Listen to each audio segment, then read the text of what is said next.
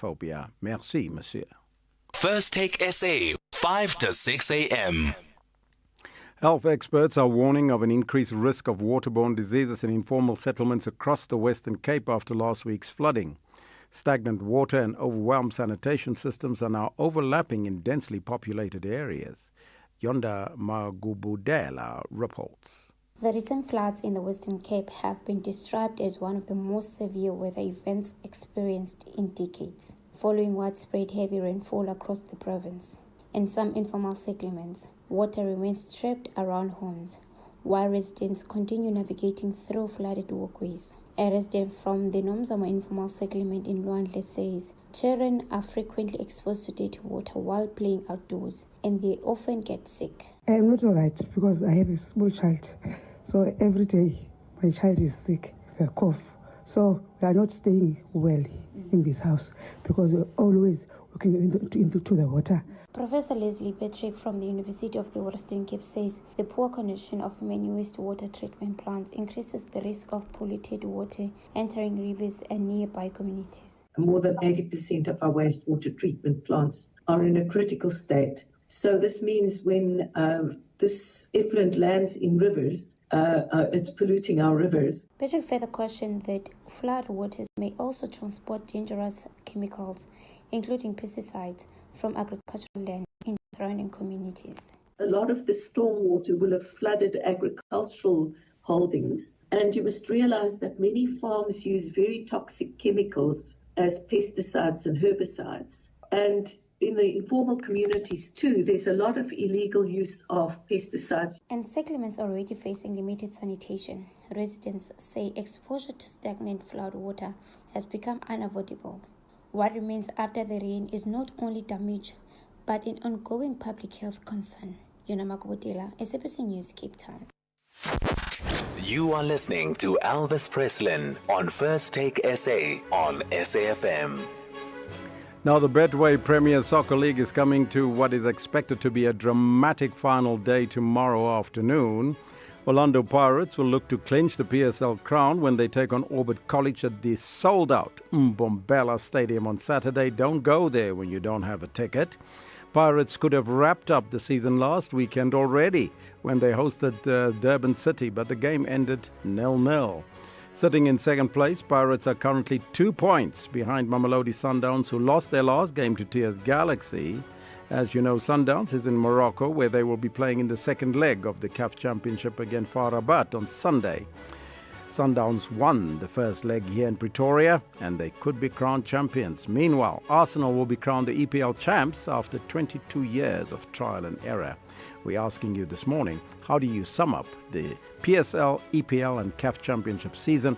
And are you sitting at the edge of your seat in anticipation of the last matches this weekend? You're sending me a voice note. Private and FlySafair listeners, Jumbo Africa. My name is Tulani Nzima in Croydon. Elvis, my prediction is that tomorrow Pirates will not win. That's when Sundowns will be crowned PSL champions in absentia. On Sunday, Sundowns is going to win and they will be crowned champions presently so in Morocco. And unfortunately, the game is going to be very tough for Sundowns on Sunday, considering the behavior of Moroccans as they did here when they were busy squabbling with and pepper spraying police. So for me, it's going to be a tough game. Other than that, I'm a Kosi for life. Nazo. Aha! Abakosi for life. But some people are screaming, Amasada for life. Amasada Wada for life. But that's where we got to end it for today. Thank you so much for listening and participating in the program. From the team, Balabukhang Sabidi, Tracy Boomgat, and Marumo Kakana. Our senior producer, Ronald Piri, our technical producer, Mondim Tambo, executive producer, Vutsila Kotama. Elvis Preslin. We'll see you in the new week. Ciao for now. Arrivederci.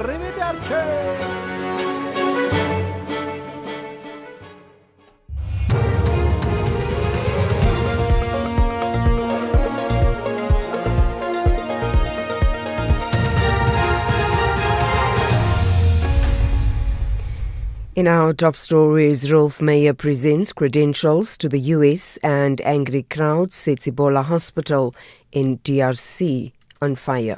Good morning. South Africa's new ambassador to the US, Rolf Meyer, says his immediate priority is to stabilize diplomatic and economic relations between Pretoria and Washington. He has handed over his credentials to President Donald Trump at the White House. Meyer says it's too early for him to comment on the false narrative that white Afrikaners are facing genocide in South Africa. I think we have to take the situation step by step. That issue was not on the table at all. It was not the moment probably to discuss it from either side. But if it is still a matter for consideration on the side of the authorities in the United States, we have to get a clear picture of what matters in terms of their concerns, and then we can take it further from there. But it's too early. It's now not the moment yet to comment on that. The Cooperative Governance and Traditional Affairs Department says its further classification of severe weather conditions as a national disaster, especially in the Western Cape, is justified.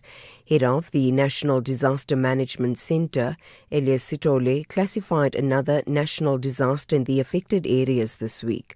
This after 18 people died when strong winds and storms accompanied by heavy rainfall led to floods across the country. The severe weather conditions displaced hundreds of people. The Free State, Western, Eastern and Northern Cape are the most affected. The department's minister is Velinkosini Hlabisa. The classification, which is additional, allows municipalities in terms of the disaster that occurred after the first classification a week ago to be included in their reprioritization in terms of responding to the damaged infrastructure. Meanwhile, the recent severe weather conditions affected the agriculture sector in the Western Cape the most. Provincial authorities have warned the damage could run into billions of rand. Western Cape Agriculture Minister Ivan Meyer says the latest disaster will place more pressure on farmers who are already facing rising fuel costs and disease outbreaks. So it is the drought, it is the foot and mouth disease of our farmers, it is the war in the Middle East and now impacting on our exports, it's the diesel price, it's the fires, it's the price of wheat and now the impact on floods. So you can understand the devastating impact that this will have on our agricultural sector. Police in KwaZulu-Natal have detained 3 people found living in illegally leased RDP houses in Newlands East, north of Durban. The foreign nationals failed to present valid documentation. In a joint operation that the Provincial Human Settlements Department led, officials found that at least 5 RDP houses in the Quarry Heights area were being rented to Mozambique nationals. The department says a house was also illegally built on land earmarked for a public park and rented out. The department spokesperson, Ndabezinhle Sibia. Undocumented foreign nationals, they were actually found occupying an RDP, house. We can also indicate that there were other, 6 foreign nationals that were found with, questionable passports as well as questionable identification documents. We are very concerned about, the South Africans that are renting out these RDP houses that should be, occupied by South Africans. And finally, an angry crowd has set fire to a hospital in the Eastern Democratic Republic of Congo after the death of a patient suspected to have contracted Ebola. Relatives stormed the facility located near the city of Bunia. They tried to remove the body after health workers refused to release it. Recapping the top stories, South Africa's new ambassador to the US, Rolf Meyer, says his immediate priority is to stabilize diplomatic and economic relations between Pretoria and Washington. He has handed over his credentials to President Donald Trump at the White House. For SAFM News, I am Anne Musa. It's a very good morning to you in your SFM sports headlines. Soccer news, the Bafana coach Hugo Broos naming his 32-man preliminary squad for next year's World Cup with Orlando Pirates and Mamelodi Sundowns dominating the selection. And speaking of dominance, the junior box were too hot for Chile in Cape Town. We'll have the details around 6:30. SAfm, guiding you through the rush hour traffic. Good morning. We started Joburg with good news. The N3 roadwork south of Funbury, or south of Galuli's, down through Funbury to Heldenase that are there every night, dropping to a single lane, had been lifted this morning, so all lanes open on that run through Bedfordview into the Germiston area. Looking okay, coming out of Pretoria, the N1 down to Joburg via Midrand's fine. R21 from Pretoria for flight connections to the airport, all clear as well. Durban side, some protesting this morning. Quarry Road by Varsity Drive, so this is just south of the M19, just south of Mountbatten Drive, if you like, between Reservoir Hills and Clare Estate. That section of Quarry Road is currently blocked off with protesting, so avoid that, particularly if you're going out from Clare Estate on towards the M19 or up towards Varsity Drive. You won't be able to do that, and if you're coming out of Reservoir Hills, just play it safe and hop off Mountbatten Drive onto the M19 Umgena Road option. Still watching a broken down vehicle on Durban's N2 North before Spaghetti Junction. The left lane currently closed there. Ashburton Peter Maritzburg, a little bit slow on the Peter Maritzburg bound carriageway at this stage, approaching Market Road, and Cape Town just starting to build up on the N2 inbound with some queuing pressure passing Khayelitsha towards the airport. With your traffic updates, I'm Rob Byrne. The National Briefing on SAfm. Clarity, context, and conversation. The National Briefing on SAfm. Weekday mornings from 6 to 9.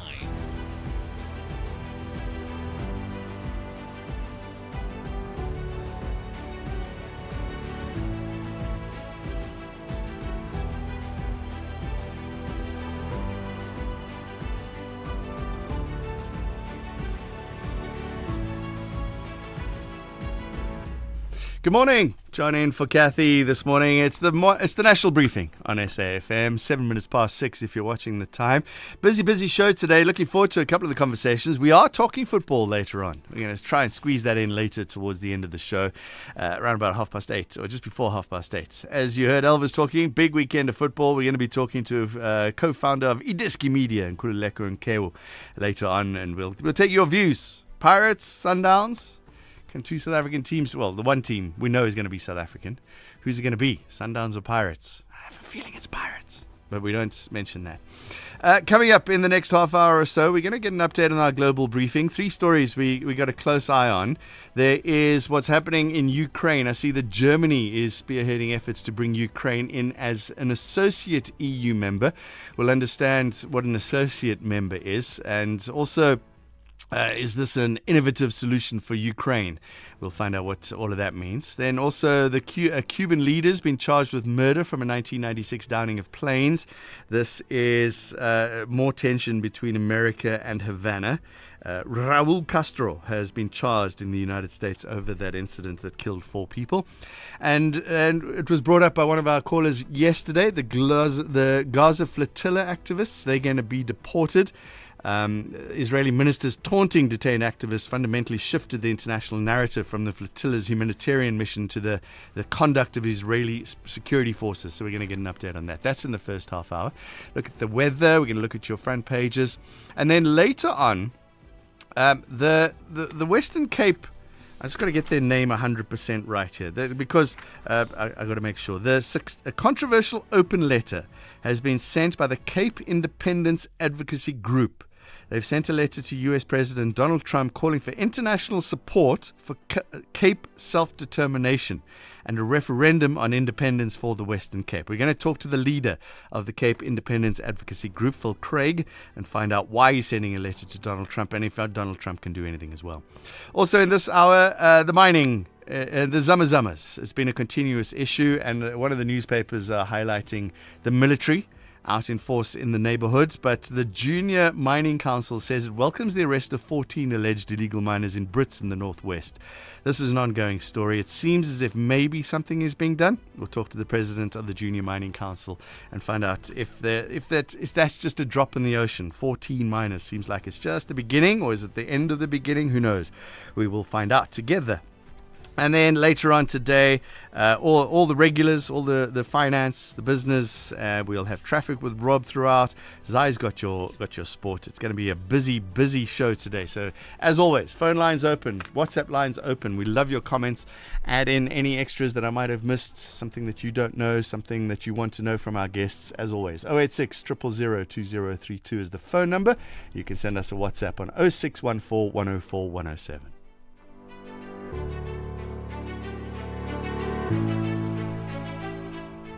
Babe, I'm getting extra cash from my insurance. I was thinking romantic getaway or a treat for the kids. You're getting money from your insurer? Yes, my cash back from my way. I'll get back 10% of my monthly premiums for staying claim-free for 2 years. I'm getting 5,680 Rand. Now that's real cash. Real people, real cars, real rewards. For a quote, visit myway.co.za. My cashback is a feature on qualifying products paid after 2 claim-free years and all premiums paid. Premiums are risk profile dependent. MyWay is a licensed non-life insurer and FSP. T's and C's apply. MyWay. Live your way. Did you know the moonwalk was first performed in slippers? Now, we can't prove this fuzzy fact. But we can promise that when you show support for Slipper Day, you help fulfill dreams for children with life-threatening illnesses. And that's a fact. Do it for the dreamers and wear your slippers on Friday, 29 May. Visit reachforadream.org.za to find out more. This is an SABC-supported initiative. Mzansi, Walala Wasala, play Powerball and Powerball Plus for the staggering 196 million Rand in total estimated jackpots this Friday and step closer to a world of many possibilities. Don't delay. Play Powerball for an estimated 100 million Rand and Powerball Plus for an estimated 96 million Rand today. Buy your tickets now in store on nationallottery.co.za, the mobile app or cell phone banking. Panda, Pusha, play. Players must be 18 years old or preferably. E2 is a proud operator of the National Lottery.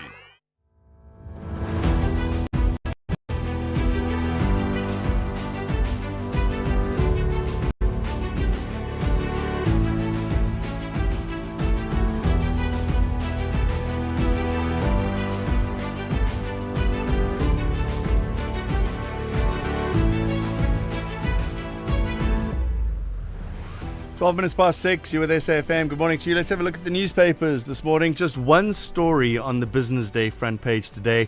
Its headline, Jobs Carnage is Looming. A Saki survey paints a picture of brutal outlook for business with the risk of closures and retrenchments. They are blaming rising fuel prices. South Africa's trading environment in South Africa has deteriorated. Just the one article. War-driven price spikes in the front page of the Business Day. Interesting play on words in the Star today. Parliament must not become Parliament, as in Pala Pala. So they got that in inverted brackets. P-H-A-L-A. Parliament must not become Parliament. Unresolved Pala Pala matter could cause more chaos and boycotts in the House. And then they got a picture of Cyril Ramaphosa there. Also, retired General Raymond Lala reappeared before the Truth and Reconciliation Commission, chaired by retired Justice Sisi Kampepe at the Saibono Discovery Centre in Newtown yesterday. That's their main picture. And South Africans, citizens freed from global Sumud flotilla ordeal. There's a picture there as well. And the Citizen today, borehole control is ridiculous. A proposed groundwater rules has sparked fierce debate, with experts warning 500,000 people could lose their jobs if the Department of Water and Sanitation forges ahead with its plan to monitor and regulate drilling. One person said someone wrote this plan with their heads in the clouds. And then there's a picture of a truck passing a pothole. Somebody's graffitied ANC and circled the pothole on the road.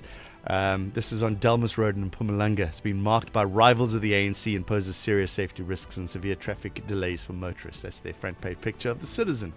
In the Herald today, BAIC workers raise a host of grievances. Allegations about conditions at the Kucha motor plant include wage cuts, late payments and forced overtime. And their picture today, as I mentioned, residents watch as soldiers patrol the streets of Central Gqeberha yesterday. The troops have been deployed in crime hotspots in Nelson Mandela Bay and the Kucha municipality as well. Decked out in their military fatigue, they've got helmets on. It looks as if they might have masks on their faces and their rifles as well. The Daily Dispatch today, eradicating pit toilets at the Eastern Cape schools could take a decade. The Bishu legislature told 846 schools still have unsafe latrines amid huge sanitation backlog. That's an ongoing story there. Decades of commitment pays off for obstetrician is their second story. And there's a lovely picture, a festival start on the front page of the Daily Dispatch today. Local youth jazz band Noise in the Attic with a highlight of the opening of the 10th Umtiza Arts Festival held during a glitzy cocktail event. Looks like a lot of fun there. And in the Cape Times today, GNU closes ranks around Ramaphosa. Political analysts say the president will receive strong coalition support against impeachment. And their front page picture today is its headline breaking point. Members of March and March face police intervention as they attempt to clash with foreign nationals in Durban. A picture by Rajesh Jantilal. A great picture. It reminds me of the bad old days of the police with their shields out and the members of the public pushing against them. You can read more about that in the Cape Times. That's your front pages this morning.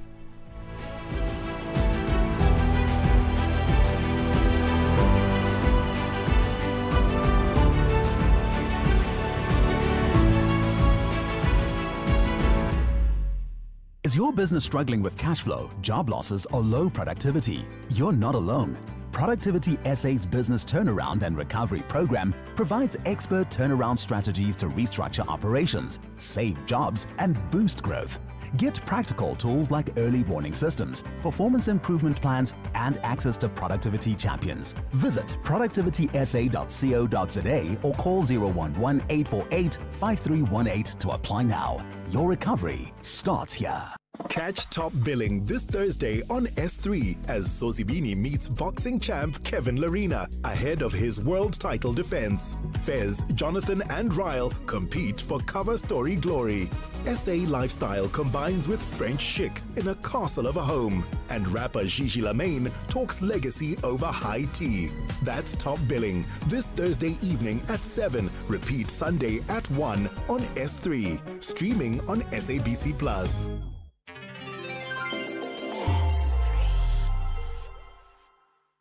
How, Ma? Have you switched to the Postbank Black Card yet? Not yet. I still have my SASSA Gold Card. Why? Because the deadline is the 31st August 2026, and after that, the Gold Card may stop working. Hi, Bo. I thought there was still a lot of time. No, Ma. Do it now before the rush starts. The switch is free. So what do I need? Just your ID. Then you go to your nearest Postbank Card replacement site. Okay. You must help me find the nearest place. It's easy. Dial *120 *355 hash. Are you still using your SASSA Gold Card? Switch to the Postbank Black Card before the 31st August 2026. Postbank will never ask for your PIN or OTP. Postbank is an authorized financial services provider. T's and C's apply. You are listening to John Gericka on SAfm. Joining for Kathy this morning, 18 minutes past 6. Your weather this morning, Pretoria is going to be cloudy from 8 to 19. There are no warnings, by the way. Pretoria cloudy 8 to 19. Johannesburg cloudy 7 to 18. Vereeniging cloudy 6 to 18. Mbombela partly cloudy 11 to 21. Polokwane is cloudy, isolated showers and rain from 9 to 19. Mahikeng partly cloudy, isolated showers and thunder showers 8 to 22. Vryburg partly cloudy, isolated showers and thunder showers 9 to 23. Bloemfontein partly cloudy, isolated showers and thunder showers 5 to 20. Kimberley's partly cloudy, isolated showers and thunder showers 10 to 22. Uppington partly cloudy, isolated showers and thunder showers 12 to 25. Cape Town will be cloudy to partly cloudy. There's some isolated rain from mid-morning. A light to moderate northerly to northwesterly wind 14 to 18. George is cloudy to partly cloudy, isolated rain this afternoon. A light northwesterly wind. It'll become a moderate westerly to southwesterly this afternoon, 13 to 19. Gqeberha is cloudy, isolated showers and thunder showers. It'll become partly cloudy this afternoon. A moderate to fresh southwesterly wind. It'll become stronger this afternoon, 15 to 21. East London is cloudy, isolated showers and thunder showers. It'll become partly cloudy from the afternoon. A light northwesterly wind at first, otherwise a moderate to fresh southwester, 16 to 23. Durban is fine to partly cloudy with a light northeaster. It'll become a light to moderate southwesterly from mid-morning, 17 to 26. Richards Bay is cloudy, isolated showers and rain in the morning, otherwise partly cloudy. A moderate to fresh northerly to northeasterly wind, 16 to 27. Pietermaritzburg today has morning fog, otherwise fine to partly cloudy, from a low of 9 to a high of 25. The Global Briefing on SAfm. And it's good morning to Dr. Joan Swart, a researcher in military science at the University of Stellenbosch. Doc, good morning to you. Thanks very much for joining us. The big news is Germany spearheading to get Ukraine as an associate EU member. What's an associate membership? Yes, good morning, John.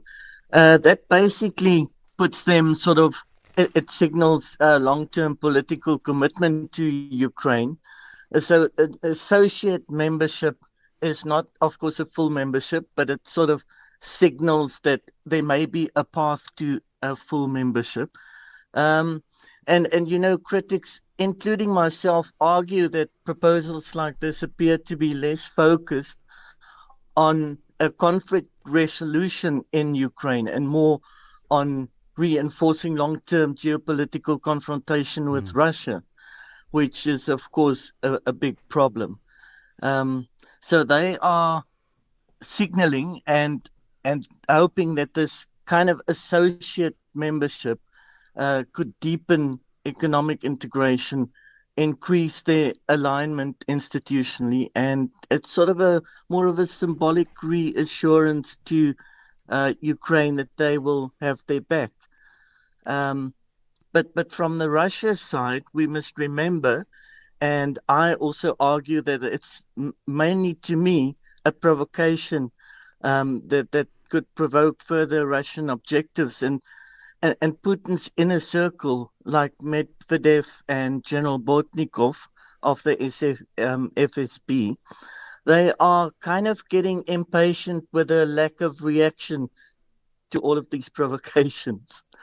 And as you may know, as your listeners may know, from a Russian perspective, they have repeatedly argued since the late 1990s that they do not want NATO to expand eastwardly. There is a difference between EU membership and NATO membership.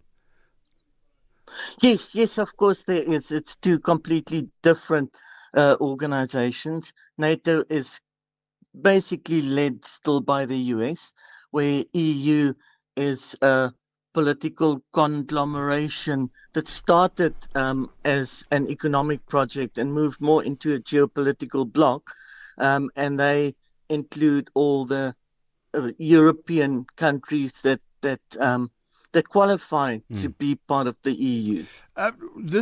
Is this a transitional bridge to full membership, or do you think it'll just be like Ukraine will have permanent second-tier status? Well, I don't know if it'll be permanent second-tier status. One never knows when this conflict goes away what the new kind of thing, shiny new thing would be.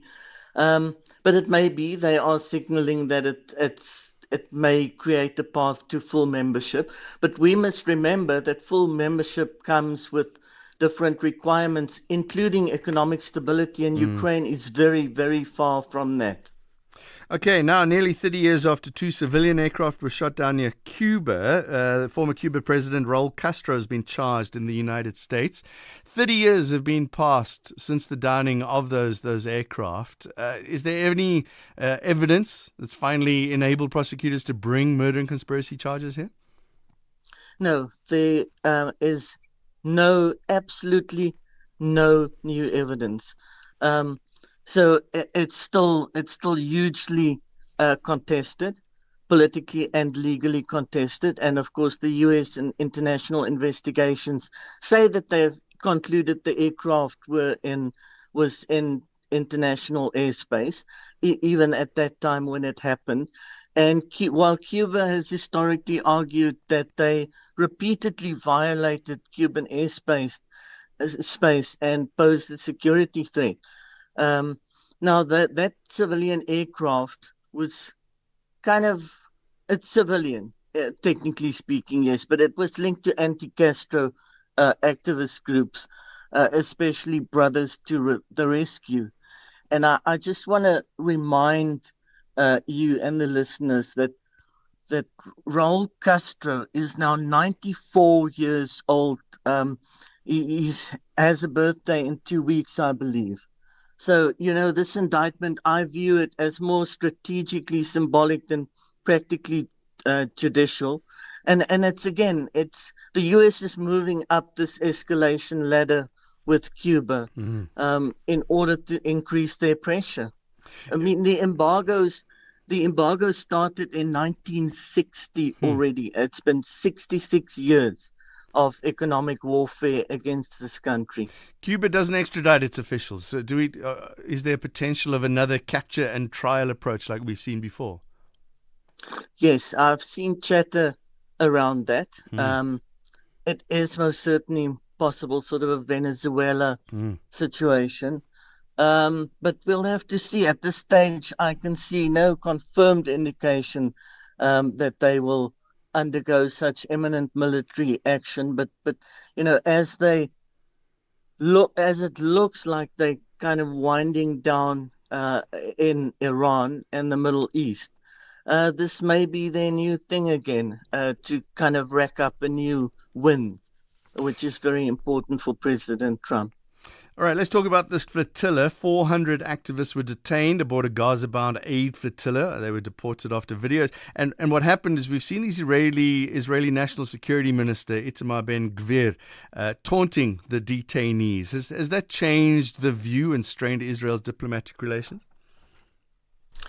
It definitely does have an impact, but so does the thousands of videos that we've seen over the past 2 years. So as you say, it's really a political, legal, and more importantly, a reputational issue for Israel that they will have great difficulty walking back from. So as you know, I mean, first of all, this event, or nearly called it an accident, it wasn't an incident, was seen as an illegal seizure and kidnapping in international waters. And together with the abusive treatment and detention conditions and the video that's come to light, it's triggered quite a bit of international criticism, including démarche by several governments. I believe that Spain, Portugal, and Turkey have called in the Israeli diplomats into their offices to come and explain. As you say, Turkey facilitated the deportation of citizens from various nations. What does that mean? Yeah. What's the potential for future humanitarian attempts to bypass this blockade? It will most certainly be attempted again, and it has before.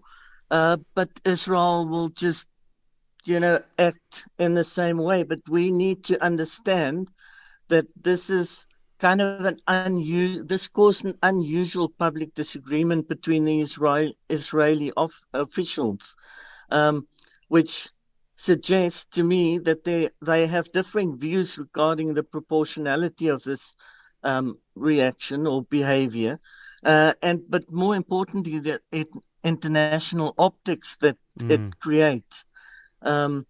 Which is very important nowadays. So modern conflicts are increasingly fought not only militarily, but through information, legitimacy, and especially global perception. So that has become part of it all. And Israel is kind of losing the battle in this sense.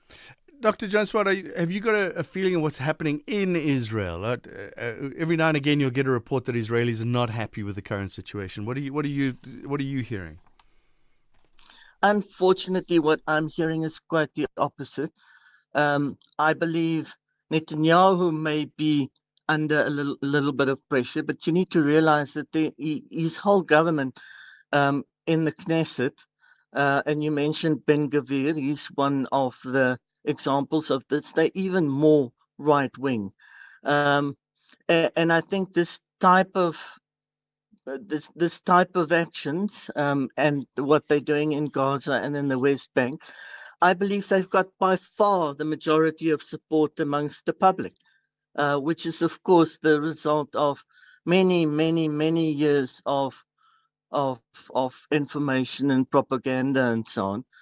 But that's where we are. So even replacing Netanyahu, I don't think that's going to make much of a difference. All right, we're going to leave it there. Thank you very much. Dr. Joan Swart is researcher in military science at the University of Stellenbosch. With SAFM, it's just about 6:30. Headlines with Anne Musa.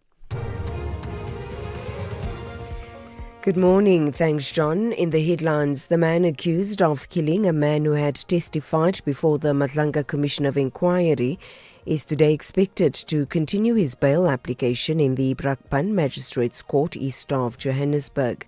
Matipandile Soteni allegedly shot dead Marius van der Merwe, who was referred to as Witness D, outside his home in December last year. One suspect has been killed and 5 others arrested following a shootout with police on the N12 and Xavier Road in Winchester Hills, south of Johannesburg. This after a bakkie was hijacked in Germiston and the driver kidnapped and forced to accompany the suspects. And South Africa's new ambassador to the US, Rolf Meyers, says his immediate priority is to stabilize diplomatic and economic relations between Pretoria and Washington. He has handed over his credentials to President Donald Trump at the White House. I'll have details on these and other stories at 7. This is SAFM Sport with Zai Khan. As I told you yesterday, Zai normally sends me headlines about her first story that she's going to talk about. I'm assuming, Zai, you don't have to send me that because there's only I was going to say there's only one story, but there's Pirates and Sundowns, 2 different stories. Well, there's even a Kaizer Chiefs player in the mix. Yeah. Just so you know. Yeah, that's Coach Hugo Bruges there, trying to be as fair as possible. He's got Brandon Peterson into the mix there after quite an impressive season. But anyway, the coach named his 32-man preliminary squad, and that's for the FIFA World Cup in North America. Orlando Pirates, Mamelodi Sundowns dominating with 9 players each, while Kaizer Chiefs have 4. Here's Coach Bruce as he discusses the group. That's Group A that South Africa have been drawn alongside with is one of the host nations, Mexico. It's not an easy one. First of all, you have played the first game of the tournament against Mexico in Azteca Stadium. Home game for Mexico, so it will be very tough for us, that game. Secondly, we had South Korea, so from that point I was happy with Mexico and South Korea, and I hope the last one it should be something else than what we have now. So now probably we will have also Denmark in our group. So we have with Mexico and Denmark 2 very big teams. So it will be difficult for us to be second or third. We got a voice note, Zai, saying Bafana selection is wrong. Oh, really? Yeah, let's hear it. Oh, wait, I pushed the wrong button there. Let's go. Here we go. Morning, John. I just want to ask about the Bafana squad. I see the extended squad has been announced. I'm not sure why Lyle Foster is in the team.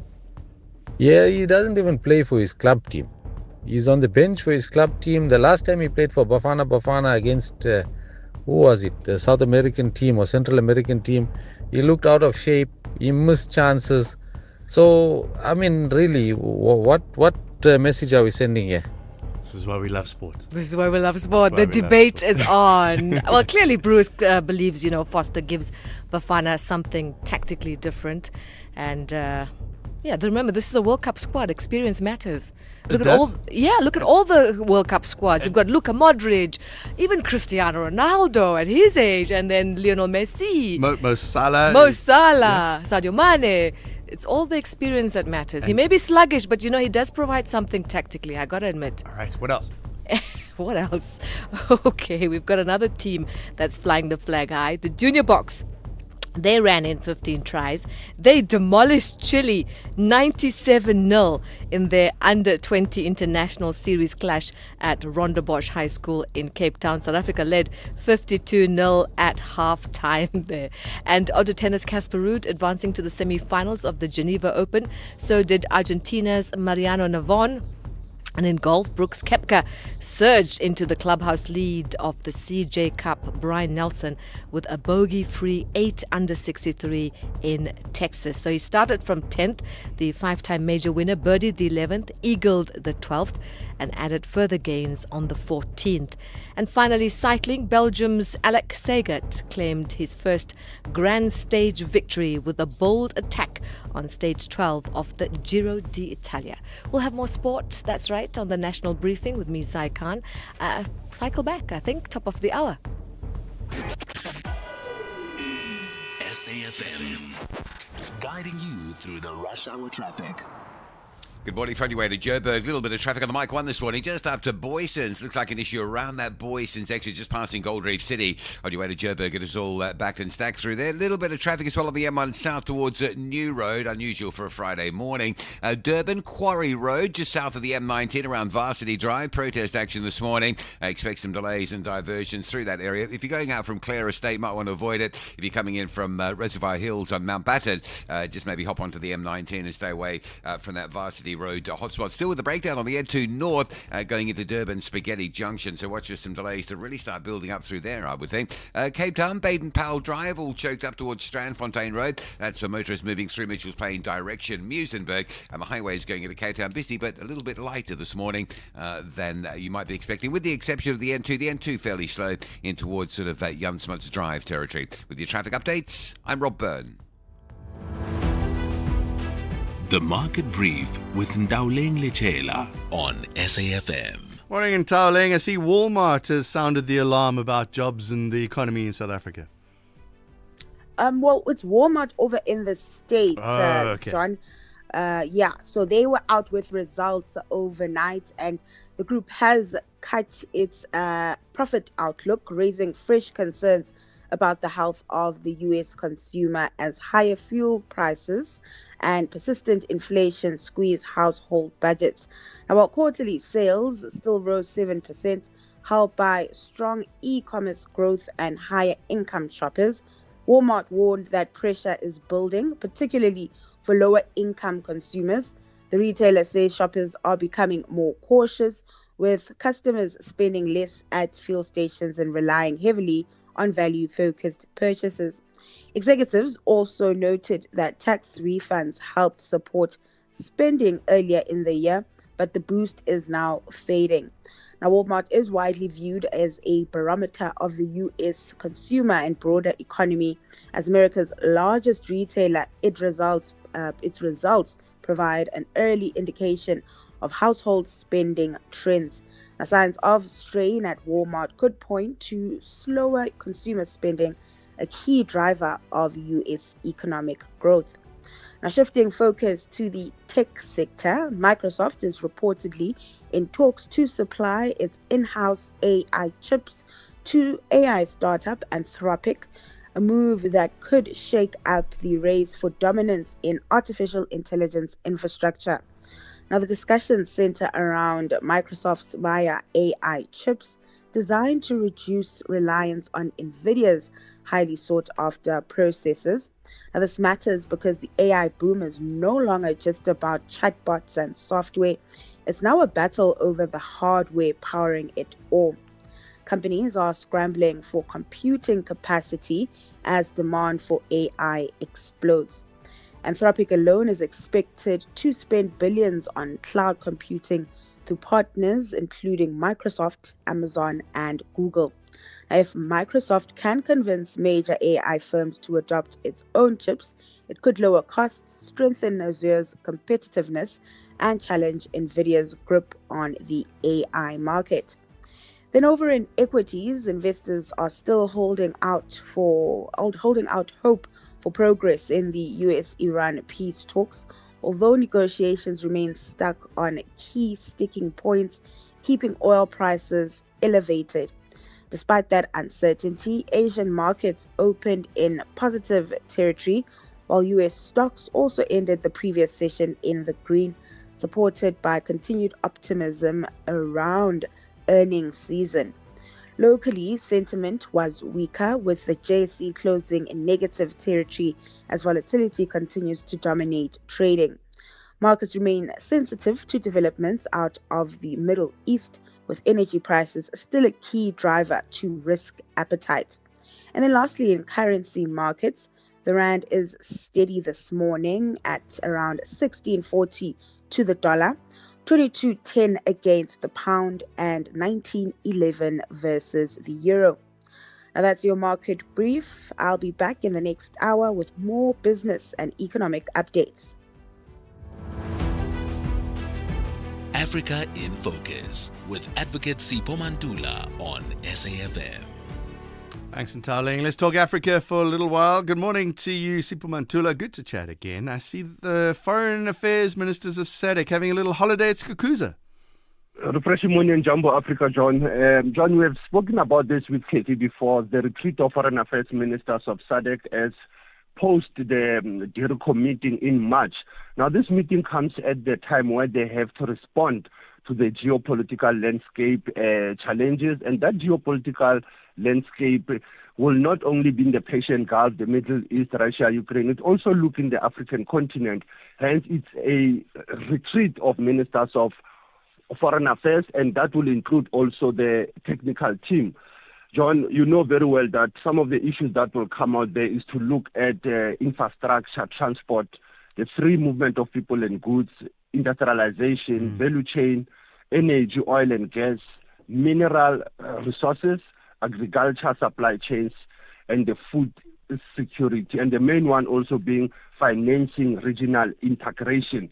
Because one of the key issues when the SADC ministers meet there is to confront the push and the pull factors of migration in the region as well as in the continent. And that's how I think they will be honest to one another to raise even the issues of post-election violence, John, that when we have elections, there's always tensions within the region. The issue of trade also, how to deal with trade amongst themselves, rather than trading far when actually they could be trading amongst themselves. And issue of people-to-people contact has been one of the key issues. The SADC national committees have to be activated in all member states, John.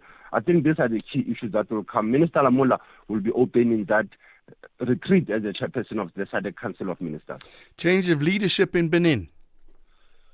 President Talon this week chaired the final cabinet meeting, and on Sunday he will be handing over the torch and the baton of the presidency to Romaldo Wadagani, former Minister of Finance. Others, they say, as he'll be handing over, will he also give a presidential pardon to more than 159 employees of the state-run television and radio, John, in Benin, the SRTB, which took effect last week on the 13th of May.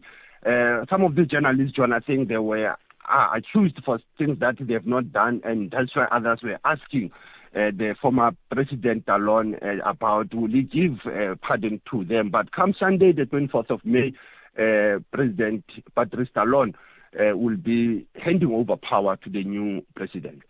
And I see there's a fuel crisis in Malawi. What's happening?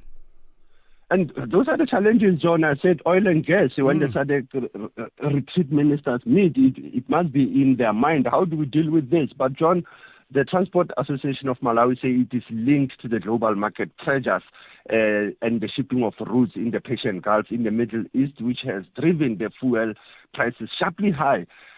Now, this affects also the farmers, John. The farmers there, they say, as you know, Malawi, a third of Malawi's economy is based on agriculture. The fuel shortage is hitting farmers, John, in the sense that they don't have enough money of transportation to get their fertilizers for their crops, to also get their crops to the market. This is a serious challenge that we see in Malawi. Hence, I said, whenever we reflect on the continent and the region, let's look at the pressing challenges of our countries and how do we resolve them there.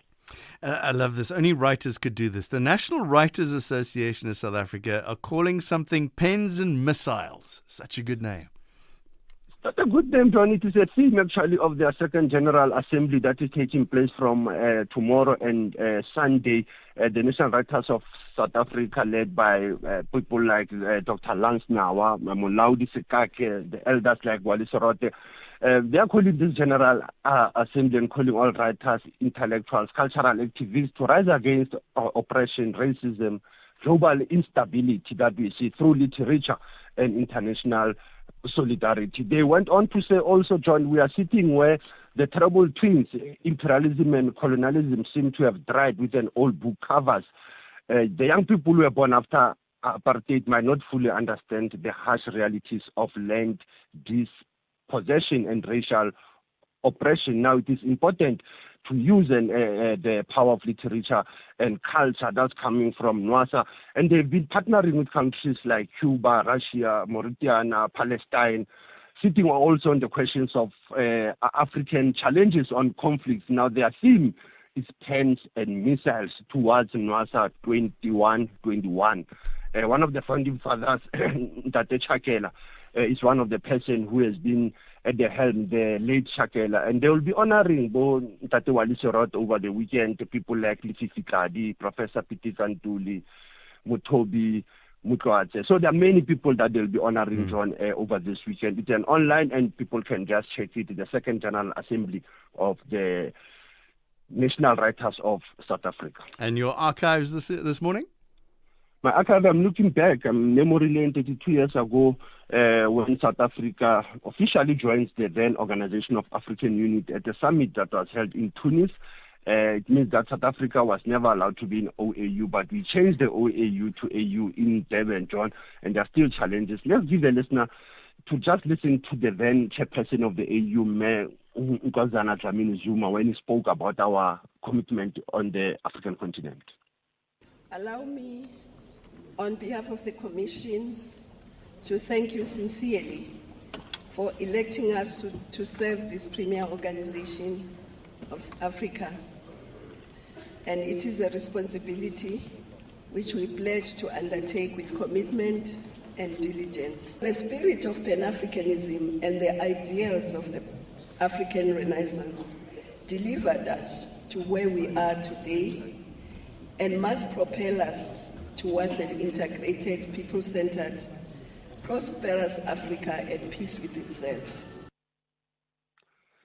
Prosperous and peaceful African continent, John. But when South Africa joined in 1994, the founding member who was a minister there, it was the late Alfred Nzo, who went to push for South Africa's membership at the OAU. But as you heard from Dlamini-Zuma, that was between 2013-14, John, when we were pushed as a Southern Africa to chair the African Union after so many years. There's been moving around West Africa, East Africa, North Africa. This time was the time for the for the SADC region. Asante sana, John, as was still leading the True Conversation, SAFM, observing the Africa Month. Africa Sipa Mantula, thanks very much. It's 13 minutes to 7.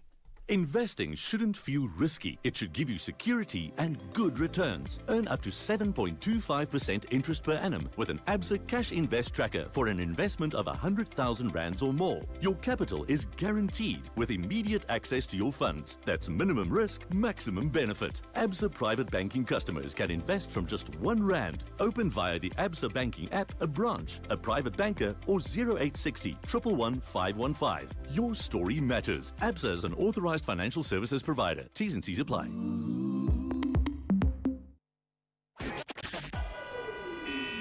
SAFM, guiding you through the rush hour traffic. A little bit of a slowdown on Pretoria's Mopani Highway this morning, just at XX as you leave Shoshanguve. A bit of a backlog there. That gets heavier then from Theo Martins all the way down to Eskia and Pathlali Drive. A bit of traffic around Pretoria East area as well. Solomon Mashlangu going west down towards Delphi. That would normally point to some traffic light issues. They may well have struck that junction again. Mike 1 Boyson's through to Empire. The N3 from Elands up to Van Buren into the works area. They're very slow as well. Varsity Road or Quarry Road near Varsity Road, just south of the M19 in Durban. That has been reopened. Some protesting earlier this morning has been cleared away. And Cape Town, if you're coming out of Mitchell's Plain, there's a crash on the M7 Jakes Curvell Drive just up before you get to the Dana Fontaine Road split. Delays pushing back to the R300. With your traffic update, I'm Rob Byrne. We asked rugby legend Frans Ostein what he thinks of the all-new Toyota BZ4X. Frans, would you say the BZ4X is a rugged all-wheel drive SUV? Yeah. Cool. Was the acceleration and handling good? Yeah. Alright, so you think the BZ4X can handle South Africa? Wat dink jy? Well, there you have it. The all-new Toyota BZ4X, an all-wheel drive battery electric SUV made to handle South Africa. The BZ4X, it just got real. Mzansi, walala wasala. Play Powerball and Powerball Plus for the staggering 196 million rand in total estimated jackpots this Friday and step closer to a world of many possibilities. Don't delay. Play Powerball for an estimated 100 million rand and Powerball Plus for an estimated 96 million rand today. Buy your tickets now in store on nationallottery.co.za, the mobile app or cell phone banking. Panda, Pusha, Play. Players must be 18 years old and play responsibly. E2 is a proud operator of the National Lottery. Windscreen, phone screen, can't wait to get home and stream. There's something better out there to like and share. So answer the call to something different. Take your meetings offline. Drop the location in the group chat so everyone can meet you there. Because we're not going out, we're going outside. We out here. Mzansi, you coming? Live life outside with Cape Union Mart. The National Briefing on SAFM. Weekday mornings from 6 to 9. The Junior Mining Council has welcomed the arrest of 14 alleged illegal miners in Brits. It's affected during that multidisciplinary law enforcement operation with the police service and the Defence Force as well. Fred Arendse is the president of the Junior Mining Council. First of all, Fred, are these kingpins, or are we still waiting to arrest the kingpins of the Zama Zamas? Good morning, John, and to your listeners. No, he's not a kingpins. He's unfortunately... it is the foot soldiers that's been arrested, and it's not helping. We welcome the arrest, but we always say, to make an impact into this anonymous problem, we need to get to the kingpins. So it's not the kingpins, it's only the foot soldiers been arrested. So how do we move from these one or two arrests every now and again to actually keeping these places clear and safe of illegal people? It's a difficult one, John. And as you know, this illegal mining, whether it's in Brits, belt or in the gold area spaces, we have a bigger social economic problem, and I think that is what we need to focus on. And businesses alone can't do it. Communities alone can't do it. The law enforcement alone can't do it. We need, proper partnership with our national government, that are seriously engaged, to really address, the impact of the socioeconomic challenges, that we're all facing. Yeah, we saw that. Was it last year, year before? I can't remember. Maybe 2 years now. The community support that these illegal miners receive. As you say, that's a socioeconomic problem because the community is being supported by the miners and vice versa. How do you overcome that problem? If we change the circumstance of the community, if the community is actually able to look after themselves, if people has got proper employment, then people can look after their families, and then families can look after the community. But at the moment, we have a serious poverty problem. We have a serious unemployment problem. As you know, just the first quarter, the economy lost about over 245,000 jobs.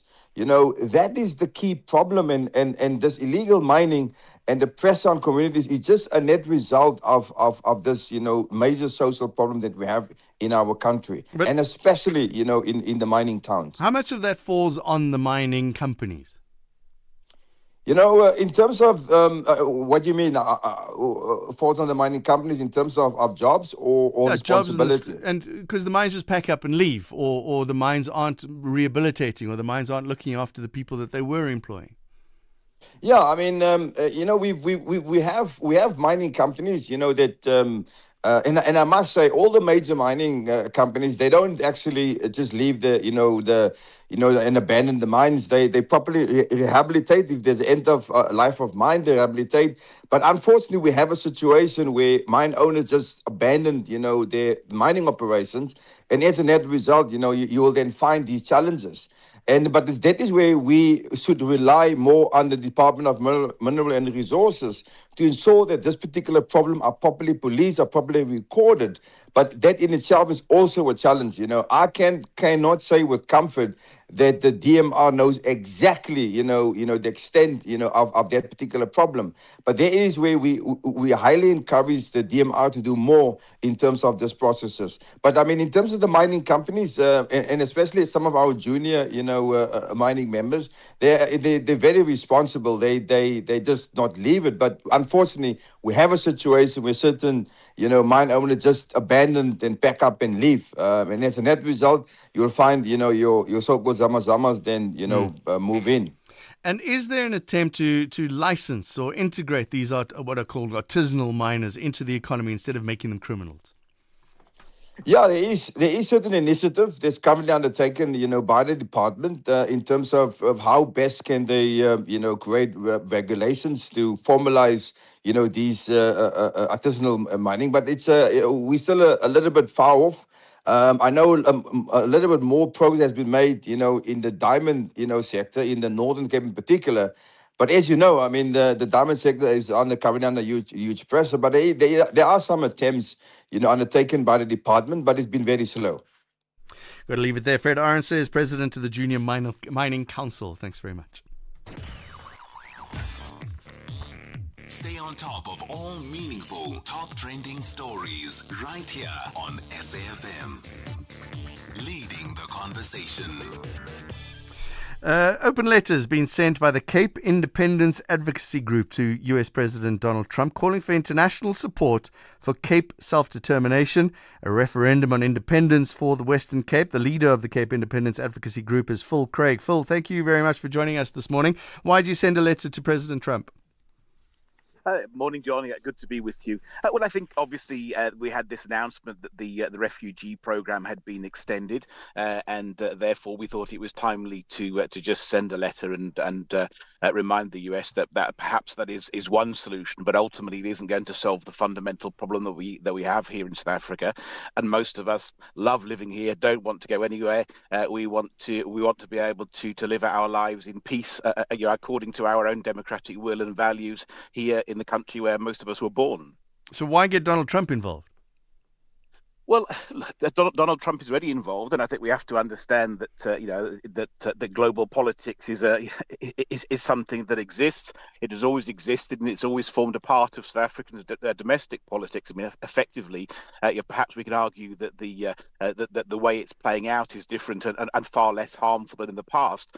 But we have this history of one group being dominated by another in South Africa, and here we are with the same thing playing out in reverse currently. We have a situation where there are groups within South Africa, including the people of the Western Cape, who are not governed according to the democratic will, and they don't want to impose their will on anybody else. But we do want to find a situation where we are governed according to the values that we have, in the words of international law, we can pursue our economic and social policies according to development according to the policies that we freely chose. And we want to be able to make our own decisions and be able to address the issues, unemployment and poverty and education and so on, rather than having to live under the policies of a national government we've habitually voted against. Do you then believe that South Africa is fundamentally uninhabitable for minority communities? No, I think that's sort of hyperbole. That's not what we're saying. What we're saying is self-determination is a fundamental human right, the right of communities to be able to make their own decisions. And in 1994, the South African system was set up deliberately and intentionally to give voice to the National Democratic Revolution and to concentrate all power centrally in the hands of the central government and to deprive minority communities and regions of agency. And what we're saying is that that we don't want that here in the Western Cape. We've been in a situation, we've polled, the majority of people never once since 1994 have been governed by the party that they voted for, and for 4 successive years of polling, a majority of people here favour having a referendum held on their future in Cape independence. And we're saying, look, this is a democracy. We have a right to self-determination. Hold a referendum and allow the people of the Western Cape to be consulted, and let's hear what they want. Western Cape, as you're saying, they're rejecting a referendum. So what do you expect to happen? Do you just continue with advocacy?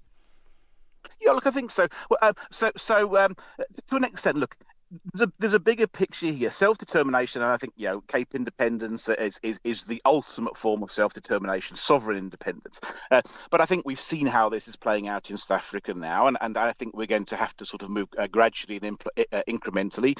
There's a big push in the Western Cape for the devolution of powers, most notably around policing, and that's a perfect example of a lesser form of self-determination and something that we absolutely support. So I think there's the big picture and the end goal, but there's also the immediate things that can be done now, and there, for example, is a great example. We've got the army on the streets, we've got a completely dysfunctional police force, we've got a chronic crime problem, we've got a provincial government that's been elected with a mandate to take control of its own policing. It's habitually asked for control of its own policing, and the national government is saying no, no, no, and no, and that is exactly something that we're pushing quite hard for, to say, look, let's use our right to self-determination under Section 235 of the Constitution, and assert our right to police ourselves. And there's a practical example of something that we can do straight away. And once you start to play that out, that plays out over policing, it plays out over taxation, it plays out over language policies in schools.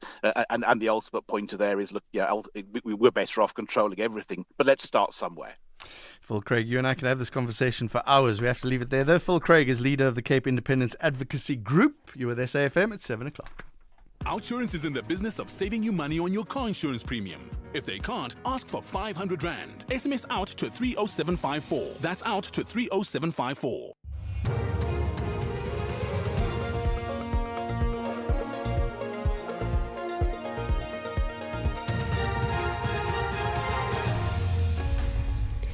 In our top stories, Soteni to continue with his bail application, and Rolf Meyer presents credentials to the US. Good morning. The man accused of killing a man who had testified before the Matlanga Commission of Inquiry is today expected to continue his bail application in the Brakpan Magistrates Court east of Johannesburg. Matipandile Soteni allegedly shot dead Marius van der Merwe, who was also known as Witness D, outside his home in December last year. Proceedings were rolled over to today due to the absence of a Xhosa interpreter. He is facing 16 counts linked to the killing of van der Merwe. Soteni's lawyer Ntabiseng Maomane. What has been presented before the court is the founding papers of the bail application. Subsequent thereto, there was the opposing papers by the investigating officer. Certain issues were raised in the opposing papers. What is contained in the affidavit is, one, addressing the issue of the further charges. One suspect has been killed and 5 others arrested following a shootout with police on the N12 and Xavier Road in Winchester Hills, south of Johannesburg. This after a bakkie was hijacked in Germiston and the driver kidnapped and forced to accompany the suspects. Gauteng police spokesperson Tinswalo Sibeko says during the interception, 2 suspects fled into nearby bushes and opened fire at officers, resulting in the shootout. One suspect was fatally wounded at the scene. The victim was rescued unharmed. Police recovered an unlicensed firearm with ammunition and a hijacked Isuzu bakkie. 3 additional vehicles, a Mitsubishi SUV, a VW Polo, and a Volvo, allegedly used by the suspects, were also seized. Cases of attempted murder, possession of unlicensed firearm and ammunition, possession of a hijacked motor vehicle, carjacking and kidnapping have been opened. South Africa's new ambassador to the US, Rolf Meyer, says his immediate priority is to stabilize diplomatic and economic relations between Pretoria and Washington. He has handed over his credentials to President Donald Trump at the White House. Meyer says it's too early for him to comment on the false narrative that white Afrikaners are facing genocide in South Africa. I think we have to take the situation step by step. That issue was not on the table at all. It was not the moment probably to discuss it from either side. But if it is still a matter for consideration on the side of the authorities in the United States. We have to get a clear picture of what matters in terms of their concerns, and then we can take it further from there. But it's too early. It's now not the moment yet to comment on that. Northern Cape Premier Zamani Saul has described the late Northwest former Premier Bushimape as a courageous man with good leadership qualities. Zamani was among ANC members who attended his memorial service in Mahikeng yesterday. He died at the age of 68 in Johannesburg last week after a short illness. Saul says party members should demand ethical leadership.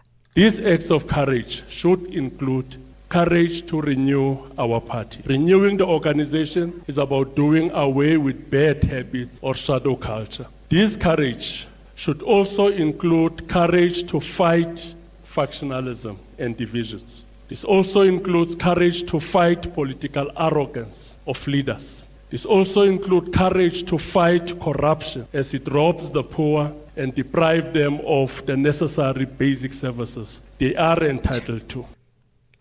And finally, Basic Education Deputy Minister Regina Maule will today commemorate International Day of the Boy Child at the Jeppe Boys High School in Johannesburg. The aim of the day is to highlight the challenges boys are facing worldwide. It also emphasizes the importance of positive mentorship, mental health support and education to help boys grow into responsible adults. Terence Kala is the department's acting director of communications. Now, evidence has shown that negative masculinity, particularly on young boys, often conditions and desensitizes them, often forcing young boys to suppress emotions and vulnerability. Now, the department and its partners will leverage the International Day of the Boy Child as a commemoration to address the systemic, educational, psychological, and social challenges facing young boys.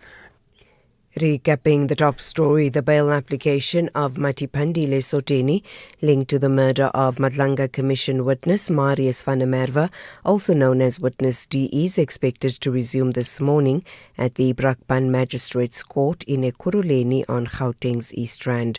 For SAfm News, I am Anne Musa.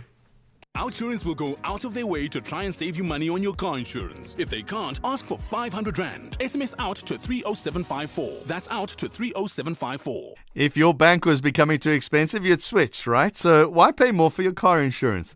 Switching to Out Insurance saved 32-year-old Parushka a whopping 729 Rand on her 2020 Aval H2.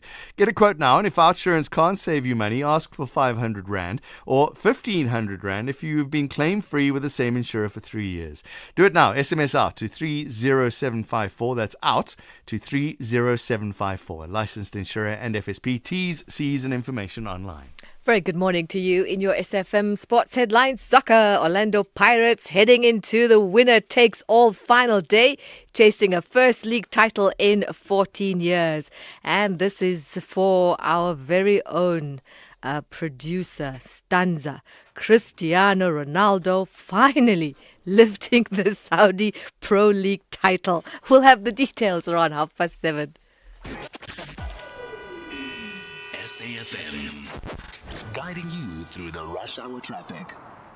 Good morning. We kick off in Pretoria East with some very heavy traffic along the Solomon Mhlongo corridor down around Delphi Avenue. Normally that would point to some faulty traffic lights. So if you're going westbound on Solomon Mhlongo towards Garsfontein, it's pretty busy. And if you're coming from Garsfontein, it is slow go as well. A lot of traffic lights out all over four ways this morning, including Winnie Mandela at Uranium. Some big complaints about that. Also the main road, Lone Hill, other side of that side of four ways, if you like. Lone Hill Boulevard down to Main. No traffic lights. That's queuing up. Winnie Mandela, Monte Casino has not worked for ages, still out as well. The Mike 1 Boyson through to Empire looking pretty slow. Durban's Kormashu Highway down towards the N2, all clogged up as you come down from Malindela Road. Some protesting on Quarry Road cleared up a little bit earlier, but there is a bit of pressure on the M19 coming off from Geta Road just down towards that Reservoir Hills exit. Wakesley Road coming off Sarnia up towards the M7 is very slow, and if you're on the M7 in Cape Town, this is the Jakes Curvell Drive leaving Mitchell's Plain, a crash just where you'd split to Danafontaine Road. That's pushing traffic queues back towards the R300. With your traffic update, I'm Rob Byrne. The National Briefing on SAfm. Clarity, context, and conversation. The National Briefing on SAfm. Weekday mornings from 6 to 9.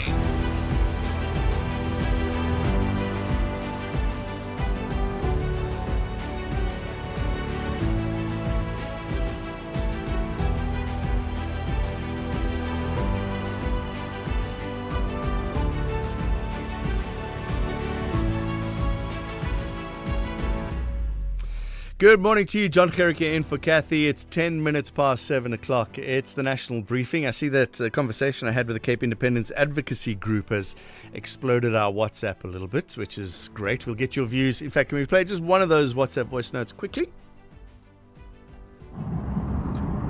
Good morning, John.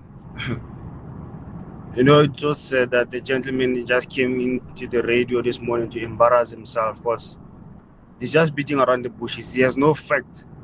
And then if he wants self-determination as the West, why can't you go to Britain and demand that they give them the piece of land where they will be self-determined, where they can make their own laws? This is South Africa. It's either you jump or you go. We'll play more voice notes later on in the show. I see plenty of voice notes coming through, some text as well. In a moment, we will talk about the immigration crisis in South Africa, tensions escalating in KwaZulu-Natal. We're going to try and get to the bottom of this. Where did it start? Dr. Stephen Gordon is a Chief Research Specialist in the Human Sciences Research Council. President Cyril Ramaphosa has written to the Office of the Chief Justice. We're going to get an update on that. That's all related to the Pala matter. And then later on, it's something that I touched on with the mayor yesterday. Eskom has issued a notice of its intention to reduce, interrupt and or terminate the supply of electricity. The City of Johannesburg says it owes 5.2 billion rand to Eskom. I spoke to the mayor yesterday. He says it's not a problem. We'll talk to a power and energy expert today and see if it really is or if there are plans to solve that. Should we go through the number? 1,582,000,000. Listen carefully. It's a big number. They've worked it out to the cent that the City of Johannesburg owes by the 5th of June. We'll talk to an energy expert. I'm sure he'll be able to help me with the number.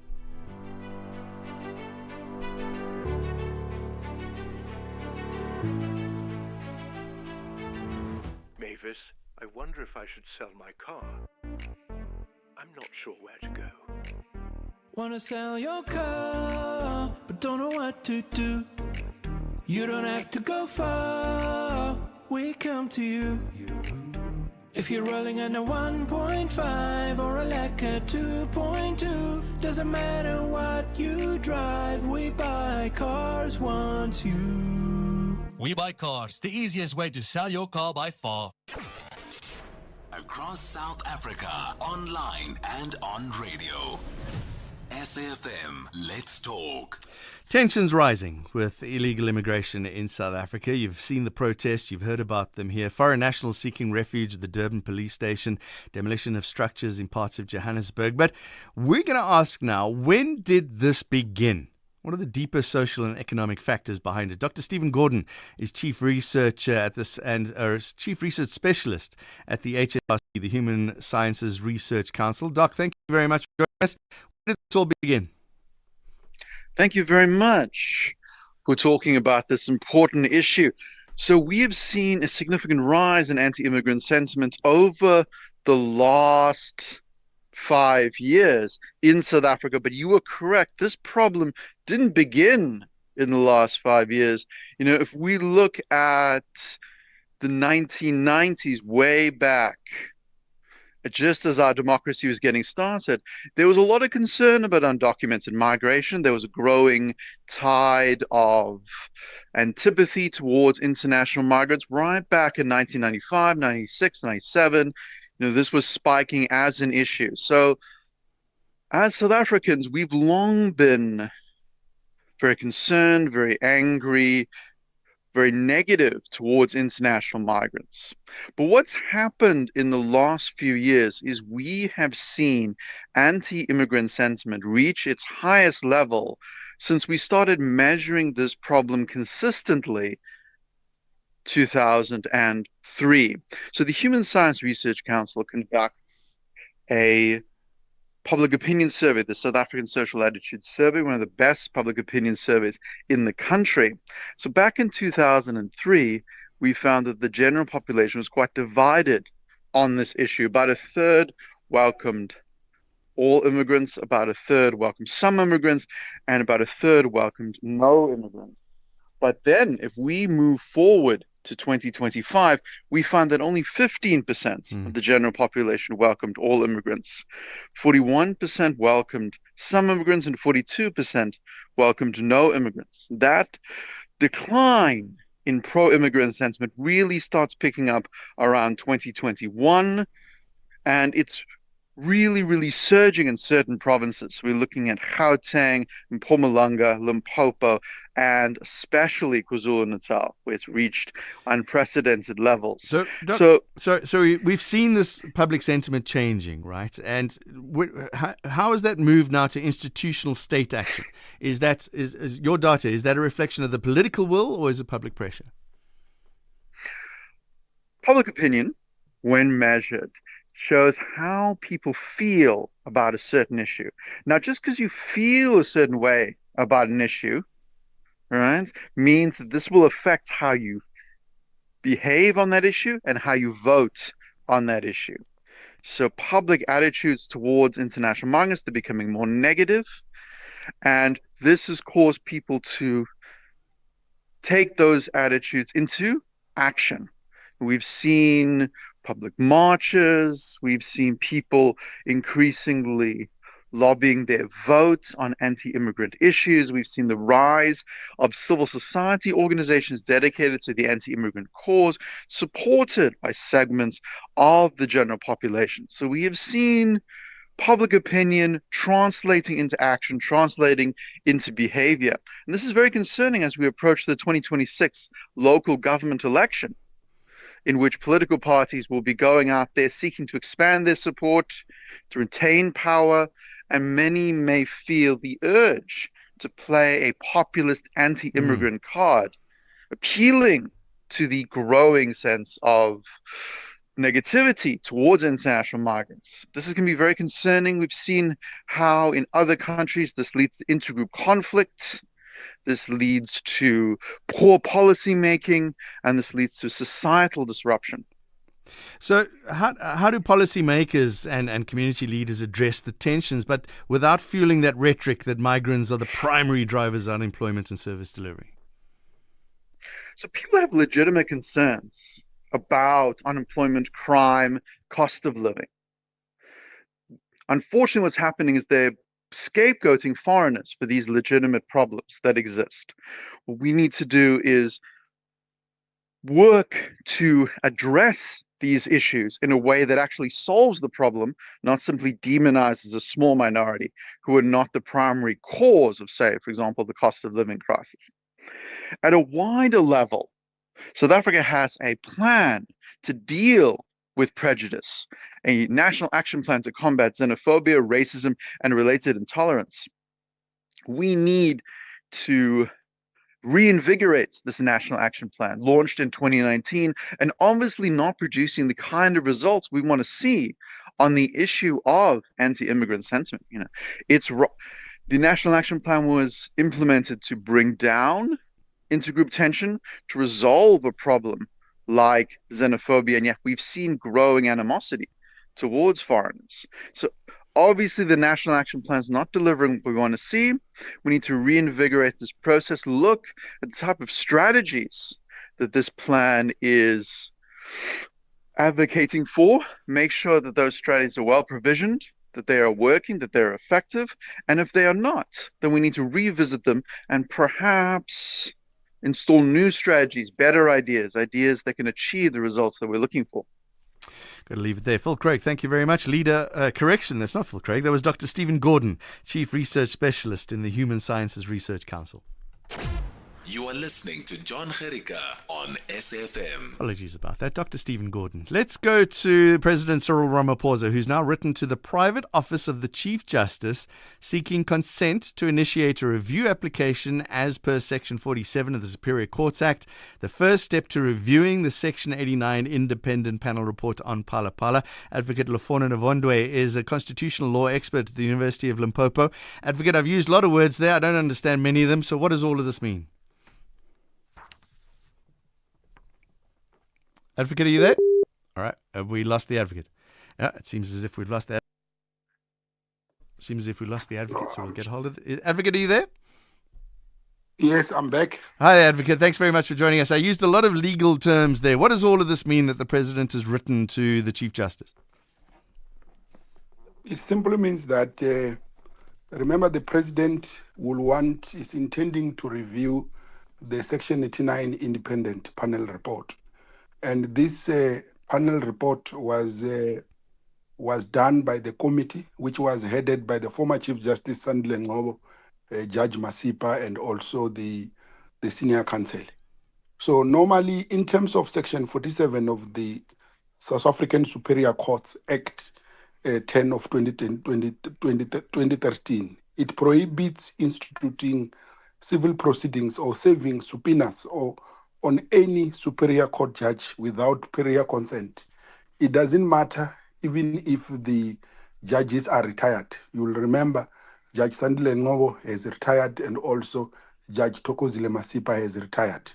But before you can challenge whatever decision they've taken, you ought to get consent from the head of the court.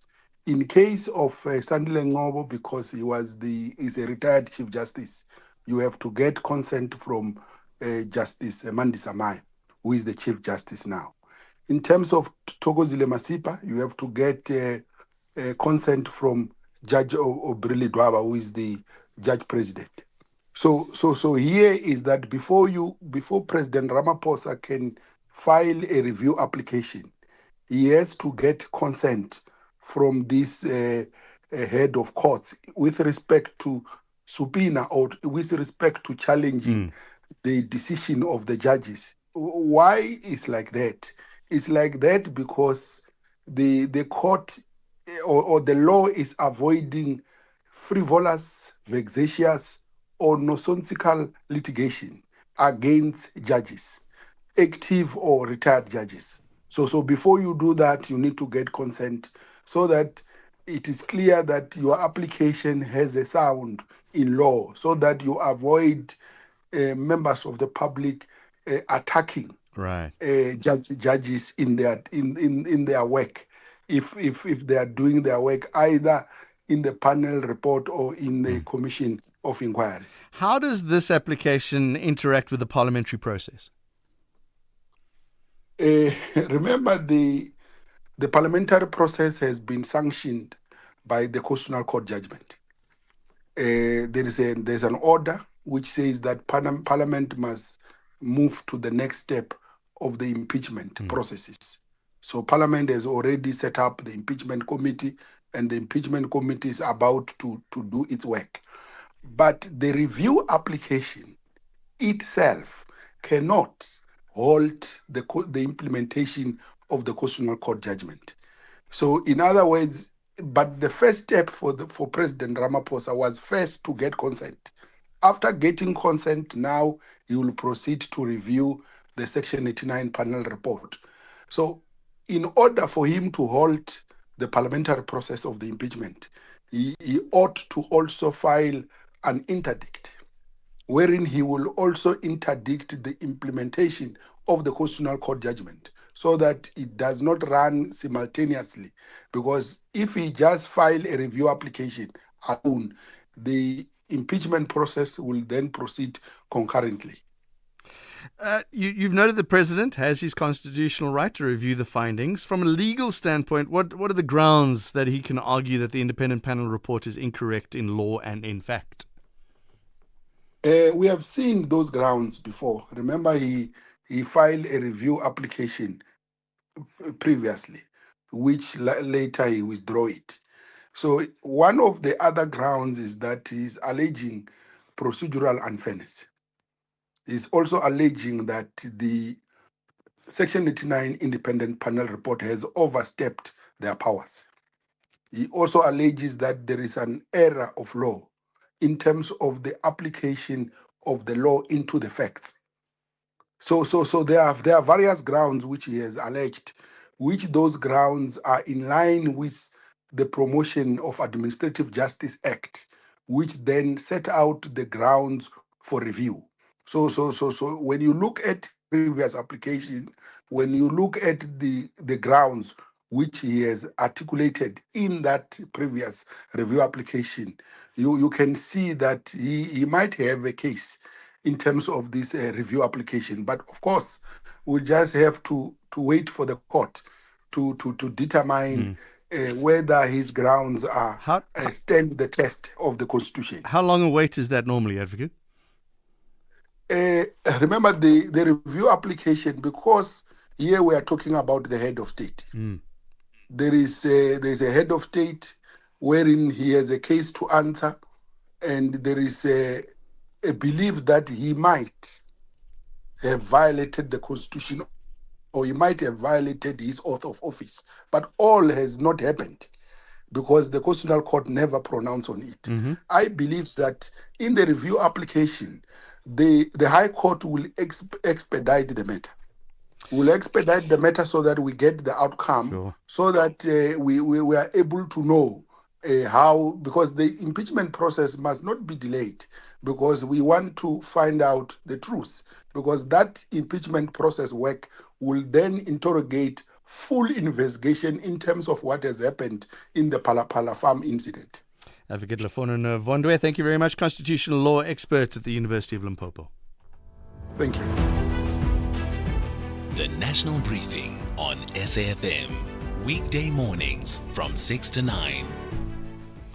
The City of Johannesburg and/or City Power owes Eskom an arrear debt of more than 5 billion rand. 5,255,421,994 rand and 16 cents. So that doesn't include other things as well. Can they pay it? The mayor said, don't worry about it. There's ways we're going to do about this. Let's talk to Professor Vali Padiachi, power and energy expert, former executive manager of Eskom, former senior executive of City Power Johannesburg. Prof, good chatting to you again. Thanks for joining us. What is the solution to paying off this debt, and is the mayor's calm justified? To you and your listeners, and I'm glad to be back on your show. Now, the solution is not going to be an easy solution, John, because given the quantum of the 5.2 billion rand, and given the prevailing circumstances in the landscape, in the COJ landscape, let alone, as you know, sort of countrywide. All the other metros and Munich put together were collectively owe Joburg 110 billion rand, and there are solutions being put to that. So just to answer your question, there are various discussions around various solutions. National Treasury is involved in the process. There's a metro solution that's being looked at to alleviate it from a countrywide metro solution. The mayor has talked about selling Joburg state-owned land to recover some money. And then there's also talk, which is still in the air, of Eskom wanting to introduce the distribution agency agreement, which fundamentally means that Eskom takes over the supply of power and electricity, collects all the revenue through the usage of smart meters, and gives back COJ what their money and take back their money. But all of these is not going to work easily, John, because in my opinion, experienced opinion, there are significant structural and operational deficiencies in the landscape. And if that's not addressed as a root cause, this thing is going to continue. I mean, we had this thing about a year ago. So we can talk about the other structural deficiencies, John, But if you have time. I see the Daily Maverick has a story that Eskom are saying, well, the Minister of Energy is saying that Eskom may step in to sort this out. And they want to manage part of the city's electricity revenue system, debt billing failures and technical collapse. Is that something that Eskom can do? Well, that's what I'm alluding to. That's the distribution agency agreement, which is in operation at the moment in some of the smaller municipalities. But for me, it's a shocker. It's a shocker that agreement gets implemented in the economic hub of South Africa and Africa and in the largest metro. I didn't expect that to ever happen in the largest metro and economic hub, John. Is there seriously a worry that we might not have electricity in Johannesburg because of this? Well, let me give an independent view. Legally, and I'm not a lawyer, Eskom, because the understanding is that there's a contractual agreement, a typical commercial contractual agreement between the supplier of services and product, Eskom, with the electrons, and the receiver is the COJ, City Power. And that contractual obligation has been broken, as I understand it. So Eskom legally, I think, can cut off the supply. As a worst-case scenario, of course, they're trying other means, but can you imagine that happening in the economic hub? I mean, besides the optics and the investor confidence and the impact of the lives of people, industrials, commercial, and the economy, it's mind-boggling. It's for me, I've been long in this game, John, 40 years. And I didn't expect this to happen. Albeit, and maybe this is an important point, I'm confident that there will be a solution. Right. I mean, it's not insurmountable because in 1997, 1995, late 90s, Joburg went through a similar challenge, a revenue challenge. And that's how City Power was formed, I would argue. And actually, I went in there together with a bunch of other executives, and we turned it around. So it is possible. So I'm confident. All right, we're going to leave it there. Thank you very much. That's it certainly makes me breathe a little bit better. Not a lot, though. Professor Vale Padiachi, power and energy expert, former executive manager of Eskom, former senior executive of City Power in Johannesburg. I also wonder, how did it get to that level? How do you get to a debt of 5 billion rand without it being processed or worked out or having some sort of agreement? If you and I owed $200 to City Power, they'd cut our power. It'd be quick. How do you get a 5 billion rand? You're with SAfm. It's 7:30. Good morning, I'm Anne Musa. In the headlines, police union PopCrew says it expects the quarterly crime stats expected to be released today to paint a concerning picture, especially regarding violent crime. The union says it's concerned about murders, gender-based violence and police killings. The bail application of Matipandile Soteni linked to the murder of Matlanga Commission witness Marius van der Merwe, also known as Witness D, is expected to resume this morning at the Brakpan Magistrates Court in Ekurhuleni on Gauteng's East Rand. And one suspect has been killed and 5 others arrested following a shootout with police on the N12 and Xavier Road in Winchester Hills, south of Johannesburg.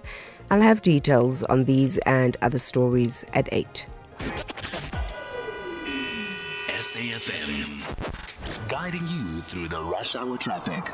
Good morning. We start in Durban with an urgent update on this Quarry Road situation. Protesters this morning blocking a section of Quarry Road. That was quelled and got under control, but we're now seeing some protesters moving up onto the M19, placing rocks and throwing rocks onto that section of roadway between the N2 and Mountbatten Drive. So if you're trying to get from Umgenerode from the N2 out to New Germany, Claremont, Pinetown, avoid the M19 this morning. Stay off it, particularly on that westbound track. It's already heavily backed up, and there's all sorts of unrest in that area to be avoiding. Joburg today, N1 North going up to William Mandela quite slow. The Mike 1 Boysons through to Empire under pressure into the Parktown area. N1 coming out of Pretoria down through Midrand looks very good this morning. No major problems there.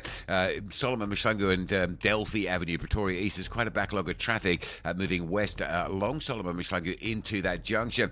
Cape Town, R44 driving into Stellenbosch from Techno Park is heavy. The highways a little bit light right. But the R300's busy this morning, again from Kales River. R300 backs you up all the way through to the N1. With your traffic update, I'm Rob Byrne. This is SAFM Sport with Zai Khan. Morning again, Zai. 1 win, 11 players. One game from history. You think so, eh? Yo. Yeah, I'm nervous. Yeah, I mean, Mubela could either become a party venue or a counselling session. Shame, man. I don't know. And I think Orbit College is suddenly feeling like it has the power to ruin the weekend. But here we go. Imagine being an Orbit College player. Like 5 years ago, I mean, not nothing. You were a little team doing your own little thing. Now you're a title decider. Orbit. Yeah, the pressure. I don't know what to say. You can hear it all the way to Mpumalanga. You know, this is going to be an exciting one. Orlando Pirates heading into tomorrow's Betway Premiership final, knowing victory over Orbit College could secure their first league title in 14 years. The Buccaneers have already enjoyed success at the stadium this season, winning the MTN8 final before hammering TS Galaxy 6-0 in the league. Radobehile Mofokeng and Oswin Apolisa are again expected to play key roles as Pirates look to complete a memorable domestic campaign in front of what is expected to be a sold-out crowd. Now, Bafana coach Hugo Broos naming his 32-man preliminary squad for next year, this FIFA World Cup that's in next month in North America. He's got teams and players all lined up. There's Orlando Pirates and Mamelodi Sundowns dominating, while Kaizer Chiefs have 4, including goalkeeper Brandon Peterson after an impressive season. Bruce will announce his final squad next week. South Africa are drawn in Group A alongside Mexico. Here's Coach Bruce. It's amazing when you are a player, you become a player to play such games. We played in a stadium of 80,000 people, crazy people. The atmosphere will be fantastic. You have nothing to lose. Nobody will ask from South Africa to win against Mexico. So, yeah, it's a fantastic circumstances. So we have to enjoy it. And many times when you enjoy something, you can achieve something. So let's do it. Elsewhere, England coach Thomas Tuchel has left defender Harry Maguire out of his final 26-man squad for the 2026 FIFA World Cup. Maguire, capped 66 times, admitted he was shocked and gutted by the decision, saying he believed he could play a major role after regaining his place at Manchester United. In the meantime, Al Nassr, arch champions of Saudi Arabia, beating Damak 4-1 at home in Riyadh. The Yellows finished 2 points ahead of arch rivals Al Hilal to win their first title since 2019, their 11th title overall. They finished on 86 points. Sadio Mane, Kingsley Coman and an emotional Cristiano Ronaldo with 2 goals all scored to give victory to Al Nassr. This is Ronaldo's first major trophy with the club since joining in 2023. And finally, golf. Xander Lombard carded 8 under par 63 to take a one-shot lead after the first round of the Soudal Open in Belgium. Lombard leads fellow South African Richard Stern and Dane Jakob Kov-Olesen by a shot. That's your sport. Swing back. We will have more at the top of the hour. I am Zai Khan. The Market Brief with Ndauleng Lechela on SAFM. 24 minutes to 8 o'clock. And Taling, good morning to you. I see FlySafair is in a spot of bother. You're absolutely right. Facing a potential penalty, and this comes after the National Consumer Commission referred the airline to the Consumer Tribunal over allegations that it overbooked flights and oversold tickets. Now, the Commission says its investigation, triggered by passenger complaints and media reports, found that the airline may have sold more seats than were available on certain flights, affecting thousands of travelers in some months. Now, FlySafair argues this could breach the Commission argues this could breach the Consumer Protection Act, particularly provisions on fair contract terms and charging for services that cannot be delivered. FlySafair disputes the allegations, saying overbooking is a standard global aviation practice permitted under the law when properly managed. The airline says affected passengers were rebooked refunded or compensated, and insists it acted transparently. It will cooperate with the tribunal while continuing normal operations. Now, moving to other forms of transport, Gautrain is looking to get a piece of the ride-hailing pie as it prepares to launch a new on-demand transport service aimed at solving its last-mile challenge. The Gautrain is, the firm is developing Gau Express, a feature that will allow commuters to book e-hailing rides directly through its app, similar to Uber and Bolt for trips between stations and final destinations. The service is expected to roll out in the coming months and will be integrated into existing train journeys with discounted fares for passengers connecting rail trips to ride-hailing services. Now, this move signals a shift by Gautrain to extend its role beyond rail transport and compete more directly in the broader urban mobility space, where flexibility and on-demand access are becoming increasingly important for commuters. Turning to markets, sentiment is slightly more upbeat this morning, with Asian equities and US futures trading in positive territory despite oil prices edging higher and holding above the $100 a barrel mark. The focus remains firmly on US-Iran peace talks, with investors watching closely for any sign of progress as geopolitical risk continues to drive volatility in markets. Locally, the JSE is expected to track global cues at the open and potentially recover some of yesterday's losses if risk appetite holds. Then in currencies, the rand is broadly steady this hour at around 16.45 to the dollar, 22.09 against the pound, and 19.11 versus the euro. And that's a wrap of your market brief. Catch you back bright and early on Monday morning. I'm Ntauleng Lechela for the National Briefing. Hi, I'm Zycard. Catch me every Saturday from 7 to 9 p.m. on Spotlight as we bring you blow-by-blow sporting action, news. That's Spotlight every Saturday. You don't want to miss it.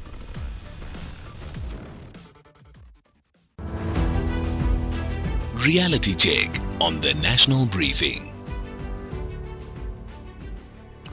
All right, coming up in a moment, we're going to hear from Dr. Zeph this ongoing reality check story that he's been telling us. South Africa is struggling with low investment, low economic growth, and some of the solutions that are possible. I'm going to wrap that up today. Dr. Zeph was a chief economist at the Development Bank of Southern Africa. We'll speak to him in just a moment.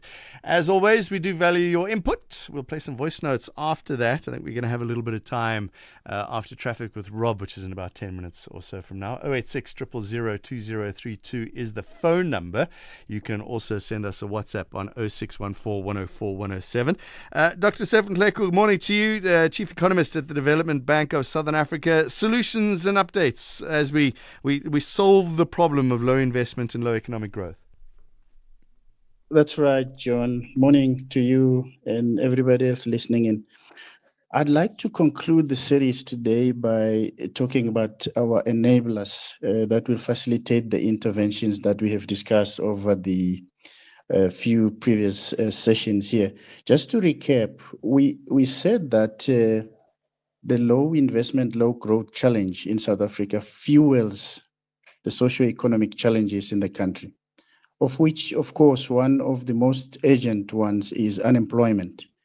We have also argued that the starting point to fix the low investment, low growth challenge is infrastructure investment because of its positioning as an economic backbone, but also because of its fiscal multiplier capability, meaning it is able to stimulate other economic activity.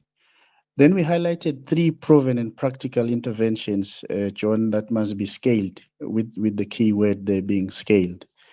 That is the implementation of a structured programmatic approach to infrastructure development.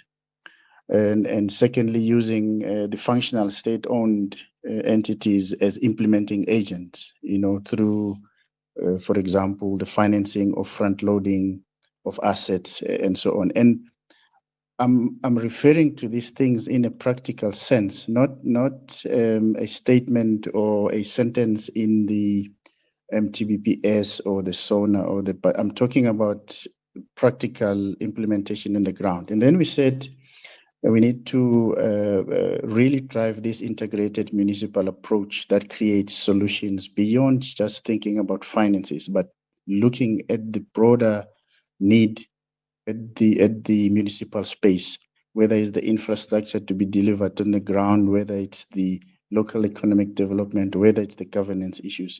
And then yesterday we said the DFI should actually be embedded in this national infrastructure development agenda so that they form part of the macroeconomic policy.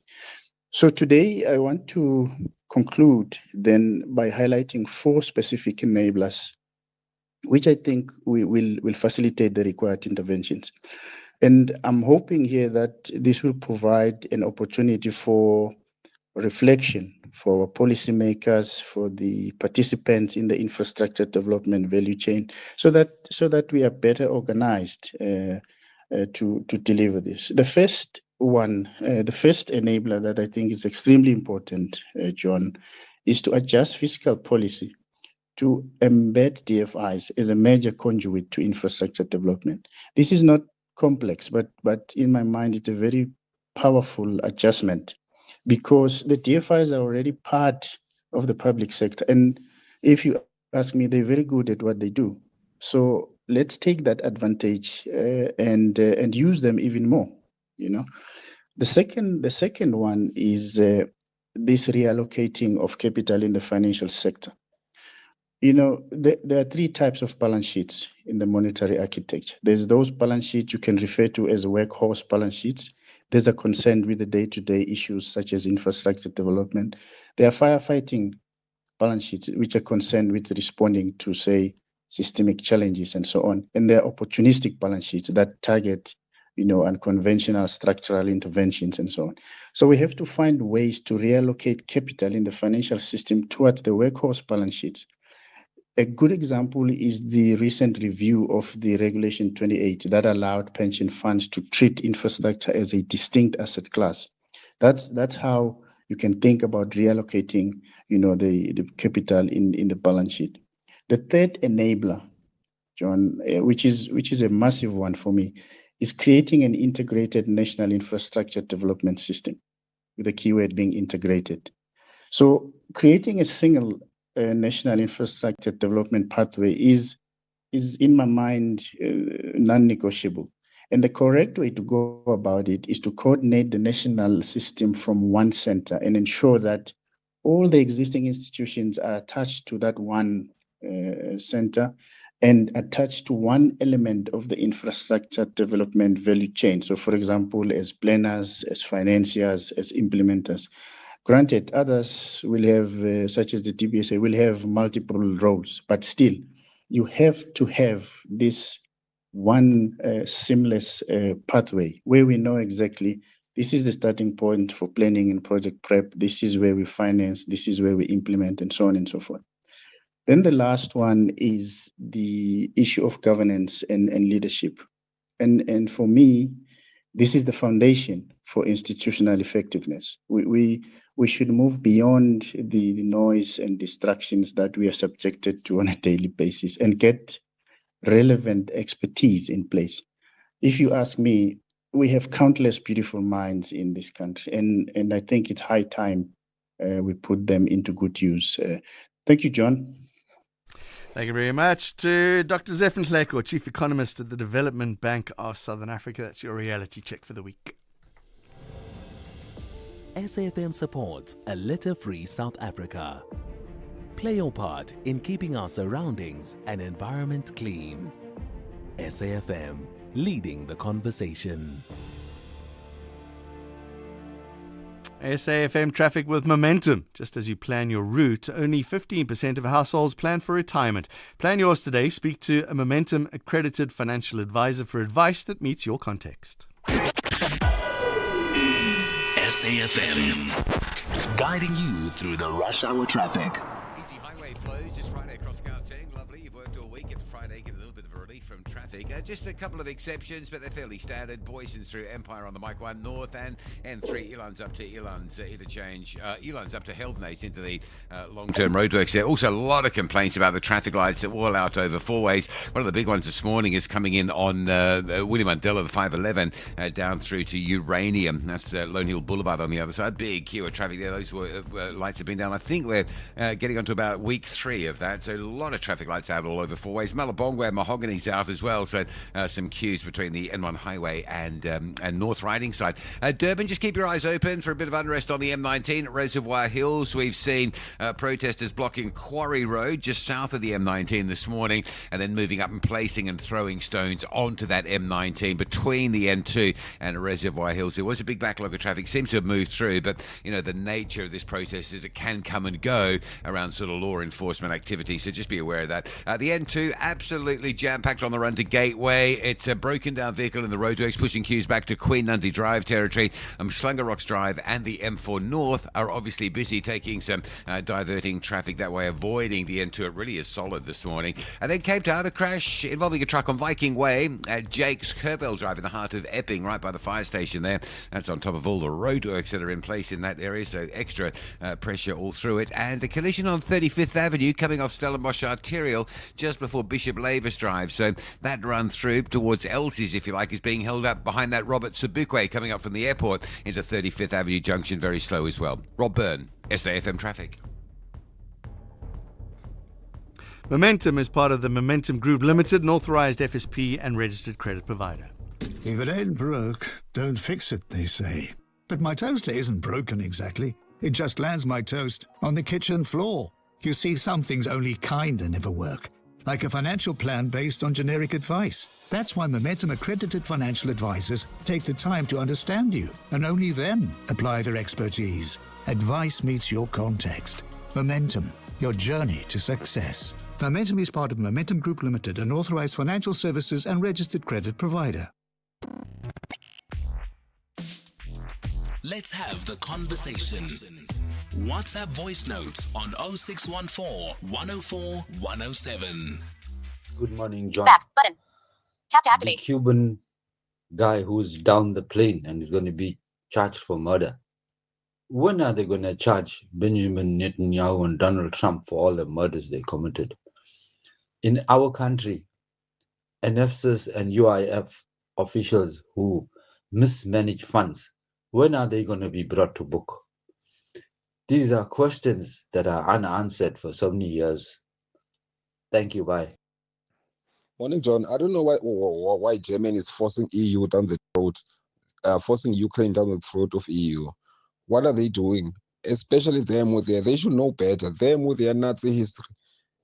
Putin went to war with Ukraine exactly to avoid Ukraine joining EU or NATO. Forcing them down the throat of EU at the moment how is it going to help? It means it reverses the process. It's going to be 5 more years of war. It's irresponsible of Germany to do that. I'm sorry, King Willemstar. A couple of your voice notes on the international stories we were talking about earlier on. Also, as I said earlier, this Cape Independent movement sparking a lot of voice notes. Let's see what you have to say. We're going to come to you in a moment, Denzel, I promise. Morning, John. Morning, sir, for business. John, I think Phil is out of order.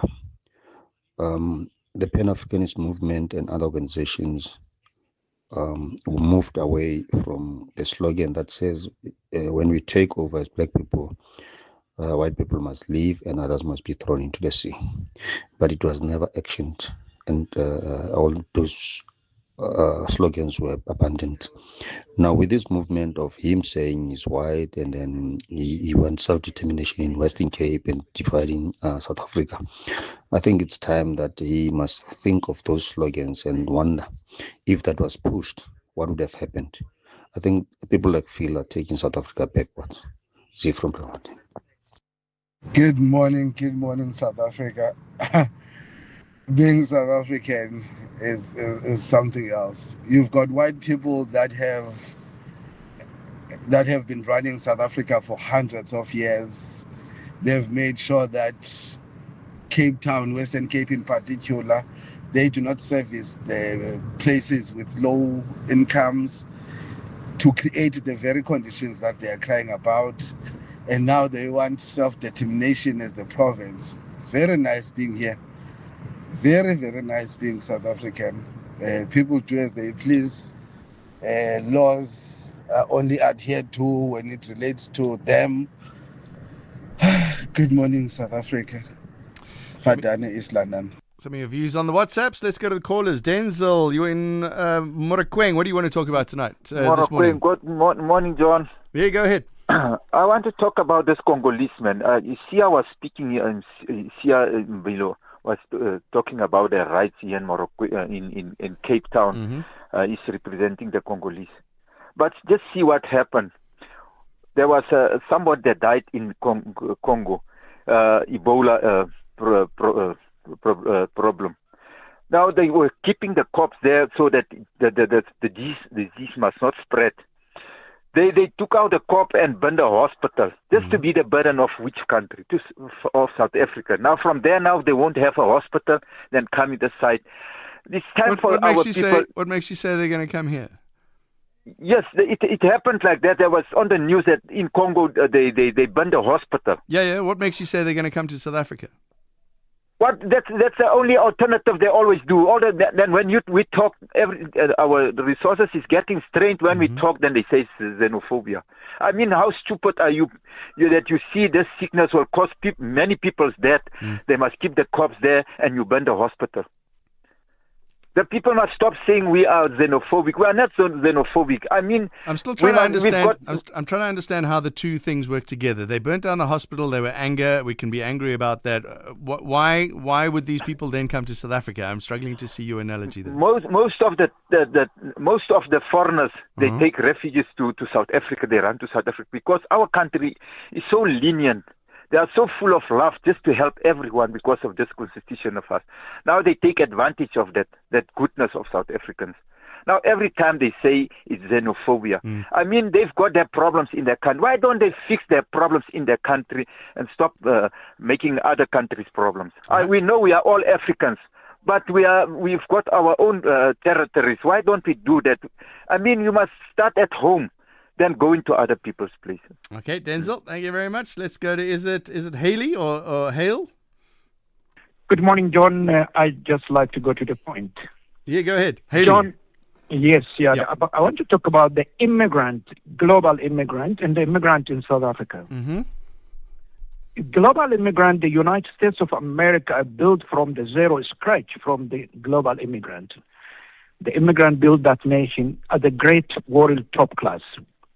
Europeans also build with the immigrant. There's no nation without immigrant across the world. In South Africa, we have a very poor infrastructure of the immigrant. They don't know how to handle the immigrant. For the last 31 years, when I arrived 31 years ago, 1995, there is no immigration office for the refugees. Let me tell you. There's every now and then, every minister comes, they mess up the immigration law, and they don't have a proper handling of the migrant. As you know, the migrant live among the society. One thing I congratulate South Africans are a good people. Black, white, Indians, everyone is a good people because I involved with every color sort of the people in this country. What I see currently, the foundation of the giant building, like see in Johannesburg, where you see one of the top building, its foundation is cracked. That foundation is a stand on the pillars carrying all the weight, and the last weight is sitting on the foundation. The foundation of South Africa is cracked badly. As I see, I've been in Cape Town 5 years. I was living since I arrived. The Cape Independent already. They were busy talking that time. The white they want to get independent on Western Cape. It's not today. This morning I was surprised on the radio, Cape Independent Group. Yeah, good luck for them. One thing, the migrant, the fellow African brothers and the sisters, now from the Zulu Natal to different provinces, They fight against the migrant. They go into the bedroom, throw the bed, TV, and everything out of the buildings. You can see it. The migrant in the Durban rural area, they were threatened. They ran out to the CBD to Durban for the protection of the life by police. Police, they assault them with the rubber blade and the grenades. So now these people sit and they're crying on the ground. Let me finish the last point. Yesterday I received a call from Eastern Cape, from Butterworth, from the building called Holiday and SADC buildings. Most of the Ethiopian occupying and the renting, they're paying the rental and they stay there. I know physically I was there. So the police, the immigration officers, public safety, they went 3 o'clock in to raid everyone's houses. Women and the children are naked and they're crying, and then they take the money of the migrants they keep at home. Okay. Whatever Haley, for a business, they Haley, do it. I think your point's well made, Haley. And we see which angle you're coming from. We've only got a minute and a half to news. Is it Churchill and Mtati? You want to talk about the Constitution? Yes, my brother. Yeah, look, I'm sitting back and looking at the challenges that we're facing as a country. Corruption. And I'm looking at the ANC, the predecessor to President Ramaphosa. The ANC have defended him. They have defended him, I don't know how many motions of no confidence. And they always make sure that they defend their own. Up until when he was out of office, the current SG commented that, yes, we defended him. We knew that it was a lie. And currently we're having the same situation of we're starting the impeachment process. And we know the likelihood that they are going to use their votes in order to defend him. But now I was thinking, how is it not possible for us in this country to vote for the president separately? We're not given the president by the political party. Would you like to do that instead? You're going to vote for one individual? Absolutely. The political parties do their thing. I don't know how it would work, how the technicalities and the law works as far as that is concerned, but we must have a situation whereby we vote for the president. Yes, we vote for political parties, but for the president, just for the president. All right, Churchill. Not coming from a political party. It's a valid topic, and as you said, you haven't quite thought it through, and I love those kind of conversations because we can work it out together. And what I'll do is I'll talk to Ben, my late night producer, and we'll see if we can get that into either the night school or just a regular conversation. We'll talk to, I don't know, some sort of constitutional person about if it's possible, how that would work, and we can work it out together because we've got a little bit more time in the late night shows. We've got a half an hour, sometimes 45 minutes to have those conversations. So yeah, we'll put it on the diary. It's something to talk about. Is it possible? How's it possible? What would have to change in the Constitution? So much. But we can have these conversations and we can see where it leads. You're with SAFM. News coming up in a second. After the news, there are undocumented funeral parlors. That's on the rise. There's an issue there. And it's a big weekend of football. We're talking sport. It's 8 o'clock. Outsurance Essential is made for older cars. Claims are paid in cash within 5 working days, and you choose your own panel beater. SMS CAR to 43185. That's CAR to 43185.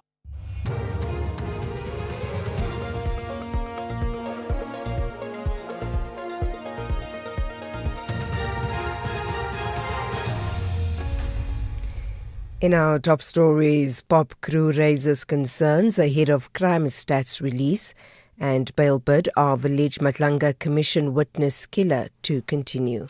Good morning. Police Union Pop Crew says it expects the quarterly crime stats that will be released today to paint a concerning picture, especially regarding violent crime. The union says it's concerned about murders, gender-based violence and police killings. The South African Police Service's third quarter crime stats covering the period from October to December 2025 showed an 8.7% decrease in murders compared to the same period in the previous year. There was also a 6.7% drop in total violent contact crime. Acting Police Minister Feroz Kachalia will present the latest crime stats in Pretoria. Richard Mamabolo is Pop Crew's national spokesperson. So while we hope to see improvements in certain categories, our concern is that the crime remains deeply linked to socio-economic challenges, including unemployment, poverty, substance abuse, and the capacity constraints of facing law enforcement agencies. We will be looking closely at the trends and what they tell us about the effectiveness of current interventions. Importantly, the statistics must be accompanied by practical plans to strengthen policing, detective services, intelligence capacities, and of course the overall resources for frontline officers. The bail application of Matipandile Soteni, linked to the murder of Matlanga Commission witness Marius van der Merwe, also known as Witness D, is expected to resume this morning at the Brakpan Magistrates Court in Ekurhuleni on Gauteng's East Rand. Soteni allegedly shot and killed van der Merwe outside his home in December last year. Proceedings were rolled over to today. He's facing 16 counts linked to the killing. Soteni's lawyer Ntabiseng Mahomane. What has been presented before the court is the founding papers of the bail application. Subsequent thereto, there was the opposing papers by the investigating officer. Certain issues were raised in the opposing papers. What is contained in the affidavit is one, addressing the issue of the further charges. One suspect has been killed and 5 others arrested following a shootout with police on the N12 and Xavier Road in Winchester Hills, south of Johannesburg. The Safday bakkie was hijacked in Germiston and the driver kidnapped. Gauteng police spokesperson Tinswalo Sebeko says during the interception, 2 suspects fled into nearby bushes and opened fire at officers, resulting in the shootout. One suspect was fatally wounded at the scene. The victim was rescued unharmed. Police recovered an unlicensed firearm with ammunition and a hijacked Isuzu bakkie. 3 additional vehicles, a Mitsubishi SUV, a VW Polo, and a Volvo, allegedly used by the suspects, were also seized. Cases of attempted murder, possession of unlicensed firearm and ammunition, possession of a hijacked motor vehicle, carjacking and kidnapping have been opened. Northern Cape Premier Zamani Saul has described the late Northwest former Premier Bushimape as a courageous man with good leadership qualities. Zamani was among ANC members who attended his memorial service in Mahikeng yesterday. He died at the age of 68 in Johannesburg last week after a short illness. Saul says party members should demand ethical leadership. These acts of courage should include courage to renew our party. Renewing the organization is about doing away with bad habits or shadow culture. This courage should also include courage to fight factionalism and divisions. This also includes courage to fight political arrogance of leaders. This also includes courage to fight corruption as it robs the poor and deprives them of the necessary basic services they are entitled to. And finally, a political protest group in India has created a fresh account on X hours after the authorities in Delhi blocked its original one. The account attracted millions of followers in a matter of days. The BBC's Sanjay Dasgupta has the details. The blocking of the Cockroach Janata Party's original handle on X.com came amidst the group's surging online popularity. Within hours, a new X account surfaced with a post mocking critics. It said, "You thought you could get rid of us." The group's surge has taken almost everyone in India by surprise. It was formed by a 30-year-old Indian man based in the US as a reaction to an alleged comment by the Chief Justice of India's Supreme Court, equating unemployed youngsters to cockroaches. The Cockroach Janata Party operates with the slogan Secular, Socialist, Democratic.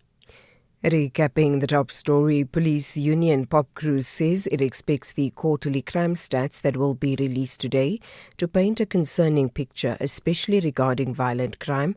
The union says it's concerned about murders, gender-based violence and police killings. For SAFM News, I am Ann Musa.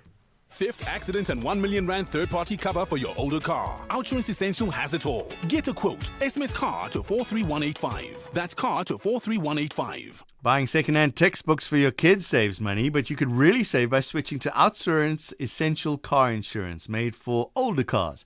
43-year-old Kleniso pays only 510 Rand a month for his 2012 Hyundai Sonata and gets third-party cover up to 1 million Rand. Get Outsurance Essential Car Insurance today for unfinanced cars older than 5 years and valued at less than 130,000 Rand. SMS CAR to 43185. That's CAR to 43185. Outsurance, licensed insurer and FSP. TCs and information online. It's a very good morning to you in your SFM Sports Headlights Soccer. Mamelodi Sundowns chasing Champions League glory under difficult circumstances. And Orlando Pirates are hoping Mbombela Stadium can once again inspire them to a major trophy. All the details around 8:30. SAfm, guiding you through the rush hour traffic. Good morning. Not a bad run across Gauteng highways. Fairly light volumes right across the entirety. Just the usual exceptions. The N3 North into Heldnace, N1 to Winnie Mandela. And there is an issue now in the Crown interchange. The Mike 1 from Boyson through the double decker is heavy. Behind that, the M2 pushing a queue back to Joe Slovo Drive. Just a caution for Durban motorists protesting this morning. Quarry Road just south of the M19 and rocks on the M19 going through to Reservoir Hills from the N2 highway. A lot of community unrest out that way. Probably a good idea. Certainly avoid Quarry Road, and just if you've got to use the M19, just keep your eyes open. You don't want to go into any stone throwing events there. The N2 is heavy, a breakdown before you get to Gateway. Jam-packed this morning, heavy right the way back to Queen Nundy Drive, Schlangenrocks Drive, and the M4 North busy carrying some extra volumes trying to get off that N2. Cape Town crash right in the heart of Epping on Jake Scoville and Viking Way, and a crash on 35th Avenue at Bishop Lavis, holding up traffic arriving in from Stellenbosch Arterial, and on Robert Zabukwe crossing that junction coming up from the airport. With your traffic update, I'm Rob Byrne. The National Briefing on SAfm. Clarity, context, and conversation. The National Briefing on SAfm. Weekday mornings from 6 to 9.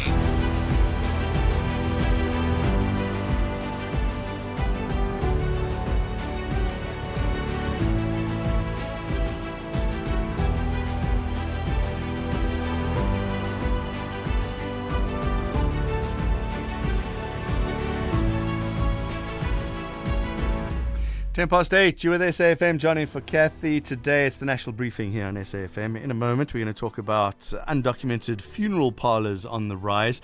It seems as if here is an oversight problem as well. We were talking about the miners earlier on and there were oversight issues.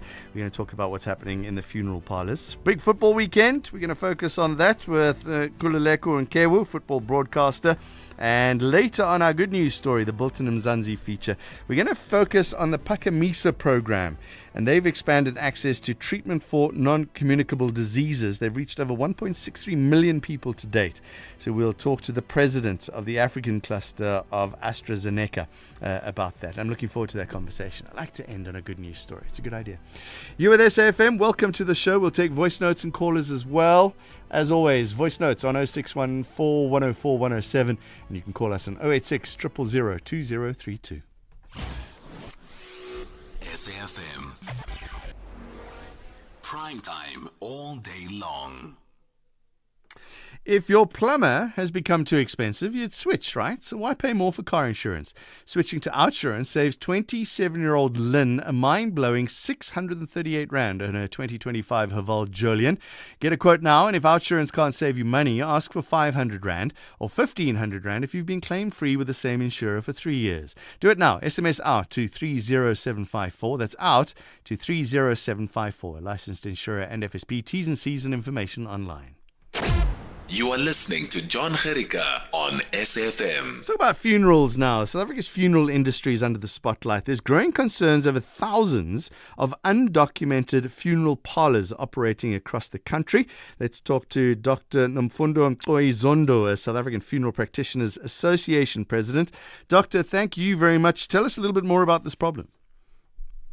Thank you very much. Good morning to you, John, at the studio, and to all the listeners at home. Yes, there is an issue with unregistered parlors, as you were saying, but at the moment. They've grown a lot drastically over the years, and they are almost more than 20,000 now operators. And most of them, they've got challenges with certain documentation caused by a lot of things as well, a lot of issues, regulation, and finances sometimes, but they are still important because they contribute to job creation and they contribute a lot to helping families as well, despite all the challenges they work under. So they are very, very important. So it's actually the fact that they can't document themselves as opposed to they're avoiding the laws. They're trying to follow the laws, they just can't. They're trying to follow the laws, but sometimes finances are not there. There's no, we haven't got a lot of attention on the funding space, but recently government is coming into place. They are really recognizing us as an industry now in terms of funding. So we find that they are operating. One does not have a mortuary; they have to work through another parlor, and when they work through another parlor, they can't have both documents for the same parlor. So one will still operate, do everything right, but it's just paperwork that is not there. And yeah, with funding, they can get their own parlors and operate and get all the documentation and be compliant. So that challenges a lot of compliance in that area. So what is the regulatory barrier at the moment? There are a lot of our industry is very much regulated, John, and the FSA alone. If you look at all the monies that we pay and everything, our industry is very, very seriously regulated, and we still have to operate in an economy that is not conducive at the moment with all the challenges that every business is going through. You still have to comply with everything. So it is really a challenge, but it's needed. We need the industry to comply at the end of the day. Is it just paperwork, or is the state making it very difficult to become a funeral parlor? It's not the state making it difficult. The states, as I said, currently they are really coming to the party. We have a convention coming in Durban, starting on Sunday, where all the funeral parlors and the associations are invited to come together to sit with government. Home Affairs will be there. Department of Labor is going to be there. SARS, FSCA, everyone needed in the room will be there to discuss all these challenges that we faced with, so that government can hear us and listen to what we need, because they can't regulate us and talk about us without us in the room. They need to understand our industry, understand what it needs, the dynamics of the industry and everything, so that when they go back to regulate us, to create anything that they would want to put in place for us, and it still creates efficiencies for our businesses as well. And maybe to reduce even the red tapes that are there, because sometimes funding is there, but our people won't qualify because of financial constraints and many other things they might have gone through, and it's really bad. But it's really bad that the funding would be there, but we can't reach it. What is, for the average family, what is the risk of engaging with an unregulated provider? The risks are different. If one, the funeral industry is separated into two. One that collects policies, there's an insurance part of the business. Right. If you are paying premium to someone without an FSP license, it's not allowed. It's not a good thing, because you need to be protected, and the business itself also needs to be protected. It's there for a reason, and we highly recommend that you engage with a parlor that is under an association, because we give guidance to that, we give assistance to that, we make sure that no one at the end of the day complains or is ripped off. And then we have a second part where it's burials, it's actual funerals, where we conduct the funeral. Definitely you need a parlor to have a proper space to keep the deceased and make sure that they follow all processes properly. There are no health risks, there are no challenges. You can't just take your parent or your loved one to a parlor that does not look good, does not look the part. It's not about even looking good. That is not compliant with the Department of Health, with, because you don't want, we've just had COVID, we all needed to have PPEs and everything in place so that we avoid these communicable diseases as well from spreading. So how does somebody know that they're working with a legitimate, signed and sealed service provider? The certificates must be placed at the office. As soon as you enter every institution, you would see a certificate from FSCA. If they collect premiums at the mortuaries, then there will be a certificate on the wall, the COC that guides on, that makes sure that the mortuary is compliant with Department of Health. Those are key. It doesn't matter whose name it is, because I've told you that they might be using the same parlor. You'll find that one parlor is used by 5 or more people. So as long as it is there and it is clean and it is properly looked after, and you are comfortable that your loved one is going to be there and be taken care of properly. Just explain that to me, Doc. So if I want to open a funeral parlor, but I can use your license to do it? Yes, we do allow, it is allowed currently in some municipalities. It depends on the bylaws. It depends on Home Affairs as well, if they do allow that. But in some cases, it is allowed, as long as there's correct paperwork in place, it is. Just quickly, there's a change in burial rituals at the moment, or burial rites. I've seen some interesting things, something called aquamation, also vertical burials to address land scarcity. Is that something that is being addressed by, first of all, you, and then trying to convince the general public of this? There is a challenge with burial space, especially in urban areas. But what we are saying, let's teach the community other burial methods. Aquamation is one of them that uses water to cremate, and it's a greener way of doing it. We have cremation as well that is also available. We've got reopening of graves that is still available.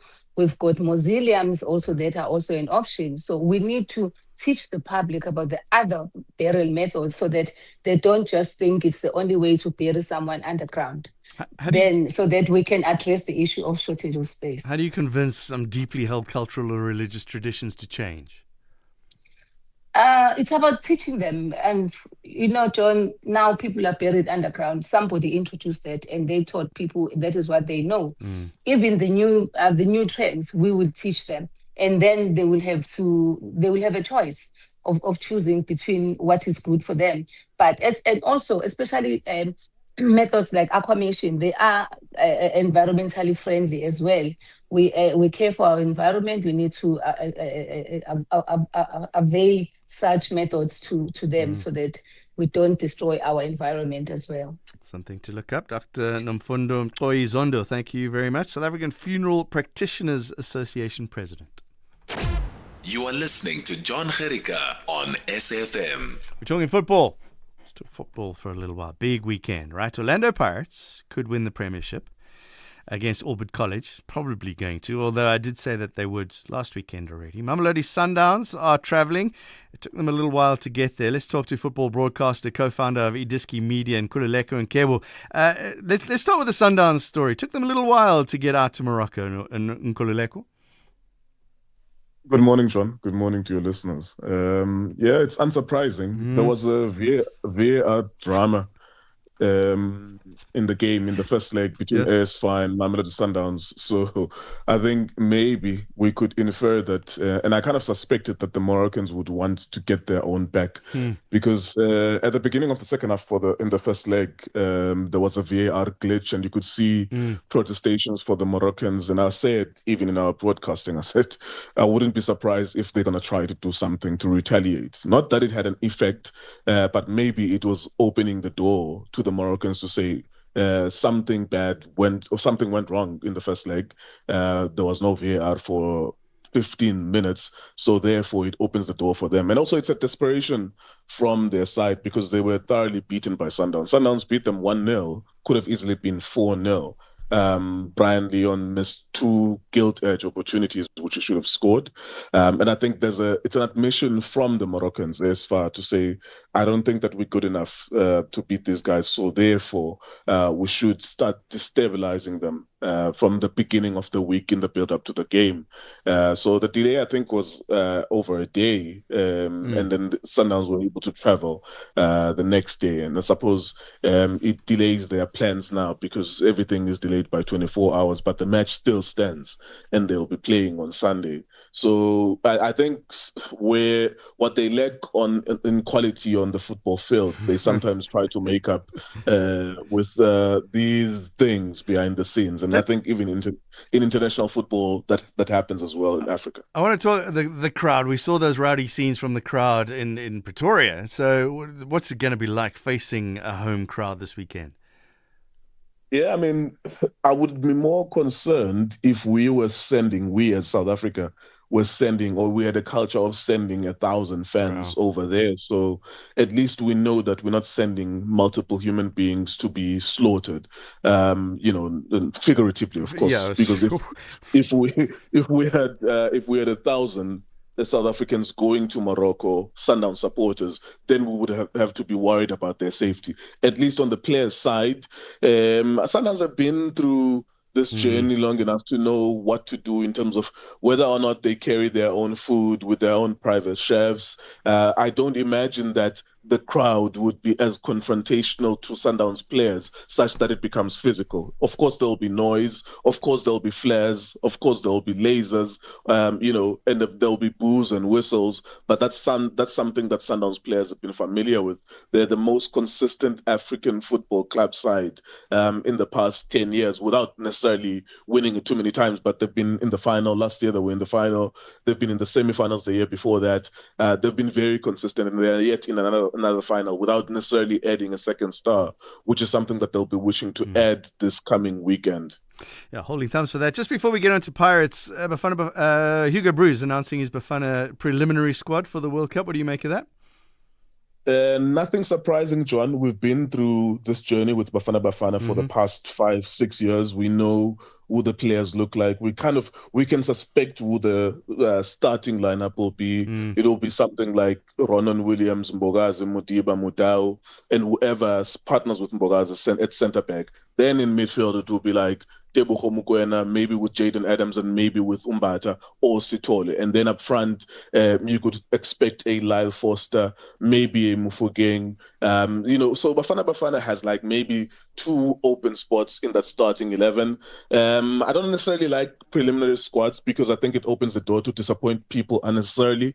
I think the coach, if he knew or if he knows how many players he wants to take out of the 26, then he can call them. And then if he has standby players, he can give them a private call to say, if anything happens to midfielders, I'm going to call you next in line as a midfielder. When you call a preliminary squad, whereas other nations are calling 26-man squads, you will then have to cut that squad and then tell players. I mean, Mabue, for example, hasn't featured really at Bafana Bafana in the past few years. So perhaps most likely him and maybe Broken Bochenpool, who's at Durban City, he's going to have to receive a call unnecessarily to say, yes, you were in the preliminary squad, but you're not going to the World Cup. It's like, rather send a private text or a phone call to say, if anything happens to these midfielders, then we will call you as a standby player. As opposed to the public. It's not humiliation. You still made this preliminary squad, but it's still that public hearing. The families, John, the families are celebrating with their children, which is fine. Their brothers, their cousins, which is fine. Yeah. But naturally, we know, and you know, John, as someone who've been following sport, and sports fans know that Bafana generally has the same squad from the last 2 AFCONs, and maybe 1 or 2 names will be a surprise. But in terms of adding maybe 10 more players in the preliminary squad and then having to disappoint them, it's not a negative thing for me to add that, just to say that maybe a different approach, because many nations, Brazil, France, and Morocco, have called their 26-man squad. We don't necessarily have to cut, and then families having to say commiserations, maybe next time. We don't have to know those names. Just tell them privately that you will be in the line or you are on the waiting list. It is positive that the Bafana squad is so settled. Right, I mean, Hugo Broos has worked very hard. He's taken a lot of criticism for the squad when he was building up to it. But as you say, we know who the starting 11 are going to be, and I feel like that's a great thing going into a World Cup. Absolutely.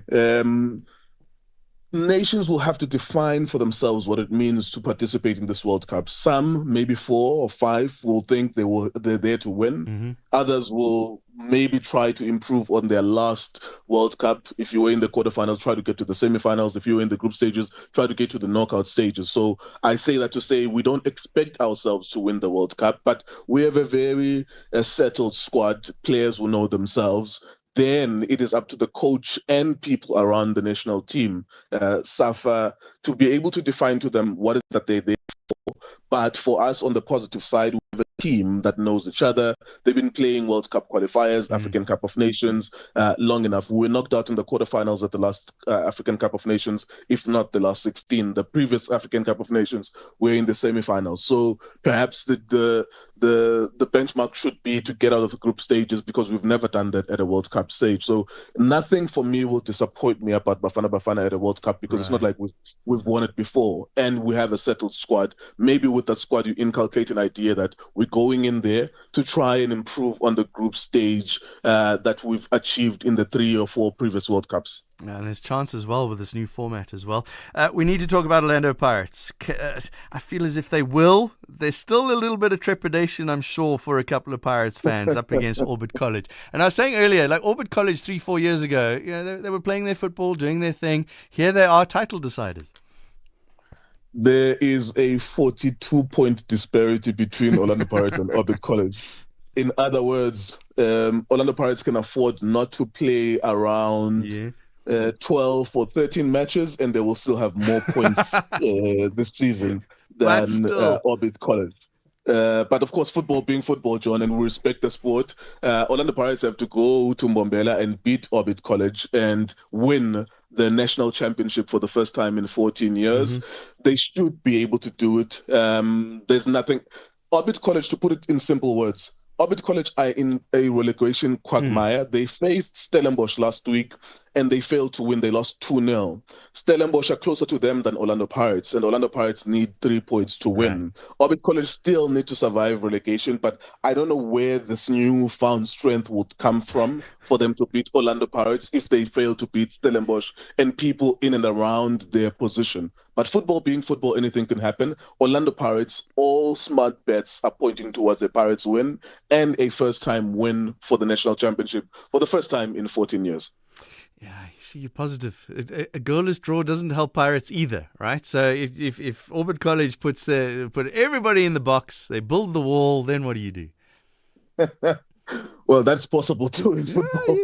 I think the only thing that could work against Pirates, I don't think that it would be the quality of Orbit College players and their coach So it would be Orlando Pirates being swallowed by the stage, and if they fail to do this tomorrow, then it will be the biggest fumble since Kaizer Chiefs failed to beat Baroka on the last 30 minutes of the season, having had a 13-point slip in 2020. This probably will be more monumental. It will be bigger because Orlando Pirates have multiple opportunities. They fumbled the bag last week. If they fumble it again, there will be memes for the rest of the World Cup and the preseason, and they will want the earth to swallow them. They should beat Orbit College. I remember that Chiefs won well. And Nkululeko Nkewa, thank you very much, football broadcaster and co-founder of Idiski Media, brings us to 8:30. Good morning, I'm Anne Musa. In the headlines, the DA says it wants the acting police minister, Feroz Kachalia, to present the true picture of crime in South Africa. Kachalia will present the latest crime stats in Pretoria today.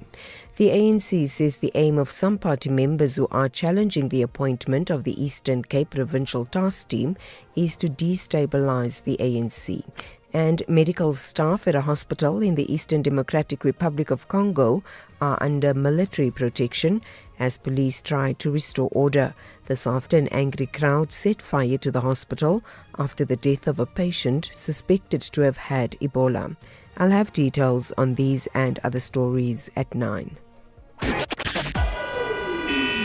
SAfm, guiding you through the rush hour traffic. Good morning, Joburg. First up, had some issues around the Crown Interchange earlier, but that's all cleared. The Mike 1 North and the M2 coming through from Joe Slover, all flowing freely now. The only real hold-ups, N1 South, touch on the brakes towards William Mandela. The Mike 1 coming off Beclue down towards Marlborough Drive. Quite heavy on your way to Stanton. And that's it, really. The rest of the highways around Gauteng moving very nicely. Durban, we've had a jam-packed run up the N2 this morning up towards Gateway. It's been the usual problem. You know, the breakdown in the construction zone. It's still there. Pressure on from as far back as Kwamashu Highway this morning. Keep your eyes open through Reservoir Hills, M19. Some stones up on the road after community unrest coming up from Quarry Road, and they eventually hit the M19. So just be aware of that. A lot of truck congestion around Umbilo, Bayhead, Roxburgh this morning. Bayhead Road, Umbilo Road, South Coast Road, all jam-packed with a big volume of truck traffic out that way. Cape Town, bit of rain across the region this morning, so take it easy. It's just going to have loosened up that grease and grime, make things a bit slippery. Crash on Viking Way at Jakes Kerville, adding pressure on top of those N7 roadworks. And the N1 inbound, probably the heaviest of the highway, under pressure from N1 City through to the elevated freeway city centre. With your traffic update, I'm Rob Byrne. This is SAFM Sport with Zai Khan. All right, Zai, you got 5 minutes, then it's you and the TV and football. Hey, what a weekend. What's happening? It's going to be big. It's a defining one for South African football. Orlando Pirates chasing a first Betway Premiership title in 14 years. They face Orbit College in Mbombela tomorrow afternoon, while Mamelodi Sundowns just 90 minutes away from ending their CAF Champions League drought ahead of Sunday's second leg final against AS FAR Rabat, all happening in Morocco. You can catch the action live on SABC Sport. This is where champions are being made. In the meantime, Bafana goalkeeper Ricardo Goss is hoping he's done enough to earn his place in Coach Hugo Bruges' squad ahead of the 2026 FIFA World Cup. Bruges is set to name his final 26-man squad during a national event hosted at the Union Buildings in Pretoria on the 27th of May. Now, while his spot is a backup to Ronwen Williams, may not have come quite under threat, but he's delighted to be, in his career best 14 clean sheets. Yeah, it's been a challenging season, like you say, but I think for me this is my best season so far, because I think my record was like 10 clean sheets. So I think I'm on 14 or 13 if I'm not mistaken.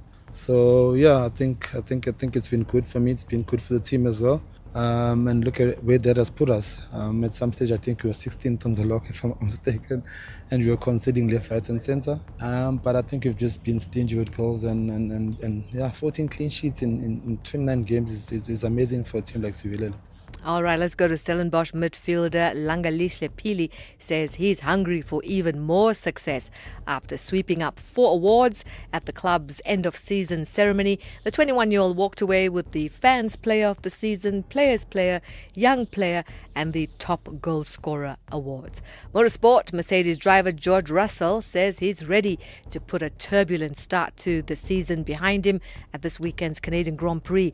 Russell trails teammate Kimi Antonelli by 20 points after Antonelli's run of 3 straight wins. But the Briton, Russell, has fond memories of Montreal, having taken pole in the last 2 seasons and winning there in 2025. And finally, Alexander Usyk will fight Rico Verhoeven against the backdrop of the Pyramids of Egypt tomorrow night. And it's been dubbed the Glory in Giza. Undisputed heavyweight world champion Usyk has put his WBC heavyweight belt on the line against Verhoeven and is popularly known as the king of kickboxing. Usyk will be fighting for the first time since his 5th round knockout of Daniel Dubois, and that was in July 2025, which saw the Ukrainian improve his professional record 24-0 with 15 knockouts. And that's a knockout from me. We'll be back with more sport. John Hediger in the boxing ring. I'm Zai Khan. Just before you go, I do a feature on my late night show on a Monday night where I talk to famous people about their life and who they are, as opposed to like what you know them for. We talk about other things, like what got them to where they were. I spoke to a slap fighter. And some people might enjoy that. Yeah, it's not this week. It's in a few weeks' time. It's still a little while away. But he's a slap fighter. So they stand there and they wait and they get hit really, really hard by somebody. around everywhere. It's a sport. And he was a kickboxer, he was in karate, he was a boxer and all that kind of stuff. But we have a conversation about just the mental challenges of doing that. And it was a fascinating conversation. So you must tune in. Okay, I'm missing a slap, clearly. No, you're not. No, I can't imagine why. I asked him why he does it. He explains why he does it. And it's a very long-winded story. But it's fascinating that you're willing to stand. Unlike boxing or any other sport, you can defend, right? If you're in boxing, you can sway and you can put your arms up and put your hands up. Slap, you just stand there and wait. Nothing you can do. And then you hear the kids of today going when they're enjoying a meal. Man, that slap chip slaps. No, different kind of slap. Thank you, Zach. Get into the beautiful game with the Free Spa Limited Edition Soccer Ball. When you spend 650 Rand and buy any 3 participating products, like 145-gram Doritos Corn Chips, buy any 2 for 40, save 8 Rand. Or Cadbury 5-Star, Lunch Bar, PS, Astros or Crunchy, buy any 2 for 22, save 8 Rand. Price is valid from 11 till 24 May, while stocks last. Only at Spar. T's and C's apply. Do you have a car you'd like to sell, but don't trust your uncle or your pal? Then we buy cars, it's just for you. Buying cars is what we do. We offer service with a smile. We always go the extra mile. Use a place that you trust and sell your car to us.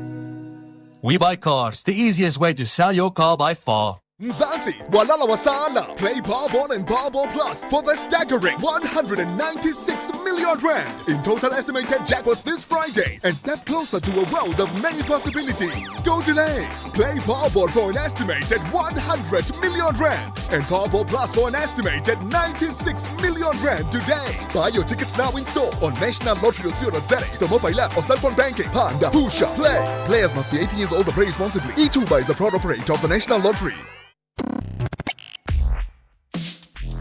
Let's have the conversation. WhatsApp voice notes on 0614 104 107. All right, we got some time, so we can take calls. We'll take voice notes. Prefer the calls, but we'll play the voice notes now. 086 000 2032 is the phone number. Plenty to talk about today. So much. It started right at the beginning with the fast track, the Ukraine and the European Union. They're going to become an associate member. We spoke about mining and the Zama Zamas. I'm surprised we didn't get a lot of reaction on that one. Then there is, what else did we talk about? The markets, that's a big story. Undocumented funeral parlors on the rise as well. And I see a couple of voice notes coming through on Bafana Bafana, wishing them well, and Orlando Pirates. Let's start with Mklenge, wishing Pirates well. And Mklenge, what do you want to say? Morning, John. I just want to correct you a bit here. It's not Orlando Pirates, it's the mighty Orlando Pirates. in Two different team, huh? In South Africa. The mighty Orlando Pirates, it's nice that the league now is not determined with 5 games to go. Pirates did well by not winning the league on the last weekend, and now it's the last day of the league. Everybody is happy with the vibe everywhere. And then it makes South African League not to be the Farmers League. Well, all the best to the mighty Orlando Pirates. Thank you, John. You think Orlando Pirates did it on purpose to make it exciting? Sorry, the mighty Orlando Pirates did it on purpose. We are going for it. The mighty are going for it, John. You know that there are children in high school today who don't know another team besides Sundowns having won the league. Well, the league is another thing, John, but in the past 10 years or so, you have seen that the mighty has won more cups compared to Sundowns, even though the league is, most people judge success in the league only. But the mighty has been number 2 in 4 or 5 times in the past 10 years or so, John.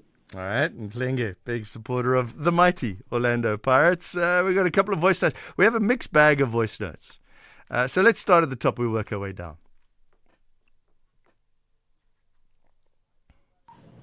Hi, Johnny. Hoping you well. This is Daniel. Johnny, your lawyer expert from the University of Limpopo. You ask him how long would this Palapara review take? How long would it take? He couldn't answer that question. Why?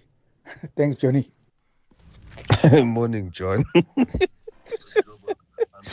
Hey, I'm sitting and I'm laughing at your Cape Independent friend there.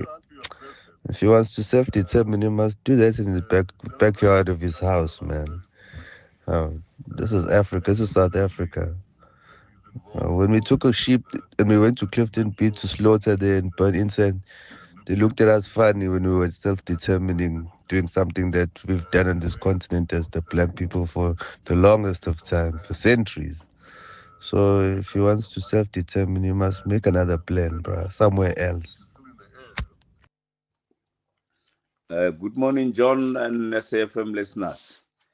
The Cape Independence Advocacy Group, how are they inviting Donald Trump in the matters of South Africa?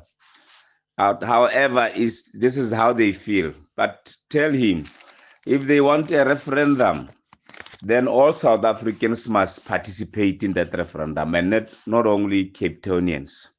We want to participate because Cape Town is part of South Africa. But I must tell him, this is the fight they will never win. It will never happen in our country. Good morning. It's Marumu in Mahike. Caroline, you also want to talk about that. Go ahead. Thank you. I just wanted to say I think it's a really small minority of white people in the Western Cape that would agree with that crazy Cape independence movement. I think the vast majority of people feel Cape Town and the Western Cape, we are part of South Africa. We're here to stay. Of course, Cape Town has an unusual demographic profile, but that's the result of apartheid history.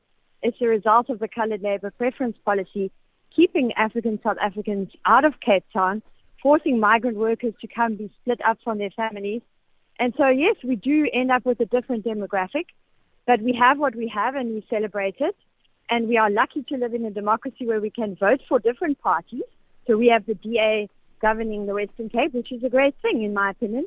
They are not only looking after the interests of middle-class property owners, but they're even starting in Cape Town to really make a serious effort to put service delivery into impoverished township areas.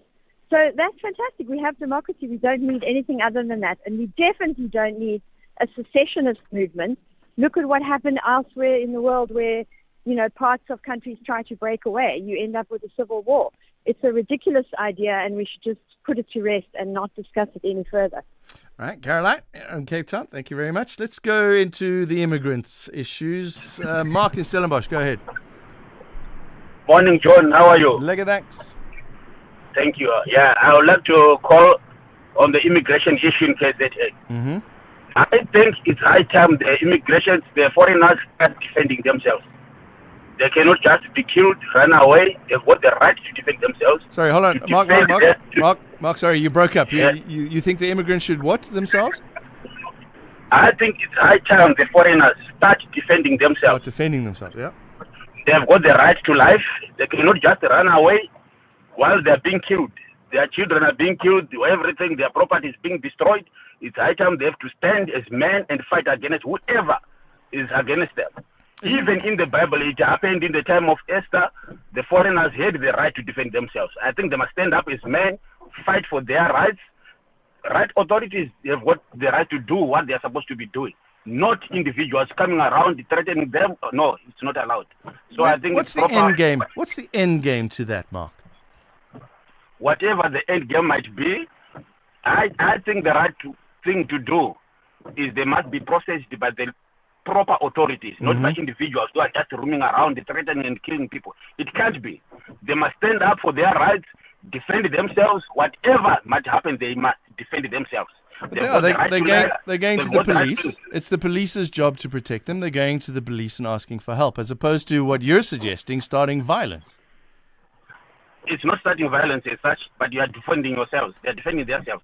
But even the police have been attacking, they have been shooting rubber bullets on them. Mm-hmm. And the police, we know for a fact that they will never be able to contain those hooligans who are attacking the foreigners. The foreigners have got the right to defend themselves, John.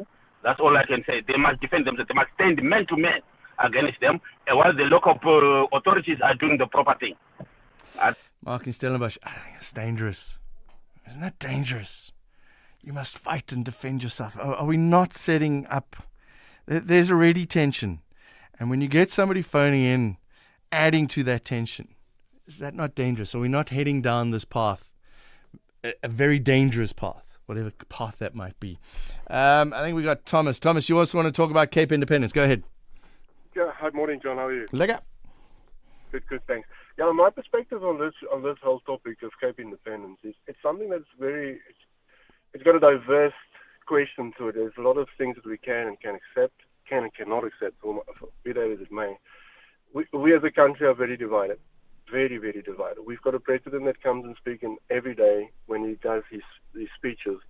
He makes mention of a child of Kailicha, a child of Soweto. He never makes mention of a child in Menenberg, He's creating a massive divide. And that's why a lot of people in Cape Town will say, no, let's go abroad and see what other people can do for us. There's people going to Donald Trump, which I'm not a fan of doing. But still, there's a divide that's been caused by our own leaders. When you specifically say we're dealing with this race group and that race group, we've all fought for this freedom. Be a collective person and say the child of that area, the child of that area. We need to. Now, a lot of colored people in Cape Town. I'm originally from the Eastern Cape. I grew up with a black community. But what I see here and what I hear on the TV and when there's news coming up, it's always when the people phone in also. Now, our black people did this, our black people did this. There's so many colored people that sacrificed and died for this freedom as well. But it's that segregation and separation. Even when our leaders, Commander-in-Chief goes and makes speeches on TV, he only makes reference to one. And that is where a lot of people have this controversial divide now amongst all of us. That is basically what I wanted to outline there. All right, Thomas, thank you very much. Thomas with his views on whose job it is to unite us. Let's go to Magdalene in Bloemfontein. Go ahead, Magdalene. Morning, John and the listeners. John, I'm somebody who doesn't counteract or counter-talk to a caller. I don't like it because it's his opinion. I understand the point. The immigrant who phoned before Churchill, I'm going to say, I understand his point. He said he came in South Africa since 1995. Mm-hmm. Now he's talking about the cracked foundation. Yes, it is cracked, highly cracked. That is why you also inquired, how are we going to change the constitution? Because the foundation is cracked. The constitution itself is not comfortable to can embrace a South African. It is there to embrace an immigrant, not South African. So the sooner, it's not that we hate them. We want to revamp this cracked foundation, the constitution of South Africa. That is why we want them to leave South Africa in order for us to revamp our own cracked foundation. Because fortunately, they are aware of it. So why can't they give us a break?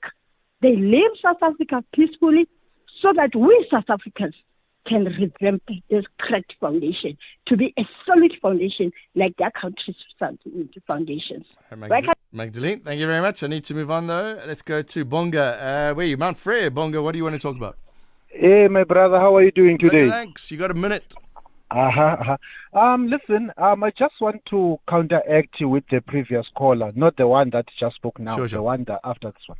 You know what? We don't really, I don't strongly believe that South Africa is a xenophobic country. That's point number one. Point number two, if you can see what the foreign people are doing in our country, I don't think they understand what they are doing, the damage that they are doing in our country. One, if you can go to Mthatha is a mess. You can find people roaming around selling drugs, prostitution, everything, the mess that you can see. Come to our country, or those small cities. Go to Uqumbu, Umanfre, Tabankulu, Port St. John's, Sigisi, Flagstaff, Matatiele, all those small towns. Damage is very difficult even to control the foreign. When you try to sit down with them and say, guys, this is how we should do things. You should do things. They will become defensive and accuse us as the xenophobic people. We are not. I strongly believe that we are not xenophobic people. Where are the bylaw enforcers? Where's the police? Where's the rulers of those areas that allow that to happen, Bonga? They are there. You know, if you go to the police station, you'll find less than 10 police that are there, which is they are quite few. We know that the law enforcement is not enough. But we as a South African, we understand that we obey the law. Right. But for them, they don't obey. If you can go to their countries is a mess. Probably they're trying to do South Africa to be like their countries where they're coming from. You know, if you can fix where you stay and go out, you will respect someone else's place. All right, I Bonga. can't come around to your place and mess around with your place. And when you said Bonga, I think you overstayed the visit, and I became defensive. It doesn't work like that in a normal world. All right, Bonga, I need to go to traffic. Bonga in Mount Frere, thank you very much. We've got voice notes and callers still. Let's take some traffic. SAfm, guiding you through the rush hour traffic. It's pretty good right across Gauteng highways this morning. Very sort of light, very, very low volume. Snow, major hold-ups wherever you're going. Pretoria down to Joburg looks fine. Pretoria to the airport is clear. And the always busy N3 from Germiston through to Galuli as well. It's a good run-up through Van Buren today. Durban, the breakdown on the N2 northbound, heading up towards the Umhlanga area, has been cleared. If you're on your way up through Spaghetti Junction to the airport, there is a hold-up at Spaghetti Junction. There's some additional lane closures that go in this time of morning. So just coming up through 4 level into that sort of Westwood Mall area, that's busy, but once you clear that, it's a good clear run through Umhlanga. That vehicle well out of the way, and it's gone, a thing of the past. Looking okay, Ashburton, Peter Maritzburg at this stage, N3 moving nice, but I must stress, please check before you travel. That Ashburton, Peter Maritzburg section has become sort of the new Cliffdale, Kira Ridge, if you like, where we used to report just broken down vehicles and major delays. It has sort of moved up into Ashburton and Peter Maritzburg, and you can get caught there without any notice at 45, 50 minutes in a major queue of truck and vehicular traffic, so make sure you're checking ahead, please. Crash on Cape Town's Wetton Road, if you're leaving Wetton, heading across towards the M5, just before Chukka, still causing some delays, and fairly easy around Cape Town, but a bit of pressure on the N2 and M5 routes as you line up to get through into the Hospital Bend area. And don't forget, this is really important, it's Cape Town Marathon event on Sunday, loads of road closures, Sea Point, Greenpoint, now through Woodstock, Rondebosch, Claremont, Newlands, but it will result in the closure of the highways coming out of Cape Town Sunday morning. Elevated freeway onto the N2 to Searle Street. That whole freeway network will be closed from 6:40 Sunday morning until 11 a.m. You won't be able to come out of town from the waterfront side accessing either Kuba, Get a Change, or Hospital Bend. I would think aim for Philip Kosana as your option towards Hospital Bend and go from there. If you try and sneak around the highway closures through Woodstock, Salt River, you'll run into marathon closures of local routes there as well. Rob Byrne, SAfm Traffic. Built in Mzansi on the National Briefing. Let's talk about changing lives. Part of our next guest, part of a pharmaceutical company supporting communities through the Pakamisa program. Neil Andy Shah is an interim country president of the African cluster of AstraZeneca. Thank you very much for joining us, Neil. What is AstraZeneca and what do you do? Thank you, John. So AstraZeneca is a global pharmaceutical company that specializes in certain therapy areas centered around cardiovascular disease, respiratory disease, and oncology. And we've had a footprint in Africa for over 30 years as a local company, supporting the people of South Africa and Africa across those therapy areas. So how are you helping this Pakamisa program? So Pakamisa is a health equity program that we developed over 10 years ago. And the program shows that community-based healthcare can deliver real impact at scale. What we've done over 10 years, it's reached over 1.6 million people in the form of screening and awareness, especially around cancer. We've allowed people to engage earlier and to help improve their outcomes through earlier screening and diagnosis programs. It reinforces the importance of meeting people where they are in the community, so we can catch some of these life-critical diseases early on and try and help prevent them before they spread. A lot of these and non-communicable diseases, you got to look it up. These are things that they don't necessarily have symptoms initially. And if you catch them early, you can almost cure a lot of them.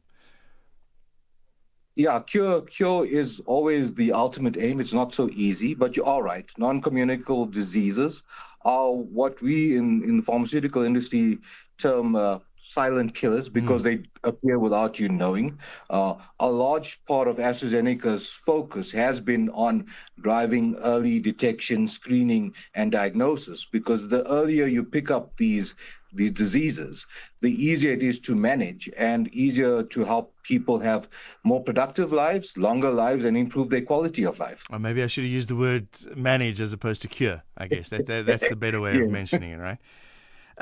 So how are you doing that? Are you getting out to the people? Is it weekly? Is it monthly? How are you actually addressing the issue out in the rural areas?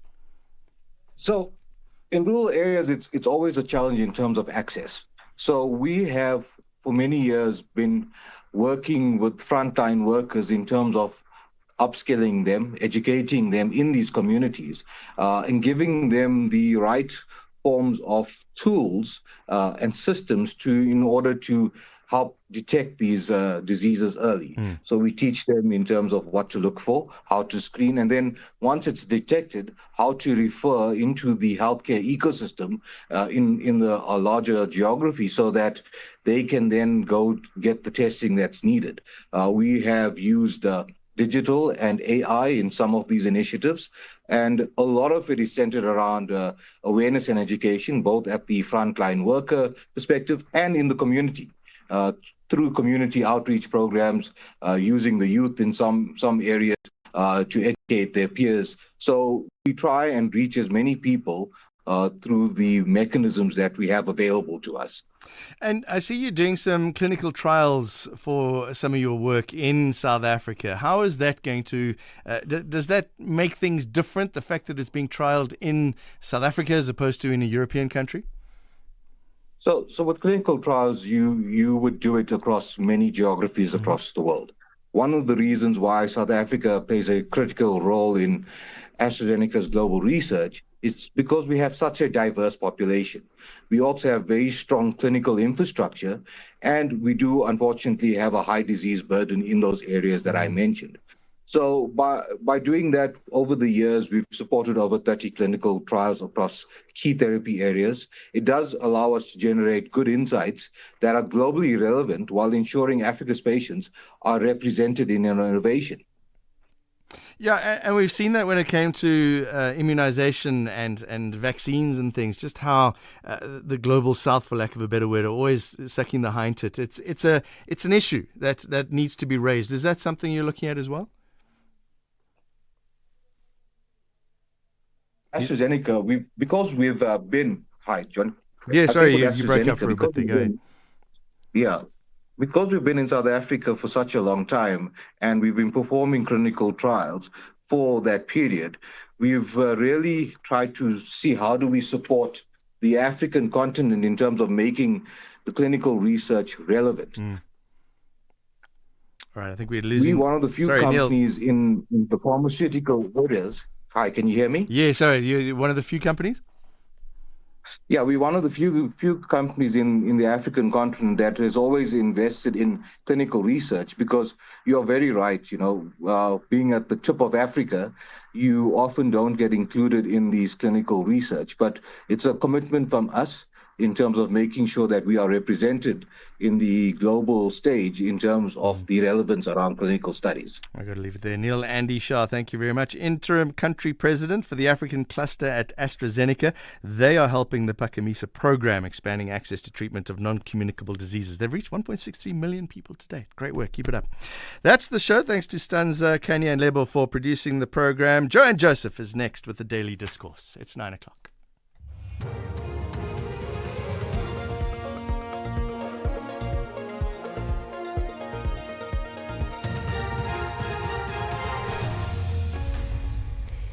In our top stories, DA demands crime stats release includes full GBV crime data and medical staff at DRC hospital under military protection.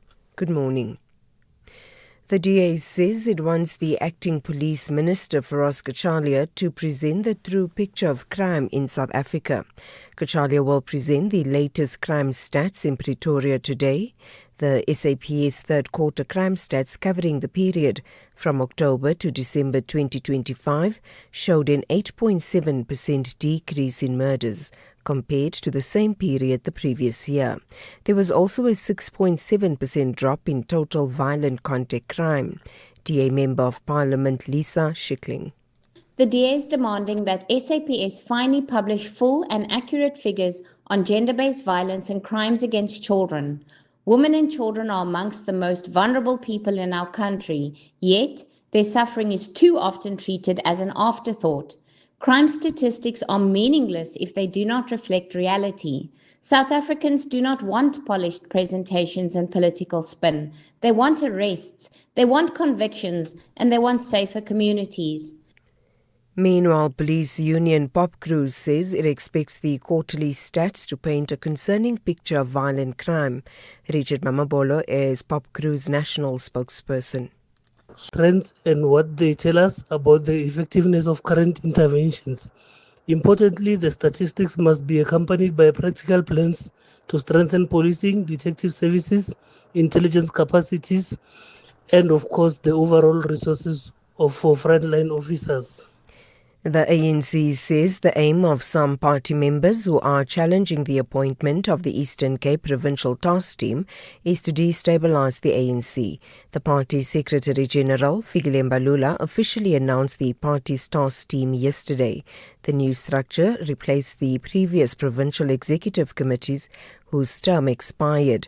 This after the party's failure to convene its 10th provincial elective conference in March this year. The task team will remain in place until a new provincial executive committee is elected. Mbalula says they've acted within the confines of the party's constitution. We'll settle the matters in court. So it is very clear to us, and we know where this comes from. And it is something that we are dealing with and we are assist with. Everything that we have done in relation to the processes we have followed now are permissible in terms of the ANC constitution. A local Durban party is trying to make a comeback. The Minority Front plans to hit the ground running ahead of the November local government elections.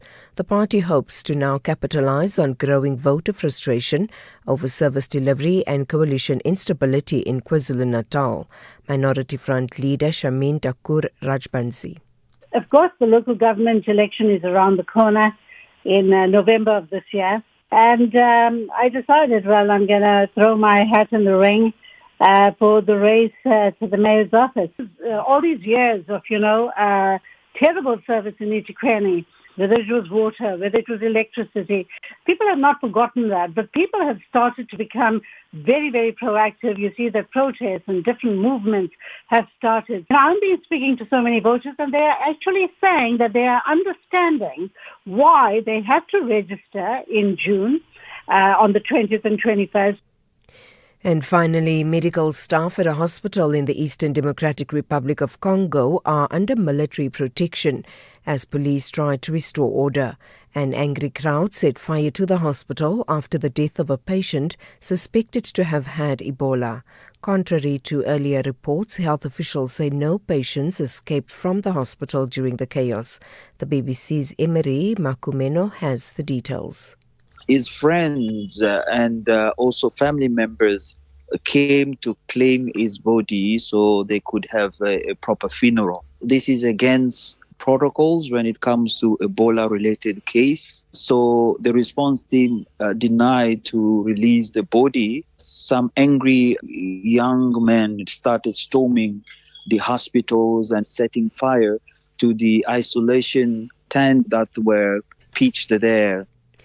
Recapping the top story, the DA says it wants the acting police minister, Feroz Kachalia, to present the true picture of crime in South Africa. Kachalia will present the latest crime stats in Pretoria today. For SAFM News, I am Anne Musa. As part of Africa Month, now we are profiling Somalia, East Africa. The Horn of Africa's coastal nation, bordered by Djibouti, Ethiopia and Kenya, with Africa's longest mainland coastline along the Indian Ocean and the Gulf of Aden, a land shaped by trade, poetry and movement. For centuries, Somalia merchants connected Africa to Arabia and Asia. Somali and Arabic are widely spoken, a culture deeply rooted in oral tradition, faith, and community. Somalia gained independence in 1960, but decades of civil conflict and instability followed. Agriculture, livestock, trade, and telecommunications support the economy. Despite immense hardship, entrepreneurship continues to thrive. Challenges remain: insecurity, drought, displacement, and rebuilding state institutions. Still, the Somali spirit endures, resourceful, resilient, and unbroken. Somalia survives and continues to rebuild. In every coastline, in every story, in every generation, there is perseverance. Somalia, resilient, enduring, rebuilding. Africa Month on SAFM. Conversations, context, connection. Here, there, and everywhere. SAFM 106.1 FM in Bombela. The Daily Discourse on SAFM with Joanne Joseph, unpacking the issues that matter. The Daily Discourse on SAFM, weekday mornings from 9 to 12. 7 minutes past 9 here on the Daily Discourse. Good morning and welcome. Thank God it's Friday. Why do I feel like this every week? Can you hear, Melissa and I were just chatting about the fact that come Friday, one is totally spent. And, it's a great way to end off the week, catching up with you. But somehow by Friday, your body is saying, no, I did not feel like getting out of bed today. But anyway, I'm sure that feeling will dissipate as soon as we've started having our conversations on the open line. Good morning and welcome. I'm Joanne Joseph. Great to be with you again this Friday. Of course, it's been such a fantastically busy news week. We've had lots of communications over the course of the week. We'll keep doing that. Today, our studio line remains open, and we always start off with the open line at 9 o'clock here on the Daily Discourse. Our studio line is 086 000 2032. Our WhatsApp line 0614 104 107. Send those voice notes through. Keep them clear and short. And you're welcome to give us a call as well to tell us what's on your mind. So let's tell you what's happening over the course of the show today. You may have noticed that the COGTA Minister, the Cooperative Governance Minister, Velenkosini Hlabisa, held his budget vote yesterday, or tabled his budget, I should say, and he had very, very interesting things to say about municipalities. This is a portfolio that really affects our daily lives in so many ways. Certainly in the city of Joburg, where we are living, this is an issue that dominates our lives. How is the city going to pay its bills? Are we going to be sitting in the dark because we have not been able to pay for electricity? What about water supply? There's so many things that are on our minds. And he came forward yesterday and he said he's got a plan to deal with the municipalities and to knock them into shape, essentially. And I would really, as a South African citizen, like to see this happen. I'd like to see our municipalities repopulated or perhaps, go through the process of retraining officials there who just don't know how to do their work. I would love to see efficiencies restored to the municipalities. I would love to see the bills being paid that need to be paid. I would love to see our services and amenities restored. This is what we need to make ourselves a world-class African city. By the way, I think we should put that slogan on hold until we've sorted our woes out and dealt with our alleged bankruptcy too. So in different parts of the country, this should have a very positive effect on municipalities, no matter where you live. And I'd like to hear from you. Do you buy what the minister had to say yesterday? Do you think he has the capability of bringing these municipalities into line? Such a small number of them have had an unqualified audit in the last year. And so he's working towards that, but it's taking him time. And I think, to be fair to him, it's not something that can be solved overnight. But let's see how he manages that. We'll be having a conversation with him a little bit later on. And remember, you can call in, you can send your voice notes in. We'll put those questions to him during our conversation. And then the compensation fund issue's been knocking around for the last few days. It's a very disturbing state of affairs. 71 million just gone down the drain. It appears as though it all happened due to fraudulent activities, but it wasn't the first year that this theft took place. Corruption's been going on for quite a while. The Auditor General had given them a warning before and said to them, listen, you need to get your house in order. Your systems are not good enough. They're not functioning properly, and you need to sort that out. And guess what? They didn't. So we're sitting for another year with this declaration by the AG that 71 million's been lost. We're hearing that that fortunately they have recouped some of that money, in fact most of that money, but we're going to speak to them in a short while to find out how much they've recouped and how they lost it in the first place. And this is really important to you and me, right? We pay towards this as taxpayers. And if we have an accident while we're at work, we're injured, or even if we die, right, our families, in that case, in the case of death, are entitled to some kind of workplace compensation, right? That's what the fund exists for. And it seems that people have not been getting what is due to them because, the systems have essentially been interfered with in very deliberate ways. So we'll have that conversation in a little while. And then on a more positive note, towards the end of the program, we are catching up with the group that's involved in taking South Africa's exhibition to the Chelsea Flower Show every year. It's just a feel-good story that I felt we needed on Friday. Right? Something about beautiful things like flowers and plants and prizes, because every year South Africa wins a prize at the Chelsea Flower Show in London. And how do we do it? We've got these brilliant designers who go there, they choose a theme every year, they build according to that theme, and it really is fantastic to see what they come up with. They had quite an interesting theme this year, which was to do with the wildfires and how, the vegetation regrows out of that and it all blooms again. So new life, essentially, out of the negative things that have happened to us, which I thought was quite sweet and symbolic. So we'll talk to them towards the end of the show.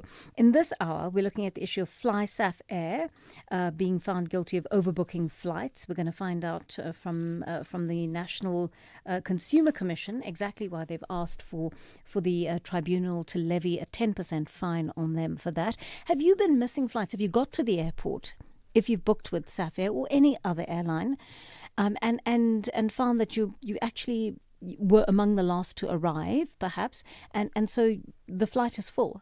And although you booked for that flight and paid for that flight, you've not been able to fly. What do you do in that situation, and how do they treat you? Do they put you up in a hotel if necessary, or do they compensate you? Do they rebook you onto another flight? How does it work? And has your experience been positive if you've found yourself in that position?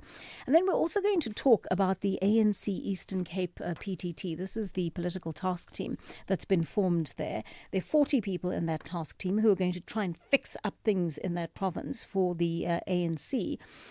But there are people objecting. They've brought a legal objection to that, and they're trying to collapse that. So we're going to speak to a political analyst in just a short while to find out exactly why all of this legal action is almost on the go. All right, 9:14, taking your calls. Lowered in Alberton is on the line to us. Lowered, you must be psychic, because you knew I was going to speak about the PTT now, didn't you? Hello, Lowered, are you there? Hi, Lowered. Hello, Mama. Morning, go ahead. Mama, I'm Upa Mohapi. I'm staying here at Welcome Tabuma Chabi. Mama, I'm got a main problem of these companies which I call them or Antoni's lawyers. There's a corruption which takes place there in that company. I'm the one who was arrested, who was unlawful arrest. I'm struggling to hear you at the moment, so I'm sorry about. I'm going to put you back to my producers, and let's try and get a clearer line to you, and then we can have that conversation with you. Is Lowered on the line to us? Lowered in Alberton, hi, are you there? It's Sydney, sorry. Sydney in Bushbuck Ridge is on the line correct. to us. Good morning, Sydney. Yes. Sorry about that. Good morning, Sister Joanne. Yes, my name is Sydney, deliver in Akono, Bushbuck Ridge. Okay, great to hear from you, Sydney. What's on your mind? Yes, my sister, I call you from, we are in a school library, listening in a school library. My sister. Yes, you're the librarian. Yes, teacher library, correct. Yes, and we even in Africa, I was happy to see you on national TV yesterday, Channel 44. We were able to see you once again yesterday. My sister, I want to convey this to so-called Cape Independence. Whether it's an advocacy group, I don't know what it is. The Cape Independence, those who wish to split, to cut off Cape to the entire South Africans. I want to tell them this, and I will use this a pronoun, we. Most of the time when I call on this special radio, I use I, but today I use we. Knowing we, South Africans, we will fight tooth and nail for anyone who wants to cut out our country into pieces. To start with, we fought racism successfully, and for so many years. We fought tribalism. We fought ethnicism. All we want is ourselves as South Africans. And whoever wish, once again, then to cut a piece of this country to something else, he will never succeed. They will never succeed. I strongly believe there are patriotic white South Africans, patriotic black South Africans, patriotic Indian South Africans, patriotic colored South Africans who will defend this to the core. Never, you'll never split our country. Never would you. Whoever you bring in elsewhere, of all things that we have gone through as South Africans, remember all the greats, the politicians gone by, Nelson Mandela, all of them I can mention. All of a sudden, just want to cut out the country into pieces. Fellow South Africans, let's act against this.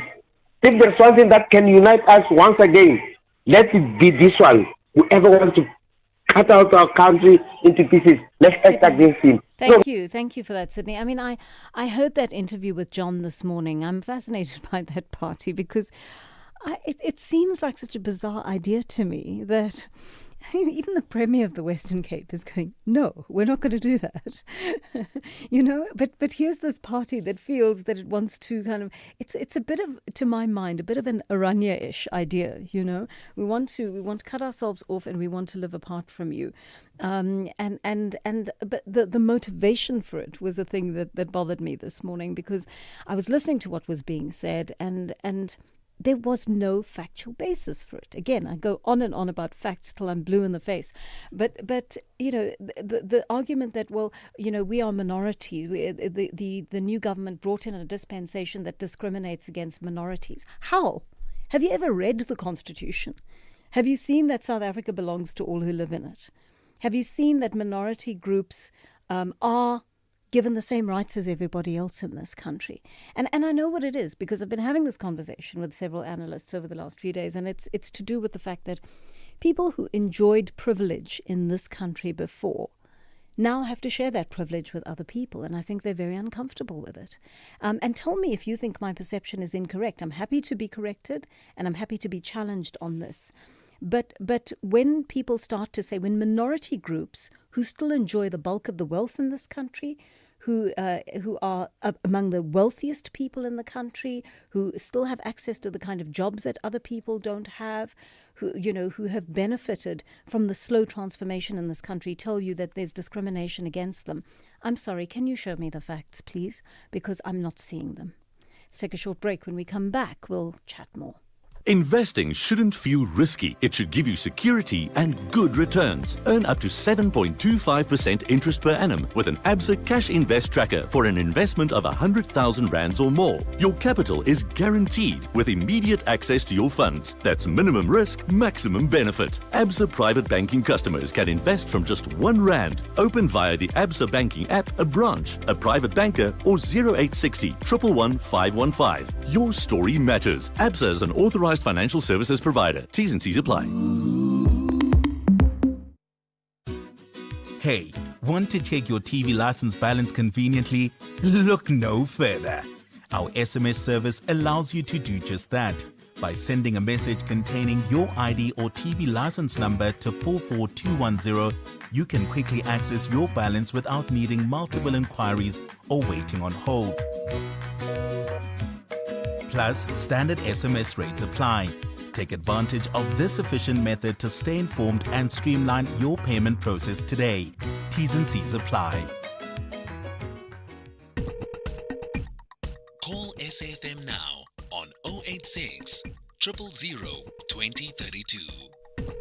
20 minutes past 9 here on the Daily Discourse. Lowered in Alberton is finally on the line to us. Good morning to you, Lowered. Sorry about that. You did fight your way in this morning. It's okay, John. Let me state up front that I'm a rank and file member of the African National Congress. It is within the confines and the dictates of our constitutional provisions in the ANC to appoint a task team whenever the term of office of the elected leadership has lapsed.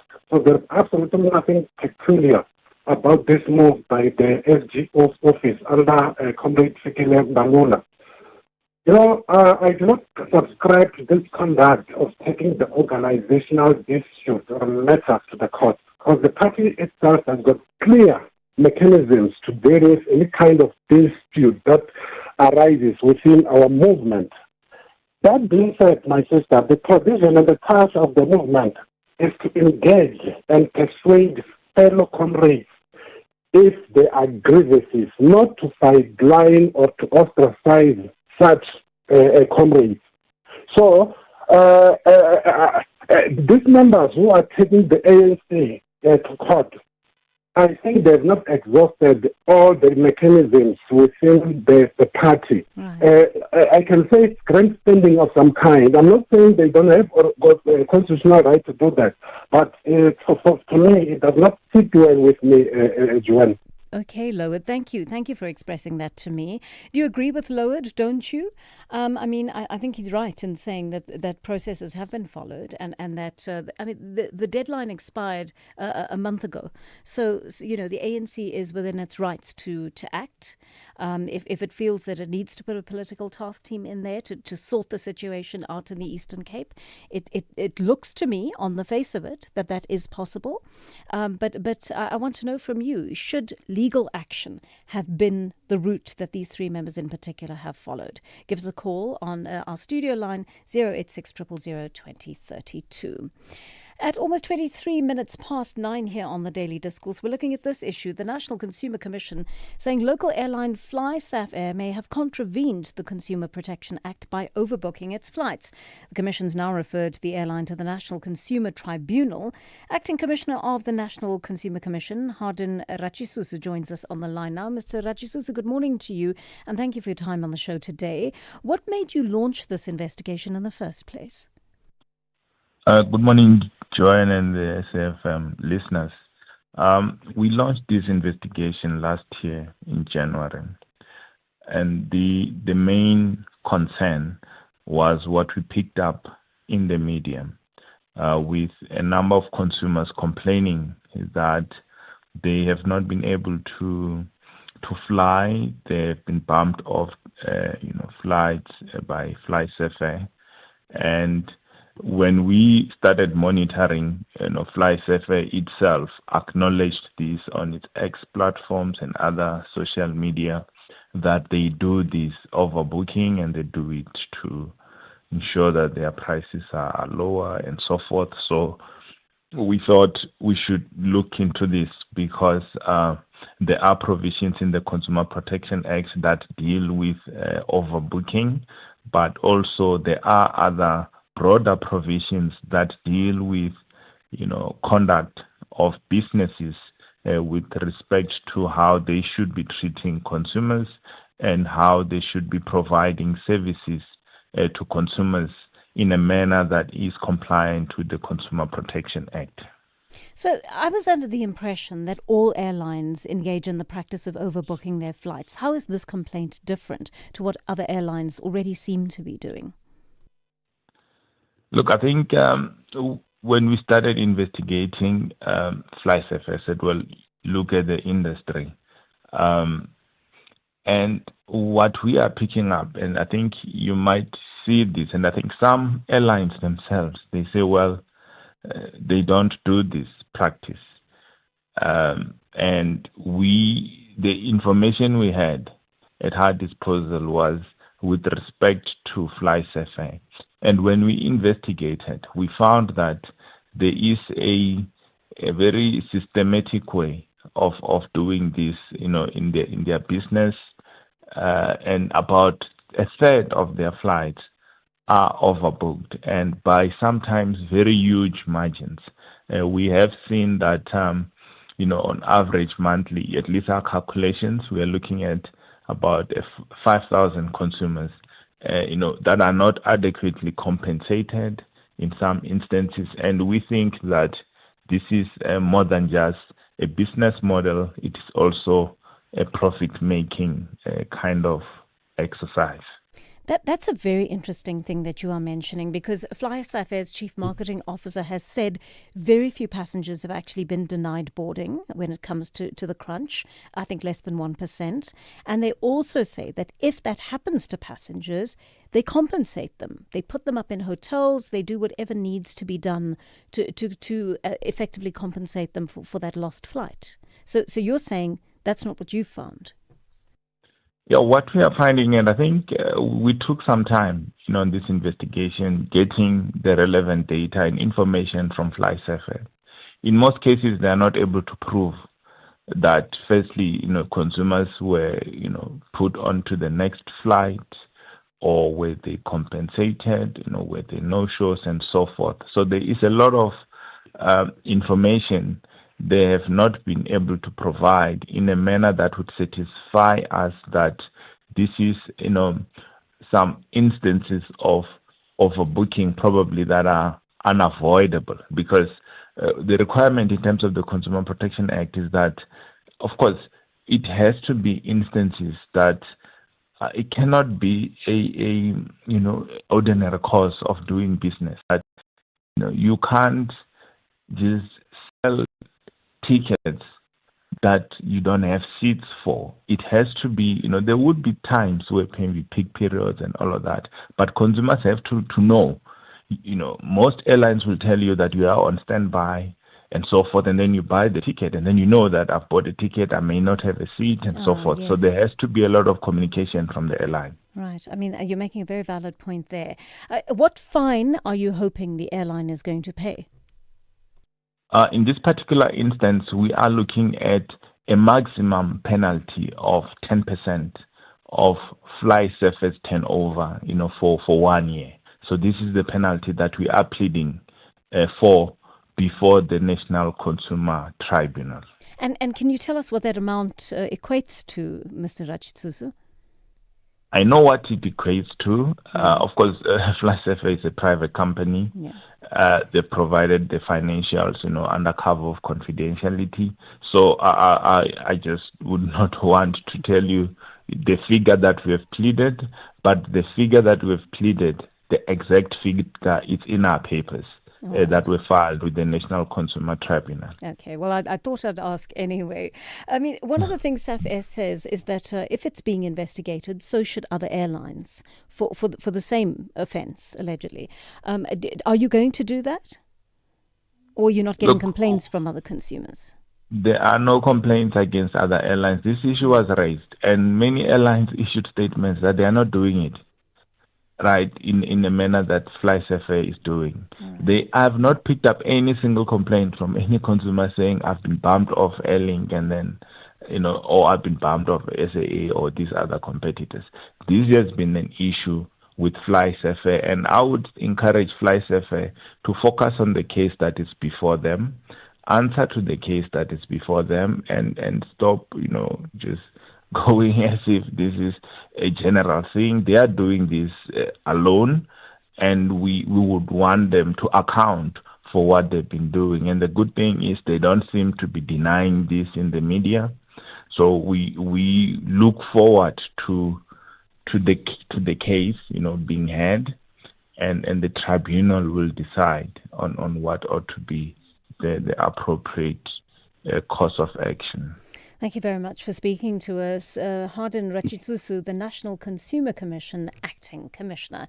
It's 9:30 on the dot. Here's Anne Musa with your latest headlines. Good morning. Thanks, Joanne. In the headlines, community organizations say they reject a planned March and March protest against undocumented migrants in Cape Town tomorrow. They say the planned march misdirects public anger toward migrants and refugees instead of addressing unemployment, corruption and failing services. The DA says it wants the acting police minister, Feroz Kachalia, to present the true picture of crime in South Africa. Kachalia will present the latest crime stats in Pretoria today. And proceedings in the Senzo Mehiwa murder trial will resume in the High Court in Pretoria this morning. I'll have details on these and other stories at 10.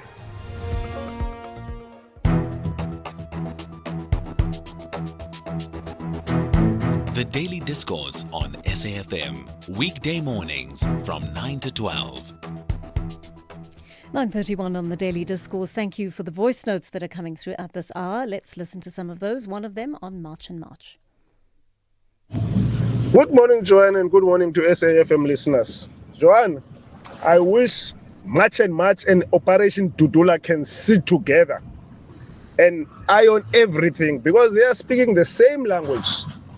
After that, they can form a good political party which is talking to us as they are doing now. And then come election time, we can have a president, a woman president. That's my opinion. It's Honorable Maguha Kuban. Thank you. Thank you. Good morning, Joanne. All these bodies, African diaspora and what foreigners and what they must stop gaslighting us. As the children of the Republic of South Africa, this is our country. And we are going to protect its laws accordingly. They must stop gaslighting us. Right now, Mamelodi Sundowns Football Club, they spend the whole day at the airport because the Moroccan government did not grant them landing in their country. And nobody's talking about it. Nobody's talking about it. As South Africans, when we want to protect our country, we are called names. But no, we will not fear. This is our country and we are going to protect it. Thanks very much for those messages. Keep them coming on that WhatsApp line. Jack in Limpopo is on the line to us. Jack, good morning to you. What's on your mind this morning? Jack, have we got you? Yes, we can hear you. Yeah. Go ahead. Okay. I say, I stay in Limpopo. And, I'm surprised when a bus full of foreigners is caught or intercepted somewhere in Joburg. It has passed the border and nothing is being done now and then. Why can't the police go to the border, check who was on duty that day when that bus passes there, suspend that people who allowed that bus to pass? Why can't they do that? Because we keep on having these buses of people passing the border with a lot of foreigners undocumented, and nothing has been done. That means the people at the border are receiving kickbacks. Let the police go there, check who was on duty when that bus passes there, suspend that person for a month, and you'll see they'll never do it again. Jack, I actually had a bit of a rant on the show, I think 2 days ago, about exactly the same thing. I said, how is it possible that people can pass through? And you'll find as many as 40 people, once the police stop them, they're about 40 people. There's 70 people on the bus together. 40 of them don't have any kind of documentation. Yes. How do they pass? It mystifies me. I don't know. One of two things is happening. It's negligence, so they're not checking the documents properly or at all. Or somebody is taking a bribe to let the people come through. And you are absolutely right that people need to be rooted out of the system if they are involved in this corruption. I hear you. But that cry appears to be falling on deaf ears. But Jack, thank you. Thank you for highlighting that. Mike in Garankuwa is on the line to us. Morning to you, Mike. Yeah, morning, Joan. Joan, I just want to give you some details regarding this foreigners and so on. Yes. I remember in 1978 when I was working at the mines in Eskom, we were having people, when I was staying at a compound, that compound was at President's Day number 1 shaft mine in Eskom. The compound was next to Tabon Township and was next to the town. Right. We were having people that were coming from, foreigners that were coming from Zimbabwe. It was Rhodesia by that time. There were also foreigners who were coming from Malawi and Zambia, and little from Mozambique, if I remember very well. We were staying with those people in the compound. And when we go to town or we go to the township for social issues, we are going with them. But those people were staying at the compound. Those foreigners, as I'm saying, they did not have houses in Tabong. They did not have spaza shop in Thabo, because they came to South Africa to work at the mines with a strict 2 years contract. After that contract expires after 2 years, they are going back home. So that tells you that under that government, there was a control of people coming to South Africa and people going out of South Africa. Now, you have a corrupt, uncaring government of ANC, corrupt terrorists, that are allowing all these foreigners to occupy our space in this country. And then now, let me say this. If anybody labels us South African when we complain as xenophobic, I don't care. We don't care. We are going to drive these illegal foreigners out of this country by all means that are available to us. We are not going to beg. This is our space. This is our country. I know South Africans were living in harmony before this terrorist ANC government came to power that have destroyed this country, allowing all this social ill to take place. Look at our young people that has been destroyed by these Nigerians who have brought tech and all that sort of drugs in this country under the eyes and the watch of ANC that is doing nothing. And I can honestly tell you, ANC is linked to all these bad things that are these criminal cartels, senior ANC members, Paul Mashatile and the likes, and Sigilem Balula, who is rumored to be on the payroll of those Banyun. You can see what is happening. These people have destroyed our country, and we are going to drive all these illegal immigrants out of this country. All right, we're going to leave it there, Mike. I can hear that you're very upset, you're angry, and I think the situation for people living on the ground is very angering. It is very worrying. People are feeling completely overwhelmed by this, and I think the migrants, documented or undocumented, they're facing a lot of anger right now. They're facing the wrath of South Africans right now. I mean, I don't know if one can call the ANC government a terrorist government. It was an elected government, right? The apartheid government referred to them as terrorists, of course. I don't know if we must internalize that. I think, we can be critical of their rule, of their governance without calling them terrorists and kind of stereotyping them in the way that the apartheid government and others did. But a question also remains about what happened after 94. I remember the late Mangosuthu Buthelezi, who was Home Affairs Minister at that time, warning the government and saying, our borders are porous. People are going to come through these borders. They're going to come pouring through these borders. And you need to be aware that we have to do something about these borders. He was ignored at the time, and we were discussing this off air the other day, my producers and I, that it became a time when a lot of people came across the borders, and there was the sense of, other African countries looked out for us during the time that we were in exile. Therefore, we should maybe turn a blind eye to us. This is the sense that we have. I'm not saying that this is a factual thing that I'm presenting you with. I'm presenting you with what I thought was the feeling at the time. And it was not perceived at the time that it was going to become such a huge problem for the country.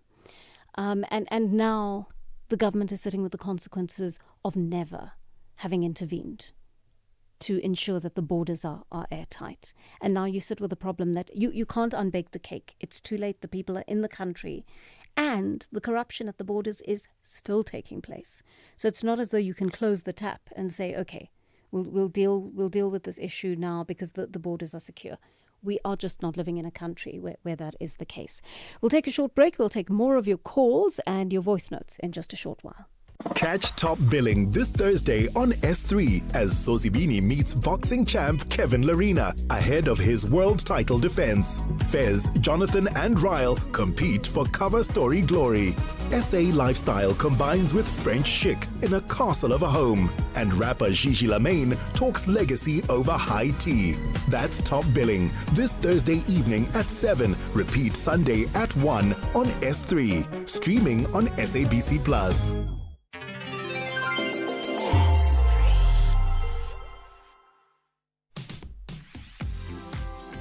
Have you recently migrated to the new TV licenses payment website? Make sure your account stays active by registering again or resetting your password. Don't miss out on all the fantastic new features our brand new website offers. Get registered today and stay connected with us. With the new website, get your payments done quickly and hassle-free with a wide range of services. So make sure you register to take advantage of all the great client features. Visit www.tvlic.co.za today. TV licenses. Do it for the things that matter. As we celebrate 90 years of existence, SAfm takes you back to the voices that shaped a nation. Xolani Gwala will be back again for you 6 to 9 Monday here on SAfm. And thanks, Xolani. Good morning and welcome to Morning Talk with me, Sikim Gabadeli. The name is Bonge Kwala. Good to be with you till midday today. Let's engage South Africa. Welcome to Morning Talk on SAfm, South Africa's news and information leader, with me, Rowena Bird. 90 years of trusted voices. This is SAfm. You are listening to Joanne Joseph on SAfm. Just after 20 minutes to 10 here on the Daily Discourse on SAfm. Thank you for joining us. If you've just tuned in, we're having lots of conversations this morning. Shame, I was just saying to Katu, I'm a little saddened when we play that promo with Xolani Gwala's voice in Sikim Gabadeli's voice in Rowena Baird. You know, we miss these colleagues of us who've passed on, and we never forget them. We never forget them. That's something important to remember. I just thought it was worth mentioning because I think it softens our hearts every time we hear that promo played on the station. All right, many of you are commenting on the issue of buses coming into South Africa with the migrants on board. Let's listen to that voice note. Morning, Joanne and listeners. About the bus having a lot of passengers undocumented. That's what they called Via Orlando. Via Orlando is that when the bus approaches the border, it stops somewhere. All the undocumented people get off. Then the bus passes through with those who are documented. Those who the bus left outside the border, they'll walk and walk and walk and come into the country. The bus will pick them up in the country somewhere. That is such an interesting thing. I was not aware of that. Selo in Soweto, you want to give us a bit more clarity as well. Do you agree with that last voice note from our listener? Exactly, the caller just exactly what I wanted to say. You know, that the past 90 people, you know, let's say 50 of them are actually legit and the other 40 are not legit. Just before the border, those that are not legit, they will disembark and then they will be, you know, they will go to maybe through the river somewhere. They are via, they go via somewhere, you know, they are taken through the river. And then the legit passengers, they will go through the border and the bus will pass through the border. And then those that disembark before the border, they will go and join the bus somewhere and then they will proceed.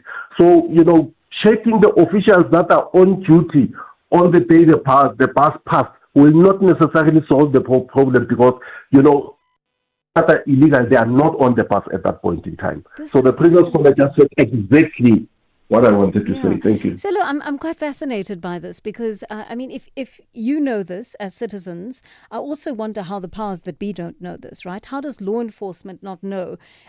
Clearly, our intelligence is compromised in this country. We've known that for some time. But if people know about this, if citizens know about this, why don't law enforcement officials know about this, and why aren't they monitoring that border in the way that they ought to be to prevent that kind of thing from happening? Right? It isn't an excuse actually that they're not aware of what's going on there. If citizens are telling them this is how it works, then you know they should clearly be policing that. Thank you for that, Silo, and thank you for the voice note on that because that put us in the picture as to something that I certainly didn't know about. Talking about the issue of flying on airlines being overbooked, one of you shared your experiences with us. I was flying economy and had a situation of an overbooked flight at ORT with SAA. I was upgraded to business class on that very flight, says Andiswa Sulo in Gqeberha. Thanks very much for that, for sharing your experience with us there, Andiswa. And one of you likened this to the situation at Wits University. Hi, Joanne. Beautiful morning, Ghana here. Concerning the FlySafair overbooking, I've been wondering about that. It's the same issue. If you remember, there was a time where vets has this outcry. Many students had outcry that they booked, they registered, and when vets had to take in the kids, the student, they were like, we are full.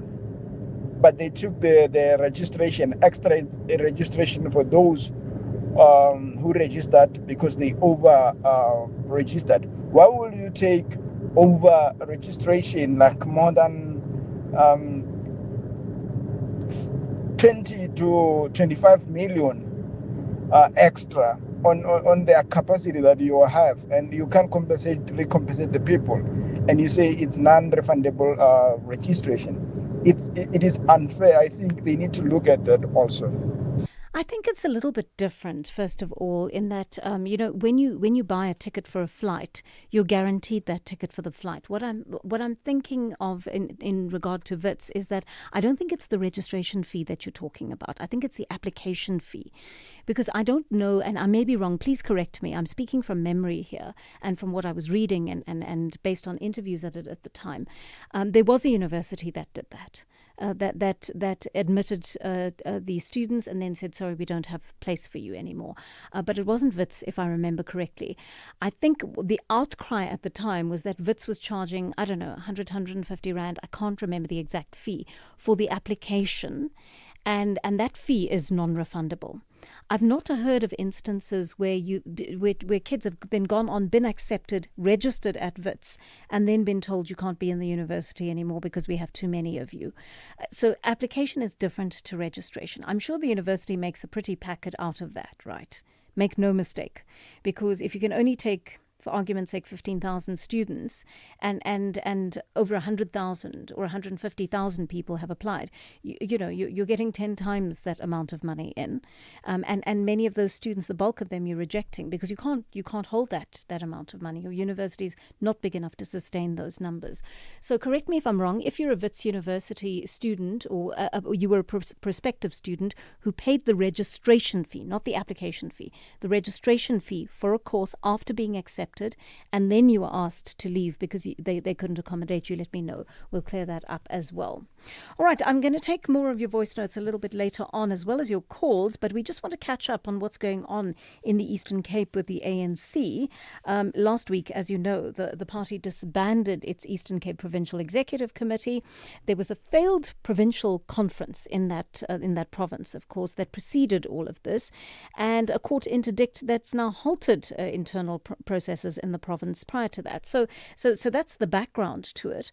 But now the Fikile Mbalula, the Secretary General, has stepped in. He's spoken about the new political task team that has been appointed. There are 40 members in that team, some fairly high-profile people. We were looking at the list this morning. And, of course, 3 members of the ANC are now going to interdict that. They're saying this is not the legal route that you should go. We're going to stop you using the law. Let's find out what's behind this. Acting Director of the Raymond Matlaba Centre for Governance and Leadership at Nelson Mandela University and political analyst Ongama Mdimka is on the line to us. Mr. Mdimka, thank you. Thank you so much for your time on the program this morning. I know it was a bit of an effort getting into varsity because of the protests there, but thank you for joining us. So give us the background to this, first of all. Just remind us of what brought us up to this point where the PTT has been formed. Mr. Mdimka, can you hear us? No, we've lost you. Okay, that line has dropped, unfortunately. We're going to come back to that issue in just a short while. We'll give him a call back. Let's listen to a voice note in the meantime on the issue of building a new border gate. Good morning, Joanne. It's Rugane from Durban. Where is that 320 million which was supposed to build a new border gate with high security and stuff under Minister Patricia de Lille in the current president's first tenure? Because SIU came out grandstanding, taking pictures, saying we are seizing these funds. There's been corruption. Minister de Lille gave her friends contracts and whatnot. But those funds have never came back. The border gate has never been built afresh. What happened to those funds? Corruption and administration of Ramaphosa. Even the Guptas don't see anything. Yeah, we must go back and look at that issue because I remember that amount of money and we never really followed up that story to find out what happened. So I think we should actually go back and ask about that. One of you is talking about the issue of Cape Independence, saying it is unacceptable. Let's listen to that. Good morning, Joanne and SAFM listeners. I've been listening to Joan Carricker's show in the morning, and one gentleman who sounded very Zimbabwean, he called and said he is not afraid of South Africa, and as they foreigners, they will fight South Africans. That I can deal with. Those are my brothers and sisters. I know I can deal with them. They don't bother me that much. But these Cape Independence people, you see, these European people that come from Europe to South Africa to come and want to divide our country in two pieces, as this previous caller has said, that makes my blood boils. Thank you for those messages. One of you commenting on the BMA failing. Hi, Johan and the SAfmRadio. Johan, you see it working in the government. Everyone is guaranteed of lifetime job. Those people of Masiapato and others, they care less. They know like they're in government. No one is going to fire them. No one is going to take them for hearing. Nothing is going to happen. The minister of whatever that tourism, and he will just say we will attend to it, and that's all. Then they finish. Those people, they just doing it. I think like even if maybe you can, checking them. They've got too much money into their account. Hey, good morning, Joanne. This is Pat in Durban. Look, I'm really concerned about how silent our government is with regards to this. The government has a tendency of not listening to South Africans. It doesn't take them serious. And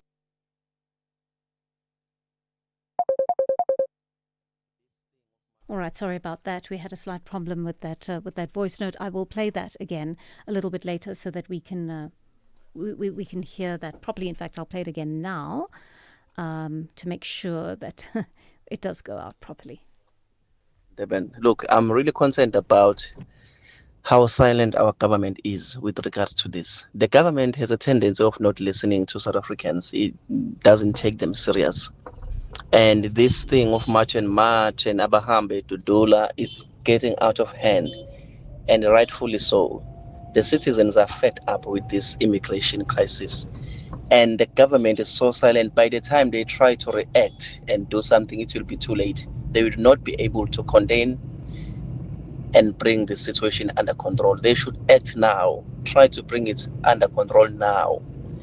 Act up, do something now, because it's going to get out of hand very, very soon.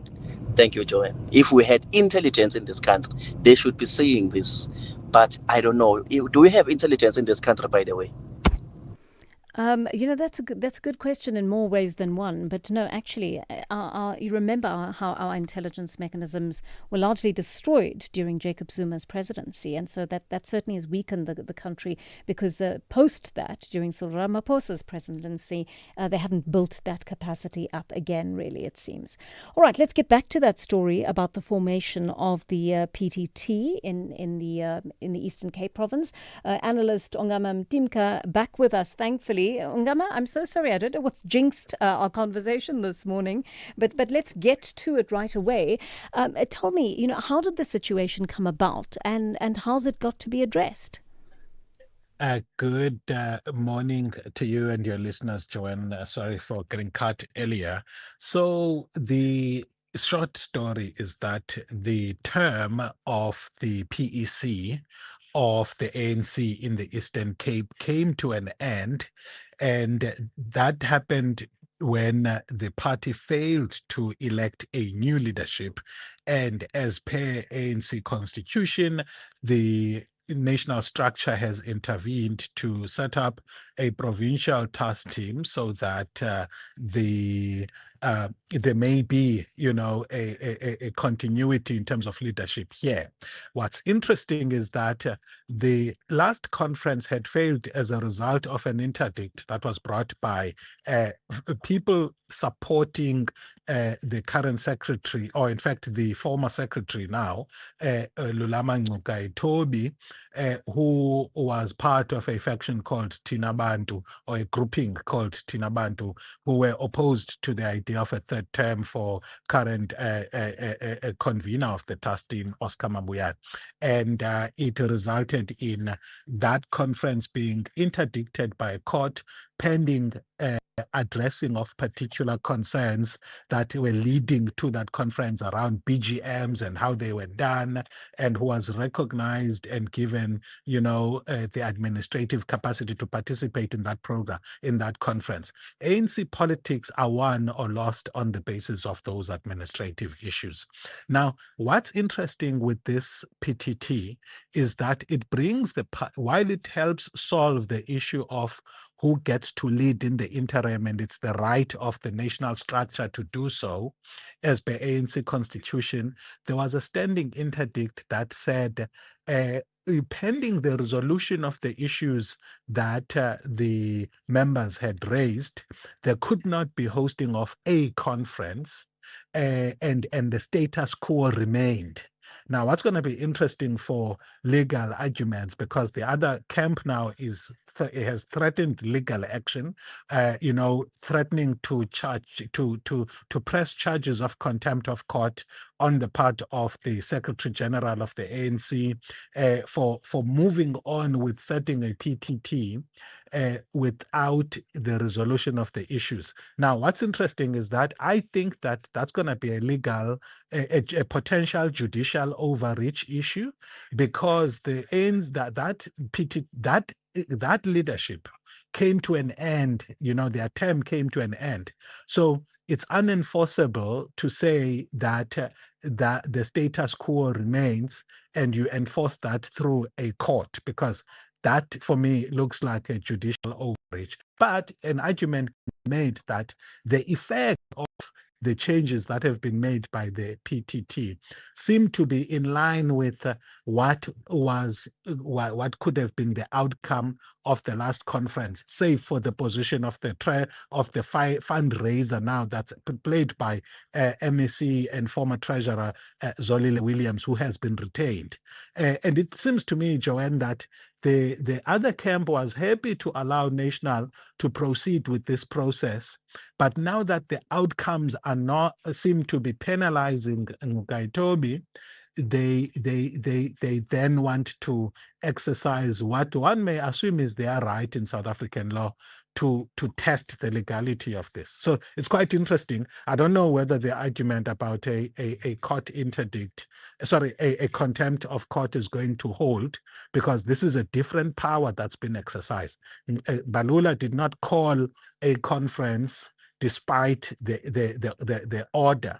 He has exercised another power, and it's going to be interesting how this other grouping sees this as an exercise in contempt of court. Very interesting situation developing there indeed. Thank you so much for your insight into that, Ungama Mtimka, Acting Director of the Raymond Mahlaba Centre for Governance and Leadership at Nelson Mandela University. And of course, he's a political analyst there. What do you think of that situation that is developing in the Eastern Cape? I mean, I was just thinking while Mr. Mtimka was speaking, that we're living in a country where that really, there's so many leaders, 3 leaders of the ANC have come from that province, and yet to watch things descend into such a shambles in the very province from which they came is actually quite an astounding thing to observe. What do you see happening there in the future? Do you see this court issue being upheld, or, as Mr. Mtimka has suggested, is it going to be a difficult argument for the contenders to make? Because there's been a break of 1 month between the original, the findings of the original verdict that prevented anything being done while the previous administration was in charge, and now the situation has changed. Their mandate has expired, and so the ANC has exercised its right as a national body to allow itself to form a PTT. What do you think about that? And how are those issues on the ground going to be resolved in the Eastern Cape? You're welcome to give us a call on our studio line 086 000 2032. You can do that after the news at 10 o'clock, and Musa is standing by.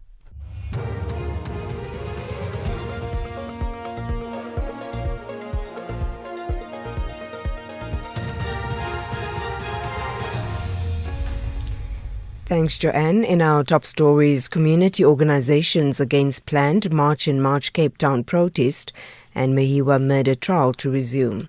Good morning. Community organizations say they reject a planned March in March protest against undocumented migrants in Cape Town tomorrow. They say the planned march misdirects public anger toward migrants and refugees instead of addressing unemployment, corruption and failing services. The organizations also called on police, officials and the media to prevent possible violent incidents. Isaiah Mombilo is the chairperson of the Congolese Civil Society of South Africa and member of Kupanang Africa Against Xenophobia. There is a high level of fear. So now this pressure creates a situation like this. When we have announced when there's going to be a march on Saturday, some people couldn't go to work. Some people call me like we cannot go out because we fear of our life. So it creates a high level of frustration. The DA says it wants the acting police minister, Feroz Kachalia, to present the true picture of crime in South Africa. Kachalia will present the latest crime stats in Pretoria today. The SAPS third quarter crime stats covering the period from October to December 2025 showed an 8.7% decrease in murders compared to the same period the previous year. There was also a 6.7% drop in total violent contact crime. DA Member of Parliament Lisa Schickling. The DA is demanding that SAPS finally publish full and accurate figures on gender-based violence and crimes against children. Women and children are amongst the most vulnerable people in our country, yet their suffering is too often treated as an afterthought. Crime statistics are meaningless if they do not reflect reality. South Africans do not want polished presentations and political spin. They want arrests, they want convictions, and they want safer communities. Proceedings in the Senzo Mehiwa murder trial will resume in the High Court in Pretoria today. Yesterday, the 5 accused requested the removal of the court interpreter, saying he was losing his temper. The issue emerged during retired senior SAPS commander General Vincent Lishabane's testimony. He testified that Constable Sizwe Zungu had misled the court. Judge Rata Mogitleng adjourned the proceedings to seek guidance from the Chief Justice. So what I've decided to do is, I'll go and see the Chief Justice. It has never happened in South Africa. Never. I've checked. Where litigants are unhappy about the conduct, a fellow employee who, in my view, has not contravened any law, in my view. He's got human rights. We know our situation regarding labor law. He's got rights also. He's a member of a union. The Gauteng Health Department says mental health non-profit organizations contracted to provide care to mental health care users in the province have been paid except for 8. The department says payments for remaining organizations are still being processed. This comes ahead of a planned march of the NPOs affiliated to the Gauteng Care Crisis Committee in Johannesburg. The aim of today's march is to ensure the survival of NPOs caring for vulnerable groups including children, people with disabilities and the elderly. The department spokesperson Steve Mabona. It must be clarified that payments to contracted NGOs are processed in line with approved service-level agreements, verification requirements, and public finance management prescripts. The department, therefore, will not deliberately delay or withhold payment of NGOs, and as such, delays are linked to compliance requirements. Recapping the top story, community organizations say they reject a planned March protest against undocumented migrants in Cape Town tomorrow. They say the planned march misdirects public anger toward migrants and refugees instead of addressing unemployment, corruption and failing services. For SAFM News, I am Anne Musa. As part of Africa Month, now we are profiling Rwanda, East Africa.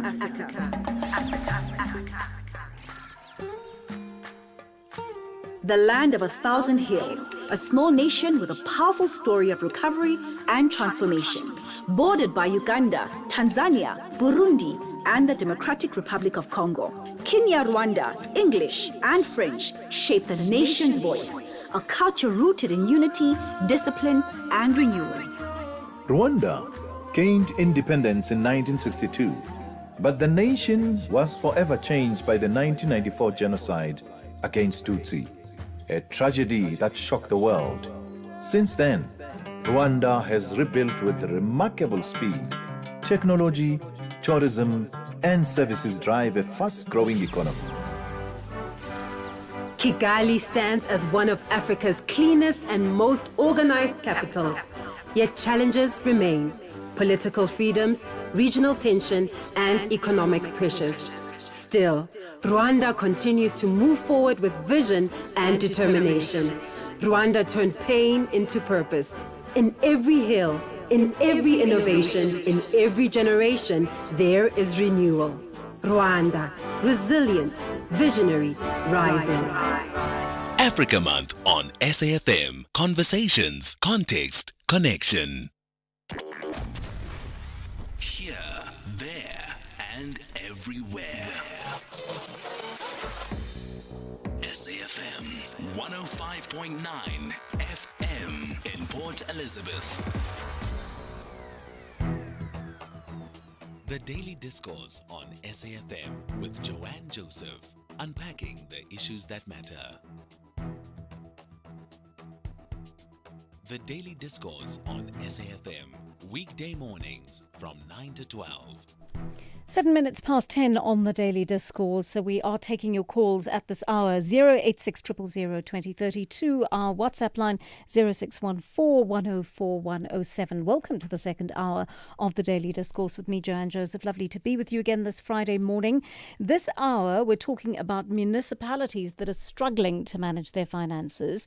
The Cooperative Governance Minister has delivered his budget in Parliament, and we want to talk to him in just a short while about what he has planned to get the municipalities in this country knocked into shape so they deliver the services to the people as they ought to.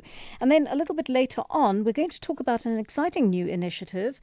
Small Business Development Minister Stella Ndabeni launching a new fund for women entrepreneurs. It's quite a substantial fund, and hopefully the kind of mentorship that comes with it and the support for small businesses that will follow will allow a number of you out there to be able to access funding and support, as well as access to market for your businesses. So I think this was an important conversation to have, which is why we brought we're bringing a member of that project onto the show today to give you a sense of how you go out about applying and what kind of support you will get for that. Taking some of your calls in the meantime, Tabani in Germiston is on the line to us. Tabani, you want to comment on the issue of border crossings. Good morning.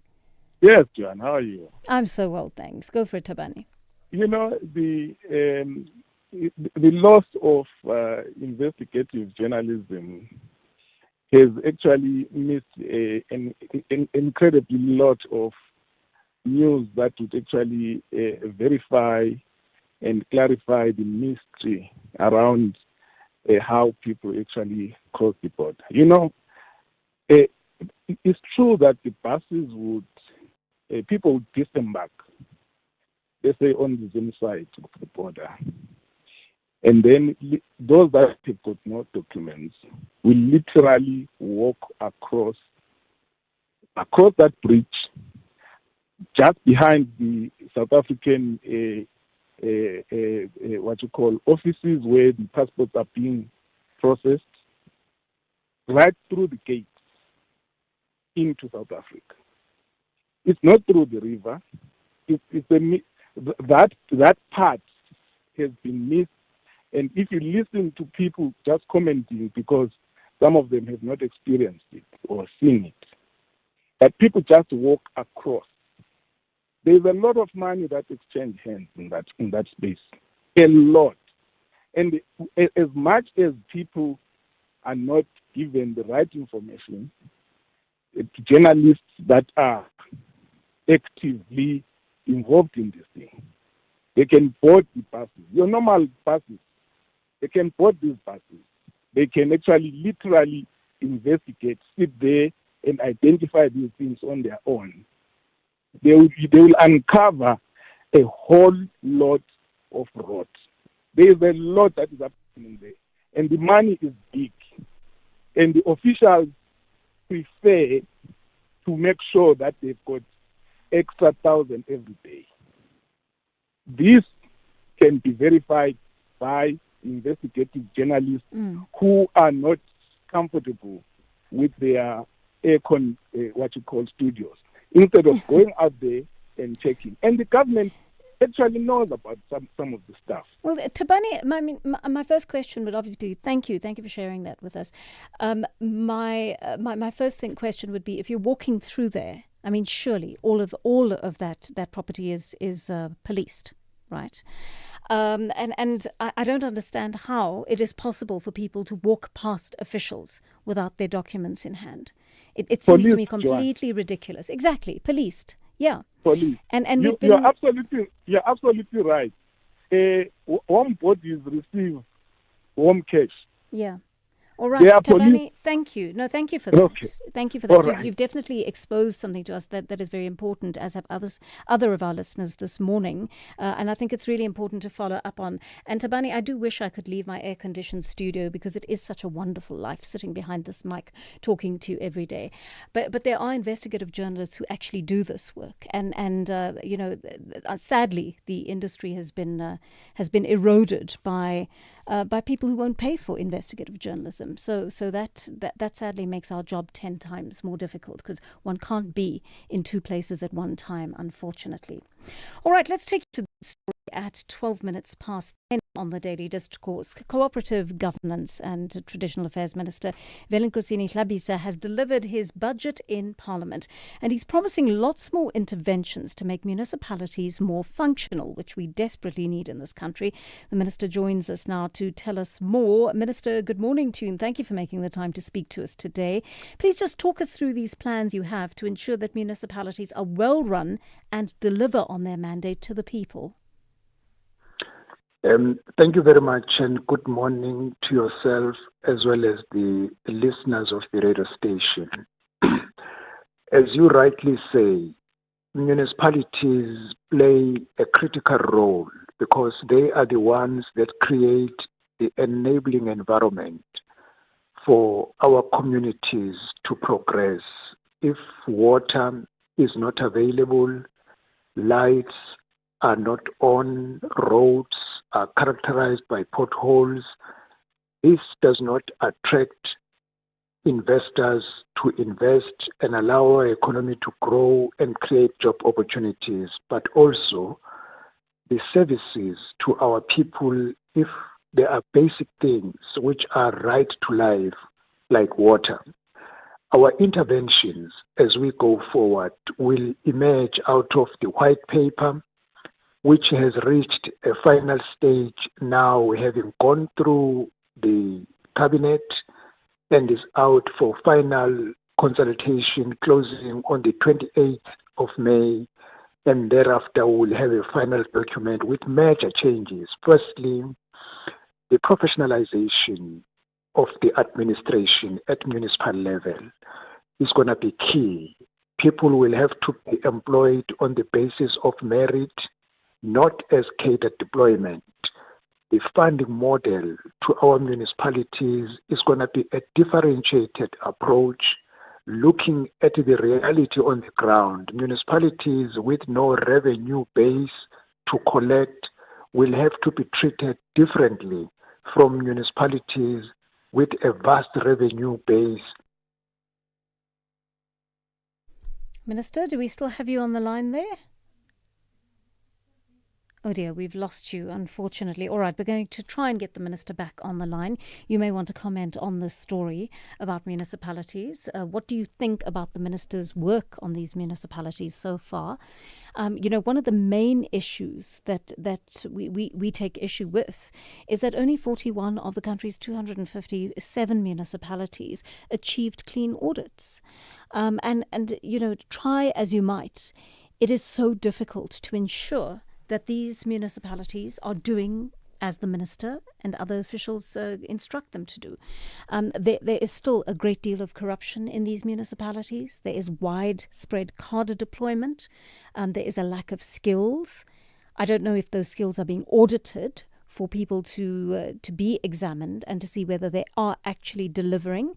There's a lack of structure, there's a lack of discipline, you name it. Municipalities cannot function if they're staffed by people who don't know how to do their work properly or haven't been trained to do it properly, right? Or who are not prepared to do the work properly, who are taking 5 lunch breaks during the same working day, right? There's got to be a commitment to delivering to the people. And we are hoping that the Minister is going to clamp down a little bit harder on these municipalities that are not delivering. I believe he's back on the line to us now. Minister Tlhabisa, have we got you back? Yes, I really don't know where I got lost. I'm sorry for that. No problem at all. No problem at all. We'll continue our conversation. I was saying while we were getting you back on the line that only 41 of the country's 257 municipalities received clean audits. And I think to the minds of many South Africans, the municipalities must be among the foremost examples of cadre deployment, corruption, negligence, lack of discipline, skill and structure. How do you solve this problem that must seem like a mountain to climb? As you rightly say, that only 41 got clean audit out of 257. It is an improvement, though, which we must recognize because the situation has been not good. Going forward, how to improve this? Firstly, professionalization of local government. From municipal managers, senior officials, people must be employed on the basis of their merit, not cadre deployment. The reason why many municipalities are failing to deliver, they are given money, they fail to spend money, the money eventually goes back to National Treasury, is because the employees do not have the capacity to use system, supply chain process timeously, and also monitor the implementation of projects. So now, the professionalization of staff is going to be a game changer because you will have people who are competent, who meet certain competency levels as an assurance that once a person is a CFO, he or she will not need another person to do the AFS, but that particular person must have competencies to compile the annual financial statements other than using consultants because municipalities pay twice. You pay for a CFO, you also pay for a consultant. And we are going to subject all municipalities using consultant, yet having CFOs, that why are you duplicating the payment of one service? Why don't you dismiss the CFO if he or she misled the council when he or she was employed and unfortunately she can't do what is her competency to produce the annual financial statement for the entity? And all senior managers should be a starting point. If you have competent senior managers, then you will have competency in terms of service delivery, but this must be coupled by competent political leadership because it will complement each other. If administration is competent, political leadership is competent, definitely you won't get the contrary result. The results will complement the administration and political leadership. Minister, we're going to take a short break, and when we come back, we'll take some questions from our listeners. Please stay with us on the line. It is 19 minutes past 10. Add to cart. Love it. Let's clear your cart when I girl. For real? Yeah, bo. With my cashback from MyWay, I will be getting 10% of my premiums back for staying claim-free for 2 years. So I'll have some extra cash to spoil you and let you live your way. Dad, you're the best. Real people, real cars, real rewards. For a quote, visit myway.co.za. My cashback is a feature on qualifying products paid after 2 claim-free years and all premiums paid. Premiums are risk profile dependent. MyWay is a licensed non-life insurer and FSB. T's and C's apply. MyWay. Live your way. Hey, we buy cars. How does it work if I want to sell my car? We'll drive to your place. You can visit our pods. Even if you don't have space, then at the mall in a parking lot, we've got lots of depots all across the land. Contact We Buy Cars. You're in safe hands. Safe hands. Wow, that's great. We Buy Cars, the easiest way to sell your car by far. Mzansi, Walala Wasala. Play Powerball and Powerball Plus for the staggering 196 million rand in total estimated jackpots this Friday and step closer to a world of many possibilities. Don't delay. Play Powerball for an estimated 100 million rand and Powerball Plus for an estimated 96 million rand today. Buy your tickets now in store on nationallottery.co.za, the mobile app or cell phone banking. Panda, Pusha, play. Players must be 18 years old and play responsibly. E2 is a proud operator of the National Lottery. Conversations that you connect with and react to. SAFM. 10 on the Daily Discourse. We're having a conversation with the Minister of Cooperative Governance, Velinkosini Hlabisa, who's on the line to us now, as are some of you wanting to ask the Minister some questions. Butana in Rosebank is on the line to us. Butana, good morning. What's your question for the Minister? Good morning, my sister. You know, Minister sounds sincere, but I'm disappointed on him. He bought into this lexicon of the ANC to professionalize it. How do you professionalize crooks and thieves? How do you do that? Can you explain that? How do you do that? You have to get rid of those crooks and thieves that have been planted there. How do you explain, Mr. The manifesto of China that prioritized 10 billion of the union? They are unable to service Eskom 6 billion. How do you explain that? How do you explain the run that is all over, the rampant thieving? I'm disappointed, Minister. I'm disappointed. Thank you for sharing that with us, Butana. You can hear that the Minister, that Butana there sounds quite exasperated, and I think he's probably echoing the sentiments of many people living under the care of municipalities that are just not taking care of them.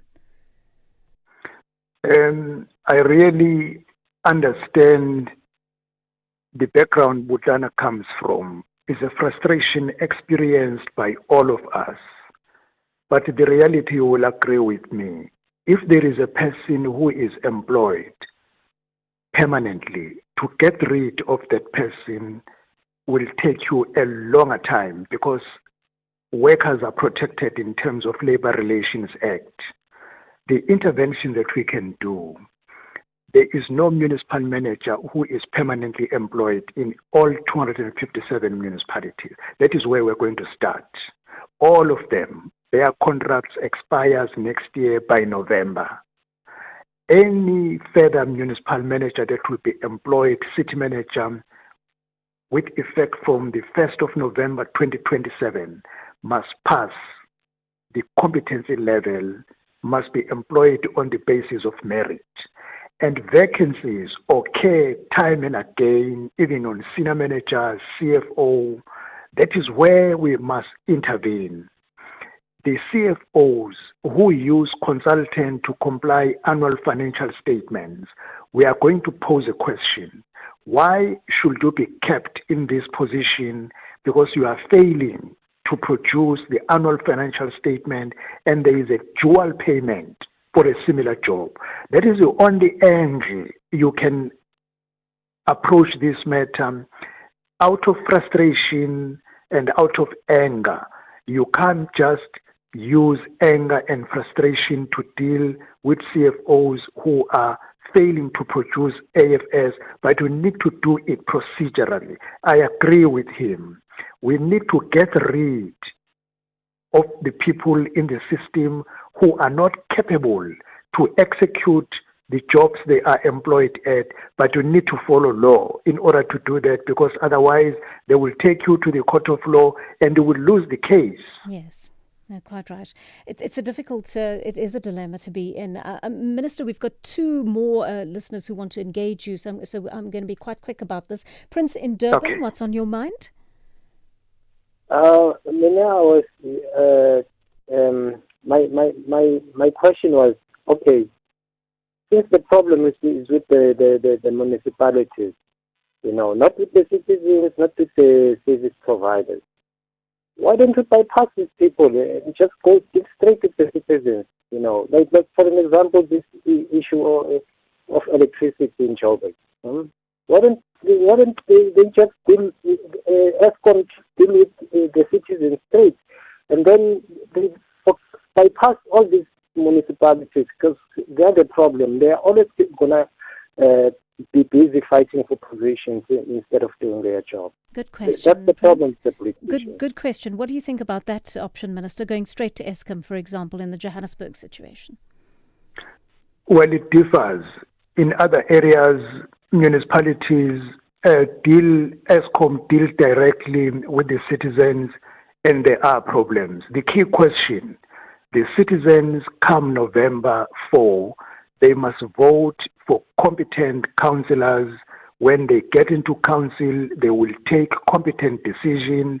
They will hire and employ competent employees. Where a municipality is run by competent people, there are no problems. But in most municipalities where you have challenges, it is because of incompetency. Citizens must play their role on the 4th of November. And let's take a question on Ditsobotla from one of our, a voice note from one of our listeners, Minister. Good morning, Joel, and SAFM listeners. I'm listening. Minister speaks about the good job of the municipality. I don't know where, not in Northwest there. We have the municipality called Ditsobotla. It collapsed. There is nothing functioning there. Minister was there, but there's nothing functioning even now. So I'm very worried if Minister speaks about the good job that is happening in the municipality, not in Northwest. Good day, Joanne and listeners. The minister is there. Please ask him about the progress in Ditsobotla. Nothing is happening at Ditsobotla. Nothing but nothing. Anonymous. Minister, a couple of people saying the same thing. What's happening there? I agree. In a number of municipalities in Northwest, there is a challenge, like in Free State. But let me come to Ditsobotla. Ditsobotla was a complete dysfunctional and chaotic municipality with two parallel mayors, two parallel speakers, two parallel MMs and CFOs. We have fixed that. We have one mayor now, one speaker, one CFO, and one MM. That municipality was unable to make decisions because there were two parallel structures. Today, there is one structure. There are council meetings that are sitting. They are able to make decisions. I was there last month. No, early beginning of May. I was there at Ditsobotla. There is a change. When the municipality has been paralyzed over a period of 10 years, it cannot be overturned overnight. But I can assure you, I will be there again in July to observe progress. In an area where we met the community, they confessed that we have not been having water for years, but water is now coming through our taps. I was there and the media was there. They covered the community confessing that after a long time, there is a change. It cannot happen overnight to all communities in Ditsobotla, but we are turning the corner at Ditsobotla as the community confessed just at the beginning of this month when we were at Ditsobotla. All right. Thank you so much, Minister, for your time on the program today. Velenkosini Hlabisa, the Minister of Cogta, talking to us about cracking down on municipalities that are not playing the game. And he's talking specifically about the managers who are on independent contracts whose contracts will simply not be renewed from next year if they don't fulfill their promises. But he makes an important point about labour laws in this country. They make it very difficult to get rid of people who've become embedded in positions in lots of areas, but in municipalities in this case, and whom you just can't remove easily from those positions because of the labour laws. They are protected, of course, as is everyone, by these labour laws, but it sometimes makes it very difficult to root people out if they're not working as they should. So that is certainly a dilemma. 10:30 on the Daily Discourse. Ondela Mbana standing by with your latest headlines.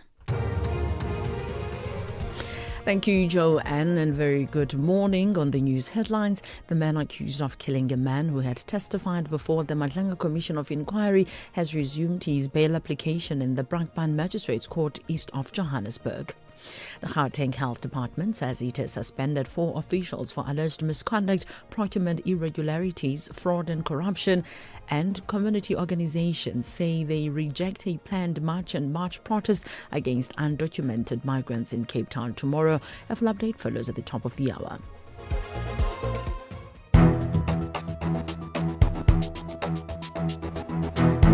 The Daily Discourse on SAFM, weekday mornings from 9 to 12. 10:31 on the Daily Discourse here on SAFM, and many of your messages coming in. Let's listen to some of your voice notes now. Good morning to you, Joanne, and the Honourable Minister. Straight question to the Minister, if I may, please. I'm from the Bafana City Municipality, and here cable theft is a big problem. Without regular blackouts, there are industrial areas here like Timbaza where investment can come and people can work. But that doesn't happen because these factories are being looted and investors are running away. What is the minister's stance on this? Is there any policies that his department has against cable theft, especially here in Bafana City Municipality? I'm Soviet. Thank you, in Kingdom Star. Soviet, I'm so sorry that the minister left us at 10:30, so he's not able to answer your question, but we are listening into you, and hopefully we can raise some of these issues when we tackle the issue of municipalities in general. Joanne, good morning. Please make sure Makanda is included in that visit, because this municipality is not functioning at all. It is a pathetic state. We have arrogant municipal manager, mayor, CFO, and speaker do not want to work with the community, the citizens of Makanda. Please let Makanda also be on that list of the Kochta visits. And they must do something. They mustn't just talk. They must walk the talk. Good morning, my sister, and good morning to SAFM listeners. My sister, could you please stop those politicians when they said it's a challenge? They must put it straight. It's a failure. They failed, not a challenge. A zebra and a donkey look alike, but there's a difference. Even the failure and the challenger is different, even if I don't know English. Thank you. It's Honorable Magoha Kobane, Western Cape 2. Thank you so much for that. I always laugh when I hear the word challenge as well. Politicians love to use the word challenge, and what they mean are problems, as you say, failures and the like. That's why, when we teach news writing, we always say we don't simply echo the words of these politicians when they say challenges. We use the actual word, which is problems, difficulties, failures, because, the reality check must be given. All right, it is almost 25 minutes to 11, and I'd love to hear from you on this, especially if you are a woman who is thinking of starting a business. Perhaps you have a wonderful idea and you want to carry that out. You want to make it a reality, but you've never had the opportunity to. You've never known how to put a business plan together. You've never had the finance to be able to do it. There are all sorts of things that stymie the progress of entrepreneurs in this country, and yet there are exceptional people. Right? They really are. They're the kind of people who can go to sleep without money in their bank accounts at night And they still go to sleep with hope in their hearts that when they wake up in the morning, they will make a plan. They are the hustlers of this nation, and they actually need greater support in terms of what we can give them. So I was delighted to hear that Small Business Development Minister Stella Ndabeni had opened up a new multi-million rand channel to support businesses and women's businesses in particular. The Imbali for Her program was launched in Kimberley in the Northern Cape this week, and it brings an 897 million rand investment in women's business development. The Group Executive Ecosystem and Stakeholder Management, Ntabeleng Mokitimi-Dlamini, joins me now to tell us a little bit more about this. Good morning to you, and thank you so much for your time on the program. This sounds like such an exciting opportunity for women entrepreneurs. How many of them do you hope to support through this initiative? Firstly, good morning, Joanne, and good morning to the wonderful listeners of SAFM. And thank you so much for having us this morning. So through Imbali for Her, which was launched by the Minister of Small Business Development last week Friday, we do envisage to assist approximately 975 women-owned enterprises over the next 3 years with this 897 million rand investment. That is a wonderful number to hear, and I believe that the program is structured on extensive discussions with existing entrepreneurs. Mm-hmm. What light were they able to shed on what needs to go into the support package? I think what was most glaring, and that is why government also established FedFar. If you'll recall, that FedFar is a merger of the former SEDA, the development agency, CIFA, the finance agency, and CBDA, which was a cooperative banks development agency under National Treasury. And this was to make sure that we have a one-stop shop, that where you business development and the funding and the post-investment monitoring, it happens under one roof. And this is exactly what the women said. They said that their assistance should not only be about funding. So sometimes we find that they're not ready for funding, and we have the business development. They need access in terms of compliance, be it with SARS, with CIPC, etc., with getting their products tested, with packaging, with marketing, with market access, with even those that want to now go international, assisting them in terms of all those exhibitions, market access opportunities. And this is exactly what the women said. They also said we also want to venture into other businesses, or we're already venturing into these other businesses, and we find it very difficult for women to excel in these male-dominated industries. So for us is to look also then at these male-dominated industries, including sunrise sectors, and this is then how we reprogrammed this program to ensure that it is inclusive, it is holistic. Are you still with us, Ms. Mokitimi-Dlamini? Okay, we're going to get her back on the line. I don't know, this has happened with a couple of calls this morning, and I think we may be having a problem with our lines because I see a bit of a pattern here. Shall we take a short break? And when we come back, we will continue our conversation with Ms. Ntabeleng Mokitimi-Dlamini. Are you a woman entrepreneur out there who has questions?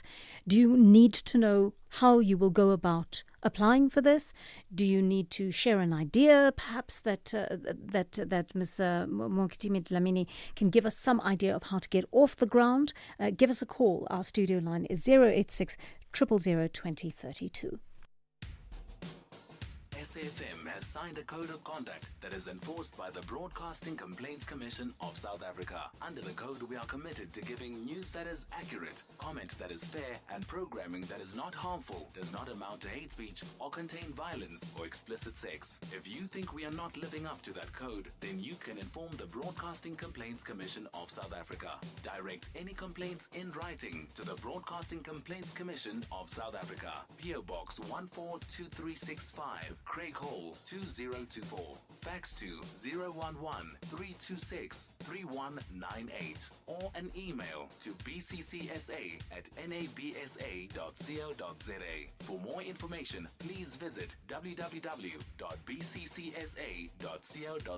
You are listening to Joanne Joseph on SAFM. We're talking about this 897 million rand investment in women's business development, and on the line to us is Ntabeleng Mokitimi-Dlamini. Dlamini, Group Executive of Ecosystem and Stakeholder Management at SAfmRadio. And Ms. Mokitimi Dlamini, I must apologize for that line going down in the middle of our conversation.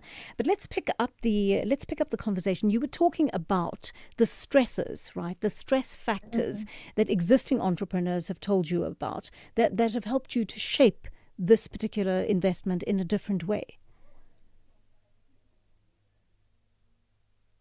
Can you hear me, Ms. Mokitimi Dlamini?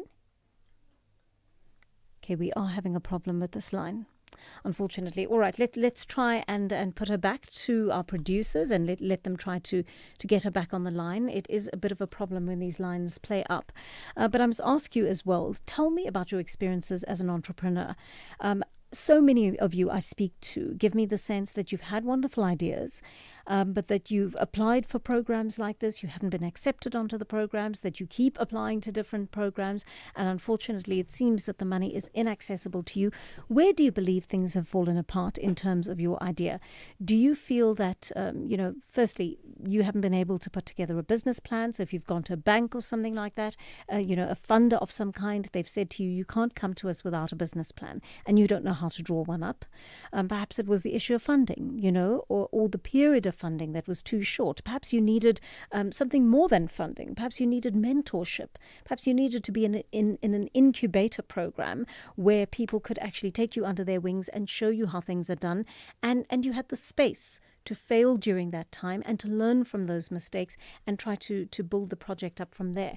I mean, I think we often enter these sorts of conversations imagining that the moment entrepreneurs receive finance and a bit of support, that they're going to make it fly and they're going to be brilliant at what they do and they're going to become multimillionaires. It doesn't always work that way in practice. I think entrepreneurs need a lot more support over longer periods of time, and all the external stress factors, whether they're countrywide, worldwide, that tend to impact on entrepreneurs do have a bearing on their business. Okay, third time lucky. Ntabele Mokitimi Dlamini, Ecosystem and Stakeholder Management at SAfmRadio Executive, joining us now. I hope we have you on the line. Yes, you do, Joanne. I apologize great. for that. No, not at all. I think we are having a problem with our line, so I must apologize. Please continue with what you were saying about the kind of support that you're providing to entrepreneurs through this package. Okay. So what I was saying is that women entrepreneurs did actually, to your point, that they don't only require access to finance, they require an enabling ecosystem that allows them their businesses to survive, to grow, and to compete. And that's what we do. So there is the non-financial support, which goes up to 500,000, and this is so that the women can be able to get the non-financial support that they require. And over and above, then there's the 5 million, and this 5 million is blended finance. So there is a part loan, part grant to this to that part as well. Over and above is the post-investment support that we provide as SAfmRadio. So once they've even gotten the funding, then we still work with them. We work with them in terms of market access opportunities to ensure that they're able to repay the loan part of the funding, etc., etc. So this is a holistic approach that we are taking as SAfmRadio, and it goes to the very essence of why SAfmRadio was established from the measure of the former entities. You've spoken about the issue of market access. I think that's an important one. How do you go about facilitating that? So we've got a number of ways that we do it. So it depends what the company needs in terms of market access. Is it us helping them to open up opportunities even internationally? So maybe you need to go to the Dubai Trade Fair because you've identified some other opportunities. We assist you with the full process that you would need to be at such a trade fair. You need access. Maybe you've got a contract that you need to fulfill. We also assist you. So there's a number of mechanisms that we use, and I really do encourage women to get in touch with SAfmRadio to see where your business in and what is the best method of intervening that SAfmRadio can assist you with. All right, we're taking some of the calls from our listeners that are coming in at this hour. Let's take a call from Robert in Johannesburg. Robert, do you have a question? Yes, good morning, Joanna. Hi there, Robert. Go for it. Yes. So I tried many times to get funding on a peanut beater, and I do this just in my house here outside. So I try to contact the department and asking them just to fund me so that I can get a warehouse. And yes, Robert, which department did you approach? Small business. Small business. What do they call? Yes. Small business department. Yes. Yeah. So what they told me, they said they can't do it for me. They are dealing with young people. So I'm above 35 years. They said if I was maybe a youth, then they will see what they can do. And what they were busy with at that time, it's about construction program. And now they are dealing with women. And I'm very worried, Joanne, because, for us as men who are above 35 years, it looks like we have nowhere to go. And we have families to support. And when we ask, because the only thing that I'm asking is just the funding to get a warehouse. I'll do the rest for myself. Right. But the company, the department that is supposed to help at least with that, they have no platform for me. I'm left outside, so I don't know how to react on all of that. Let's if maybe she can help me. Yes, let's put the question to Ms. Mokitimi Dlamini. The Robert does not fall into the group that we are talking about specifically this morning, neither in terms, actually primarily in terms of his sex. But tell me, Ms. Mokitimi Dlamini, are there programs that someone like Robert could apply to be able to get his business off the ground? Yes, that's correct. There are many programs. What we have over and above the programs that we have is specialized programs. So this is really to redress the imbalances of the past, to ensure economic inclusion and inclusive growth, etc. So the Women's Fund in Bali for Her is specifically for women. The minister will be launching the Youth Entrepreneurship Program, which is specifically for youth. So if you fall outside of the 35-year age group, you would not be able to apply for this funding. There's also funding for people with disabilities. There's another one for military veterans. These are specialized programs. But over and above, we have programs such as the Infrastructure Support Program, the Asset Assist, the Sponsorship Support Program. There's a number of them. And what is important and what we're stressing to our entrepreneurs and small businesses is that be clear about what you require from SAfmRadio or the department, and then identify the relevant program. If we're talking about a women's program and you apply as a man, the system will automatically kick you out. But then if you're looking for infrastructure support, you go directly to that. If you're in the construction sector, you go to the construction fund, etc., etc. If you're looking for assistance from an asset assist perspective, then there's a program like that within the department. So it's very, very important to identify what kind of intervention you need, and then engage SAfmRadio on that basis. So, Ms. Mokitimi Dlamini, are you telling us that if Robert just goes through to your website, he just needs to look for that tab, that is applicable to his business, and he can begin the application process there? Yes, he can. And I think another frustration, Joanne, has been the long lead times.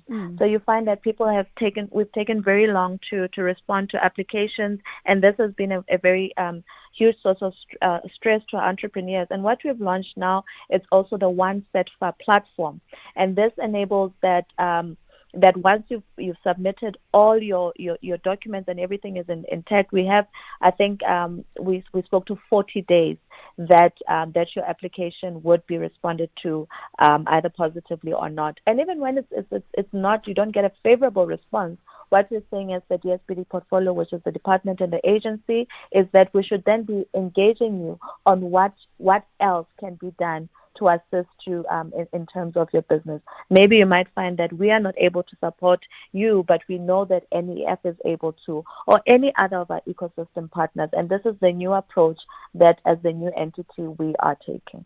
Can you tell me why your lead time has been so long in the past? It was a manual. It was really manual, and unfortunately, we are a finance institution and we are a government entity, and there's just a lot of approvals that are required. But now that we've also got a system and we're automating some of the processes that would have been done manually, be done by a person, can now be done through the system, and this shortens the lead times. And this is the One SAFmRadio platform that has just been instituted. In fact, Imbali for Her and the Construction Fund programs are the first two programs that are now available on One SAFmRadio. Just one last question to you, and that is, how do prospective entrepreneurs contact you to be part of this initiative? So if you go on our website, www.setfa.org.za /Imbali4Her, you will be able, Imbali-for-her, you will be able to apply. So you get onto the SAFmRadio website, and then when you get to Imbali, it will take you to Apply Now, where you will then get onto the application system. We also have over 50 branches throughout the country. So we've got the national office in Hatfield and in Centurion. Then we've got provincial offices in all the provinces, and then we've got branches. What one can do is just to go onto our website and go to the Contact Us tab. They will be able to see which is the closest office to them, especially at a branch level. Then we've also got our call center, which is 012-748-9600. They can also contact us there. And then we're also available on all social media platforms. It's SAFmRadio_DSPD on all the social media platforms. Thank you so much for speaking to us today. Group Executive Ecosystem and Stakeholder Management, Ntabeleng Mogitimi Dlamini. Let me just give you those details again, the entrepreneurs out there. www.sedfa, SEDFA, sedfa.org.za. sedfa.org.za if you'd like to just start your investigation there on the website. And there's a tab there, Imbali for Her, that you should be able to follow. And if you'd like to give them a call, their number is 012-748-9600. 012-748-9600. Thank you very much for your time on the program. Get into the beautiful game with a Free Spa limited edition soccer ball when you spend 650 Rand and buy any 3 participating products. Like 4 kg Spa IQF chicken mixed portions for 169.99, save 30 Rand. Or 500 gram Spa red or smoked Viennas, excluding chili, cheese and chicken for 46.99, save 13 Rand. Price is valid from 11 till 24 May, while stocks last, only at Spa. T's and C's apply. Is your business struggling with cash flow, job losses, or low productivity? You're not alone. Productivity SA's Business Turnaround and Recovery Program provides expert turnaround strategies to restructure operations, save jobs, and boost growth.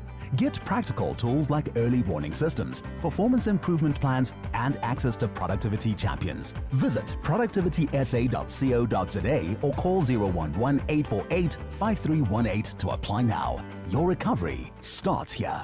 Mzansi, Walala Wasala. Play Powerball and Powerball Plus for the staggering 196 million Rand in total estimated jackpots this Friday and step closer to a world of many possibilities. Don't delay. Play Powerball for an estimated 100 million Rand and Powerball Plus for an estimated 96 million Rand today. Buy your tickets now in store on nationallottery.co.za, the mobile app or cell phone banking. Panda, Pusha, play. Players must be 18 years old or play responsibly. E2 is a proud operator of the National Lottery.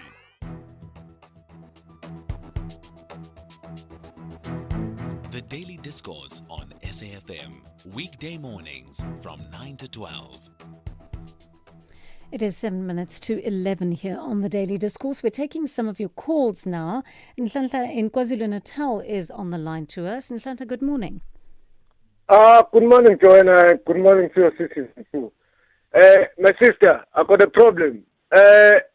You see, when you speak about when we use tender on the issue of employment, we are violating Section 9 of the Constitution, subsection 3 and 4, where it states that no one has to be discriminated in terms of their gender and age. When SAPC promote these programs of separating people according to their age and gender, it's wrong. It's wrong, guys. Because when this lady comes and says when a man applies and on the system is going to be kicked out because he's a man, that's discrimination. Okay. You can't discriminate people. Nhlanhla, there are programs for men. She just said that he can't apply to the programs that are not for him as a man. So there are programs for him as a man, but if he doesn't fall into the groups where he's living with a disability or he's a woman or he's a young person, then he can't apply for those specific programs. They don't need to have discriminatory programs. In this country, we've got affirmative action, which caters for women and disability people. Employment equity, it's there. But the only thing is... These are disadvantaged groups, right? These are disadvantaged groups. So these are people My sister, who when fall you speak about disadvantaged groups... I'm talking now, right? And you won't talk over me. We're talking about groups that have not been able to access finance in the past. Right, so women traditionally were not able to access money for businesses. People living with disabilities, young people. There are so many of them who are unemployed in the country. 6 out of 10 of them. You don't think that we need programs for those people who've fallen behind or who've been left behind, just to help them, to give them a leg up to be where they need to be, and start these businesses and start contributing to the economy? My sister, in this country we've got employment equity. We caters for all those things. We've got affirmative action. It's there. Skill development. Yeah. Skill development. And then, my sister, we've got this thing, employment equity report. It addresses issues of disability, young people getting into jobs. Why are we not speaking about employment equity? Why are we not promoting employment equity? The rectification rules were created in this country to sort out this injustice. So tell me, do you benefit as a black man from employment equity, from BEE, broad-based black economic empowerment? Is that unconstitutional and unfair? My sister, firstly, before we speak about BE, we need to speak about employment equity. Because those who get tenders, they need to comply with employment equity. So when you give people who don't comply with employment equity, and then we are going to act like employment equity is not working, it's not fair. And I agree with you. That there's absolutely been there's been dishonesty in certain people receiving tenders. But what I'm saying to you is, black economic empowerment allows you as a black man to benefit from a system that seeks to redress the wrongs of the past. So it gives you an opportunity to get up to the level that you couldn't because of the past. Similarly, women fall into a group, people living with disabilities fall into a group, young people fall into a group where they are equally disadvantaged. So they also deserve a chance, don't they? Ignorant. They don't. Stop being ignorant. Okay, Nhlanhla, you are not going to speak to me in that tone of voice. Phone into the show if you can speak decently and be respectful. If not, I have no interest in speaking to you. Cut his call, Katu. Dan in Benoni is on the line to us. Good morning to you, Dan. Morning. How are you, listeners? Morning. Morning. I'm talking about the municipalities. I think, ma'am, the so-called metro municipalities was a deal that went wrong. I think it's a high time that the people of Benoni, people of Boksburg, and Kempton Park and other area city councils should demand their city councils back. Because Ekurhuleni really is a disaster. In this sense, I'm talking because I know those municipalities were manageable in sizes, and there was competition among the municipalities. Everything went well. But now, nothing is working. That's why I'm saying I think it's a high time that the people should demand their city councils back. I don't think that Ekurhuleni got the capacity to collect revenues, and then we've got a lot of things that are happening in Ekurhuleni. But I think it's a high time that the people should demand their city council back. They were working and viable, not what we are seeing today. There is no lies. We can talk many things here because since Ekurhuleni came to we don't get a joy. I thank you, ma'am. Thank you so much for that thought, Dan. Tell me if you agree with Dan on that, saying the current structures don't work. One of you is actually saying in regard to that councillors need education. Let's listen to that. Morning, Joanne and the minister there. My question, not a question as such, is that I was pleading with the minister that they should make this thing of the councillors, those who don't have like matric, to make it compulsory for them when they are elected by their respective communities there, to make it compulsory that they go through this process of recognition of prior learning, so that when they finish their terms, they have a matric certificate and they can further their education elsewhere. Because I know 2 or 3 who served 2 terms as councillors, but they are now on SRD. How can somebody serve there and later on he's not employable? So the government should assist these people there. Thank you very much. It's Marumo here in Mahiki. Maruma, thank you. Do keep those messages coming on our WhatsApp line. It is 11 o'clock right now. Let's get your latest headlines. In fact, your full news bulletin with Undela Mbana.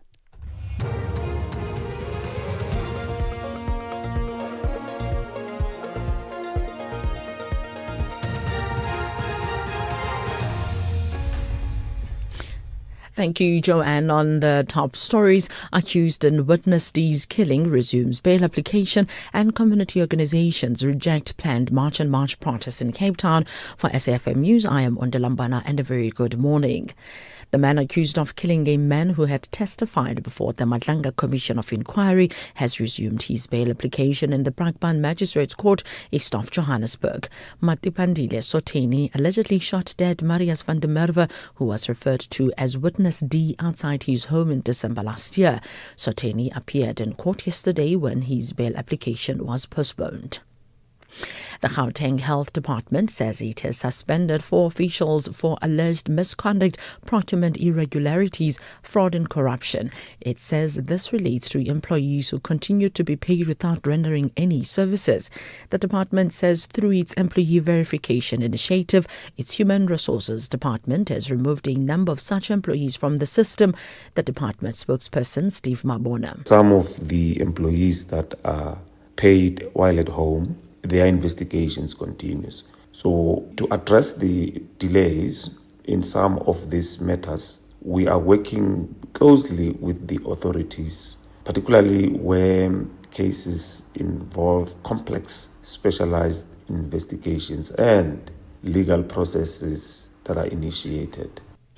Community organizations say they reject a planned March and March protest against undocumented migrants in Cape Town tomorrow. They say the planned march from Belleville to Parow misdirects public anger toward migrant and refugees instead of addressing unemployment, corruption and failing services. The organizations say the rhetoric has led to intimidation and violence before. They've also called on police officials and media to prevent possible xenophobic incidents. Isaiah Mombilo is the chairperson of the Congolese Civil Society of South Africa and member of Kopanang Africa Against Xenophobia. There is a high level of fear.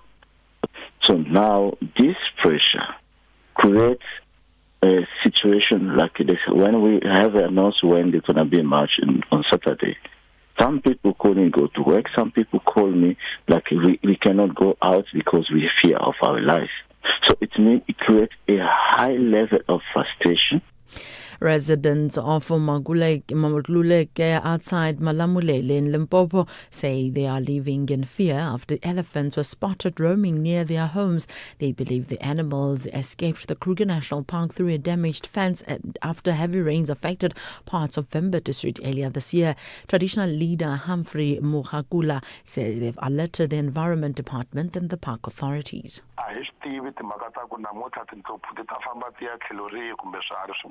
Community members are living in fear because they may come across these elephants in the village. This is not the first incident. We previously contacted Lidet and Kruger National Park authorities, who responded by sending the elephants back to the Kruger National Park. We are now appealing to the authorities to repair the damaged fence. Meta platforms have settled the first of several lawsuits brought that U.S. school district had brought, alleging that social media platforms have fueled a youth mental health crisis. The school district settled the same case last week with 3 other defendants, TikTok, Snap, and Google's YouTube. The BBC's Lily Jamali has the details. Breathitt County School District is in the U.S. state of Kentucky, and it was poised to be the first district in the U.S. to seek compensation from Meta at trial for this issue of social media harms. This was a test case that was pulled from 1,200 cases brought by school districts all across the United States. The trial was supposed to begin in Oakland, California next month, and we do not know the terms of the settlement. They were not disclosed. Recapping the top story, the man accused of killing a man who had testified before the Madlanga Commission of Inquiry has resumed his bail application in the Brakpan Magistrates Court east of Johannesburg. I am Ondolambana for SAFM News Headlines at 11:30. How, Ma? Have you switched to the Postbank Black Card yet? Not yet. I still have my SASSA Gold Card. Why? Because the deadline is the 31st August 2026, and after that, the Gold Card may stop working. Hi, Bo. I thought there was still a lot of time. No, Ma. Do it now before the rush starts. The switch is free. So what do I need? Just your ID. Then you go to your nearest Postbank Card replacement site. Okay. You must help me find the nearest place. It's easy. Dial *120 *355 hash. Are you still using your SASSA Gold Card? Switch to the Postbank Black Card before the 31st August 2026. Postbank will never ask for your PIN or OTP. Postbank is an authorized financial services provider. T's and C's apply. As part of Africa Month, now we are profiling Seychelles, East Africa. An island nation in the Indian Ocean, northeast of Madagascar, scattered across turquoise waters and coral islands. A country of breathtaking beauty, white sand beaches, granite cliffs, and rich marine life known across the world. Creole, English, and French shape the nation's identity, a blend of African, European, and Asian heritage woven into island life. Seychelles gained independence in 1976. A small nation with a global tourism reputation, tourism and fishing drive the economy, one of Africa's highest income countries per capita. But challenges remain: climate change, rising sea levels, and economic dependence on tourism. Still, Seychelles protects its natural environment with pride and purpose. Seychelles guards a paradise for generations to come. In every island, in every reef, in every breeze, there is beauty. Seychelles, peaceful, pristine, unforgettable. Africa Month on SAFM. Conversations, context, connection. Here, there, and everywhere. SAFM 106.2 FM in Table Mountain. The Daily Discourse on SAFM with Joanne Joseph, unpacking the issues that matter. The Daily Discourse on SAFM, weekday mornings from 9 to 12. 11:07 here on the Daily Discourse. Thank you for joining us in this final hour. I'm Joanne Joseph, and we've been taking lots of your calls and your messages in the last couple of hours. We'll continue to do that in this one too. Our studio line 086 000 2032. You can reach us on WhatsApp at 0614 104 107. Send your texts and your voice notes there. In this hour, we were talking about something slightly lighter, as it is a Friday. We're talking about the issue of the RHC, the Royal Chelsea show, and this of course is a flower show that takes place once a year. South Africa's, of course, it goes there, it exhibits there every year, and it does brilliantly every year. So we'll have a chat about that. Those of you with green fingers who can tell us how to design these amazing gardens, maybe you can educate people like me who kill everything that we own in terms of plants and other greenery, how one goes about doing this. Can one absorb those skills? Can one learn learn how to do it, or is it something that some people are just born with a knack for? I'd love to hear from you on that. Right, some of the other voice notes and calls that we're taking now have to do with the stories that we were running in the last couple of hours. One of you says on the WhatsApp line, good morning, Joanne and listeners. Regarding illegal foreigners, we can blame the corruption at borders and porous borders. Bottom line is someone leaves their home illegally and goes to other countries. They are the sole culprits in this. You can't have someone entering your house and steal from you and then blame you for not having your security or burglar guards. We can deal with the corrupt police and other border officials, but the immigrants are the criminals in all of this, says Sydney in Witbank. So, Sydney, I don't know how our listeners would feel about that if you say that that just one party is entirely to blame. I mean, it would be them in and they stole from you. Obviously questions would be asked about what you've done to safeguard your house to get that policy in the first place. So whether one can blame one party entirely is up for discussion. One of you says all Africans, men and women, couldn't access business finance pre-94. What's worse, Africans weren't allowed to conduct serious business except for corner shops, which in the 70s were restricted to 26 items when other groups could. African men were forced into slave labor under the migrant labor system, with past laws targeting them in the main, says Felix in Midrand. And Felix, you're partially right there. I mean, everything that you've said historically is true.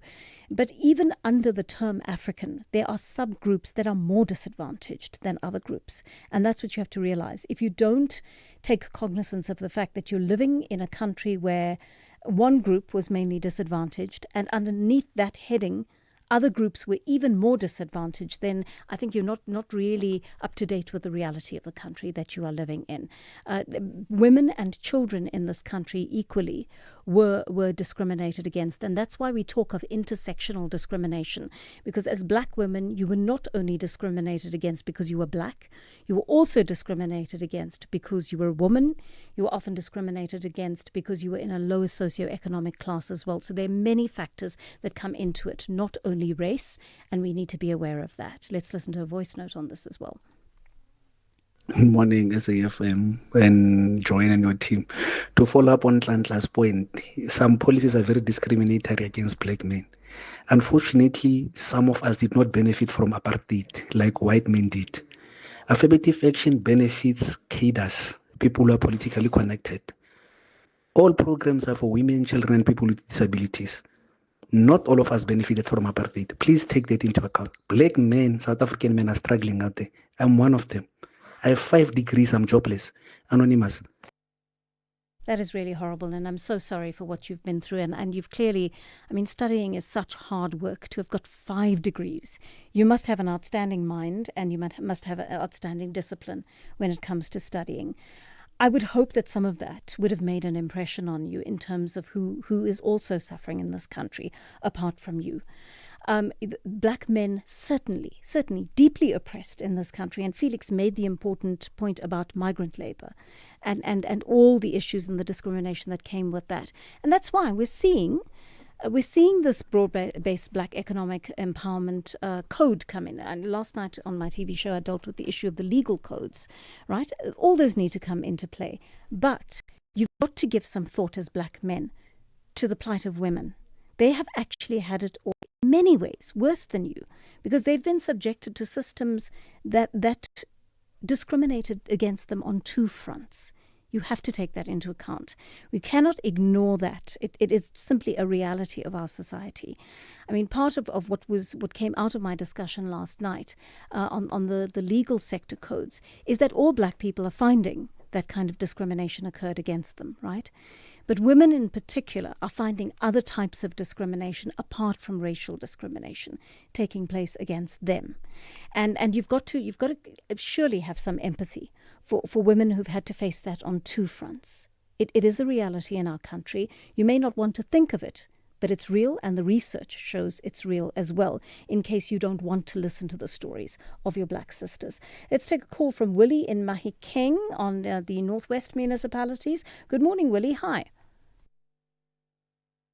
And then firstly, I would love to thank the Minister of Local Government, Mr. Sabisa, because he came on the studio and faced the nation at least. Yes. It's him, Joanne, it's him, and Minister of Health, Mutwaledi, he would visit the studio and address the nation. I like it. Yes. And also maybe the premier of Gauteng province. But the rest, or many of them, wouldn't come, and they wouldn't just come and come and listen to our plight. And then shortly, when coming to the municipality, I am here in Matlosane municipality, and then there's another JB Mac municipality, and there's another Editobotla municipality. I'm taking Citizen newspaper. It's here in front of me. It reads, Joanne, 3 councils pay 68 million to experts, to the consultants that the minister has just talked about. What kind of a waste of money is there, Joanne? Because this boils down to the fact that we don't have competent workers in the municipalities who can work with the books of Auditor General. So they should have known better, Joanne, after the first 5 years of democracy. Absolutely. We can understand the first 5 years there would be some blunder. Bedding down, but so the cadre deployment also ventured into this mess as well. Yes, and I don't think it's going to stop. The whole situation. Yeah, I hate to say, Willie, I don't think it's going to stop. I think people are going to make hay while the sun shines. Until the very last minute, they're going to hold on to these opportunities that were meant for people who can actually do the job.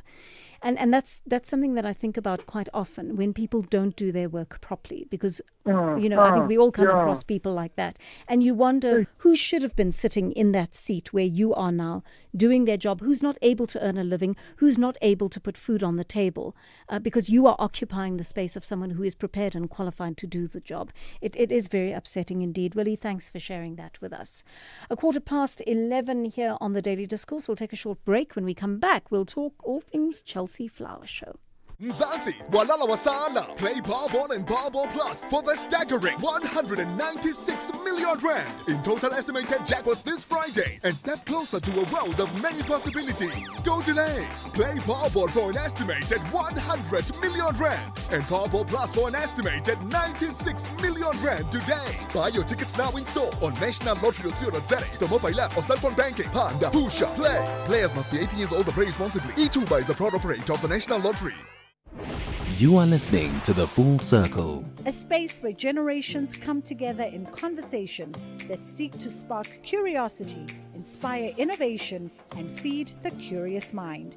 For arts, culture, and robust conversations, join me every weekday between 1 and 3 p.m.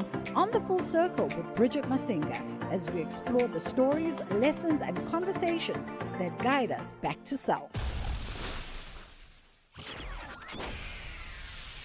The Daily Discourse, more than talk, real understanding. 17 minutes past 11 on the programme, and South African florists have flown the flag high at the Chelsea Flower Show in London, winning gold.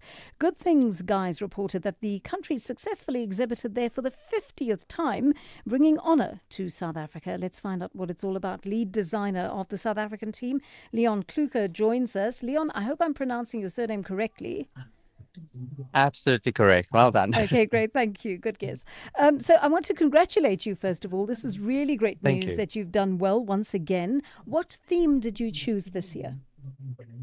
So this year the garden was called A Life on Fire.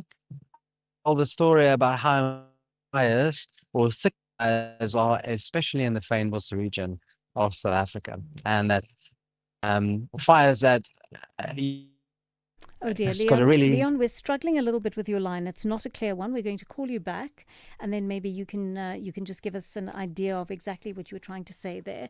But another successful year at the Chelsea Flower Show for these South Africans displaying there. One of you says on the WhatsApp line, I know many people who've applied at SEDFA and they are simply not able to access finance there, and I'm sorry to hear that. But I think one needs to be quite, and perhaps we must go back and do an update once the funding window for this latest this latest investment closes. This is for the women's program that we spoke about, and I think it's important that we see who got the funding, whether it was properly allocated, and I wonder how much auditing is done as well in terms of these funding projects, because many of you are saying, the people who really get the funding tend to be politically connected people, and so we've got to really root that out. But if you listened to that conversation, if you're a woman who wants to apply to that Imbali for her fund, the details that we gave out earlier, I will simply just repeat now for your benefit. It is www.sedfa.org.za, sedfa.org.za, or you can call the fund on 012 748 9600, 012 748 9600. Let's see if you are able to get through to them. They've got different tabs on their website, so a lot of men are calling in right now and messaging in to say, oh, we're so disadvantaged, we have not got access to this, why are women getting access to this?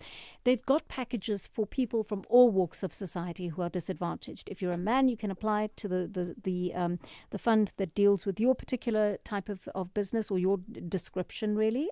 If you're a woman, you can apply to the Imbali for her fund. There are packages as well for people living with disabilities and young people. Make use of that as best you can. All right, let's get back to our conversation about the Chelsea Flower Show and South Africa's wonderful showing again this year. Leon, I'm sorry, for some reason the lines are just conspiring against us this morning. We've lost so many of the calls in the course of our show.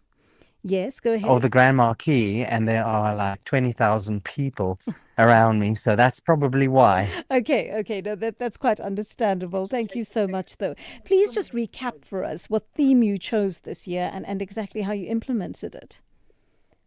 So it is called Life After Fire, and it's about how important fires is in the Fynbos region of South Africa, dependent on fires for their survival. So for us as humans, fires is very scary and can be really destructive. But from a plant's perspective, it has to happen every 15 years or so. So it's the balance that we need to have between preserving our fynbos and also not to have too much destruction when it comes to the human part of it. Yes. I mean, tell me from a visual point of view, how do you go about implementing a theme like this? Because it sounds fairly complex. It's a little bit tricky to get the fire element in. So the base of the structure of the whole garden is made out of charcoal, layered charcoal that we screw together. And then at the top, one half of the garden, lots of announcements. One half of the garden is burned down with lots of bulbs starting to showcase themselves, which happens after a fire. That's why the Cape is so famous for that. And then on the other side of the garden, I have 2 years after the fire when the proteas are back and showcasing their flowers. And all the bulbs and orchids now wait again for 15 years to come out. You also won Best Exhibit in the Great Pavilion. What does that mean? Yes.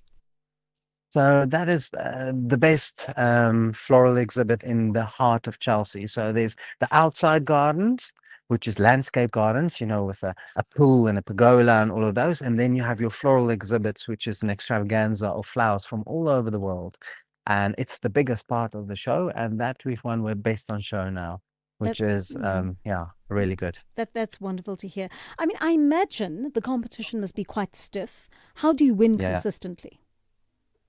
Well, I think it's it's a good team. We have fantastic people on the team, and it's also our quality of the flowers, and that's what I want to promote to the world. Our indigenous cut flowers are just some of the best in the world, and we don't want to go and buy proteas from Australia. It needs to be bought from South Africa, and that's the best place to showcase it. How big is your team, Leon? So we're 12 people, and each one has their own job that they're good at: carpentry, paperwork, emails, flower arranging, organizing. Each one has a little niche that they help us with in this chain of events. And I imagine that transporting all the flowers there must be a bit of a mission. It's a slight nightmare. So a lot of paperwork. All the flowers need to be checked 3 times before they're allowed in the UK. They all need permits. I have to cut them at exactly the same time, keep them about 3 degrees all the way from the farms to the show. And this year we had all of these weather storms and snow in the Cape. Yeah. So it was very close that we couldn't come to Chelsea. We only had a 12-hour period to cut all our 20,000 stems, Good which heavens. was very tight. Wow. And tell me, you mentioned refrigeration there. How do you keep them fresh in transit from the time you leave to the time you get to the UK?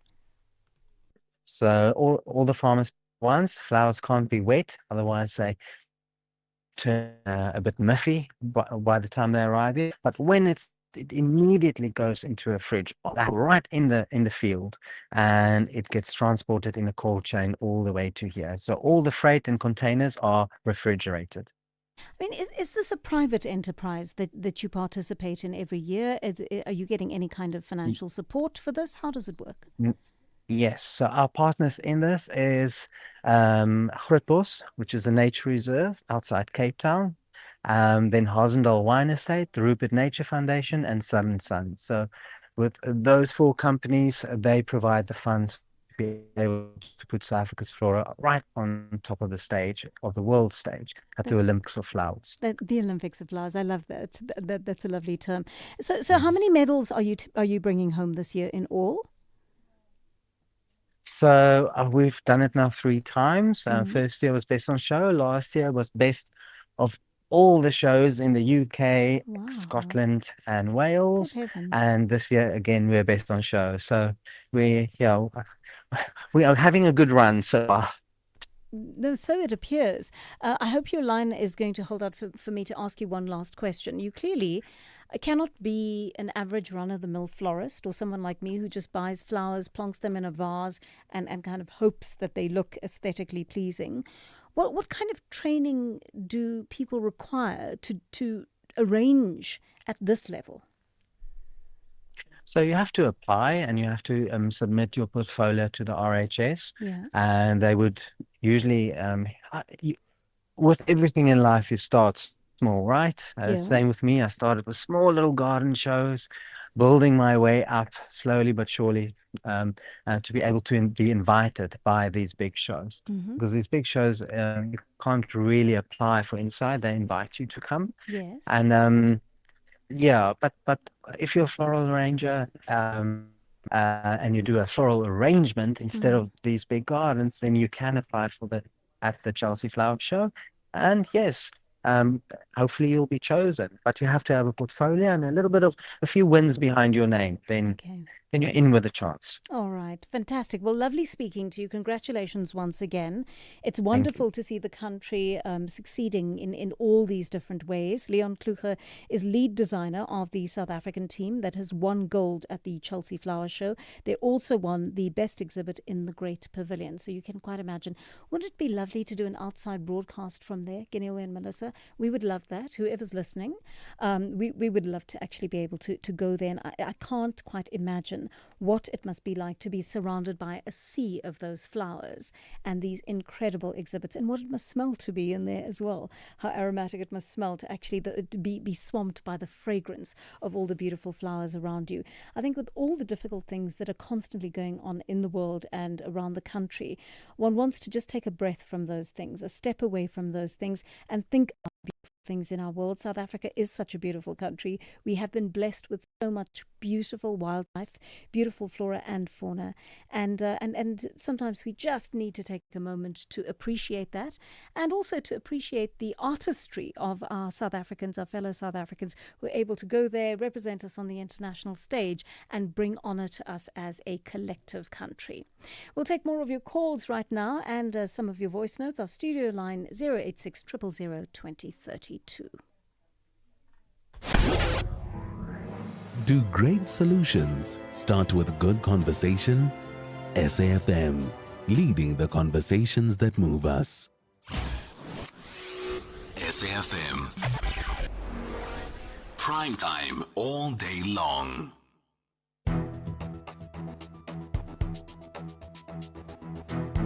The Daily Discourse on SAFM. Weekday mornings from 9 to 12. 28 past 11, and I see that that message on SEFTA, I'll just read it out in full. I know many people who've applied at SEFTA. Where do they show who they've helped, how much of the funds they have rolls over or pays for themselves to exist? Going to the website gets zero results. Their funds are for the connected. So, I mean, that is a valid point insofar as we need report backs on how the money is spent and who it goes to. One of you is talking about creating employment for ex-prisoners. Let's listen to that. Morning, Joanne. I'm listening attentively to this conversation and the opportunities that are available to women, as I am interested in starting a business that is going to offer employment to former prisoners, reformed prisoners. I come from a community, a township, where we have a significant number of people who went to prison at a young age and are now in their 40s and are back in our communities. But you can tell that these people are reformed and are looking for opportunities, even though they've got skills that they acquired while they were in prison. There are just no spaces for them to be absorbed, because of course they also get discriminated against when they apply for formal employment, even though they are good at what they do. So it will take small entrepreneurs to offer these opportunities to them, and that is where I'm looking. Okay, does anyone know of an organization that helps with that specifically? I can't think of one off the top of my head. I've got one, again, in the recesses of my brain that deals with prisoners who've come out and been reformed, and does help to look for work for them. But let me think of the name of that organization. I'm sure that either Melissa or Ganel will remember the name of that organization, and I'll tell you, and there's a chance that you can approach them for help with that. But I think it's a very good initiative, because not everyone has committed serious crimes. Sometimes people made mistakes when they were young, and they've served their time or they've paid their fine, and they want to move on with their lives. 11:30 it is here on the Daily Discourse. Let's get your headlines with Ondela Mbana. Thank you, Joanne. On the news headlines, Amnesty International South Africa is expected to stage a silent demonstration outside the Government Information and Communication System offices in Pretoria ahead of the release of the fourth quarter crime statistics. The man accused of killing a man who had testified before the Madlanga Commission of Inquiry has resumed his bail application in the Brakpan Magistrate Court east of Johannesburg. And the eThekwini Mayor, Sarah Xaba, says he will soon engage diplomatic missions from several African countries following the verification of foreign nationals who had gathered at the Diakonia Centre in Durban. A full update follows at the top of the hour.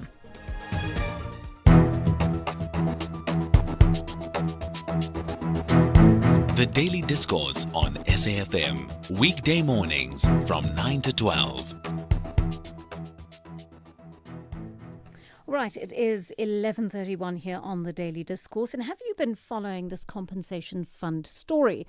The fund says it's recovered most of the 71 million rand that was lost to alleged fraud over the last 2 financial years. The Citizen newspaper, of course, is saying that amount of 71 million rand may even be higher, because not all the alleged fraudulent activities have been uncovered. But I'd like to know from you, have you had to go through the process of trying to recover money if you've been injured at work or if you've got ill at work? And what was the process like for you? Have you lost a family member or a friend who unfortunately died while they were at work?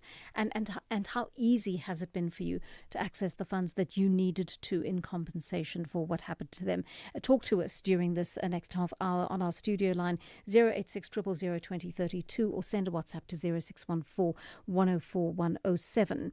Joining us on the line to fill us in on what is happening is the Compensation Fund's Acting Commissioner, Farzana Fakir. Ms. Fakir, good morning to you, and thank you so much for your time on the program today. Let's start with this figure of 71 million rand. How did you get into the position, first of all, where that massive amount of fraud was allowed to take place? Okay, thank you. Good morning, Joanne, and thank you for inviting me. So I know you want to say how did we allow it, but let's first state facts here. Every organization, both private and public, is exposed to fraud. It is the technology and the systems we use, and we are all exposed to cybersecurity and cybercrime. Nothing was allowed. We were exposed to cybercrime. We investigated, we found the modus operandi, and then we implemented the solutions to address the fraud. And those solutions include our biometrics and our account verification system.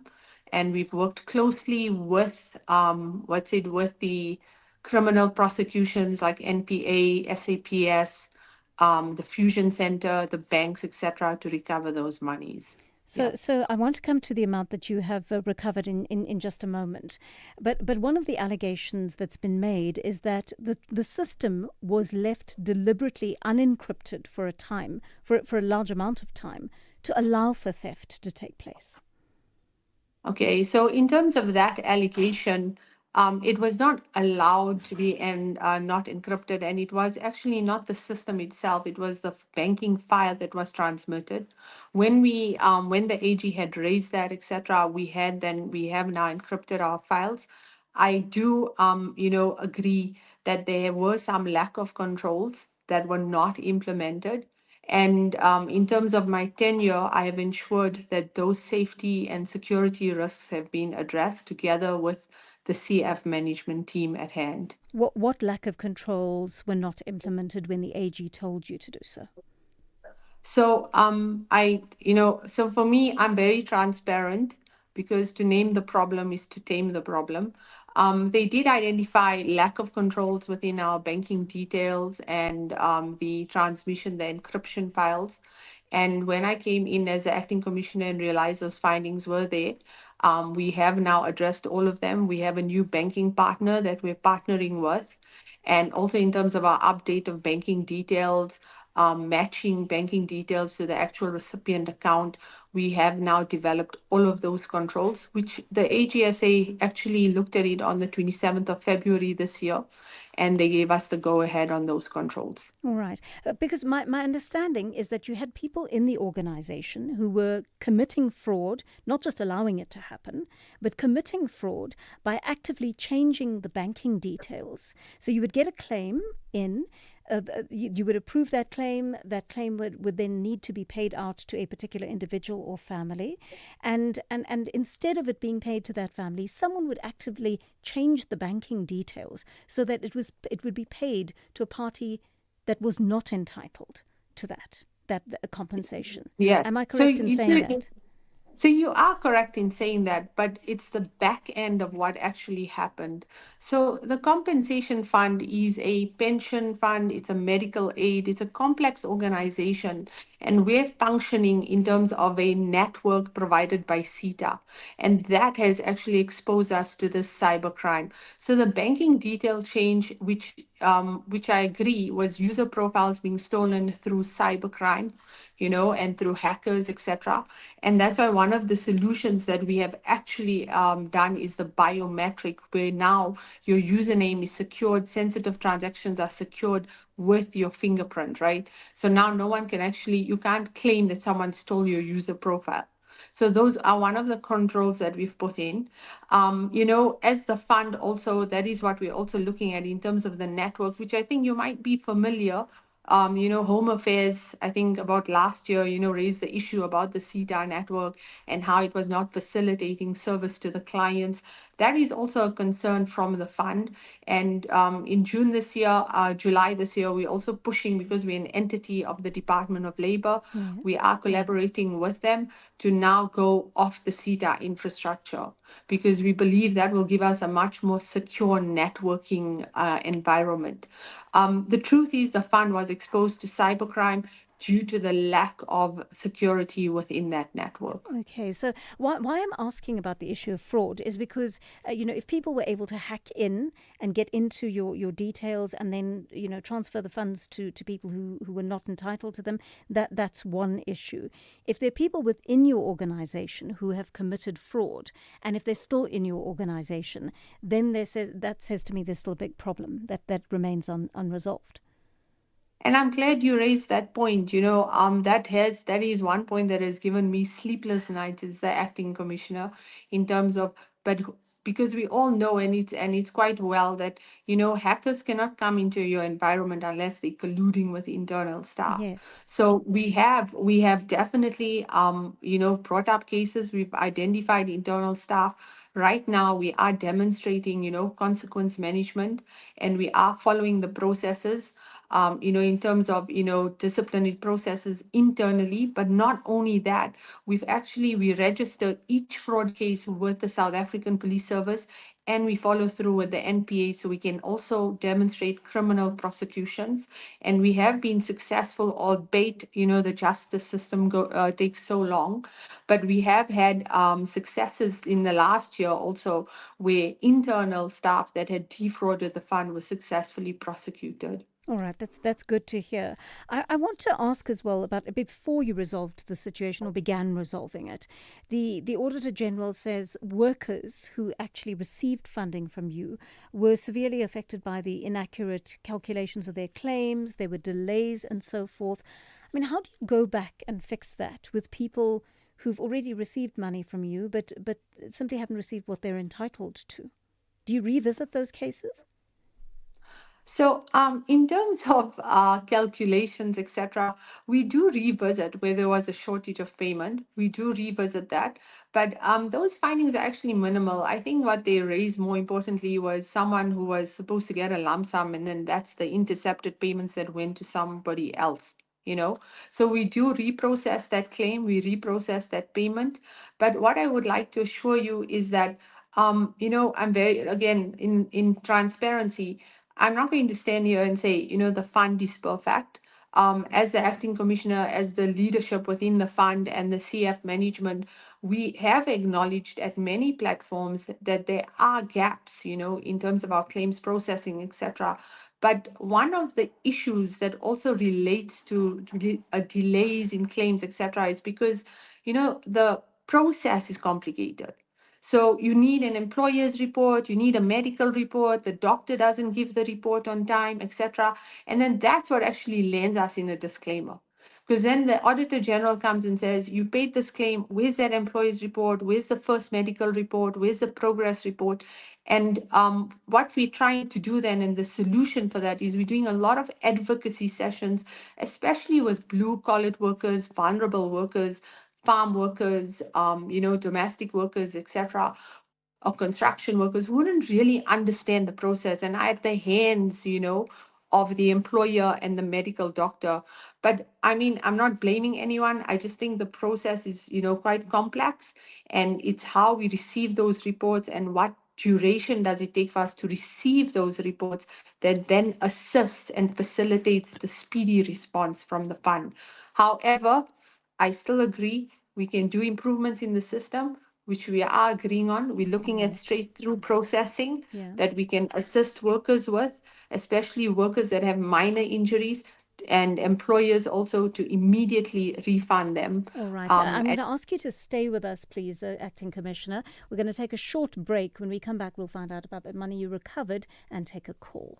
Investing shouldn't feel risky. It should give you security and good returns. Earn up to 7.25% interest per annum with an Absa Cash Invest Tracker for an investment of 100,000 rands or more. Your capital is guaranteed with immediate access to your funds. That's minimum risk, maximum benefit. Absa Private Banking customers can invest from just R1. Open via the Absa Banking app, a branch, a private banker, or 0860 111 515. Your story matters. Absa is an authorized financial services provider. T's and C's apply.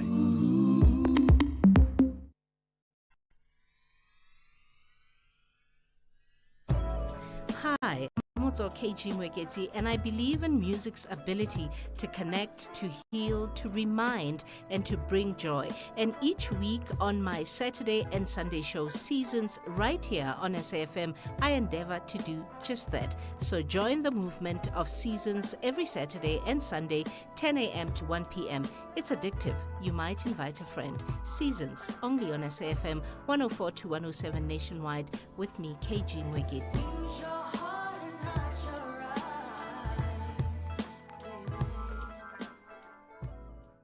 You are listening to Joanne Joseph on SAFM. We're edging towards 11:45 here on the Daily Discourse. We're having a conversation with the acting commissioner who is in charge of the compensation fund right now. Fazana Fakir has been on the line to us for the last few minutes. And Ms. Fakir, thank you for staying with us. I just want to take a call from one of our listeners, Larry in Cape Town. Good morning, Larry. Larry, are you with us? Hi. Yes, I am. Can you hear me? Yes, I can. Thanks. Go for it. Okay. My case doesn't relate to fraud, but I would like to highlight the absolute inefficiency and dysfunction of the compensation fund and COIDA, as it's now called. I've twice had experiences where people have had, fortunately, only minor injuries at my woodworking business. I've been compliant with COIDA for many years, close to 20 years, who claim return of earnings money every year and charge 10% if you're late. But when you try and claim, or when I tried to claim for these injuries and filled in all the forms you have to fill in, a first response form, an injury thing, a report from a doctor, a follow-up report, resumption report, etc., etc.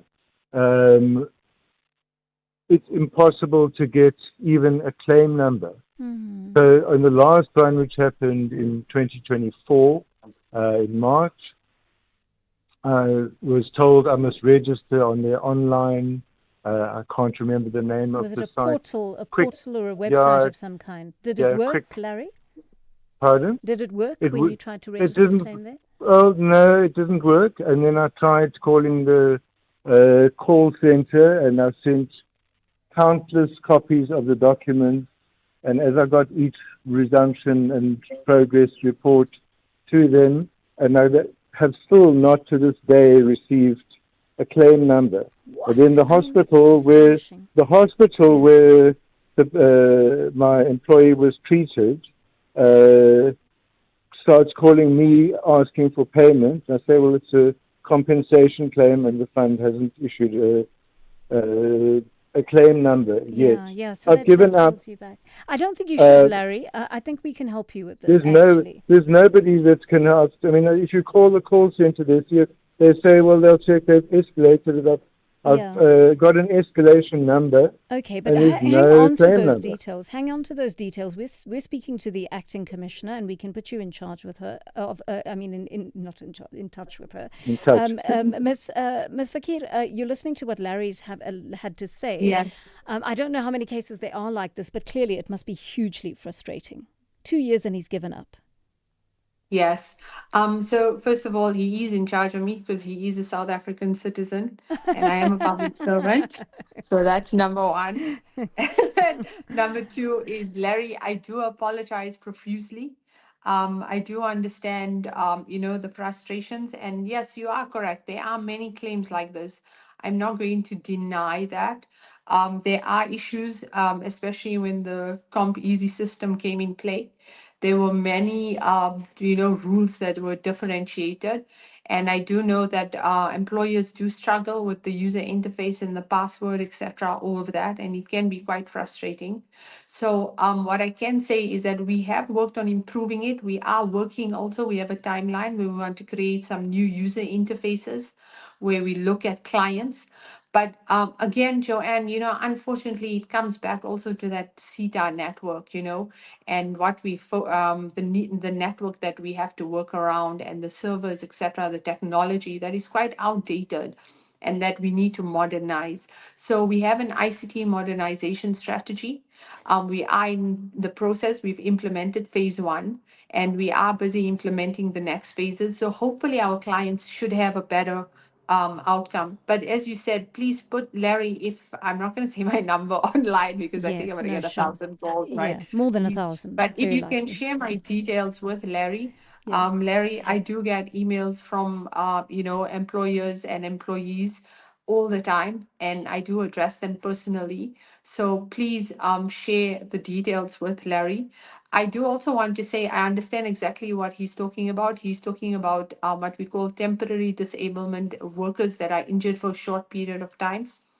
We have been lacking on that payment, but right now we're working on integrating that process and ensuring that our clients have better outcomes, service delivery outcomes. But I apologize for that, Larry, and I will personally try and assist you and resolve your issue. All right, thanks very much for that, Ms. Fakir. We will put Larry in contact with you.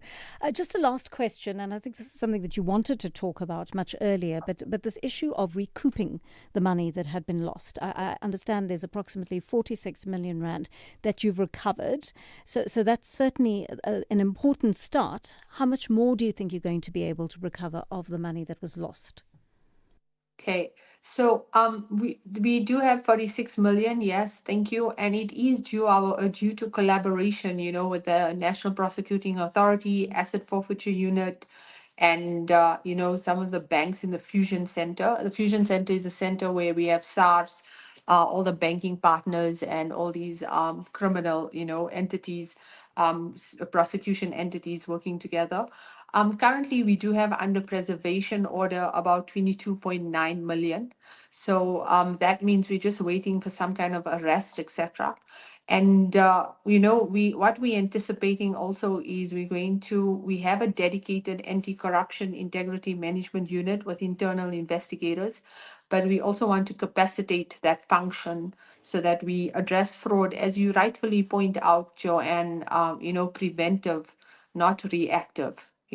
So we want more preventive controls, and we are in the process of that. We have a phase 2 of our program that is going to push off from the biometrics and the account verification system in terms of preventing the fraud. Yes, we are all exposed to fraud, but what I can say is that the fund is committed to protecting every cent for the South African citizen.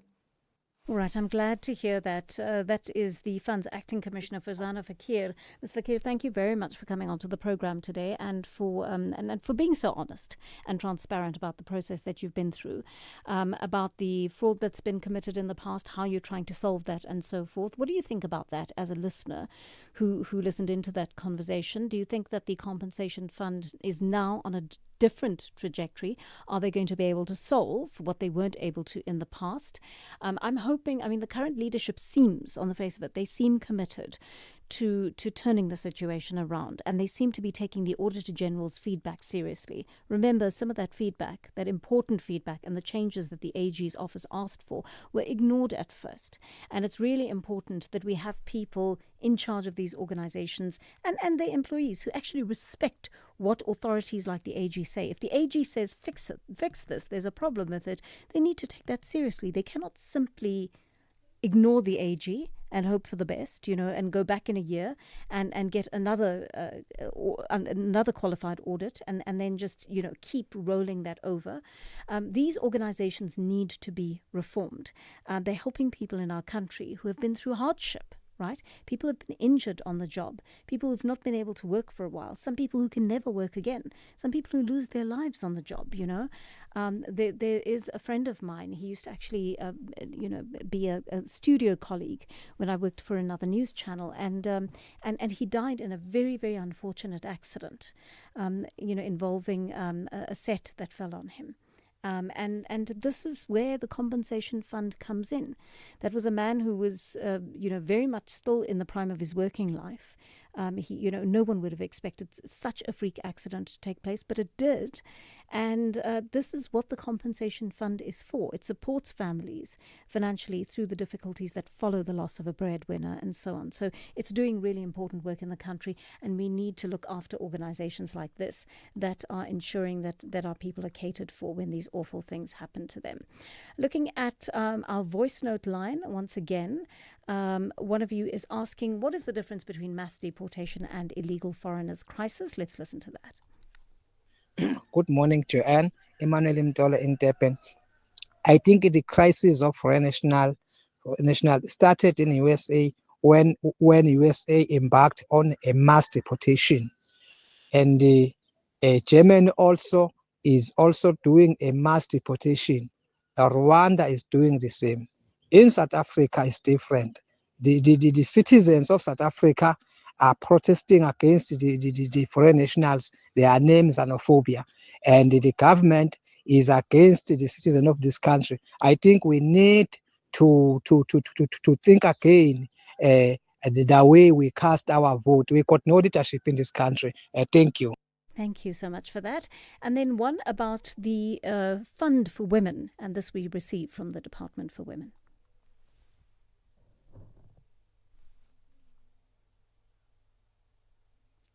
It's taking a while to play. Rwana, my name is Keisha Silala. I'm from the Department of Women, Youth and Persons with Disabilities.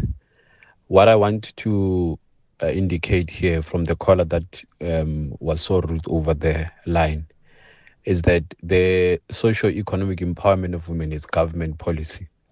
The National Strategic Plan on ending gender-based violence is precisely on the pillar number 5, addresses the issue of 40% preferential procurement on women-led businesses. And simply because women come from the point of disadvantage, they have been marginalized from doing business. They were not allowed to conduct business. They were not allowed to own properties. They were not allowed to do any form of trade. And therefore, the democratic dispensation see it fit that if we want to grow together, we must hold each other by hand and make sure that those who come from disadvantaged, women, youth, and persons with disabilities, must be economically empowered for them to participate meaningfully in the economic value chain of our economic dispensation. Thank you very much. Cassius, thanks a lot for explaining that in such a reasonable and easy to understand way. Good morning, SAfm. Good morning, Johan. Yeah, no, I concur with Nhlanda. You guys, the government is the one that is discriminating people, because we are supposed to fall under one bracket, all of us. We come from struggle, all of us, disabled or not disabled. That is why the disabled people are crying so much that they don't get employed. It's because of these things, whereby they have to have their own thing alone. No, there are people like us. As long as they agree that there are people like us, let them be employed anywhere where we are employed. Any help that we must get, it must be a common thing. It mustn't be choosy. This one is like this, that one is like this. No, they are all people. We are all people. Let's fall under one category, and discrimination will be over in this country. Thank you. Wow, imagine that there are people out there who believe that people living with disabilities get the same opportunities that they do. I mean, it's very, very clear. We must be quite blind if we can't see how these groups are discriminated against and what we need to do to help them. We have a commitment to people who are living with disabilities and other groups that are disadvantaged and marginalized to be able to help them a little more, give them that hand up that the rest of us get, that they don't get. Good morning, and I hope you are well. I would like to add to what another listener has raised. The issue of age groups. There are programs, but the issue of age groups between 36 and 59, you are on your own. In fact, you are finished. The system does not want you anymore. So unless maybe it's a skilled something that you qualify for, other than that, you are on your own. You are kaput. So there must be something that those people from the age of 36 and until 59, because 60 at least is SASSA beneficiary. But those ones are lost in the system. The system does not want them anymore. So no one wants to touch you. It's a problem. It's a conundrum. Let's all in East London. Nitswala, thank you for that. I think it is difficult for that age group. I fall into that age group. It's very, very difficult. But I think that much of the concern now lies with the youth who are unemployed, and that's why they're putting more energy into this. Cadre deployment at municipalities. Let's listen. Yeah, thank you, Minister Tlhabisa. You are better than many other ministers because you come to the studio to face the nation. You and Mr. Motsoaledi. But Minister, why did the ANC not realize the disadvantage of using cadre deployment on after the first 5 years? Huh? Because it's a mess, man. How can you bring people who cannot work with books, who's incompetent to come and do such a difficult work of working in municipalities? For now, we have JB Marks municipality, Matlosana municipality, and Itobotla municipality. They are paying 73 million on consultants. What's that, Minister? Thank you, William Kuma. JJ.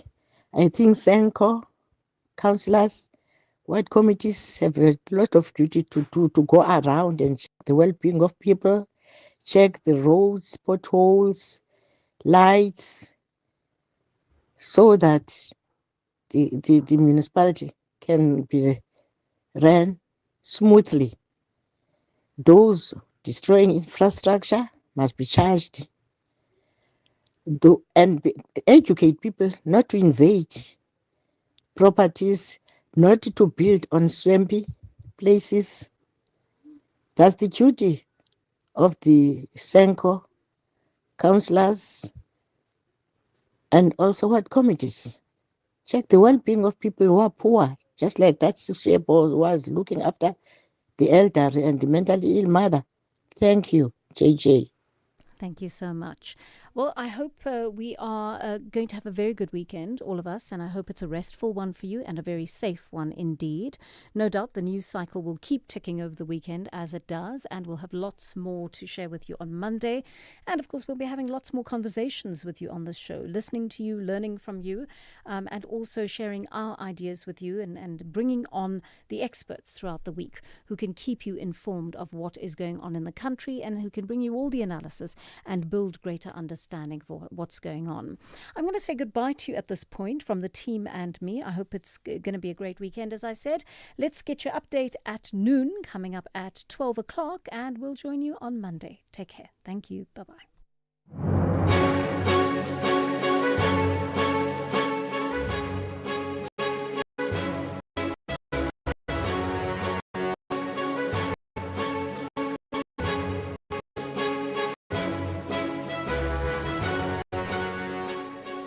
It's 12 o'clock on Friday, the 22nd of May, 2026. A very warm welcome to Update at Noon here on SAFM.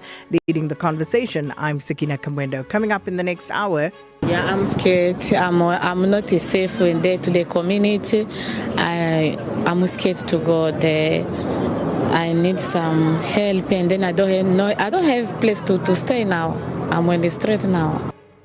Foreign nationals in Durban are hesitant to return to communities as government warns against attacks. And in South Africa, we are seeing targeted killings as a tactic to silence human rights defenders, which includes whistleblowers and all those working to expose corruption and wrongdoing in the country. Amnesty International South Africa is staging a silent demonstration for human rights defenders today. Coming up in sport. Yes, there's Orlando Pirates and Sundowns. In fact, that's just about it. But I'm not letting this one go. The price of tickets to the New Year's test between England and South Africa at Newlands. Okay, let me not spoil it. I wasn't here. No, you see. You also haven't had the guard of honor for me, but we'll come back to all of this. John Chirico with all of those details, second half of the show. If you want to get in touch, 41391 is the SMS line number, charged at 150 per SMS. Via X, it's at SABC News_radio, or you can also send us a WhatsApp voice note on 082-692-3909. Well, these and more stories coming up on this Friday edition of Update at Noon. First, though, here's your latest news with Onde Lambana.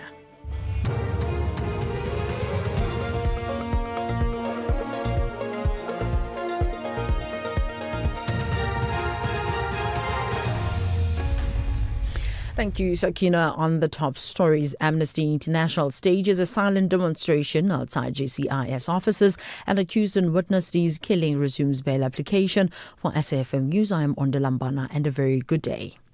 Amnesty International South Africa has staged a silent demonstration outside the Government Information and Communication System offices in Pretoria ahead of the release of the fourth quarter crime statistics. Acting National Police Commissioner Puleng Dimpane will accompany Acting Police Minister Feroz Kachalia, who will release the statistics in a media briefing in Pretoria today. The statistics will reflect crimes that occurred between January and March this year. Amnesty International's Genevieve Quintal says they continue to witness targeted killings to silence defenders of human rights and those working to expose corruption. The first demonstration happened a month after Abahlali Basimjondolo leader Zweli Kabazela Mkhize was killed. And now the second one comes 2 days after activist Tato Molosankwe was killed in the northwest. The authorities continue to fail to protect human rights defenders who play a crucial role in ensuring accountability and advancing human rights and social justice. Tragically, many of these brave individuals face intimidation, harassment, threats and attacks, sometimes even death, simply for their efforts to defend human rights. The man accused of killing the Madlanga Commission of Inquiry witness Marius van der Merwe says that vehicle tracking data does not place him at the crime scene. Matipandile Soteni's lawyer read out an affidavit in the Brakpan Magistrates Court east of Johannesburg. In it, the accused says he was 2 streets away from the scene and therefore could not have witnessed the crime. Soteni is continuing his bail application. Van der Merwe was shot dead outside his home in Brakpan in December last year. Soteni's lawyer is Ntabiseng Mohamane. It is important to inform the court that at the time of this alleged offence, I was not in Gold Street, where Mr. Van der Merwe resides. My tracker does not place me there. A dark-coloured hatchback approached slowly, and it is the occupants of this car that fired 2 shots at the deceased. The state does not give an explanation to the court that at some point it was a white buggy that was sought. This shows the timeline is not clear. The state has not explained this properly. Tenants of the Vleuhof hostel have welcomed the City of Johannesburg's operation, saying it will help to restore safety. The operation, which the Johannesburg member of the Mayoral Committee for Human Settlements, Mlungi Simabaso, is leading, includes the demolition of illegal structures and Home Affairs officials' verification of suspected undocumented migrants. Tenants say they live in fear because of criminality, including drug abuse. The Tekwini Mayor Cyril Xaba says he will soon engage diplomatic missions from several African countries following the verification of foreign nationals who had gathered at the Diakonia Centre in Durban. He says some refugees and asylum seekers have indicated that they want assistance to voluntarily return to their countries of origin. Xaba says he plans to engage diplomatic representatives from the Democratic Republic of Congo and Burundi on possible support. Just to get a sense as to what can they do to assist those that want to go back home. And for Ethiopia, I'm told that currently there is no ambassador, but there is a deputy. In fact, 2 deputies, Minister Gaito and Minister Bushra. So I'll also be contacting them to then facilitate the relocation, the transportation of those that have come forward back to their own countries. About 15 Italian activists who took part in a flotilla attempting to deliver aid to Gaza have returned to Rome this after being deported from Israel. The activists allege that they suffered abuse while in Israel detention. Their relatives and supporters welcomed them at Rome's Fiumicino airport in the early hours of this morning. Antonella Bundu is one of the activists that were detained. First of all, I'd like to say that we were stopped by the Israeli soldiers. We were stopped on the second day, not on the first day. So all the governments had enough time to tell Israel they had 3 warships in the Mediterranean Sea circulating without anyone stopping them for more than a day. So that's the worst thing. Okay, when they stopped us, they tasered some of us. They took us on the prison ship, and in the prison ship it's like a concentration camp, a floating concentration camp. You have barbed wire everywhere. There were containers where we had to sleep, and obviously we were zip-tied. Recapping the top story, Amnesty International South Africa has staged a silent demonstration outside the Government Information and Communication System offices in Pretoria ahead of the release of the fourth quarter crime statistics. I'm Mondulambana for SAfm News Headlines at 12:30. Update at noon with Sakina Kamwendo, midday to 1 p.m. Update at noon with Sakina Kamwendo. Thanks so much, Andela. Good afternoon, everybody. At 7 minutes after 12, welcome to Update at Noon. So we'll follow up on that lead story in the news. Amnesty International staging that protest ahead of the release of the crime stats at around 1 o'clock this afternoon by Minister Firoz Kachalia. So SABC News will obviously be keeping an eye on that. And of course, you can tune in to actually listen to that live. You can stream it, SABC Plus. www.sabcnews.com, and you'll find avenues through which you can actually listen to that uninterrupted. And then, of course, some other stories that we're following up as well. So we saw yesterday the developments in eThekwini around immigrants and, of course, what has transpired. And we will, of course, try and speak to as many of those affected and impacted regarding that particular situation. And then the bail application of the man accused of the murder of Madlanga Commission witness, known as Witness D, Marius van der Merwe, that's back in court. Mati Pandile Soteni appearing in the Brakpan Magistrates Court once again to continue that bail application. And we'll also speak to NERSA about a move that could impact thousands of vulnerable South Africans and households across the country, with NERSA officially approving the national free basic electricity rate for the 2026-2027 financial year. We'll find out exactly what that means in terms of the determination for how municipalities and Eskom will provide free basic electricity to qualifying indigent households. So those are some of the stories. It's a Friday, of course, and we'll have an update from the coalface as well with Martin Creamer. Update at noon with Sakina Kamwendo, midday to 1 p.m. It is 9 minutes after 12. eThekwini Mayor Cyril Xaba says that a repatriation facilitation office will be established in Durban in order to assist and document foreign nationals who wish to return to their countries of origin. Now, the mayor says that the initiative excludes undocumented foreign nationals and rejected asylum seekers.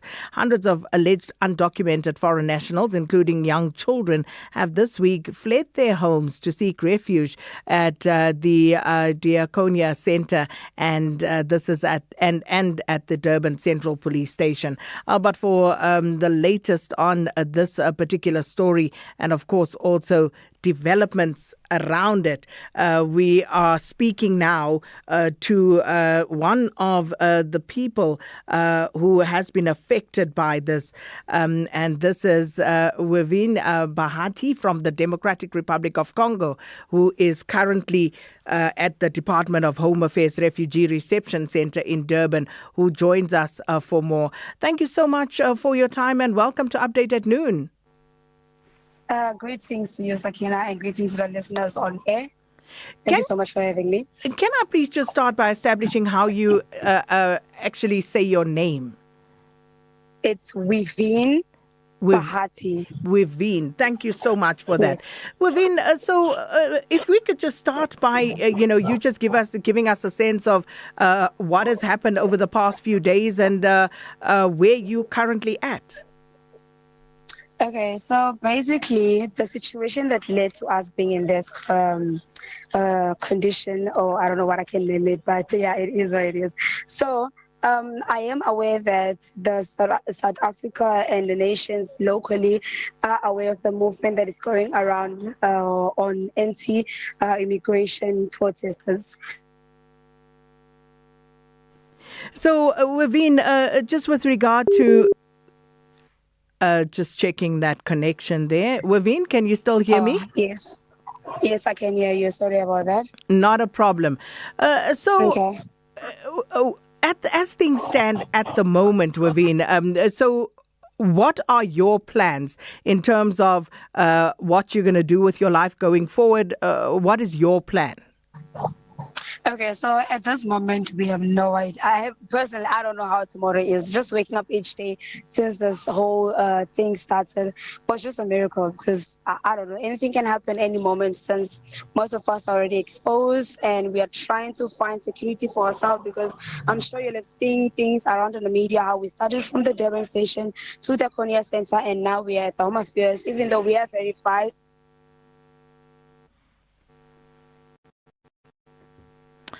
My apologies. Protection or the security that we need. Okay. I apologize, Waveen, because we kind of losing the connection there. But you said something about you've been verified. Did I hear that correctly? Yes, we've all been verified. All of those that are here at the Home Affairs currently were verified yesterday, and we were waiting for the way forward, but unfortunately, we couldn't hear anything from the mayor, and our leaders haven't even told us anything, and they're saying that we're just waiting because the leader then mentioned, they mentioned that based on what they heard from the mayors, it's now in our hands, so we don't know. We don't know what's going to happen now. When you say you've been verified, what does that mean? So it means that obviously the stakeholders spoke to the Home Affairs office for us to receive safety. They have the way at that Konya and whether they are legally documented or illegally documented. So then they told us we need to come to Home Affairs to verify. Then we came to the Home Affairs, they took our paper, they photocopied it, and then they check in the system whether is it valid or not. So that's what it means by verified, because once they say it's valid, they will say it's verified. So yours is valid? Yeah, personally, mine is valid because I gotten it free from the Home Affairs from the beginning. So as things stand right now, Waveen, are you looking to still remain in South Africa, still remain in Durban, or are you looking to go back to the DRC?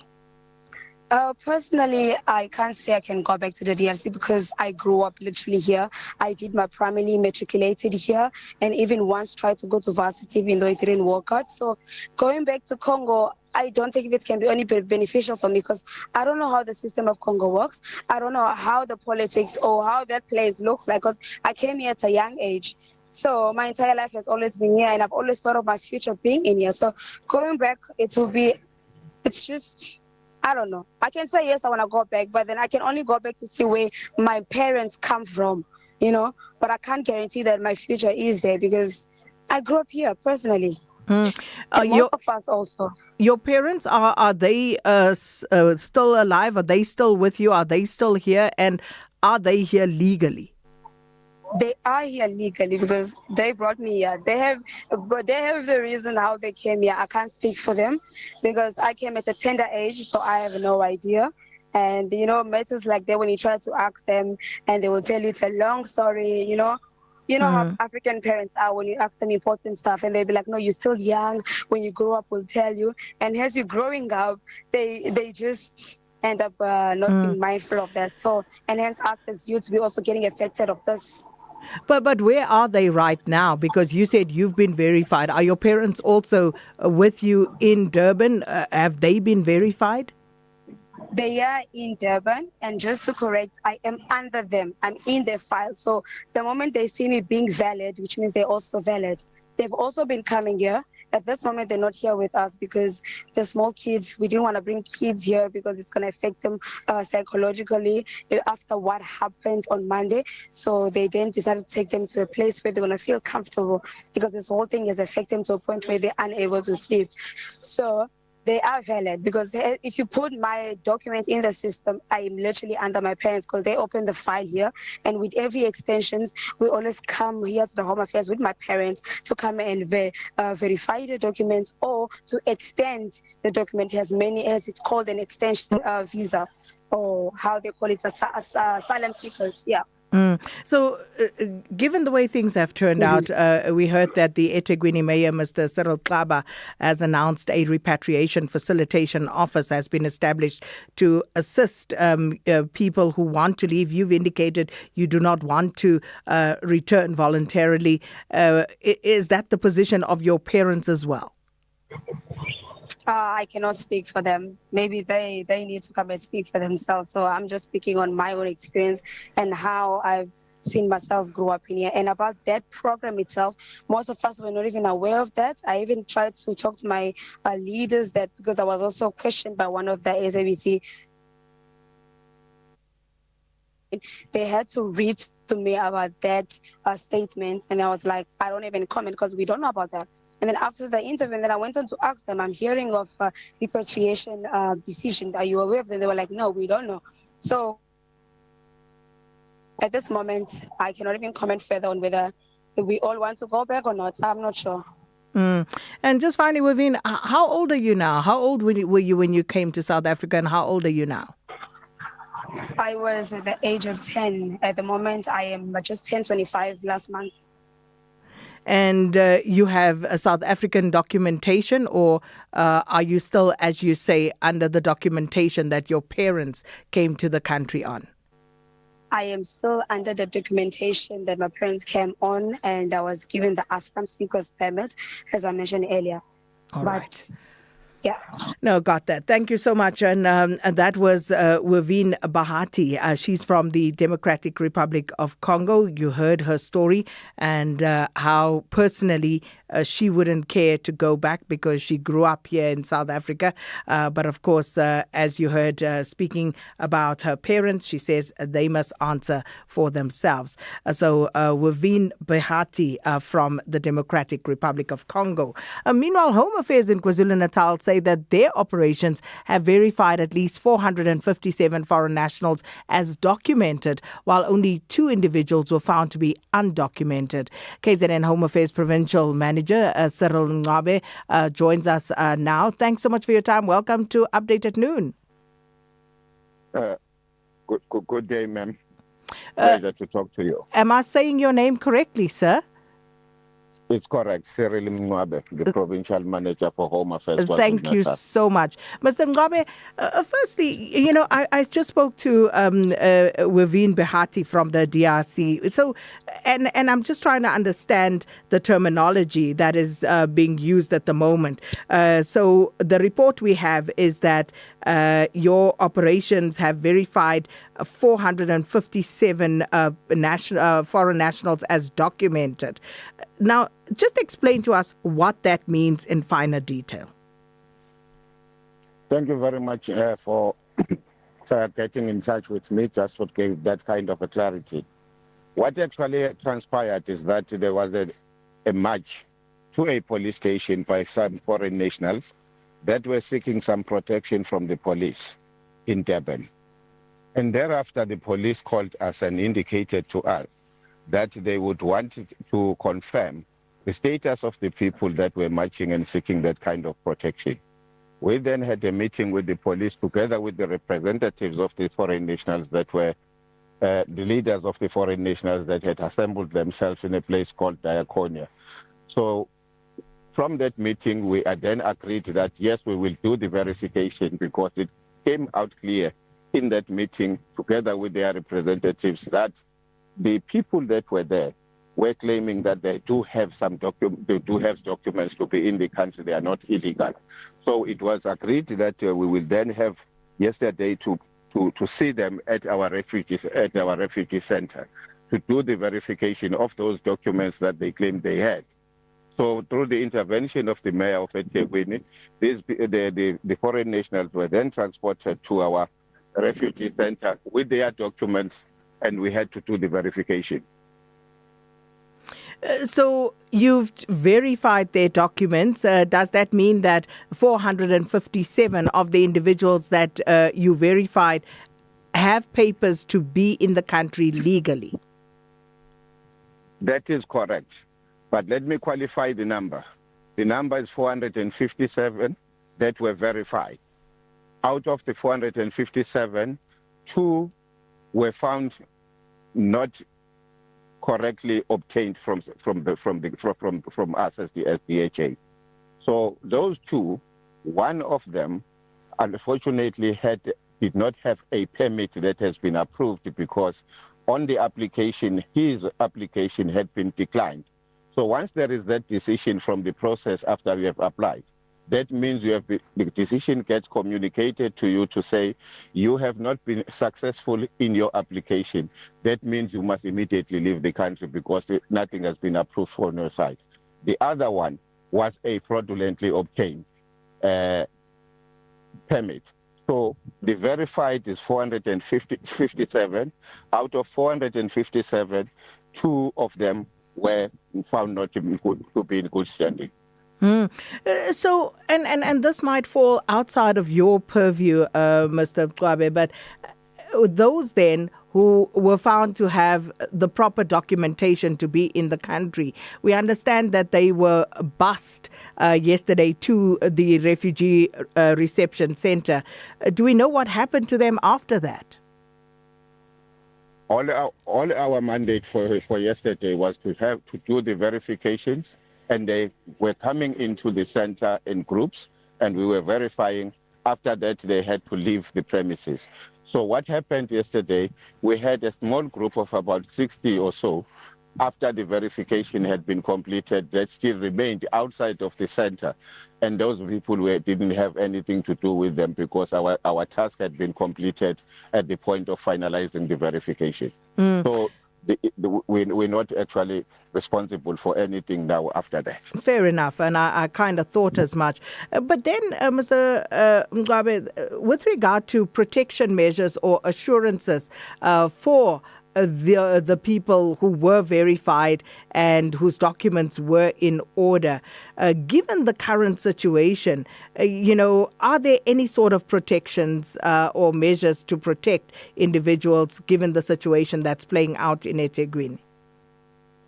Well, the situation that is playing out at eThekwini is that they had gone to the police, which is the law enforcement agency that is supposed to provide protection to every citizen of this country.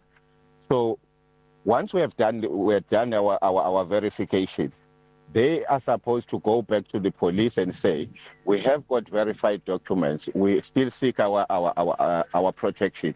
Then it will fall within the ambit of the responsibility of the police to say how best they can manage the situation, which is their mandate in terms of protecting every citizen that is in the country or any other person. And just finally, with regard to Mayor Cyril Xaba announcing that a repatriation facilitation office will be established to assist legal foreign nationals who wish to return to their countries of origin, does your office have any sort of role to play in that regard? And if so, what will it be? As a provincial head, I am responsible for what is happening in the province. But once there is an articulation on a decision that has got to be made that would affect even the whole country, basically Mayor Xaba, I think he did indicate that there was going to be an engagement with Home Affairs as a department, taking into account the highest authority within the department to make such a determination. All right. Thank you so much. We certainly appreciate it there for the update on the latest developments there. And that was the KZN Home Affairs Provincial Manager, Mr.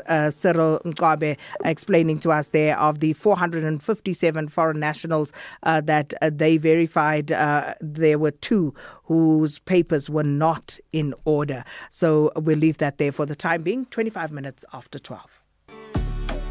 Get into the beautiful game with a free Spa limited edition soccer ball when you spend 650 Rand and buy any 3 participating products. Like 400ml Vaseline body lotion or cream, including argan oil, for 49.99. Save 20 Rand. Or 175-gram Protex hygiene soap. Buy any 2 for 28. Save 12 Rand. Price is valid from 11 till 24 May. While stocks last. Only at Spa. T's and C's apply. As part of Africa Month, now we are profiling Mauritius, East Africa. An island nation in the Indian Ocean, east of Madagascar, connected to Africa through trade, culture, and history. Known for white beaches, coral reefs, and volcanic landscapes. But beyond tourism lies one of Africa's strongest economies.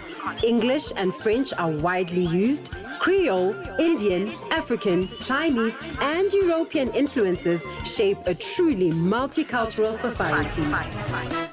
Mauritius gained independence in 1968, a small island that transformed itself through vision and stability. Finance, tourism, technology, and manufacturing power the economy, often recognized for strong governance and economic growth.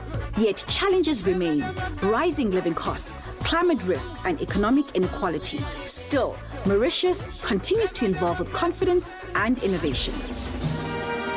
Mauritius proves that size does not limit ambition. In every shoreline, in every culture, in every success, there is possibility.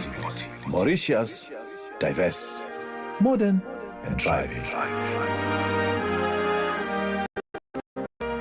Africa Month on SAfm. Conversations, context, connection.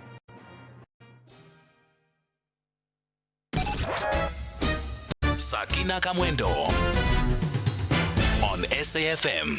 Now, Police and Prison Union POPCRU says that it expects the quarterly crime statistics to paint a concerning picture, especially around violent crime facing communities in the country. The union remains particularly concerned about murders, gender-based violence and political killings. The South African Police Service's third quarter crime statistics, covering the period from October to December 2025, showed an 8.7% decrease in murder and 6.7% drop in total violent contact compared to the same period the previous year. And despite these national declines, violent crime remains unacceptably high. Our reporter Thabiso Khatebe has more on this. Acting Police Minister Professor Firoz Kachalia is today expected to present the quarterly crime statistics, reflecting crimes that occurred during the fourth quarter of the previous financial year from January to March 2026. Earlier this year, government raised concerns about the proliferation of illegal firearms, gang violence, and organized crime as major threats. The National POPCRU spokesperson Richard Mamabolo says crime remains a threat to the country's economic development and undermines the criminal justice system. So while we hope to see improvements in certain categories, our concern is that the crime remains deeply linked to socio-economic challenges, including unemployment, poverty, substance abuse, and the capacity constraints of facing law enforcement agencies. We will be looking closely at the trends and what they tell us about the effectiveness of current interventions. Importantly, the statistics must be accompanied by practical plans to strengthen policing, detective services, intelligence capacities, and of course the overall resources for frontline officers. Recently, the Police Ministry established a new organized crime strategy focusing on intelligence-led policing, backed by a 127 billion rand budget approved by the National Assembly. This has led to the integration of Metro Police and the South African National Defence Force as force multipliers. The Democratic Alliance says the fourth quarter crime statistics should not amount to lip service by the Police Ministry. The party member of parliament is Lisamari Shekerleng. The DA is demanding that SAPS finally publish full and accurate figures on gender-based violence and crimes against children. Women and children are amongst the most vulnerable people in our country, yet their suffering is too often treated as an afterthought. Crime statistics are meaningless if they do not reflect reality. South Africans do not want polished presentations and political spin. They want arrests, they want convictions, and they want safer communities. This while Security Services specialist Mike Bolhuis says the minister and the national commissioner must address corruption within the police service. Also, corruption will be, in my opinion, identified as the number one problem in our country, in our government, as well as in our top structure in the police, obviously in the whole police in its totality. Our complete justice system and safety and security system in South Africa is in its worst condition ever. Bolhuis says the country's justice, safety and security systems need a total overhaul in order for police to win the war against crime. Thabiso Khatebe, SABC News, Johannesburg. Well, brings us up to news time with Ondela Mbana for your latest headlines. Thank you, Sakina. On the news headlines, National Assembly Speaker Thoko Didiza has denied allegations that she met with President Cyril Ramaphosa's legal team, and this follows the DA's concerns over her role in the Phala impeachment process. Amnesty International South Africa has staged a silent demonstration outside the Government Information and Communication System offices in Pretoria ahead of the release of the fourth quarter crime statistics. And the man accused of killing the Madlanga Commission of Inquiry witness, Marius van der Merwe, says that vehicle tracking data does not place him at the crime scene. A full update follows at the top of the hour. Economic news on SAFM. Facts and figures you can count on. Well, it's a Friday. We're joined by Isak Odendaal, investment strategist at Old Mutual Wealth. Good afternoon, Isak. Hi, good afternoon. So at the moment, the Rand is trading at 16.47 against the US dollar, a bit firmer compared to earlier in the week. The JSE All-Share Index is flattish today, trading at 114,000 points. And then the all-important number that we've been following the last 3 months is the Brent price of crude oil. That is also a little bit lower compared to the last few days at $105 a barrel, but obviously still quite high compared to where we were at the start of the year. High fuel prices have obviously fed into inflation. So during the week, we had a consumer inflation report from Stats SA showing that the headline inflation number jumped to 4% in April. Of course, that is above the Reserve Bank's new-ish 3% inflation target, which means that at next week's Monetary Policy Committee meeting, it's a close call whether they will keep the interest rates unchanged or perhaps a 25 basis point increase. I think with inflation expected to rise even further in the months ahead, we should steel ourselves for the possibility that interest rates will rise somewhat as the Reserve Bank defends its target. But I don't think anyone expects it to be a particularly severe interest rate cycle. Clearly, nothing like the previous cycle that we saw. And as you know, I like to leave you with one little silver lining or piece of good news, and that is that the diesel price internationally has actually come down. So we are on course for a diesel price cut early next month, but not, unfortunately, a petrol price cut. But obviously the diesel price cut is good news for especially businesses and the farming community. Well, Isak, thank you so much and hope you have a fantastic weekend. Isak Odendaal, investment strategist at Old Mutual Wealth. SAFM Sport with John Gerika. First of all, no, I get to say it. First of all, welcome back. I missed you for these 2 days. There were reasons that I wanted you here, and we all thought that you were, we were worried. I suspect I was deliberately sent away so you guys wouldn't, form a guard of honor for me here. We had a whole thing planned and everything, and then you went here. I was so sad. I had to go and, report on what's happening in the Western Cape. No, I get it. Serious issues. It was very serious issues, yeah. But I had things planned. Anyway, we'll move on. There might be changes this weekend. There are 3 premiership matches happening tomorrow that I don't want to say nobody cares about, but very few people care about. Shame. Durban City against AmaZulu. It's a big local derby. Golden Arrows against TS Galaxy and Sekhukhune against Siwelele. But all 3 of those 3 o'clock. All the games at 3.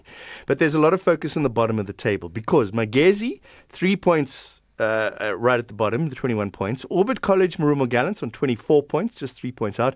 Chipper United on 25 points. So that playoff match is very, very important. So Kaizer Chiefs meet Chipper United. So Chipper probably going to stay on 25 points. Marumo Gallants against Stellenbosch. Also, not really sure about Marumo Gallants.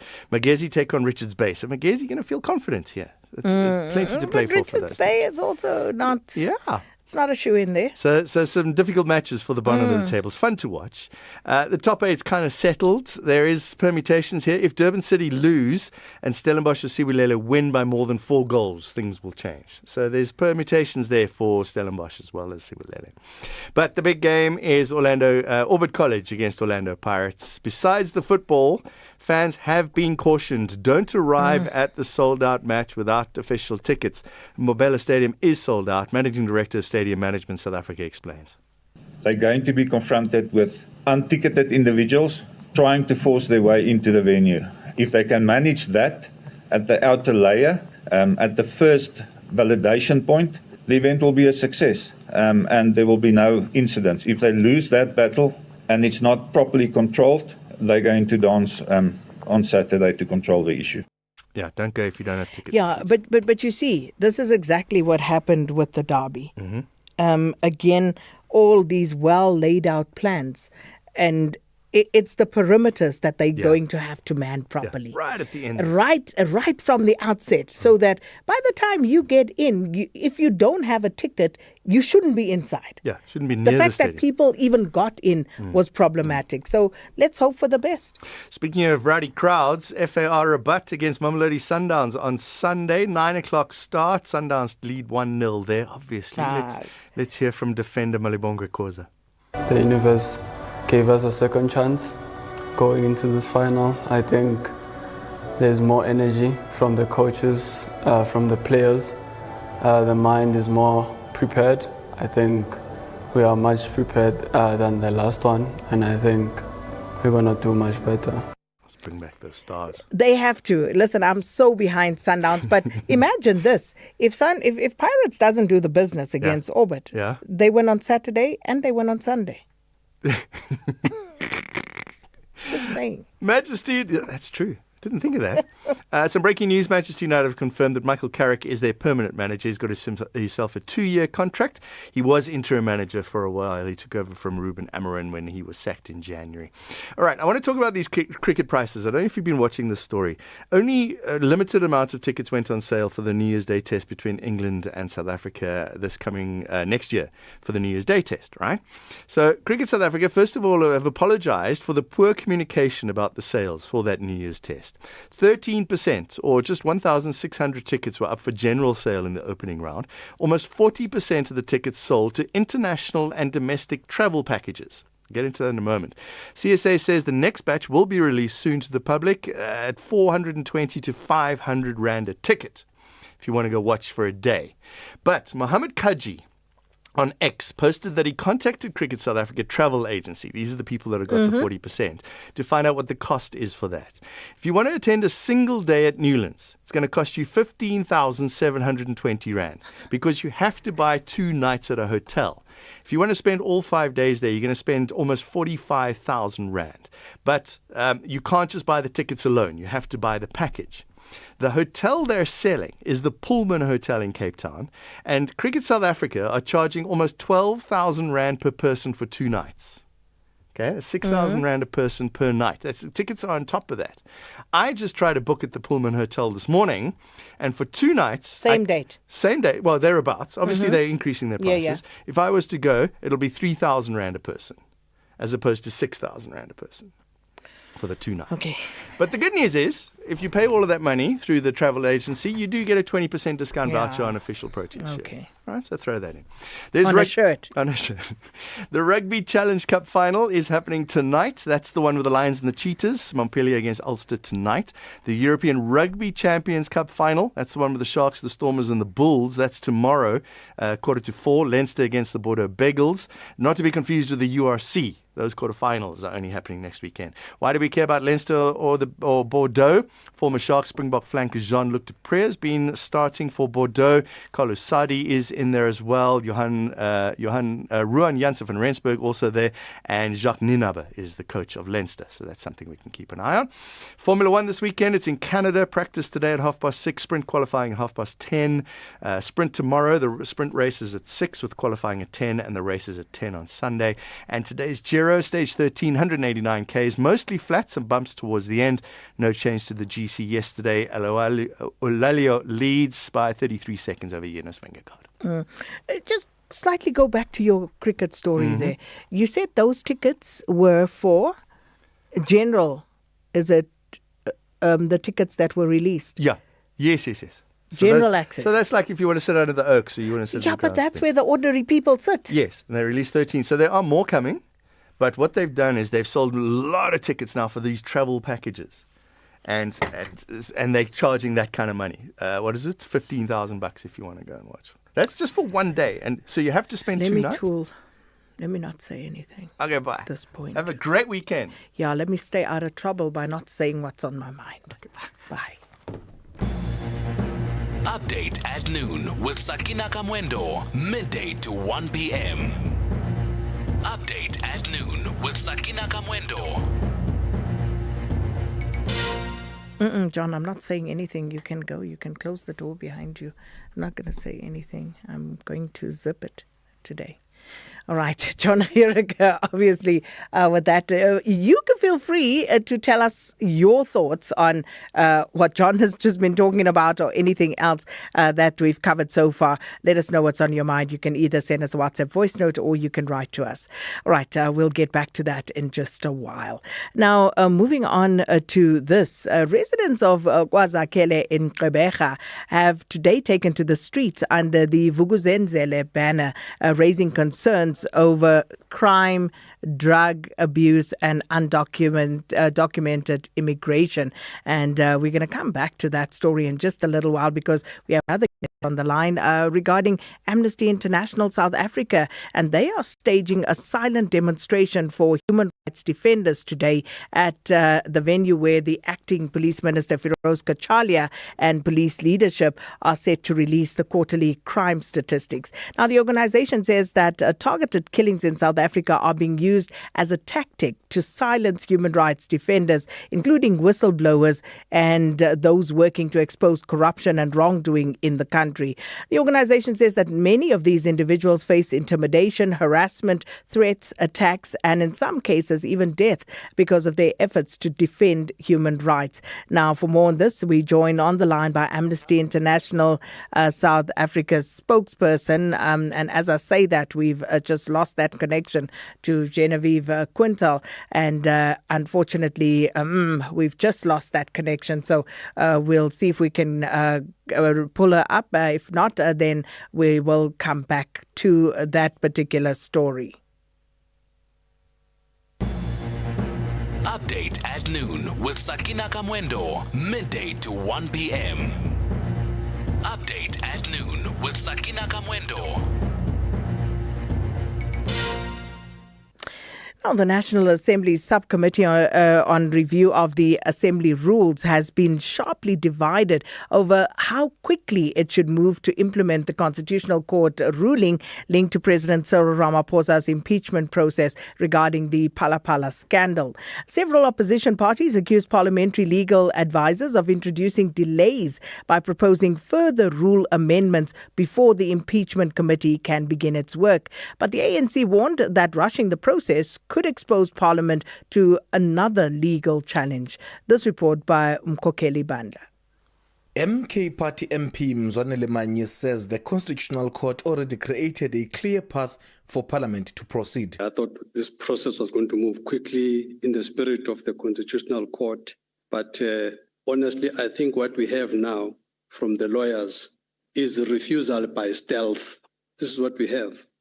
The lawyers are saying to us, before you move, start with the policy, do the legislation, do the regulations, do a practice note, draft a memo, all of those things before you move. I'm very frustrated, Chair, with what is being said now, because I think if we take the route that we're being advised here, it means that nothing is going to happen for the rest of this year. Rise Mzansi MP Makashule Ghana echoed concerns that Parliament risks spending months debating procedures instead of proceeding with the impeachment inquiry. This was supposed to be a shorter process. And if you are considering the removal of the president with lawyers and everyone else, we might spend the next 3 to 6 months just on the process itself. So I think we need to find the shortest possible. Obvious, if the president interdicts and so forth, that's not in our control. But for what is in our control, we ought to find the shortest possible path to executing as per the directive or the order of the Constitutional Court. DA parliamentary leader George Michalakis warned that Parliament's credibility is now on the line. But at this rate, I'm going to be dead by the time that this impeachment hearing happens. And that cannot be so because, Chairperson, Parliament and its reputation as a credible and effective institution relies on how we deal with this. And what is being said to us is that when you're done with all the writing of the rules, the public participation, which we've never done on parliamentary rules before, I'm sure, if I might be wrong, but in any case, if all of that gets done, ultimately the credibility of Parliament is going to be down the drain because the public ultimately wants to see this process to be complete. Mr. Ramaphosa is no longer going to be president by the time that we're done. But ANC's Mikateko Mahlaule cautioned against sacrificing proper procedure for speed. The shortest possible way is not always the right way. You can go the shortest way and commit a mistake that the court will find you not to have complied with the rules of the National Assembly.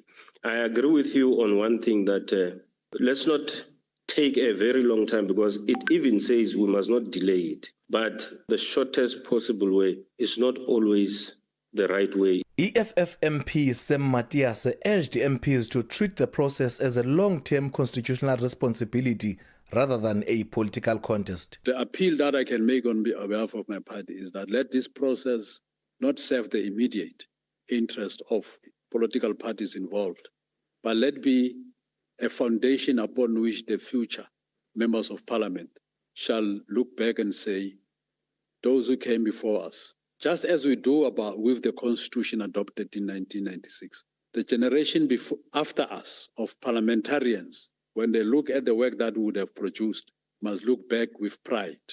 So let this not serve the immediate party political interest. Let be a foundation upon which impeachment process going forward shall be guided and shall be grounded upon. Parliamentary advisor Andrew Breitenbach insisted that while Parliament must act urgently, it also needs rules capable of surviving legal scrutiny.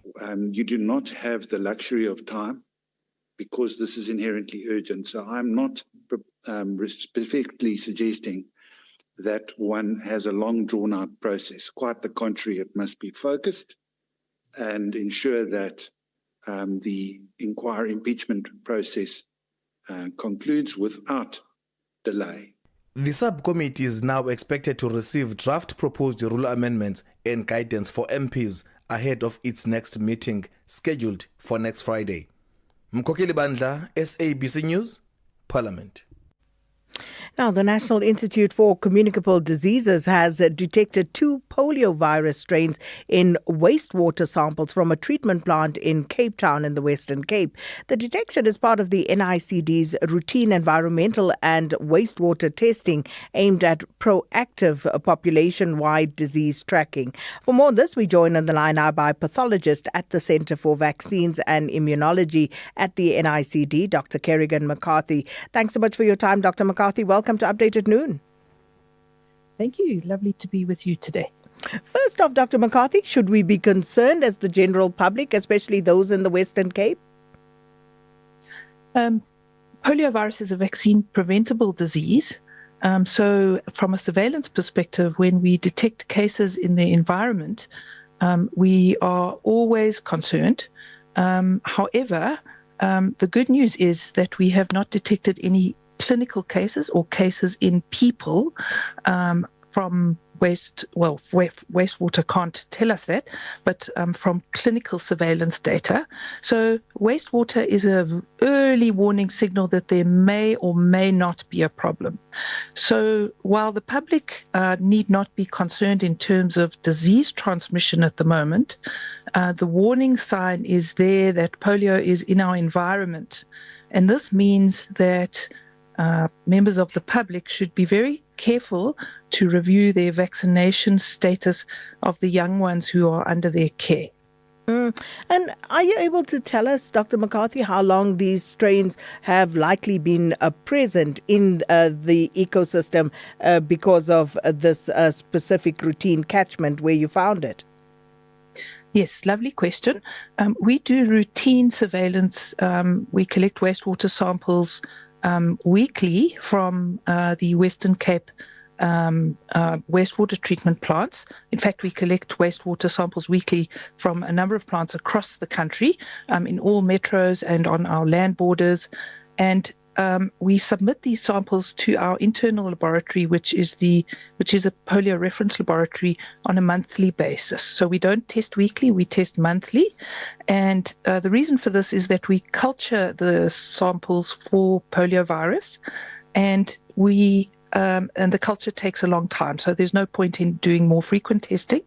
But the good news is that these are the first detections of these particular poliovirus strains this year, and we have never detected these strains in our country before. So this is a good news of a surveillance system that is working and that is able to protect our country, to alert us to take appropriate action. And with regard to specific areas like neighborhoods where these strains have been found, is there any sort of a plan to triangulate, make sure that we don't see further segmentation or where we can see this moving upstream or upscale in the sewer network? So the wastewater treatment plants that we test and sample are what we call sentinel surveillance sites. So we choose one or two wastewater treatment plants in an area that have a very large population in order to get the best possible sample that's representative of the population in that city or metro or district. So we don't try and track the individual areas where the wastewater is coming from. We take action rather at a public health level, and hence the department's media notice. We interpret the findings of polio in wastewater as a sign that there is some transmission of this poliovirus in our community. We don't know how or when, and so the immediate response is to strengthen clinical surveillance for cases of polio. So a case of polio presents with what we call in medical language acute flaccid paralysis. This means acute means sudden onset, flaccid means weakness. So if anybody in the area of the district, the metro, and in this case it's the city of Cape Town, has a sudden onset of paralysis, they need to seek healthcare urgently. And what the Western Cape Provincial Government will be doing as I speak is sending out notifications to all the clinical facilities to be aware of these cases and to investigate them appropriately. Certainly, rather serious, Dr. McCarthy, because one would imagine with little children as well, parents need to be quite vigilant. Absolutely. The best thing that a parent can do for their child and also for the community is to vaccinate their child to ensure that the little one gets the birth dose and the 6-week dose of the oral polio vaccine, and then that they receive what we call the hexavalent vaccine. That's the dose of vaccine hexaxim that's given at 6, 10, and 14 weeks, and a booster at 18 months. This vaccine contains what we call inactivated polio vaccine, and it is a very safe vaccine that is given as part of the diphtheria, tetanus, pertussis, or hexavalent 6 antigens at 6, 10, and 14 weeks. And little ones who've had this combination of vaccines will not get polio if the virus is in the environment, and they also won't be able to pass it on to other children. And that's very important because disease somewhere is disease everywhere, because humans move around. We move around and we pass viruses on to each other, and we can't really rest safe until we know that everybody in our community is protected against polio through vaccination. Dr. McCarthy, thanks so much for your time. Very important notice there. If you are around the Cape Metropole, just be aware of what is happening there. The National Institute for Communicable Diseases detecting 2 polio virus strains in wastewater samples in a treatment plant in Cape Town in the Western Cape. So please make sure that if you're in that area, your children and everybody who may be in contact there actually has their polio vaccinations up to date. We're delving deeper into the world of mining and engineering. From the coalface with Martin Creamer. It's that time again on a Friday when Update at Noon presents another update from the coalface with Martin Creamer, publishing editor of Engineering Weekly, editor of Engineering News and Mining Weekly. Good afternoon, Martin. Good afternoon, Sakina. Martin, South Africa's Northern Cape has a wealth of good quality copper ore and it's hidden underground. Yeah, and the great news this morning is that 180 million rands worth of investment is coming through. And not only will they be finding more copper, but they're going to be able to open a mine. So it's really near term. It's the Priska mine. And of course, that used to be operated until 1991. They're able now with these funds to bring it back probably before the end of the year. So that is always the best thing. To explore is one thing, but to actually be able to open an operation is another massive thing. And if that gets going, it'll provide the funds then for O'Keefe, which has validated very high-grade copper also this week. They've been drilling there, and every time they drill, they validate that what they thought was there is actually there, and it's high-grade copper, and it's something that's very important in the world at the moment. With the electrification, people need this copper. It's going to be in big demand, and that's very good for South Africa's economy. Martin, South Africa's 100 billion rand green hydrogen project this week also took another big step forward. Yeah, we've been watching that and thinking, when are they going to have a final investment decision? Well, it looks like the final investment decision is coming up pretty soon. Probably in the fourth quarter of this year, we'll have a final investment decision. And that is a massive investment. I mean, we're talking about 100 billion rand, and that's for the Eastern Cape. And very key players there, very credible players. So you've got Built Africa there.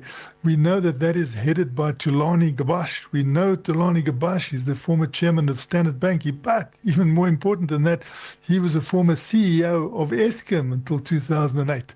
And then he went into renewable energy. They will be using the renewable energy to produce green hydrogen. They will then turn the green hydrogen into green ammonia. We see demand for that building up. Already ships are being built to take that. And it's very important that the marine pollution ends. And this will bring an end to marine pollution. We saw in Rotterdam, big activity this moment. Rotterdam wants to import that and then spread it into to the Europe. China is big on it. So hopefully this will go ahead before the end of the year. We already see they've ordered an electrolyzer. Electrolyzer is key to produce the hydrogen. And just finally, Martin, investment in platinum continues to be very strong. They reported the World Platinum Investment Council has come through saying the investment demand for platinum is unbelievably strong. And we saw that last year. It was so strong. But they're talking about on top of that now, they've got about a 33% anticipation this year for platinum bar, platinum coin. And people are wanting to get their hands on that, particularly China, because they know they're going to use it industrially. And if they don't use it industrially, they'll use it in jewelry and all the other activities. But that is also linked to AI now. Because with these new data centers, data storage, they are going for hydrogen, and they can get that powered by the platinum investment as well. So the energy security is big. The supply, though, is not good, and that always gets people going on the investment side, and that's why they can say investment demand for platinum is extremely strong. Well, Martin, thank you so much. Martin Creamer there. Will be back with another edition of At the Coalface, same time next Friday. And that's all our time. It's 1 p.m. on this Friday afternoon. Thanks to the production team. Thanks, everyone, for tuning in. And we'll be back on Monday. Right now, though, here's Ondelambana with your latest news.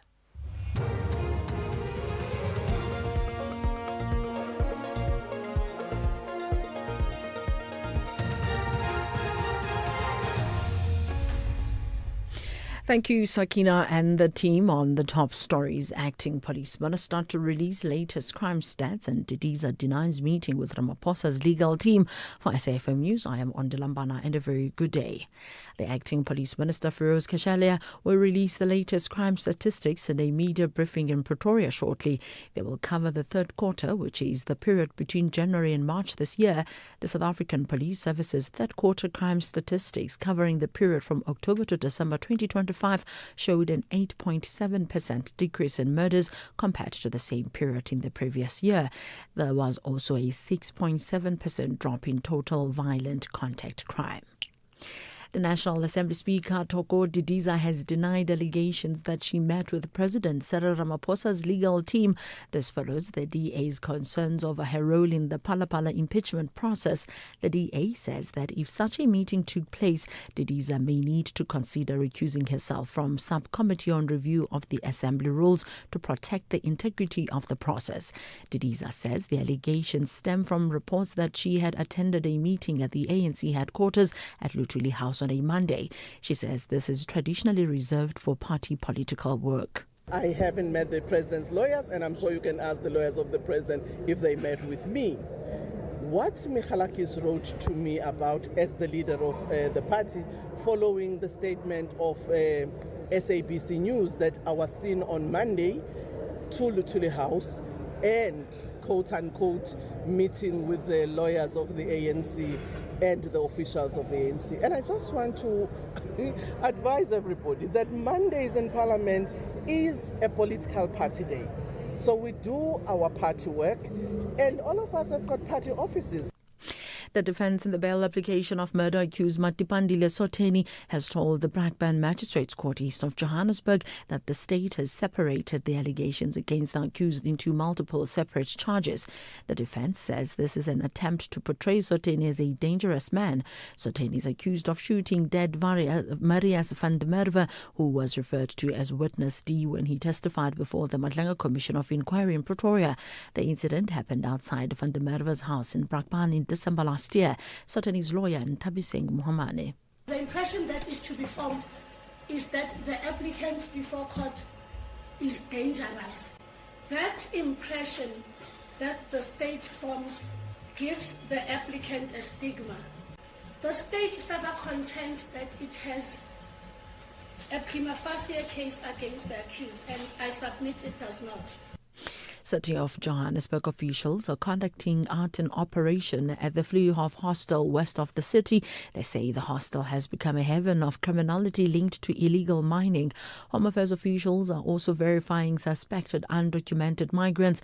Johannesburg member of the Mayoral Committee for Human Settlements, Mlungisi Mabaso, is leading the operation. He says they'll demolish illegal structures and relocate some of the tenants. We are moving 130 families out of this dilapidated structure to proper and dignified houses, but we are focusing on South Africans, of course, and that's why we've got Home Affairs here to deal with the undocumented foreign nationals. But over and above that, we've engaged with our residents, and that's why there's no resistance from them. They are aware that they will be moving, but we will be dealing with criminal elements that were happening. Eteguni Mayor Cyril Gaba says a repatriation facilitation office will be established in Durban soon. He says it will cater for foreign nationals who are in the country legally and wish to return to their countries of origin. Gaba says he will discuss the details of the initiative with members of the diplomatic corps. I'll also call for the introduction of new asylum seeker documentation embedded with tamper-proof security fixtures or seals, as part of efforts to ensure that refugee status was granted to deserving cases, thereby protecting the sovereignty and integrity of our country. I strongly believe that if we work collaboratively on such initiatives, a great deal can be achieved in addressing migration issues in the country. The International Relations Department says that migration will be a key issue for discussion among SADC states. The department is hosting a special meeting of the regional bloc's Foreign Affairs Minister at the Kruger National Park. The meeting follows a resolution taken at the SADC Council of Ministers meeting in Pretoria in March. The department spokesperson Crispin Piri says it is important for the SADC member states to tackle migration collectively. We do need to look at how we can cooperate on issues of migration, particularly that South Africa, being the most southern tip of the African continent, does still receive a great deal of people coming from other areas. So how do we really cooperate with other SADC countries as well, so that we're all collectively able to absorb migration towards the south and deal with the push and pull factors that push migration towards the south. But also it's an opportunity for us to really understand that our economies can grow if we're able to move people, move goods in a more substantial way, in a more coordinated manner. So, recapping the top story, the acting police minister Feroz Kachalia will release the latest crime statistics in a media briefing in Pretoria shortly. I'm Ondilambana for SAfm News. It lines at 1:30. Life is full of surprises, but your insurance premiums shouldn't be. Savings on your car insurance is a sure thing with MyWay, leaving your wallet smiling every month. Switch to MyWay and save up to 40% on your car insurance premiums today to live your way. Real people, real cars, real savings. For a quote, visit myway.co.za. Premiums are risk profile dependent. MyWay is a licensed non-life insurer and FSP. T's and C's apply. MyWay. Live your way. Protecting your family means staying one step ahead. And that starts with knowing the facts about human papillomavirus. HPV is linked to over 99% of cervical cancer cases and claims the lives of more than 5,000 women in South Africa every year. HPV doesn't discriminate and will at some point affect both men and women, young and old. Protect yourself and your loved ones. Ask your healthcare provider about vaccination. This message was brought to you by MSD. Mzansi, Walala Wasala. Play Powerball and Powerball Plus for the staggering 196 million rand in total estimated jackpots this Friday and step closer to a world of many possibilities. Don't delay. Play Powerball for an estimated 100 million rand and Powerball Plus for an estimated 96 million rand today. Buy your tickets now in store on nationallottery.co.za, the mobile app or cell phone banking. Panda, Pusha, Play. Players must be 18 years old or play responsibly. E2 is a proud operator of the National Lottery. Here, there, and everywhere. SAfm 106.2 FM in Tanin. The Full Circle with Bridget Masinga, Monday to Friday, 1 to 3 p.m.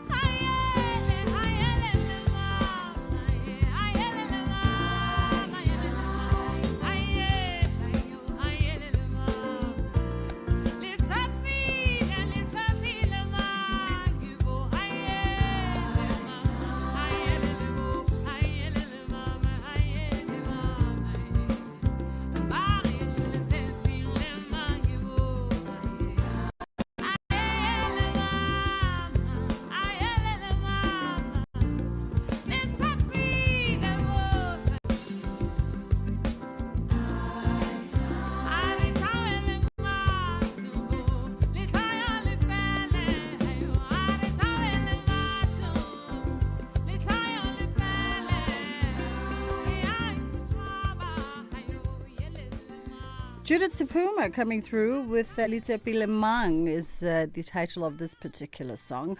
She's already in the building making her way down to the studio. So we're going to wait on her to situate herself comfortably on the show, and then we will get context around the inspiration for this particular track. And considering the fact that my interpretation is that it is asking a socially broad question, but I could be wrong.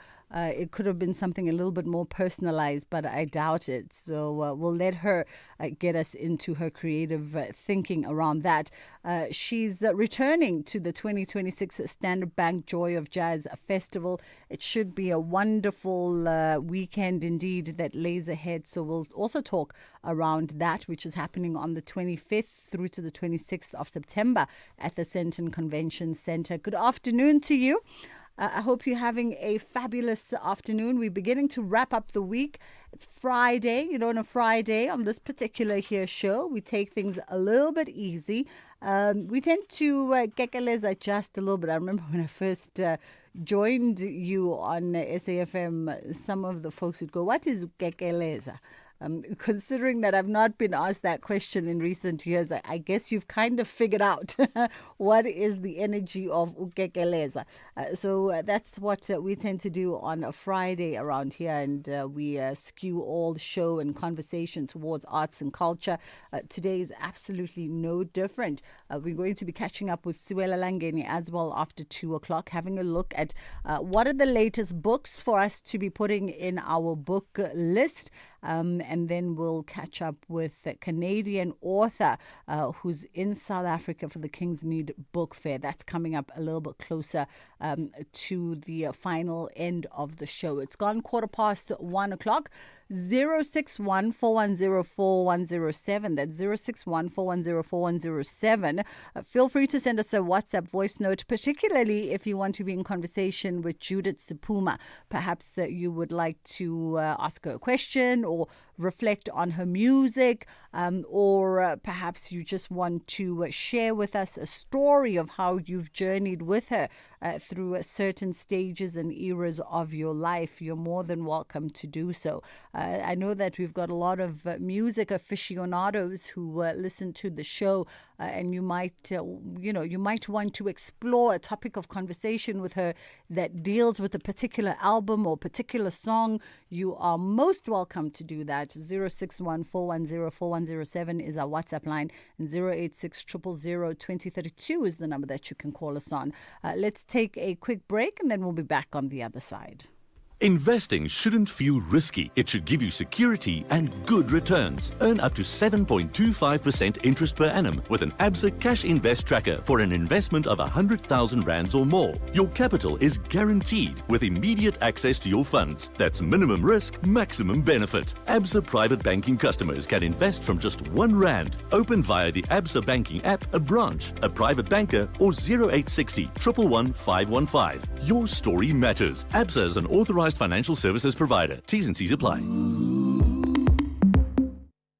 Catch Top Billing this Thursday on S3 as Zozibini meets boxing champ Kevin Larina ahead of his world title defense. Fez, Jonathan and Ryle compete for cover story glory. SA lifestyle combines with French chic in a castle of a home. And rapper Gigi Lamaine talks legacy over high tea. That's Top Billing this Thursday evening at 7. Repeat Sunday at 1 on S3. Streaming on SABC+.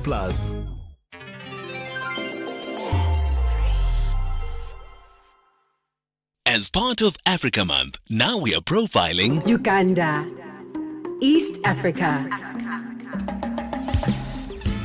East Africa's pearl, a nation rich in lakes, forests, and fertile land, bordered by Kenya, Tanzania, Rwanda, South Sudan, and the Democratic Republic of Congo, home to the source of the Nile River, one of the world's greatest waterways. Over 40 languages are spoken. English and Swahili connect a nation of diverse cultures and traditions. Uganda gained independence in 1962, a country shaped by both turbulence and renewal. Agriculture remains central to the economy. Coffee is one of its biggest exports, alongside growing sectors in energy and technology. But challenges continue. Youth unemployment, infrastructure gaps, and political tensions. Still, Uganda moves with energy and ambition. A youthful nation looking toward the future. Uganda carries the rhythm of possibility. In every river, in every heartbeat, in every dream, there is life. Uganda, vibrant, youthful, rising. Africa Month on SAFM. Conversations, context, connection.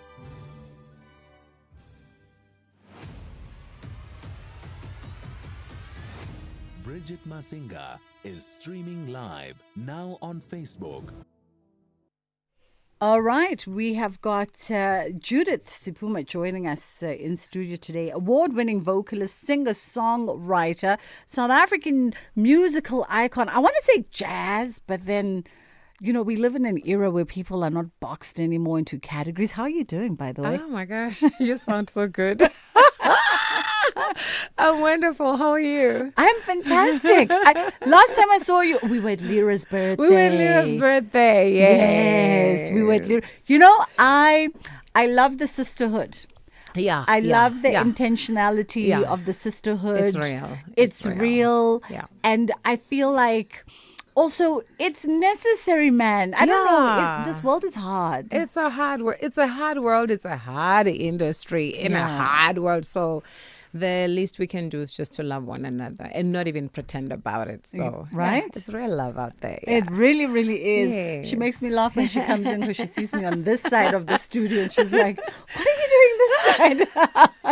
She's all the years she's always known me to be on the other side of the desk. But, you know, hey, Galoko, we take things easy here on SAFM. Yeah, absolutely. When you were walking down, we were playing one of your songs, Litsepe Mang. Yes, Litsepe Mang. And I was like, okay, I think I might have an interpretation, but I'm going to ask you, Uguti, what was, you know, the context for you behind that song? So, Litsepe Mang is actually me and Slilo. Actually, Slilo wrote the song.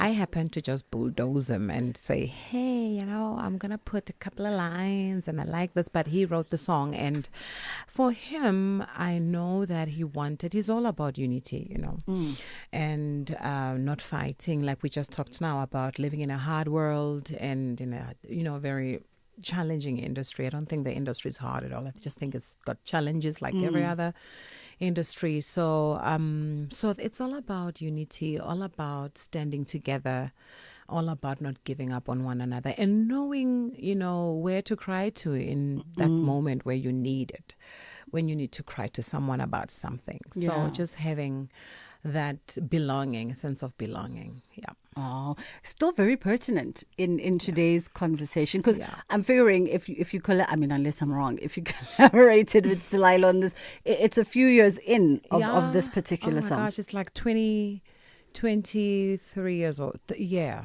You've something been in the like industry that. Listen, we don't have to discuss those age situations that are just not meant to be our conversation, exposing us that we are still very young. No, listen, I use one of my best friends always goes, who's badala? And I'm like, Kwezi, languaging is very important. It is. Asbadala, sikulile. Yes, it's kulile. There's a difference. Yes, it's kulile. I like that. No, it's kulile. I'm going to use it. But okay, now I've got to go there because now you make me intrigued. Yeah. But it's not a shying away from your age. No. I'm not going to ask you how old you are. No. It's not a shying away from your age or shying away from the years of the industry, right? No, it's not. It's fun to actually talk about how long I've been in the industry, you know, and it's actually longer than that because remember I started my days at UCT and by the time A Cry, A Smile and a Dance was released, I was already really like, you know, in the industry, just the different side of it, the corporate world, the big band side world, the Cape Town, you know, world where I would just only come to Joburg for that private event and then go. But we talk about the longevity in the music industry when we talk about when did you release your first album. That's how I look at it. So A Cry, Smile and Dance, about 23 years old, maybe 24 actually.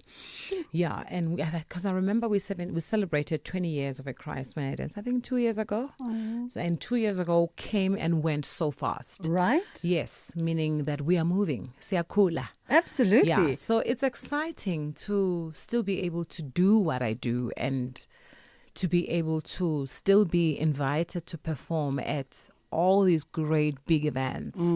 You know, the momentum does not die. And I've gotten to even a point where sometimes I'm afraid to even post that, I'm doing this event. It's like, you know what? Yeah, let's just go work and make people happy and then go home and sleep.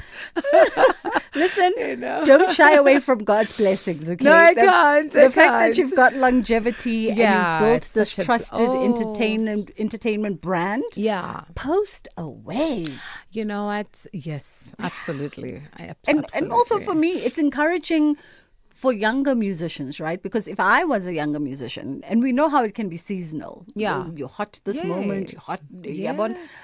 If I was a younger musician looking at you 2 decades plus in, and still every weekend you are, you know, I would be asking you, I'd be DMing you every day to be like, tell me, what's the secret? Yeah, and that's the beauty of being matured in the industry. I don't know if that's proper English. Oh, who cares? I know who cares. So I think being able to ask, even 20 years in, 30 years in, we never stop learning. And this is something that I learned, you know, when I was still in varsity, because just when you think you've got it, you don't have it. The reason being that music evolves and everything keeps changing every year. Everything. Like petrol goes up 10 times in a month and all that stuff. So everything is constantly changing. So it's up to us to always be well informed and stay in the current.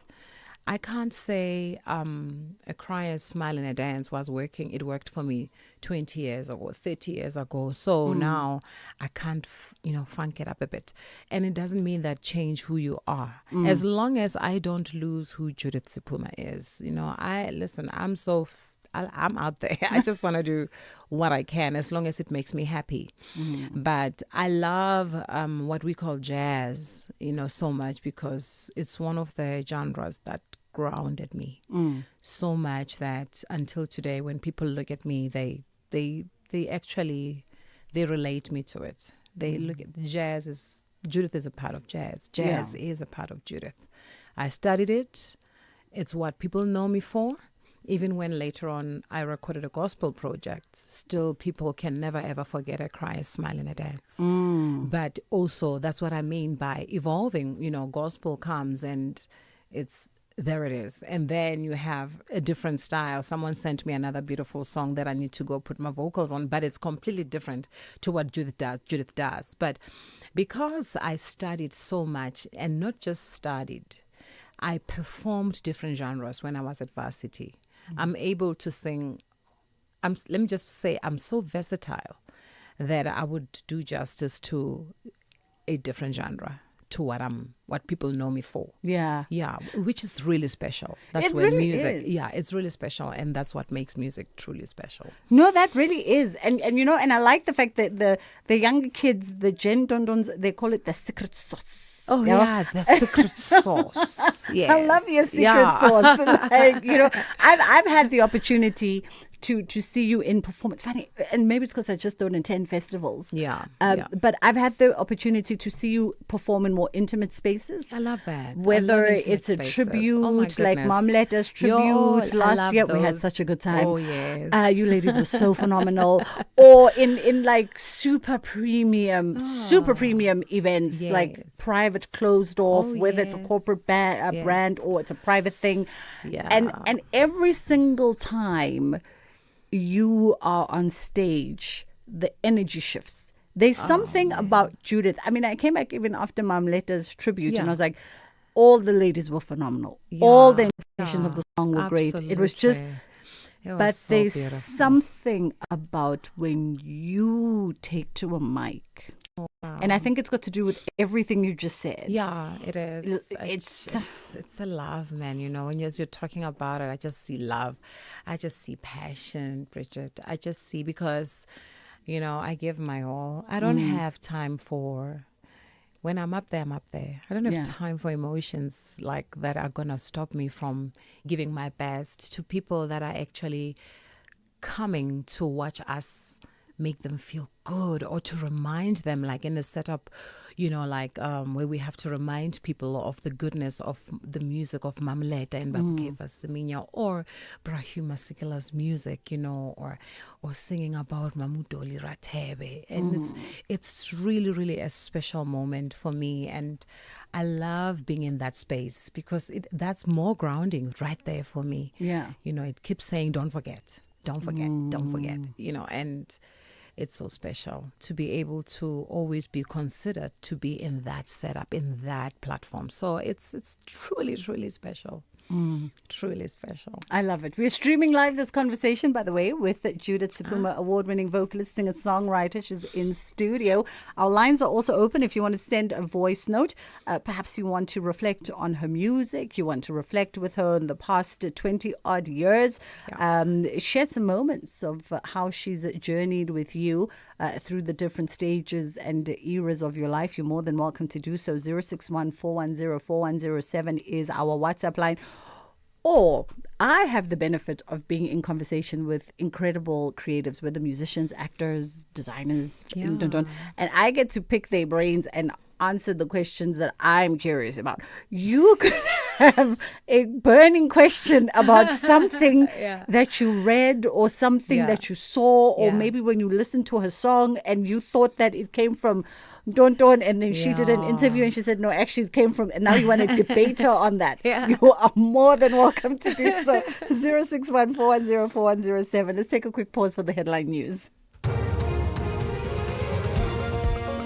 Thank you, Bridget. On the news headlines, the owner of the farm in Swartrakens in Northwest, where 11 people were arrested for operating a multi-million rand drug manufacturing laboratory, has handed himself over to the police together with his wife. The acting police minister, Feroz Kachelia, is releasing the latest crime statistics in a media briefing in Pretoria. They will cover the third quarter, which is the period between January and March this year. And prosecutors in northern Honduras say at least 19 people have been confirmed dead in a series of shootings. A full update follows at the top of the hour.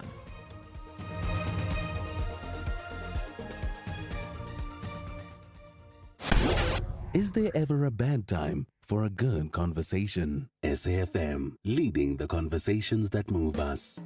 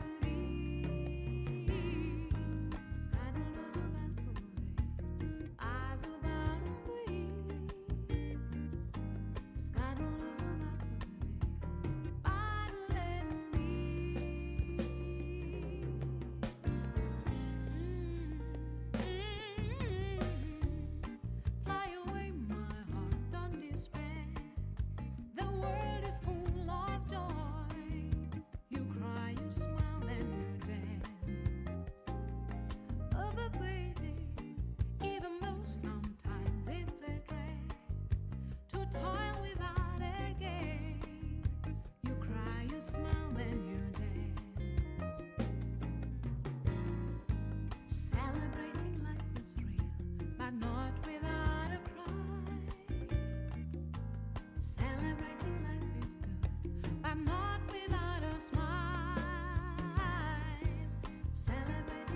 is sweet, but not without a dance.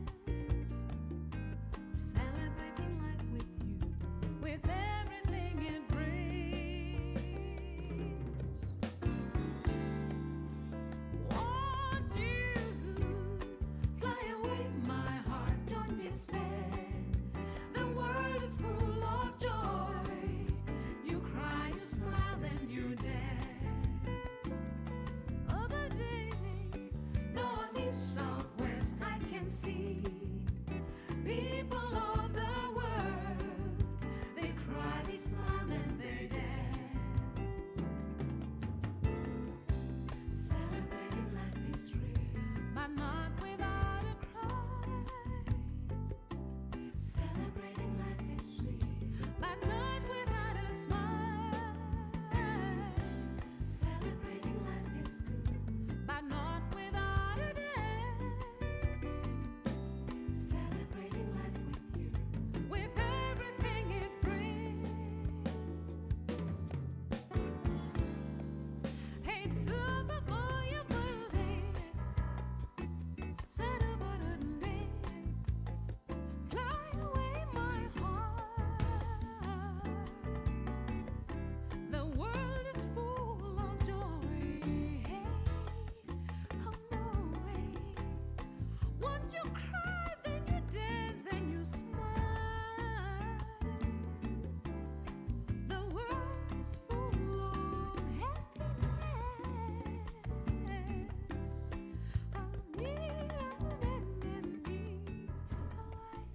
I mean, we wanted to play one of the new songs, but we'll get to playing one of the new songs. So we thought we didn't know if we are going to traumatize her or what are we going to do if we play Cry, Smile, and a Dance. Bridget. I'm going to have to run this interview for myself right now. Yes. Okay. Hi, ladies and gentlemen. This is Judith Sephuma, and Bridget just stepped out. I guess I love it. I'm always curious. We did this for the listeners. Yes. And then we were offlining this conversation, so I don't know if you want to repeat it. No. Yes, I do. Yeah. Which one? The one about the song. So and I actually don't. It. Yeah, I don't like it. The reason being that every time it's like I can do an interview. If they forget to have loaded some song or they can't find it, they forget my new song. They go to a cry, a smile, and a dance. Katu looks at you. Mara, really. We were supposed to play a new song. He went to a cry. And then also, it's it wasn't intentional. Yeah. Once in my life, I forgot to play a cry, to perform a cry, a smile, and a dance. And it was supposed to be the last song. A week later, I was reminded about it by a fan. And they were not happy that I didn't perform it. So, guys, please understand this song. I love it, but I don't like it. I don't. No, it's the go-to song. It is. Yeah. And you're never going to outrun it. That's the sad part. That is the sad part. Even if I wanted to, Yeah. it's like a cry, smile, and a dance. It's just Judith. There's no Judith without that song. I'm sorry. On behalf of all your fans. No, I'm sorry for myself. I really am. We apologize. It's okay. But you know what I love about musicians? And I think what I love about musicians who are in conversation with their fans is even though you might not like the song because you've had to perform it 1,000 times, but you still get on stage and you give it all, with the exception of that one time, and you perform the song because you're doing it for everyone else. But you know, the minute that song goes, ding, ding, ding, something happens to my system. It's like it's over. I know I'm going to have fun. I know it's one of my best songs. Yeah. And because it has such a beautiful history behind it. So it's just that song that I hate to love it. Oh. Yeah. It's okay. I forgive everybody and myself. She's got a new album out, by the way, When Winter Fades. And we definitely are going to play some music from there. We have a voice note on the song. So whilst we're on the topic of the song, might as well go there. Okay. Hi, Bridget, and greetings to this Judith in the studio. Thank you so much that you invited her for us today. And the song that you just played now, the Cry, the Dance, wow, my all-time favorite. She was once invited in one of the churches here in Newcastle, World of Praise, and I went there to listen to her live. Wow, I was so amazed on the golden voice that she has. Wow. Thank you so very much, Sissy. Wow. We love you so much and continue with those songs. It's Franz here from Newcastle. Thank you so much. Thank you so much. I remember the church I went to. Really? Yeah, I do. It was a great moment. It was awesome. Would you give your fans, because they call for it all the time? Yeah. Would you give them more gospel projects? Oh, you know what? I'm glad you asked that because it's almost like the past 3 months. There have been notes, there have been inboxes, there have been emails specially sent to my office, even from the ministers, the men of God, the prophets, they send to say, are we ever going to get another offering from Judith? Is she ever going to go back to gospel? And fans. And there was one in particular who said, you know what, don't forget that the gift you carry, someone out there is waiting to be blessed by it. So you have to go back to gospel. And that hit me really deep. And I was like, you know what, I think I've been putting it off for too long. You know why? Because you don't play with the things of God. You have to. Hey, you work when you sing gospel, because it's, when I talk about it being all of me with jazz, with gospel, it is everything of you, like all and everything of you. And you have to be spiritually ready, and you have to allow God and to speak to you and through you, and for the Holy Spirit to guide you, for the right songs to come into your spirit. Because I refuse to sing a song that someone has sung because it made, it's a woo kind of song. It has to be a song that is going to be life-changing for me. It's got to minister to me first, and then it minister to other people. It has to be life-changing. There's one that I wrote. Actually, we just recorded it with my producer. We've got 6 songs down already for the gospel project. And every time when I listen to it, it brings me to tears. And I cannot wait for people to hear it. So, yeah. Long answer short, there's a gospel project coming out. Yes. We're going to take a quick pause, and then we'll come back on the other side with Judith Sephuma. Outsurance can't improve your parallel parking skills, but they could improve the car insurance premium you currently pay. Get a quote today, and if Outsurance can't save you money on your car insurance premium, ask for 500 Rand cash. Make that 1,500 Rand if you've been claim-free and with the same insurer for 3 years. Get a quote and get savings or cash. Either way, you win. SMS out to 30754. That's out to 30754. Outsurance. Licensed insurer and FSP. T's and C's online. Is your business struggling with cash flow, job losses, or low productivity? You're not alone. Productivity SA's Business Turnaround and Recovery Program provides expert turnaround strategies to restructure operations, save jobs, and boost growth. Get practical tools like early warning systems, performance improvement plans, and access to productivity champions. Visit productivitysa.co.za or call 011-848-5318 to apply now. Your recovery starts here. Mzansi, Walala Wasala. Play Powerball and Powerball Plus for the staggering 196 million Rand in total estimated jackpots this Friday and step closer to a world of many possibilities. Don't delay. Play Powerball for an estimated 100 million Rand and Powerball Plus for an estimated 96 million Rand today. Buy your tickets now in store on nationallottery.co.za, the mobile app or cell phone banking. Panda, Pusha, play. Players must be 18 years old or play responsibly. E2 is a proud operator of the National Lottery. Bridget Masinga on SAFM.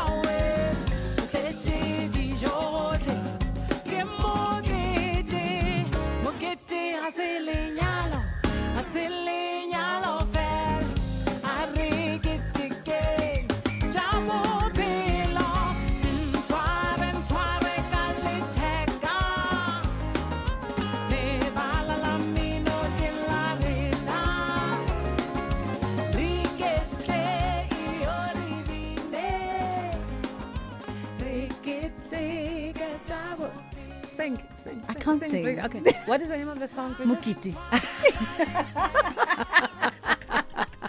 I'm impressed. It's Judith Sephuma with her new single, Mukiti.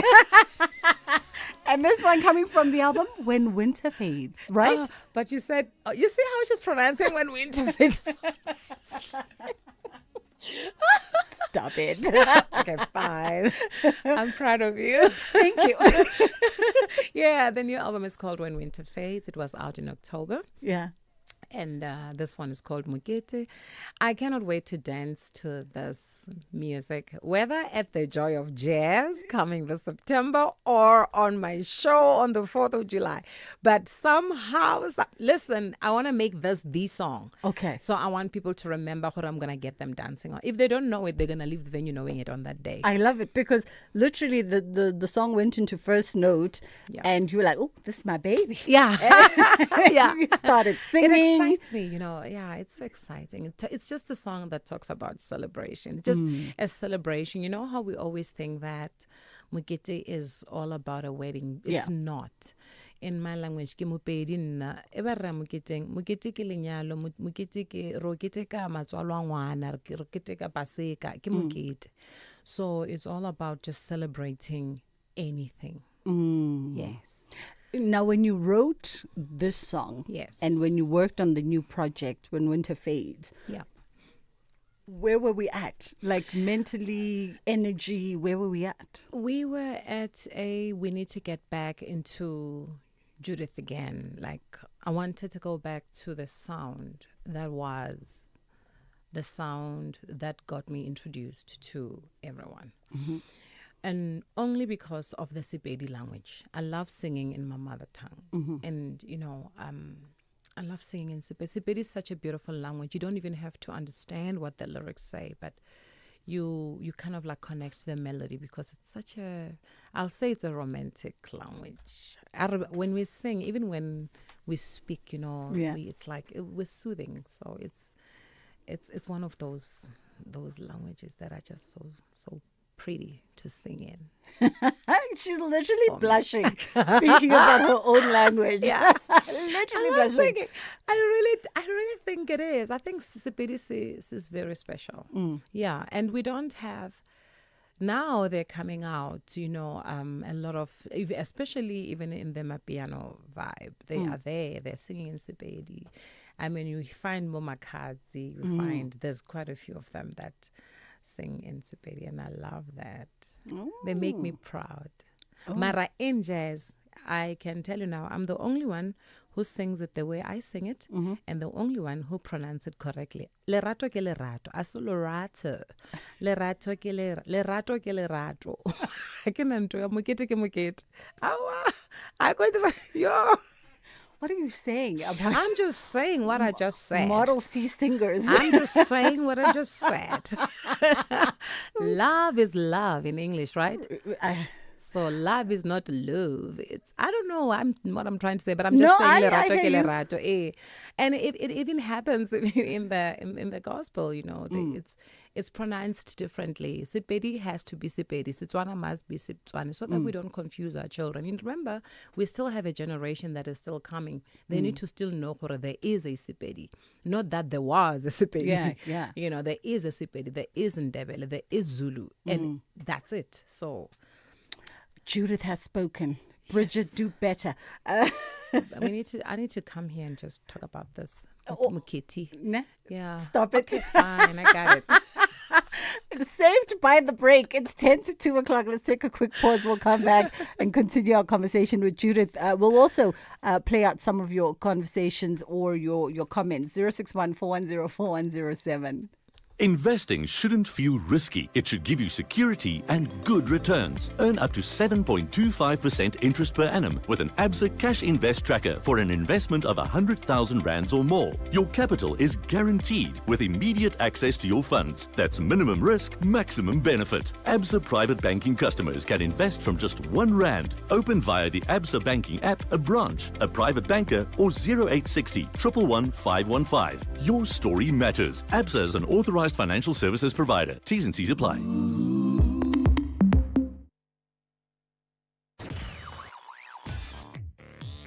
Stay on top of all meaningful, top trending stories right here on SAfm. Leading the conversation. Let's have the conversation. WhatsApp voice notes on 0614 104 107.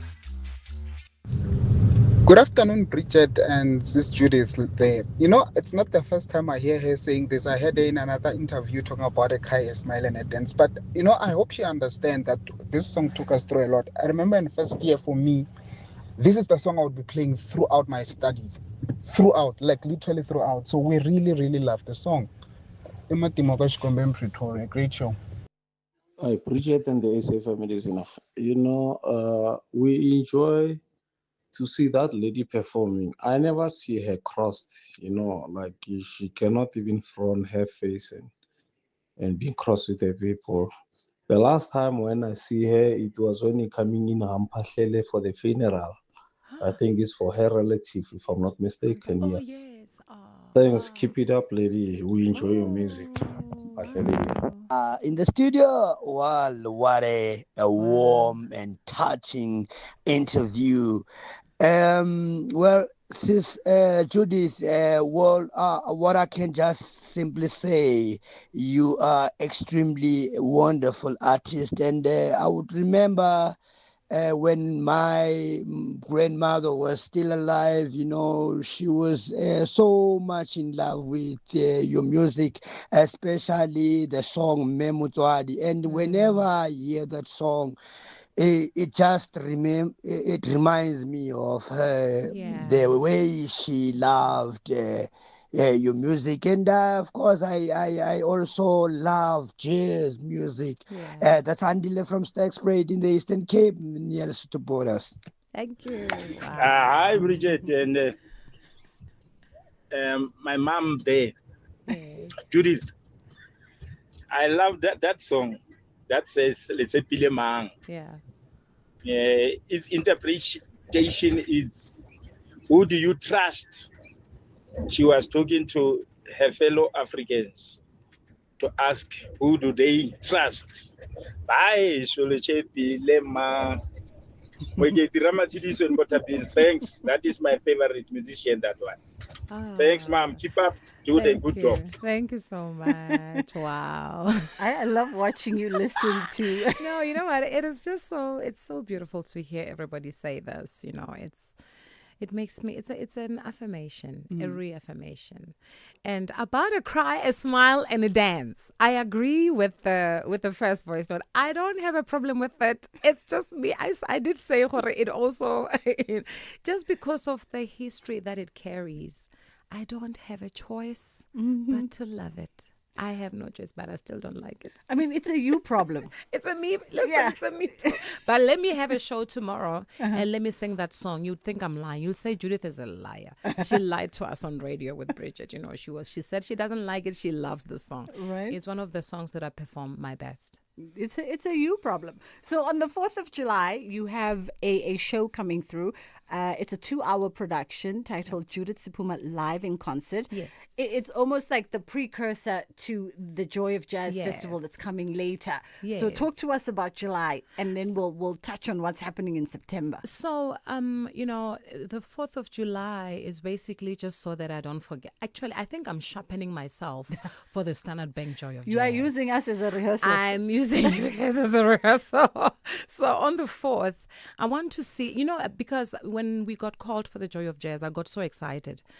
Actually, I have been wanting to go back to perform at the Joy. It's one of the most, amazing stages to be on. And if you're a South African artist, you want to be on the Standard Bank Joy of Jazz. And the 4th of July, though, I'm not going to say that it's going to be an audition for July. No. I just want to make sure that I'm going to have an amazing set for the Joy of Jazz, because there I have only a limited time. So I want to see what people are going to go crazy for and take all those people's songs that they're going to love and perform them on the, Joy of Jazz. But I know that because it's the Joy of Jazz, I'm going to have a different program altogether. Yeah. Yeah, it's going to be an amazing stage, an amazing lineup of artists. I mean, I'm actually very happy about the Standard Bank Joy of Jazz lineup this year. And I want to attend, actually. Right. I'm performing on the 25th on the Dinaledi stage, but I want to actually be able to attend on the second night. But the 4th of July, you cannot miss it, because with that one, I'm also going to be I want to introduce at least 3 of my new gospel songs. I really want to entice people, because we're going to have actually we are having a night of praise and worship later on in October. Oh, lovely. Hopefully, we will announce later. But for now, I think on the 4th of July, I really just I don't want to test the waters. I want to have fun. I want to have so much fun. So if you're coming on the 4th of July, just know that you're going to get the best of everything, the best of both worlds, the jazz and the gospel, only because the people asked. Oh, I love to hear it. So you've got to mark those dates then. The 4th of July, she's going to be here at Empress Palace, Theatre of Marcel's. And then she's coming through on the 25th of September. She's going back to the Standard Bank Joy of Jazz at Dina Lady stage. She's going to tear the house down there. My goodness, it's going to be a phenomenal performance. I'm pretty sure. Yeah. I'm already training for it. I'm going to look amazing. Do you hit the gym before big shows, big concerts? I do. I actually prepare for them. That's for me, that's very key. Okay. I really prepare for them. I've got a background, a history of being overweight. So because of that, and when you're performing and you're running out of breath, it's not a good thing. So I've learned, and also because I got critiqued like crazy when I was starting out, and they didn't know that it was because of the babies. So, but that helped me so much to pay attention to how I look on stage and how I dress. How I stand is so key. My voice is gonna be so beautiful. It's gonna come out, but I want people to also enjoy. It's an entire package. Yeah, I gotta look good. I have to smell good even. I'm telling you. Absolutely. I know. I gotta spray my hair with something. Let me tell you the funniest thing quickly. Before I get on stage, I promise you I'll go back for that cologne. I've got a hairspray. I'll go back for it to go spray my hair. My manager will be like, "Why are you going back?" I'd be like, "I forgot to spray my hair."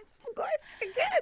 I promise you. I think it's not even about the hair-spraying. I think it's part of the ritual. It is. It's part of the ritual now. And I go back. Yes. I'm like, ladies and gentlemen, please welcome on stage. Judith Sephuma. Just know that before I go on stage on that Standard Bank Joy of Jazz night, she is spraying herself like crazy before she goes. You know what? I'm going to bank this in my memory, and I'm going to kekeleza to the lady stage behind the scenes, and I'm going to take a video and show the people the proof of you busy. That whole room better smell my cologne. I'm telling you now. Oh man, Sis Manta better do something about that room. Make sure them I'm here for it. Ndosh just quickly threw in a little bit of a crib note. We have a minute, so maybe in a minute. Beautiful. Yes. She wanted to just get your reflections on obviously this June, we're commemorating the 50th remembrance of the 1976 youth uprisings. And she wanted to find out, how does that begin to shape you, as a South African living in the here and the now? Oh, no, you know what? I always think about my kids when coming to that, actually, because we have experienced June 16th to some extent, and we have experienced us celebrating it and remembering June 16th every year. The generation that is to come, they need to know what June 16th means. So it's up to us to actually, educate them about it, so that they understand the importance of it and that this is the reason why we are here today. And because of where we are now, for me personally, it changes my life completely. So I like it when on that day we are dressed in school uniforms, we are celebrating the youth that we are, because there is a youth in all of us. But I think I don't want my kids to look at it as a sad day. It's a day to remember, because it's our history. It is also our future and our present. Absolutely. Judith Sephuma, thank you so much for gracing me with your presence today. She's going to be out at the Standard Bank Joy of Jazz. Tickets are already on sale, early bird tickets, so be sure to secure yourself. A weekend pass is always better if you can. 25th to the 26th of September at the Sandton Convention Center. She's going to be at the Naledi stage. You definitely want to catch her and come dressed in your Sunday best. That new album, When Winter Fades, is already out and nominated for Best Jazz Album at the Metro FM Awards. It is 2 o'clock on the dot. On the Lambana standing by.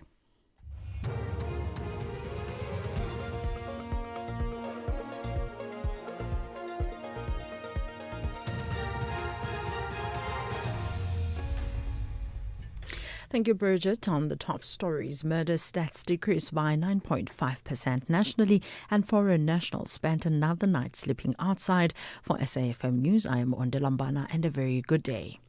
Acting Police Minister Feroz Kachalia says murder had decreased by 9.5% nationally, while violent crimes declined by 4.6%. He's presenting the fourth quarter crime statistics for the period January to March this year. He says in the same period last year, 5,727 people were murdered. However, that number has come down to 5,181, meaning there were 546 fewer lives lost in the quarter under review. He says there's also been a 20.4% reduction in house robberies, 18.3% in business robberies, and 22% reduction in robberies at non-residential premises compared to the same period last year. It is also heartening to see double-digit decreases in the serious armed robberies that make up the trio crimes. I remember the introduction of the specialized focus on the trio crimes first in Gauteng and then across the country some time ago. And we can see that effective policing can make a big difference. And the trio crimes provide evidence of that fact. The owner of the farm in Swartdrachens in Northwest, where 11 people were arrested for operating a multi-million rand drug manufacturing laboratory, has handed himself over to the police together with his wife. Johann Schut and his wife Chantel subsequently appeared in court today, where their 11 co-accused were arrested last week. Spokesperson for the Hawks Kennel, Katlego Mogale, says 8 of the 13 accused persons were found to be illegally immigrants and have been charged with contravention of the Immigration Act. 5 are Mexican nationals, 2 from Mozambique and 1 from Zimbabwe. Mugade says the case has been postponed to 12 June for formal bail application. Accused number 1, 2, 12 and 13 had intended to apply for bail, but there was dire clashes prompting a short adjournment. Preliminary investigation have revealed that accused 3, 5, 6, 7, 8, 9, 10 and 11 are illegal immigrants and were duly charged with contravention of the Immigration Act. The 13 accused case was postponed to the 12th of June for formal bail application for accused 1, 2, 11 and 12 and the availability of the Spanish interpreter. The National Department of Health says it has strengthened monitoring systems and other precautionary measures after the National Institute for Communicable Diseases detected 2 poliovirus strains from wastewater samples at a treatment plant in Cape Town. The department says the detection was made through routine environmental testing conducted by the NICD to detect possible outbreaks before human cases emerge. No actual cases of the virus have been detected in a human being. Officials say there is currently no outbreak or high public health risk. Departmental spokesperson Foster Mohale says authorities believe the detected strains are likely linked to individuals vaccinated outside the country with vaccines different to those used locally. Dozens of foreign nationals have spent another night sleeping outside, this time at the Refugee Reception Centre on Moore Road in Durban. This is despite Home Affairs Department confirming that the overwhelming majority are documented. The group was transported from the Diakonia Centre yesterday for a verification process involving more than 300 people. The only person found to be undocumented was arrested. However, many refugees and asylum seekers say they are still too afraid of returning to their communities. These are among those that slept outside the refugee center. My place I was staying in Mchondolo, but the community there, they was chase me. They didn't want me to stay there. They must say I must go. If I must stay there, they're going to kill me. Is that I was run away? Why I cannot go back to the community? Actually, I have nowhere to go, as you see. That's why I'm here. If I had a place to go, I was not supposed to be here. Yesterday, after our paper were verified, we were taken back there to the center just to find out the gate is closed, the police are there pushing us back into the bus and leave us here without no explanation or anything. This refugee says she has received threats both at home and workplace. I live in Red Hill, in a location. So my house where I was renting, they came morning knocking, telling me to go back to my country. I'm not supposed to live there. And they told my landlord that if they see me around, it's either my landlord or me will die. So actually, you can see I have no place to go. I stopped working since this thing of March started, which was like February, I think. I was working in a salon and our salon was closed. We were told that if we open our salon, they're going to burn it down. Prosecutors in northern Honduras say at least 19 people have been confirmed dead in a series of shootings. 13 died after armed men who opened fire indiscriminately ambushed them in a church. Rival gangs have been fighting for control of palm oil plantations in the area. Gazon Velasquez is the security minister.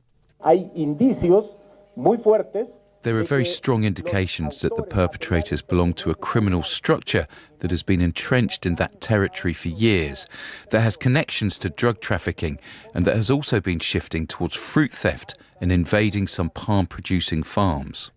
Recapping the top story, Acting Police Minister Feroz Kachalia says murder had decreased by 9.5% nationally, while violent crimes declined by 4.6%. I'm Ondolambana for SAfm News Headlines at 2:30.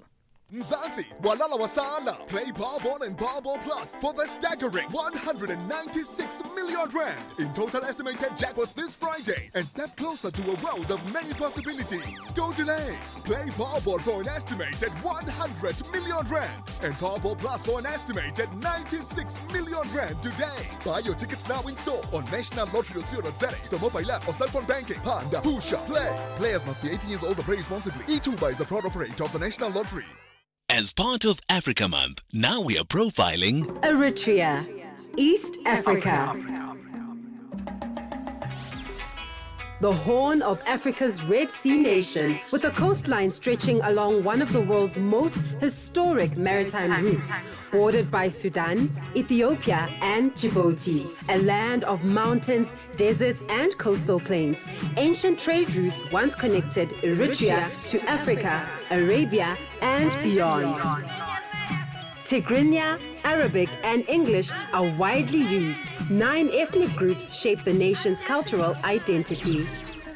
Eritrea gained independence in 1993 after a long and costly struggle for liberation. Mining, agriculture, and port activity support the economy, but isolation, limited freedoms, and economic pressures remain major challenges. Still, Eritrea's sense of national identity remains strong, built on sacrifice, resilience, and unity. Eritrea stands resilient through every chapter. In every coastline, in every village, in every voice, there is endurance. Eritrea, resilient, historic, and determined. Africa Month on SAFM. Conversations, context, connection. Here, there, and everywhere. SAFM 106.2 FM in Tohoyandou. The Full Circle with Bridget Masinga, Monday to Friday, 1 to 3 p.m. Give me your attention, baby. I gotta tell you a little something about yourself. You're one of our flawless, ooh, you a sexy lady. But you walk around here like you wanna be someone else. Ooh, I know that you don't know it, but you're fine, so fine, fine, so fine. Ooh, oh girl, I'm gonna show you when you're mine, oh mine, mine, oh mine.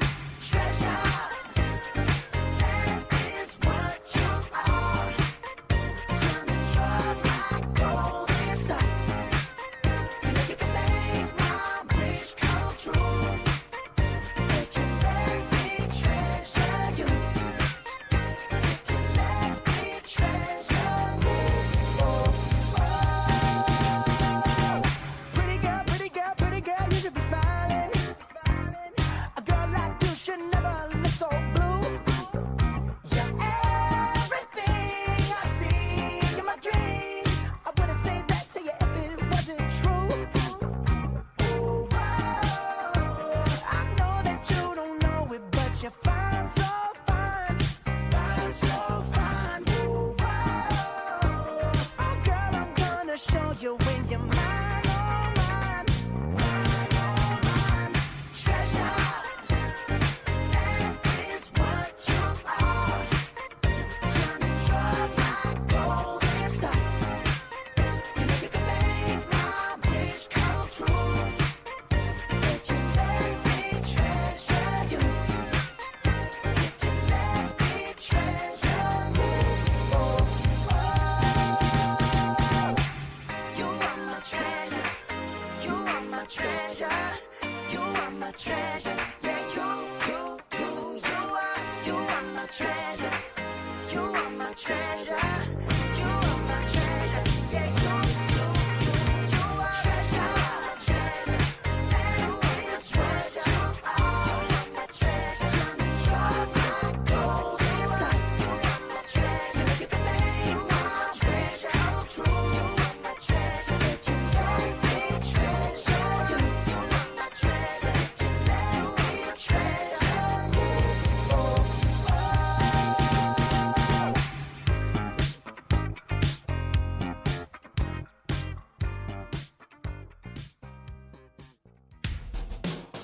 SAFM has signed a code of conduct that is enforced by the Broadcasting Complaints Commission of South Africa. Under the code, we are committed to giving news that is accurate, comment that is fair, and programming that is not harmful, does not amount to hate speech, or contain violence or explicit sex. If you think we are not living up to that code, then you can inform the Broadcasting Complaints Commission of South Africa. Direct any complaints in writing to the Broadcasting Complaints Commission of South Africa. PO Box 14235.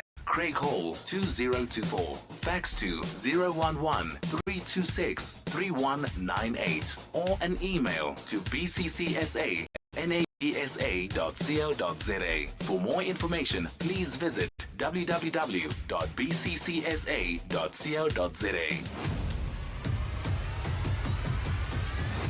Bridget Masinga is streaming live now on Facebook, YouTube, and X at SAfmRadio. All right, we kicked off the first hour of the show with Bruno Mars coming through with Treasure. Wonderful, upbeat classic there. Still receiving messages for Judith on WhatsApp, and she definitely feels the love. We were kicking off camera. My poor team trying to count me in for this show, and I'm like, I just need 10 more seconds.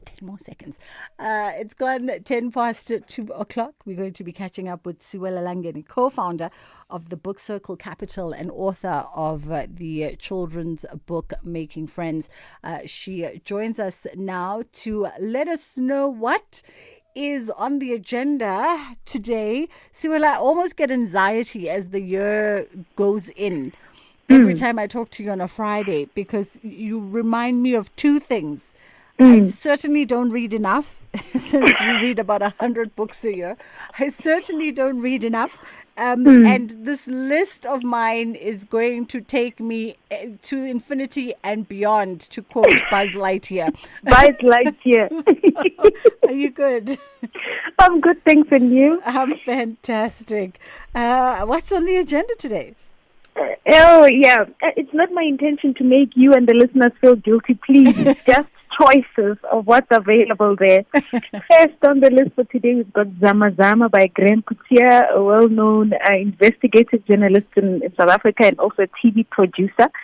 He's taking us into the world of illicit mining underworld through exclusive interviews with the actual Zama Zamas, syndicate insiders, intelligence operatives and law enforcement officials, where he's shedding light into the hidden mechanics of this shadow world. You know, often we'll see headlines, but we always see what's on the surface. You know, I know there's some dorpies in the edges of Johannesburg where this is such a big problem and the land is shifting under them. So this book is going into detail around, you know, the violent and treacherous underworld where there's gangs, where there's brutal enforcement tactics and corruption. And it reveals how gold is actually smuggled and laundered through private refineries and fraudulent mining permits. Just, you know, they're making, you know, taking advantage of loopholes in our regulatory framework to facilitate these intricate scams to introduce dirty gold into the global market. It just left me shocked, but it's I guess it's things we need to know, right? Especially if you are into non-fiction and real facts, and maybe you want to peel away at the headlines. This is the book for you. Absolutely. You know, very, as you say, very current, very relevant, given the context of what's transpiring on the fringes of these towns in South Africa. And it's also just so interesting from just a social observation around this conversation of Zama Zamas. It mirrors what, you know, Central and West Africa have often gone through with illicit diamonds. You know, the sort of those mines being pillaged, communities being ruined. You know, really just the dirty world of this illicit diamond mining, and here we are with illicit gold, and you'd almost wonder, and I wonder if like a Graham Couture in these pages might even explore the similarities or the juxtaposition of you know, these journeys and these experiences just from a continental perspective, if not in this book, maybe in a follow-up. Yes, but he does make reference to it, that this is, as you say, it's not something that's foreign to us. We've seen this before on the continent, where big corporates leave these mines, you know, after their licenses or after they've explored whatever they needed, and then they leave these you know, fossils, for a lack of a better word, which then becomes a problem for those communities. Absolutely. Our next book by Tumisang Shongwe. Is it Tumisang or Tumishang? I've never seen it with I don't know. She's from Gaborone, actually, so I don't know how she would pronounce it. I would say Tumishang, you know, with my Limpopo Sepedi, but I doubt that that's how she says it. I'll ask the next time I meet her. But I saw she's from Gaborone, so it's our brothers' voices. When I saw this, it reminded me of a book we've always discussed, Dr. Zama Masito's book. So it's a powerful collection of short stories exploring the inner life of boys and men, navigating love, pressure, identity, and belonging. Through moments both ordinary and profound, these stories reveal quiet struggles and tenderness that shapes the male experience. It's described as honest, moving, and human, with a collection to invite readers to listen differently to the voices around them and perhaps the ones within. It attempts to answer questions like, what does it mean to grow up as a boy, to live as a man, and to be heard? So I thought, we are seeing more and more books like this, and Dumishang has added to the fray.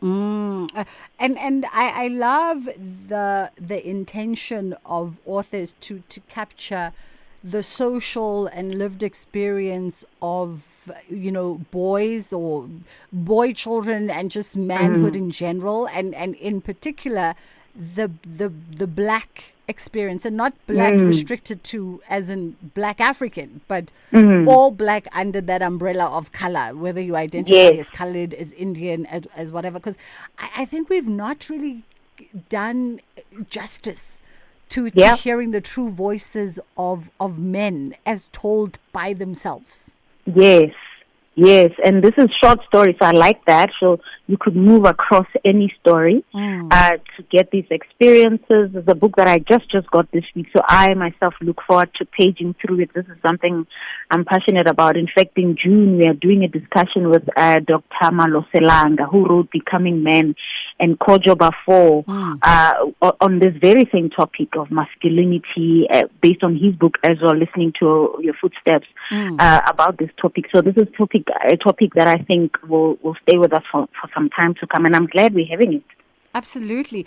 This reminds me, this book by Dumisang Shongwe reminds me of a book that's in my archives at home, and it borrowed a title from what is that author? You will remember. She goes by a moniker, poet, author. But the book is for colored boys who've considered suicide when the rainbow is still not enough. I remember. And it was such a powerful book because it mirrored the one literally written, for girls who've committed suicide. And I forget that original author. I think Naya, her surname is Shongwe. But very, very powerful book. When I read this book, if you have a young male identifying person who's going through identity, who's going through questioning of their place in the world, their place in family and community, who's going through understanding just society and the demands placed on them, and navigating the dualities, navigating sexuality, navigating transition, and all these things. It was a very powerfully emotional book. It took me a lot of stop-starts to finish it. And this, by Keith Boykin, I'm seeing the book, and it's based on that play. You are correct, Dozake Shange. Yes, for colored girls who have considered suicide when the rainbow is enough. Exactly. So Our Brothers for me falls under, without having read it, but and even the cover now, I see what you see. It borrows the cover. The cover for Dumishang's book is almost like, it also has a face like this with the four colored boys. So wow, your memory is amazing. I try. So Our Brothers Voices by Dumishang Shongwe. That is our second contribution. What else do you have for us today? So the last one is on a fictional tip, and with the whole speculative fiction. It's called Death Rattle by Lebogang Matseke. So Khosi Murabe was the main character. He spent 40 years being the one who holds the secrets of others while keeping her own buried. She's a PR professional. Invisibility is the job, but when her father dies and the family descends on their Fenton mansions in the chaos of designer mourning dresses, 4 live cows and a half-brother nobody knew existed, Khosi finds herself at the center of something she can't spin her way out of. because her father cheated death once in the Soweto streets of 1976, and now death wants something back. So this is described as ferociously funny, steeped in Yoruba mythology, and set inside the gilded, dysfunctional Johannesburg Black Diamond elite. So I just love this description, and I thought, wow. So Death Rattle is a debut for Lebogang, and it announces this new voice in African speculative fiction, where there's grief is performance, class is a weapon, and the Orisha Oya has been watching from the storm clouds all along. Some inheritance you don't get to refuse. Sure. Now, okay. Now this book sounds like, okay, it's going to be a page turner. Exactly. It's definitely going to grip you. Yeah. You just want to know what happens from morning dress, designer morning dresses and 4 live cows. I like that. And a half brother that nobody knew existed. Exactly. Can you just imagine that? You can actually, I love how our writers can literally transport you to a scene. You are in an office somewhere, you are in a studio somewhere, but just listening to the words, you can be transported somewhere. Right? Now, you use a term that also jumped out at me, speculative fiction. Yes. Is that now another subcategory of fiction? Yes. It is under fiction. It is, and it's been around for some time. It's even studied in the corridors of Wits for creative writing. Yes, it's a full-on category where people can borrow to the future. Just how they think things will be happening at the time. Authors like Mahale Mashiro has been doing work like this, and many others. So where you just bend the reality like to minds we cannot even imagine, but you bring it on the pages. It's fascinating. Wow. Okay, we learn to live every single day. And this is why we have Suela on the show. I would be amiss because I sort of threw this question in at Judith Sephuma at the tail end of our conversation. We are observing 50 years of the 1976 youth uprising this year, commemorating in remembrance of the lives, the journey, and the sacrifices of that particular generation. But you've also had the benefit of seeing this story captured retrospectively through books.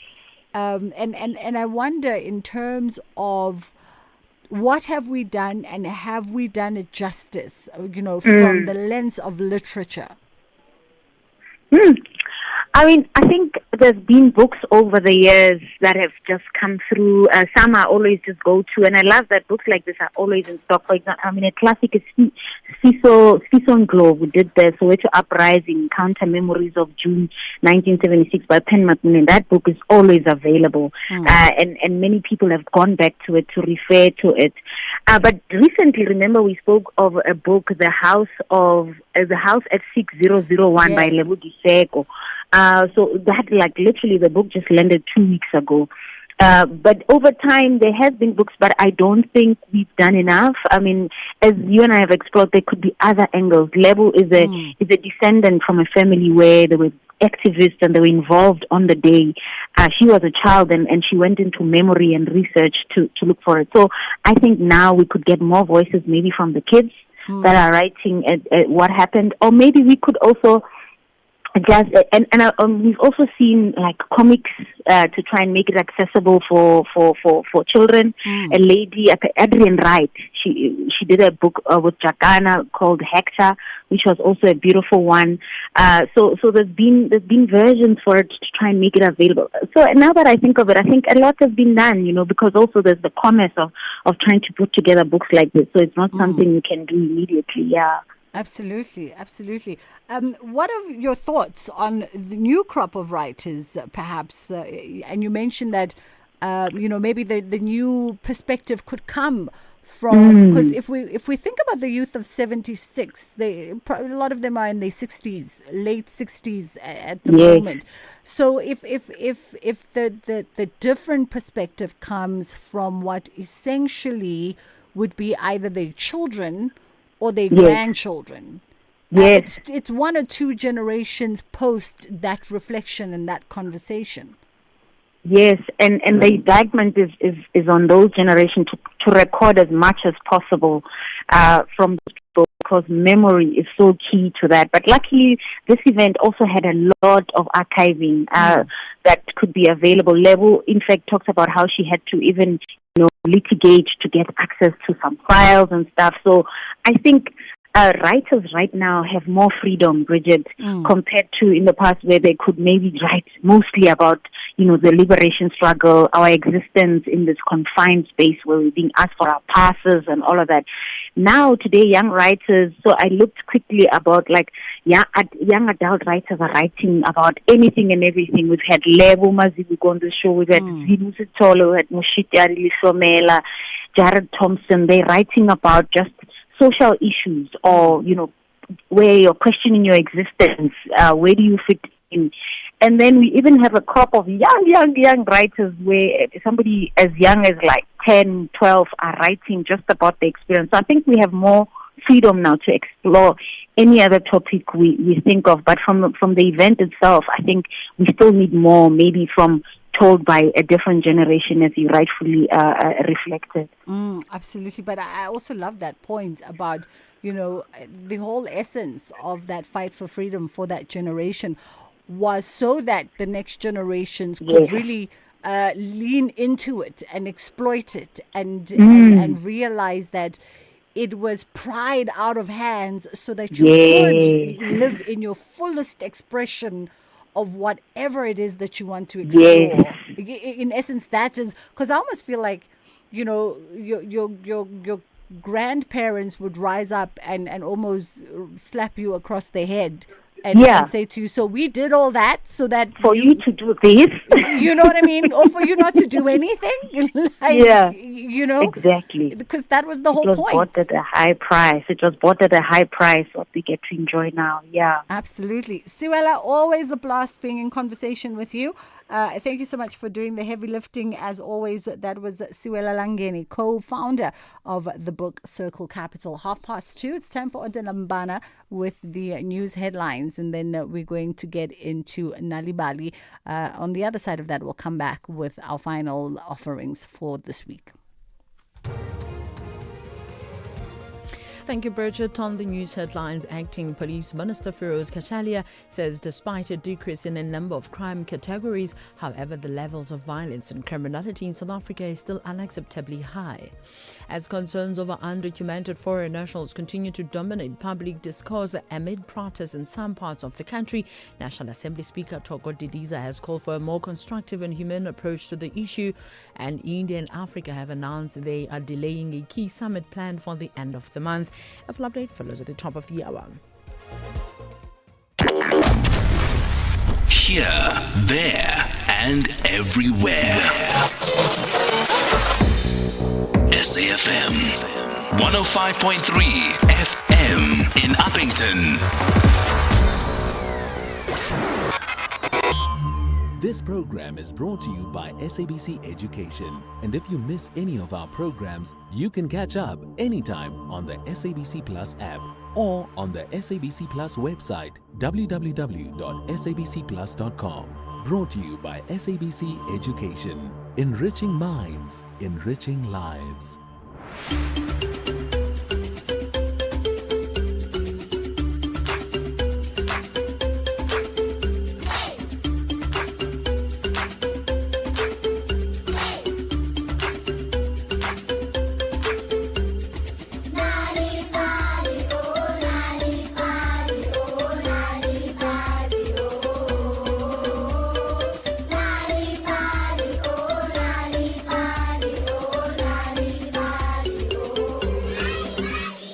Hello friends and welcome to Nali Bali.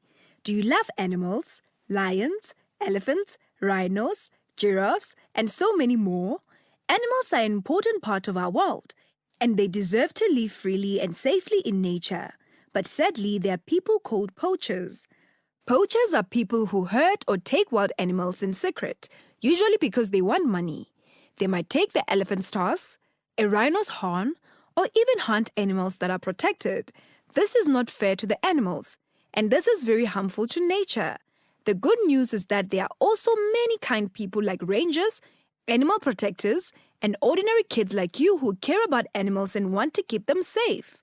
By learning about poaching, we can choose to be protectors and not harmers. So today, let's remember, animals have a right to live in peace, and we all have a role in keeping our world safe and beautiful. Today's story is called Zola's Mission, written by Fatima Israel. But before we listen to today's story, let's all get up and...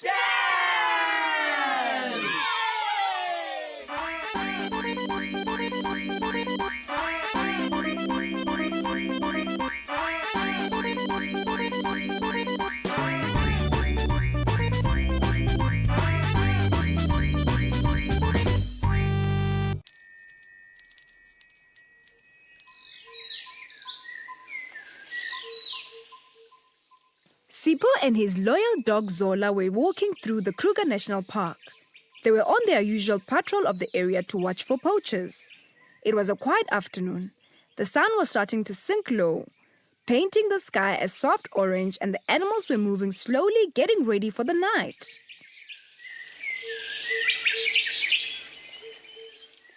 But something didn't feel right to Sipho. Then Zola suddenly stopped. She sniffed the air. Her ears twitched. Sipho knelt beside her. Zola, what is it, girl? He whispered. Zola let out a soft growl. Her body tense and focused on something far ahead. In the distance, Sipho spotted movement. There were men walking in the bush, but they weren't rangers. They moved in a sneaky way, hiding behind trees and looking around nervously. Sipho's heart raced. He knew what this meant. Poachers.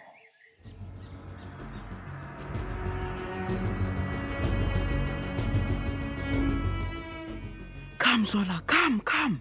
We need to find out what they're up to. Sipho whispered to Zola.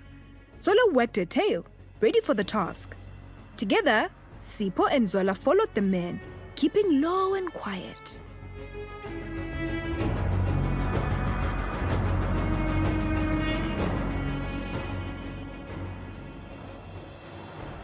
After some time, they saw the men enter a small camp hidden deep in the park.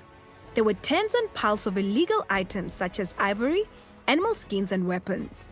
This was a poacher's camp. Sipho's eyes widened. This was dangerous, and he couldn't fight them alone. Sipho quietly reached for his radio and sent a message to his father, who was also a ranger. Baba, yo, I found a poacher's camp. It's full of stolen animal goods. I need backup, but I don't know where you are. Sipho looked at Zola and had an idea. Okay. Listen, Zola. Go find Baba, bring him here and the others. I'll stay hidden and I'll wait for you. He patted her side, and she took off without hesitation, running through the bush as fast as she could. Sipho watched her disappear into the distance, trusting that she would find his father.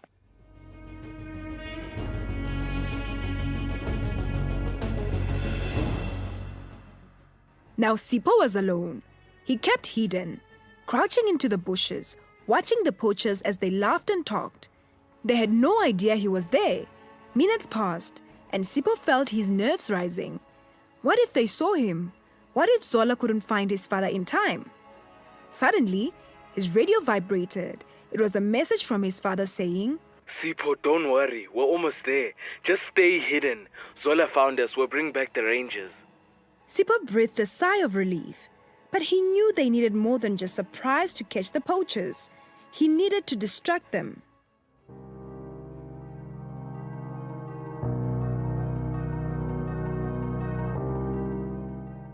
Looking around, Sipho spotted a pile of wood and dry grass near the camp. This gave him a good idea. If you could set the camp on fire, the poachers would panic and try to save their stolen ivory and animal skin. They would be too busy to notice the rangers arriving.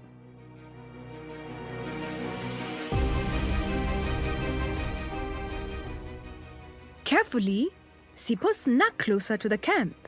He moved silently, like a shadow, avoiding the poachers' line of sight. He grabbed a match from his pack and lit it, quickly tossing it into the dry pile of wood and grass.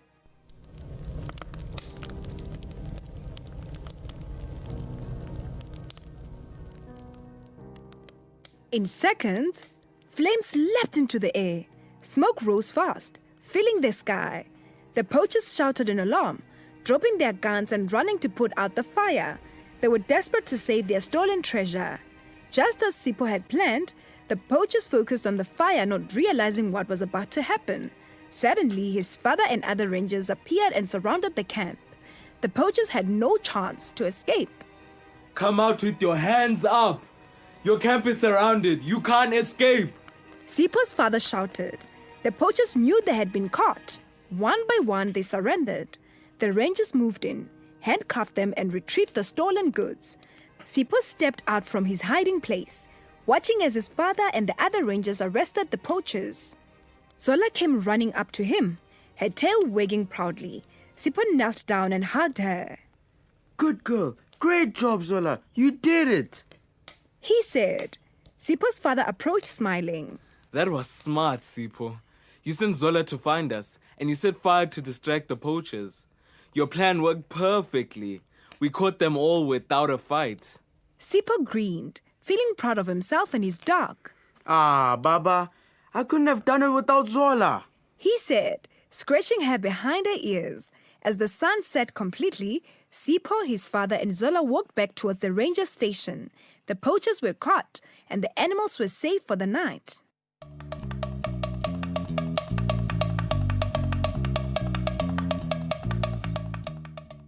Sipho knew that with Zola by his side, he was ready for whatever dangers lay ahead. Together they were a team, protecting the park from those who wished to harm it.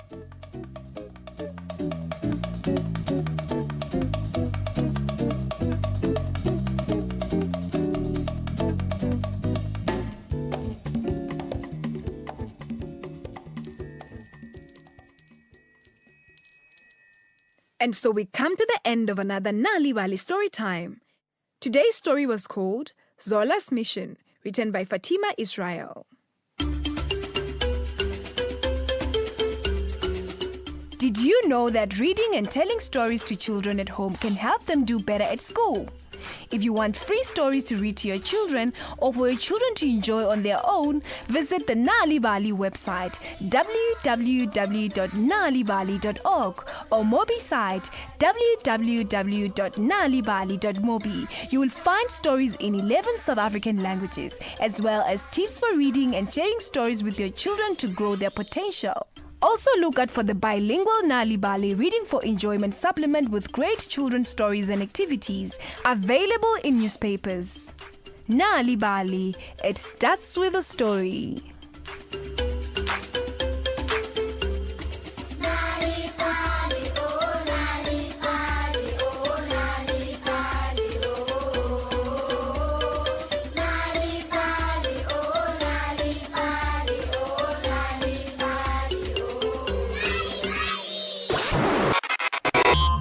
If you miss any of our programs, you can catch up anytime on the SABC Plus app or on the SABC Plus website, www.sabcplus.com. Brought to you by SABC Education, enriching minds, enriching lives.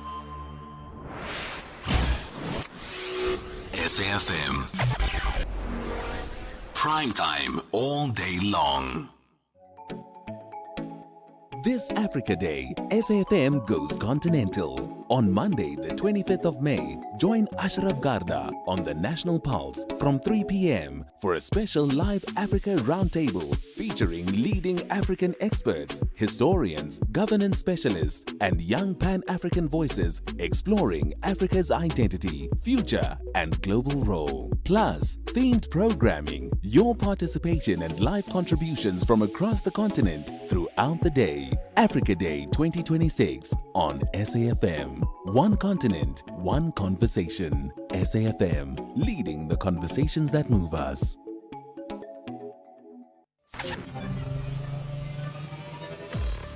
Hi, I'm Zycard. Catch me every Saturday from 7 to 9 p.m. on Spotlight as we bring you blow-by-blow sporting action, news. That's Spotlight every Saturday. You don't want to miss it.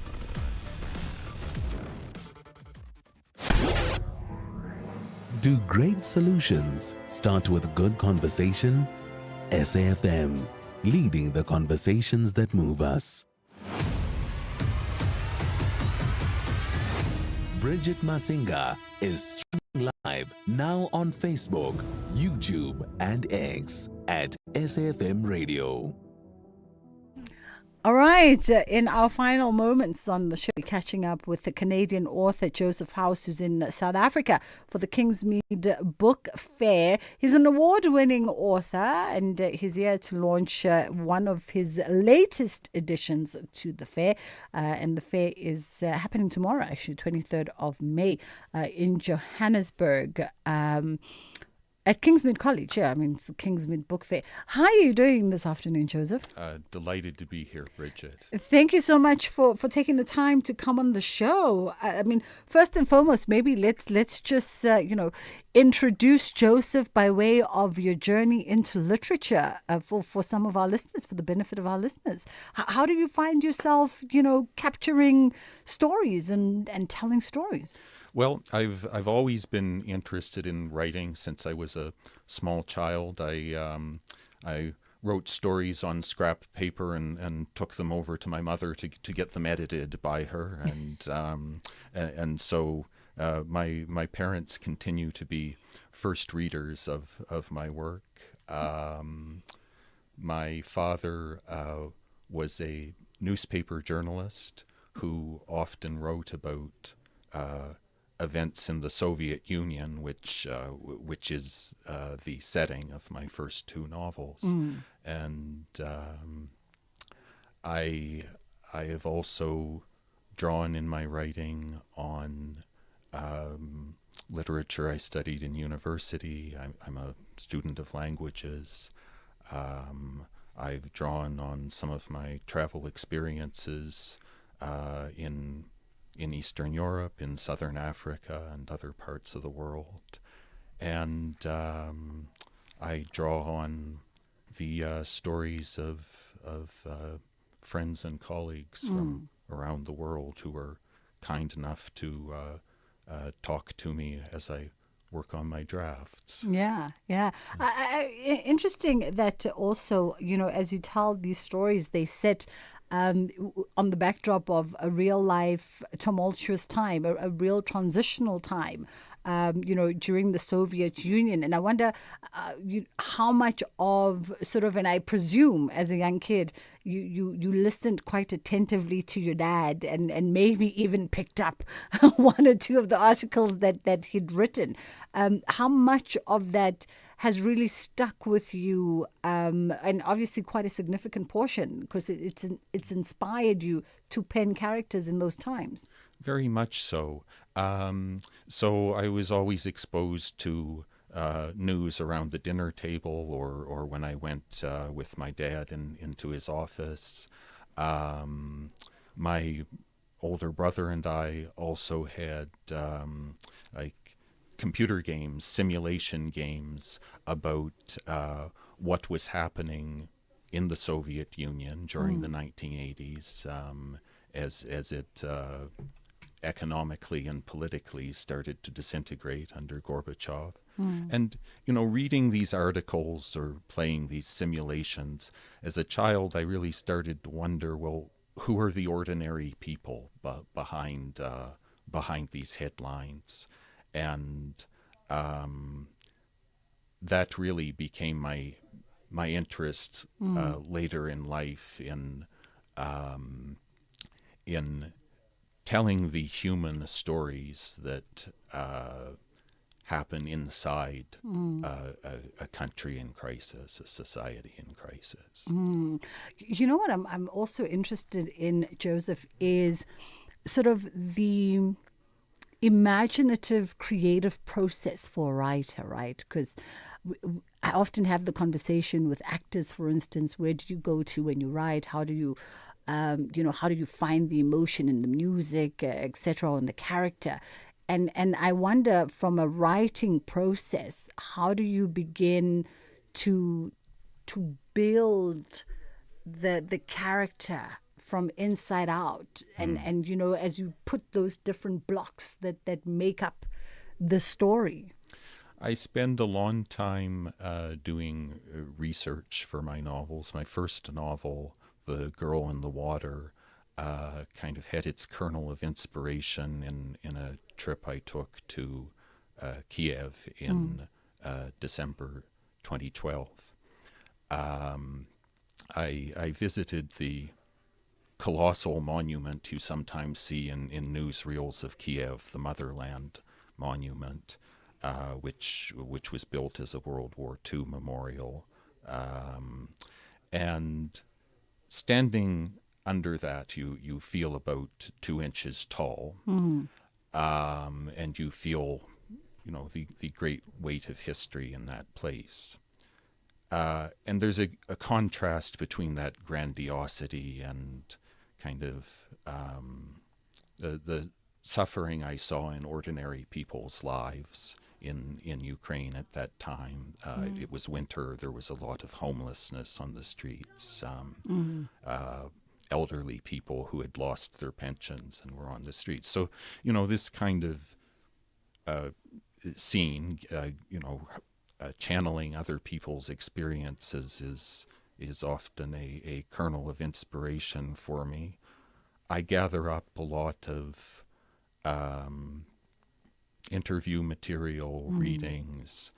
I do most of my writing at home, often at night, typing away, and I share drafts with my family and some friends and colleagues as I write, and get feedback on the sound of the character, the historical accuracy for people who have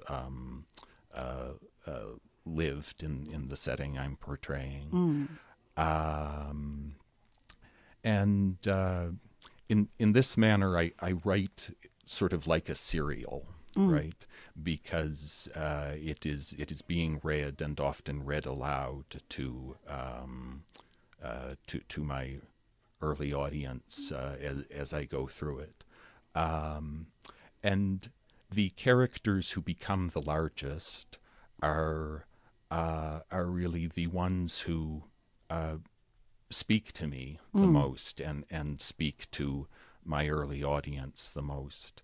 The first novel, The Girl in the Water, started as a short story, and a couple of the characters really grabbed me, and I saw a novel and a series in this, which has led to the second novel, The Circus and the Atom, and more to come. Yeah.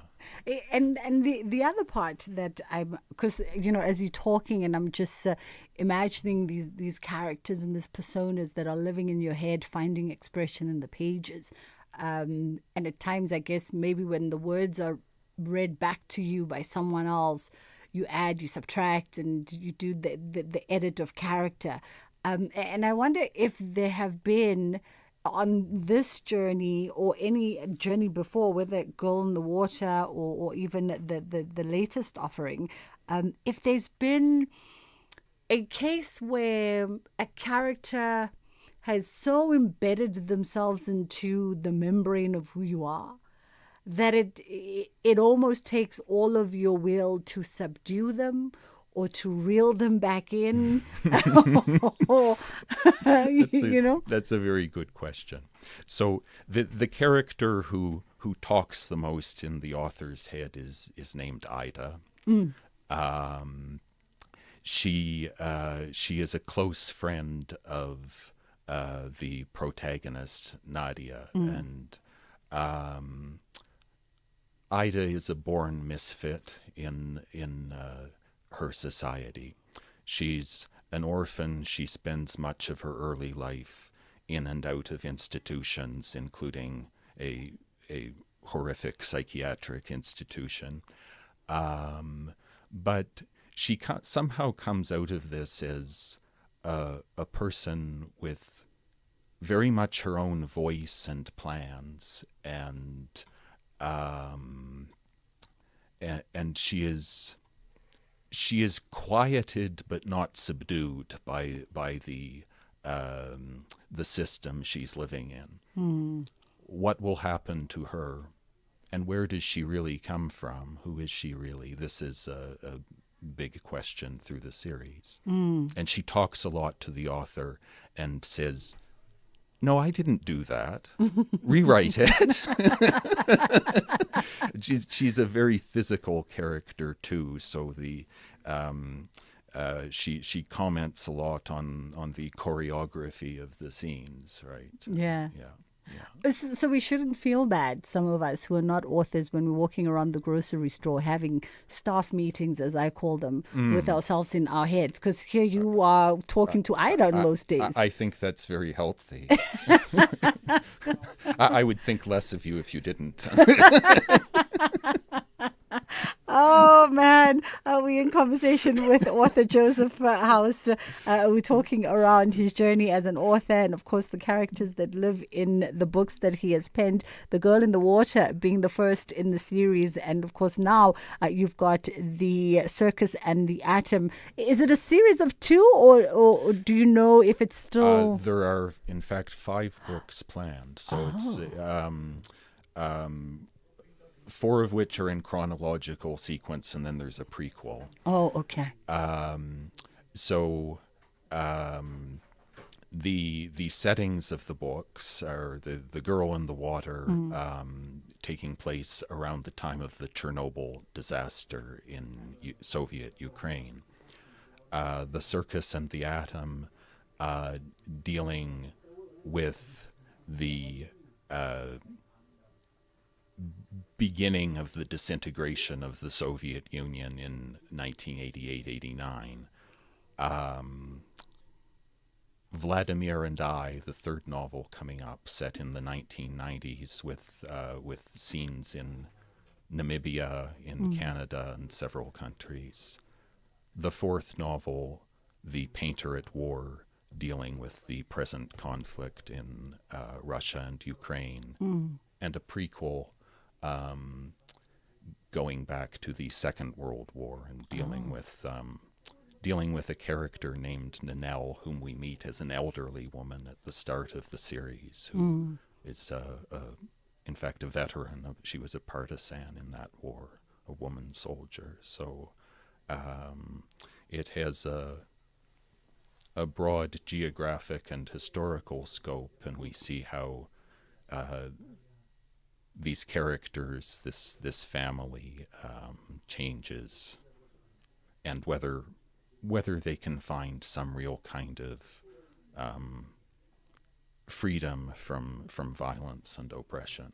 You know, it's interesting as we have the conversation, and I'm sort of looking at some of my notes, and Joseph is a scientist.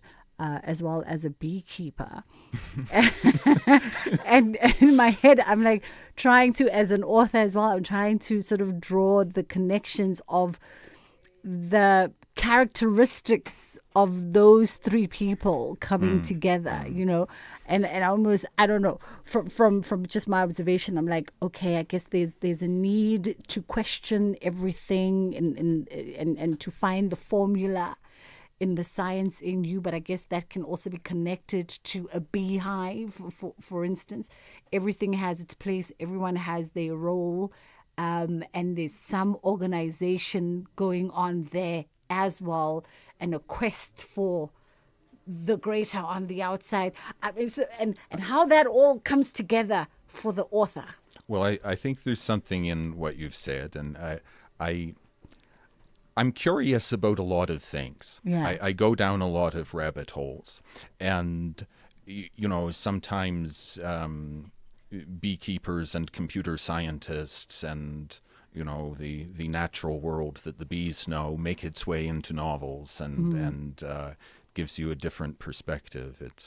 It's fun to do digressions where you see what's happening through, I don't know, the eyes of a bee or a tree or a cat or a computer scientist computer scientists can be very, very strange people. But I like that these different pursuits give me a way to discover different people, different sides of the world. It's not all darkness and totalitarianism, but it's a complicated world in which we can build beautiful lives inside systems that are sometimes very misconceived. So true. We fast run out of time, but tomorrow, Saturday, 23rd of May, from the morning until 6 p.m., the Kingsmead College campus is where you can go for the Kingsmead Book Fair. And of course, Joseph is going to be there. The engagement you're hoping to have with your South African fans, conversation, exchange, what are you hoping your takeaway will be? I'm looking forward to meeting lots of new readers and writers at Kingsmead, and I'm in South Africa for the next 10 days doing a couple of other interviews and events, but please come to Kingsmead. There are still tickets for sale on web tickets, and I'll be speaking at 4 and in the afternoon and signing books. Wonderful stuff. Joseph, thank you so much for making us one of your stops. That was award-winning author Joseph House. And of course, the latest title is out, The Circus and the Atom. But The Girl in the Water is also out. He did so graciously forward me some books. And yes, I have opened The Girl in the Water. I know. I started reading. And I was saying to him that life got in the way, but it's definitely there for me to finish off. That's where we're going to leave it this afternoon from our end. Ashraf is coming through between 3 and 6 on the National Pulse, where, of course, the conversations that move the nation continue. I will see you tomorrow. I'm really, really busy this whole weekend, so I'm going to catch you at Latitudes. I was out there yesterday for the VIP opening night, and it was absolutely awesome to catch up with some artists and creatives. So it's going on until the end of the weekend. And then, of course, our earlier conversation this week with Dr. Alistair Meredith ahead of that Strauss & Co. big auction. If you want to go through and see that, Gerald Sikota, along other South African modernist artists, their doors are open this weekend with some activations and some engagements. You can Google their address, so you can double back to our social media pages for it.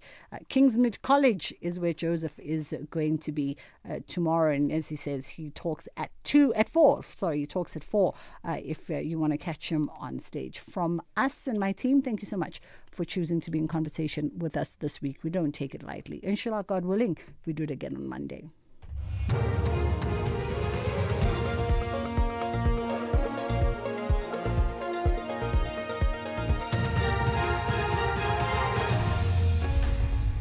Thank you, Bridget, and the team on the top stories. Crime levels in South Africa still unacceptably high, and Didiza calls for a humane approach on the undocumented nationals matter. For SAFM News, I am Onde Lambana, and a very good afternoon.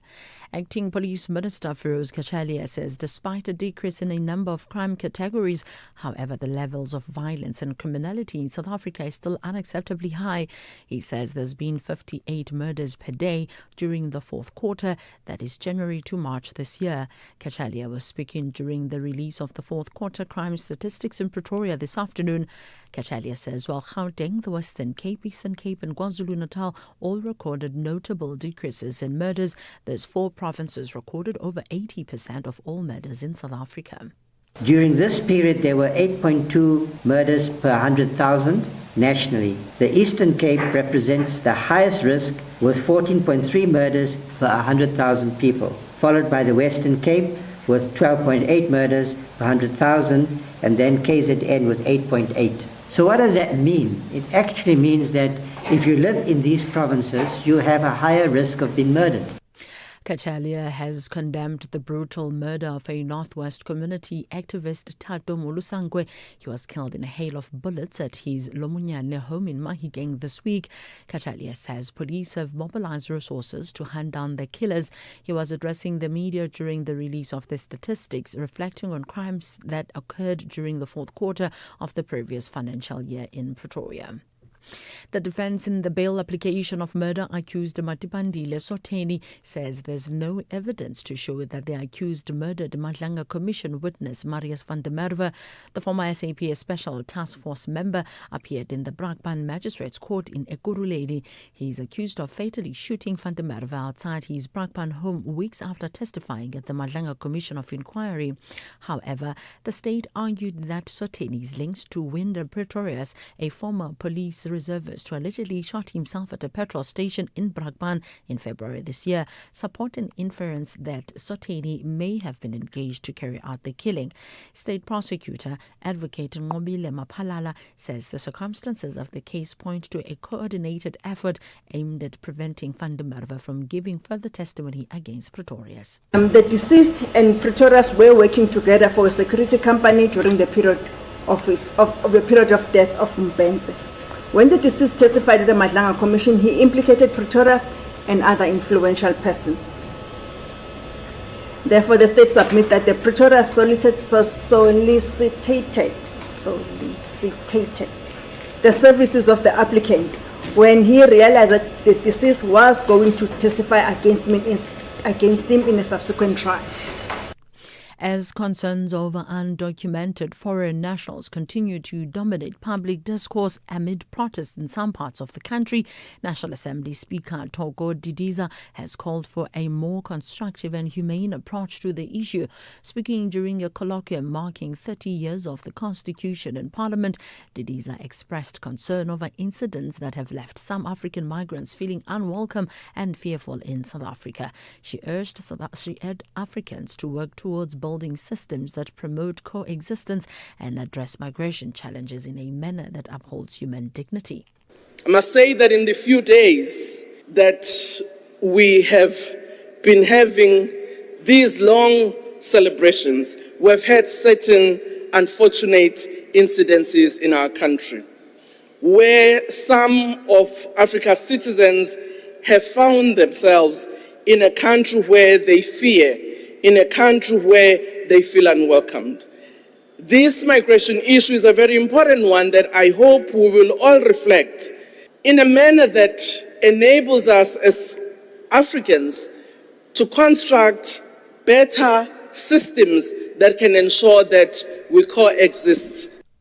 India and Africa have announced they are delaying a key summit planned for the end of the month. New Delhi says the decision was made jointly to the emerging public health situation in some African countries. Neha Punia has more from New Delhi. India hasn't officially or explicitly referenced the Ebola outbreak in some African countries, but said that India and the African Union exchanged views on the evolving health situation in parts of the continent, and that both sides reaffirmed the importance of continued cooperation in strengthening public health preparedness and capacity to respond.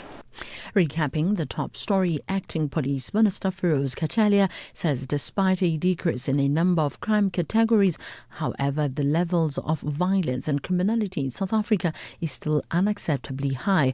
I'm Lambana for SAFM News Headlines at 3:30. In sports this hour, tough choices ahead as Bruce weighs up final 26-man World Cup squad.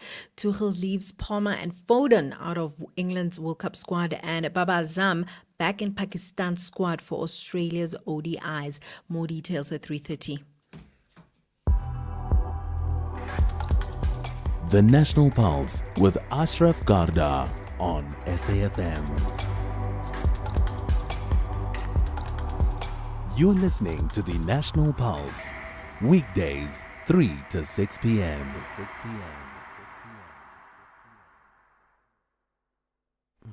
It's the weekend. Now, I wonder what your plans are and whether you switched off from the world. You can never be switched off from the world because there's so much happening. As you've heard, the Minister Feroz Kachalia commenting on the crime stats. Will also talk about other things in terms of the political situation with regard to the ANC in the Eastern Cape. We'll get reaction on that. There's also the Department of Transport's budget vote speech coming up later on. And as part of the feature that we have in terms of growing the economy, well, what about the economic growth regarding agriculture? We'll chat to Wandile Sitlobo about that as well later on. All of that to come. but significantly the issues of marching for and marching against migrants, that as a theme has continued all week, and it does the same today with the march in Gqeberha. We'll talk about that next. As part of Africa Month, now we are profiling Madagascar, East Africa. Madagascar, the world's fourth largest island, located in the Indian Ocean off the southeastern coast of Africa near Mozambique. A land unlike anywhere else, famous for baobab trees, lemurs and wildlife found nowhere else on earth. A meeting point of African and Asian heritage. Malagasy and French shaped the nation's voice and identity. Madagascar gained independence in 1960, a nation rich in culture and natural beauty. Agriculture, mining and tourism drive the economy. Vanilla remains one of its most valuable exports. But challenges continue: poverty, deforestation, and climate vulnerability. Still, the people preserve deep traditions. Music, storytelling, and community remain at the heart of everyday life. Madagascar protects a world found nowhere else. In every forest, in every coastline, in every rhythm, there is uniqueness. Madagascar, rare, vibrant, unforgettable. Africa Month on SAFM. Conversations, context, connection. Ashraf Garda on the National Pulse. As always, there's going to be a reaction from you. We'll talk about the crime stats later on, and I'm sure you have your thoughts on that. So you've heard those numbers. What's your reaction? Give me one word. An emotional reaction, as always. 0614 104 107. That's on WhatsApp, text or voice note. To call in live, it's 086 000 2032. And let me put this out to you once again on the issue, because it's so important, on the issue of dealing with the South Africa's immigration crisis, right? If we look at solutions, like seriously, I'm probably going to nag about it because it's that important. What is the win-win-win solution? What is it practically? Think creatively. What can we do that is winnable and sustainable for all the people that live in this country? Let's start, however, in that theme where Nelson Mandela Bay residents are marching in Gqeberha against crime, drugs and undocumented foreign nationals. The Vuk'uzenzele-led march has drawn community members across the metro. Let's find out what's happened so far with the SABC News reporter covering that story. That's Sisipo Ngube. Thank you for your time and thanks for joining us on the National Pulse. Thank you for your time, Ashraf, and thank you for having me. Thank you. Right. So tell us what you've seen. Well, today a march was held through the streets of KwaZakele to the New Brighton police station. It was a collaboration between different civic organizations, civil society organizations. As you said, Vuk'uzenzele was there, and then also a community policing forum as well, those who patrol the streets of the location or of the townships, rather, in the Nelson Mandela Bay area. And then, of course, the leaders of some political parties, notably the leaders of Action SA, coming together. We saw the presence of Ekurhuleni mayoral candidate Xolani Khumalo, who was heading the march, who was leading them through the streets. And mainly the cry is that the crime in Nelson Mandela Bay has reached epic proportions.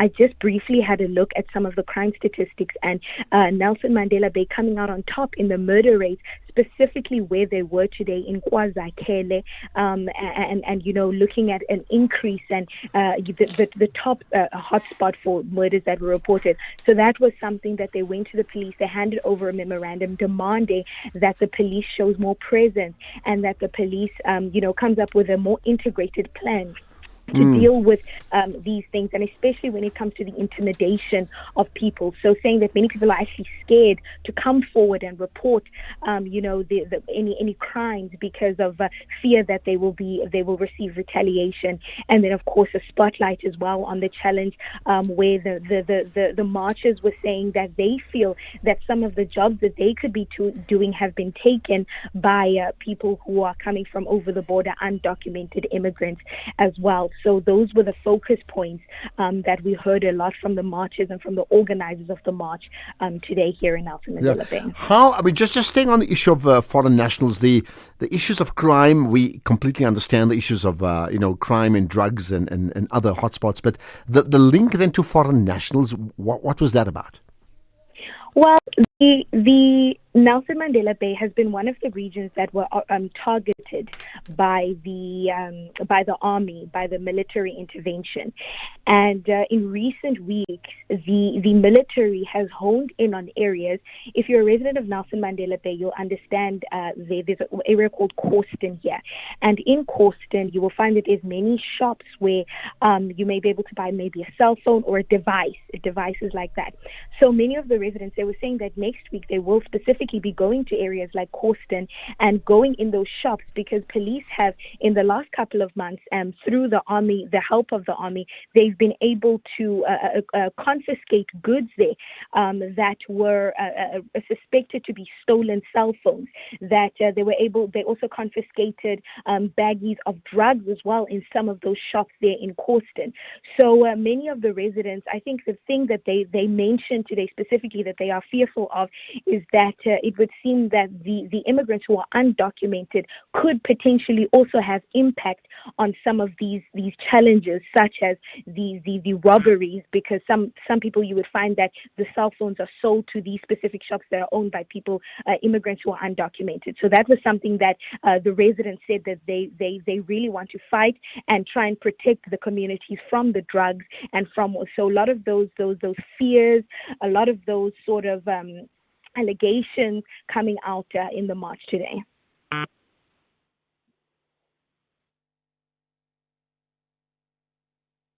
Has there been any reaction from government or local municipalities? They went. The march went to the New Brighton police station, and the police they were handed over a memorandum to the station commander, and the station commander briefly responded by saying that this is a collaborated effort between the community and police in order to address some of the concerns that they may have. Some of the concerns, of course, being that of a high crime rate and all of those concerns. So the police then saying that they are encouraging people to come forward and report whenever there's been a crime. But of course, the residents then in response saying that there's a fear, when they do report that they will be targeted. So the police, of course, did accept the memorandum and say that they will be looking at ways to address some of the issues that the community did bring forward. Okay. Anything else that you'd like to share that you think is important that's come through from the march? Well, the march also looked at the challenge of drugs in the community, or gangsterism. As I said, specifically in areas like KwaZulu, and then looking just in the backdrop, just literally in the past 24 hours, in Warmer Township here in Gqeberha, there was 3 murders, brutal murders that were committed, and the police are still looking for the suspects in those murders. So it's a challenge, all throughout Gqeberha, not just KwaZulu, but in Warmer Townships, in many townships. And many of these crimes, with the residents saying that they're scared for their lives, this gangsterism also seems to be on the rise. So just the link between some of those things, and the residents saying that they will, of course, be embarking on different marches throughout different areas, really looking at these problems that they're targeting, and not really looking at political, whether whatever party you come from, they say that that's not the point here. The point here is for the community to come together and work together, everyone from different walks of life, just to try and address the scourge of crime in the community. That scourge of crime, the all-important one that so strikes fear into all of us. Appreciate your time, Sisipo Ngumbe, the SABC News reporter covering the story from the Eastern Cape. Thank you so much for joining us here on the National Pulse. You're listening to the National Pulse. on SAFM. SAFM. Right, let's get reaction. We'll have an update, by the way, with other issues in the Eastern Cape, specifically around the position regarding the African National Congress. But I need to hear you out. I did ask you, what is it? Seriously, what's the win-win-win solution, the multiple win solution regarding dealing with South Africa's immigration crisis, and I look for answers as opposed to looking at the problems. We know what the problems are. What are the solutions? Right, let's get to Cape Town. Now, Fix, you want to talk about the marches too, right? Hello, Fix. Yes, sir. My brother, what happens is this. Police are the ones that are actually playing a critical role for crime to play. One of the people that actually wrote emails to your show that was actually on television, SABC 3, some years back. Mm-hmm. So this is what is happening when my brother. When a couple of people are drunk, there are police that are actually specializing on this issue. When people are drunk, walking along the road, or if one victim is being picked up drunk, and the police then discover that he's got 2 cell phones with him, right? They pretending to be arresting the person.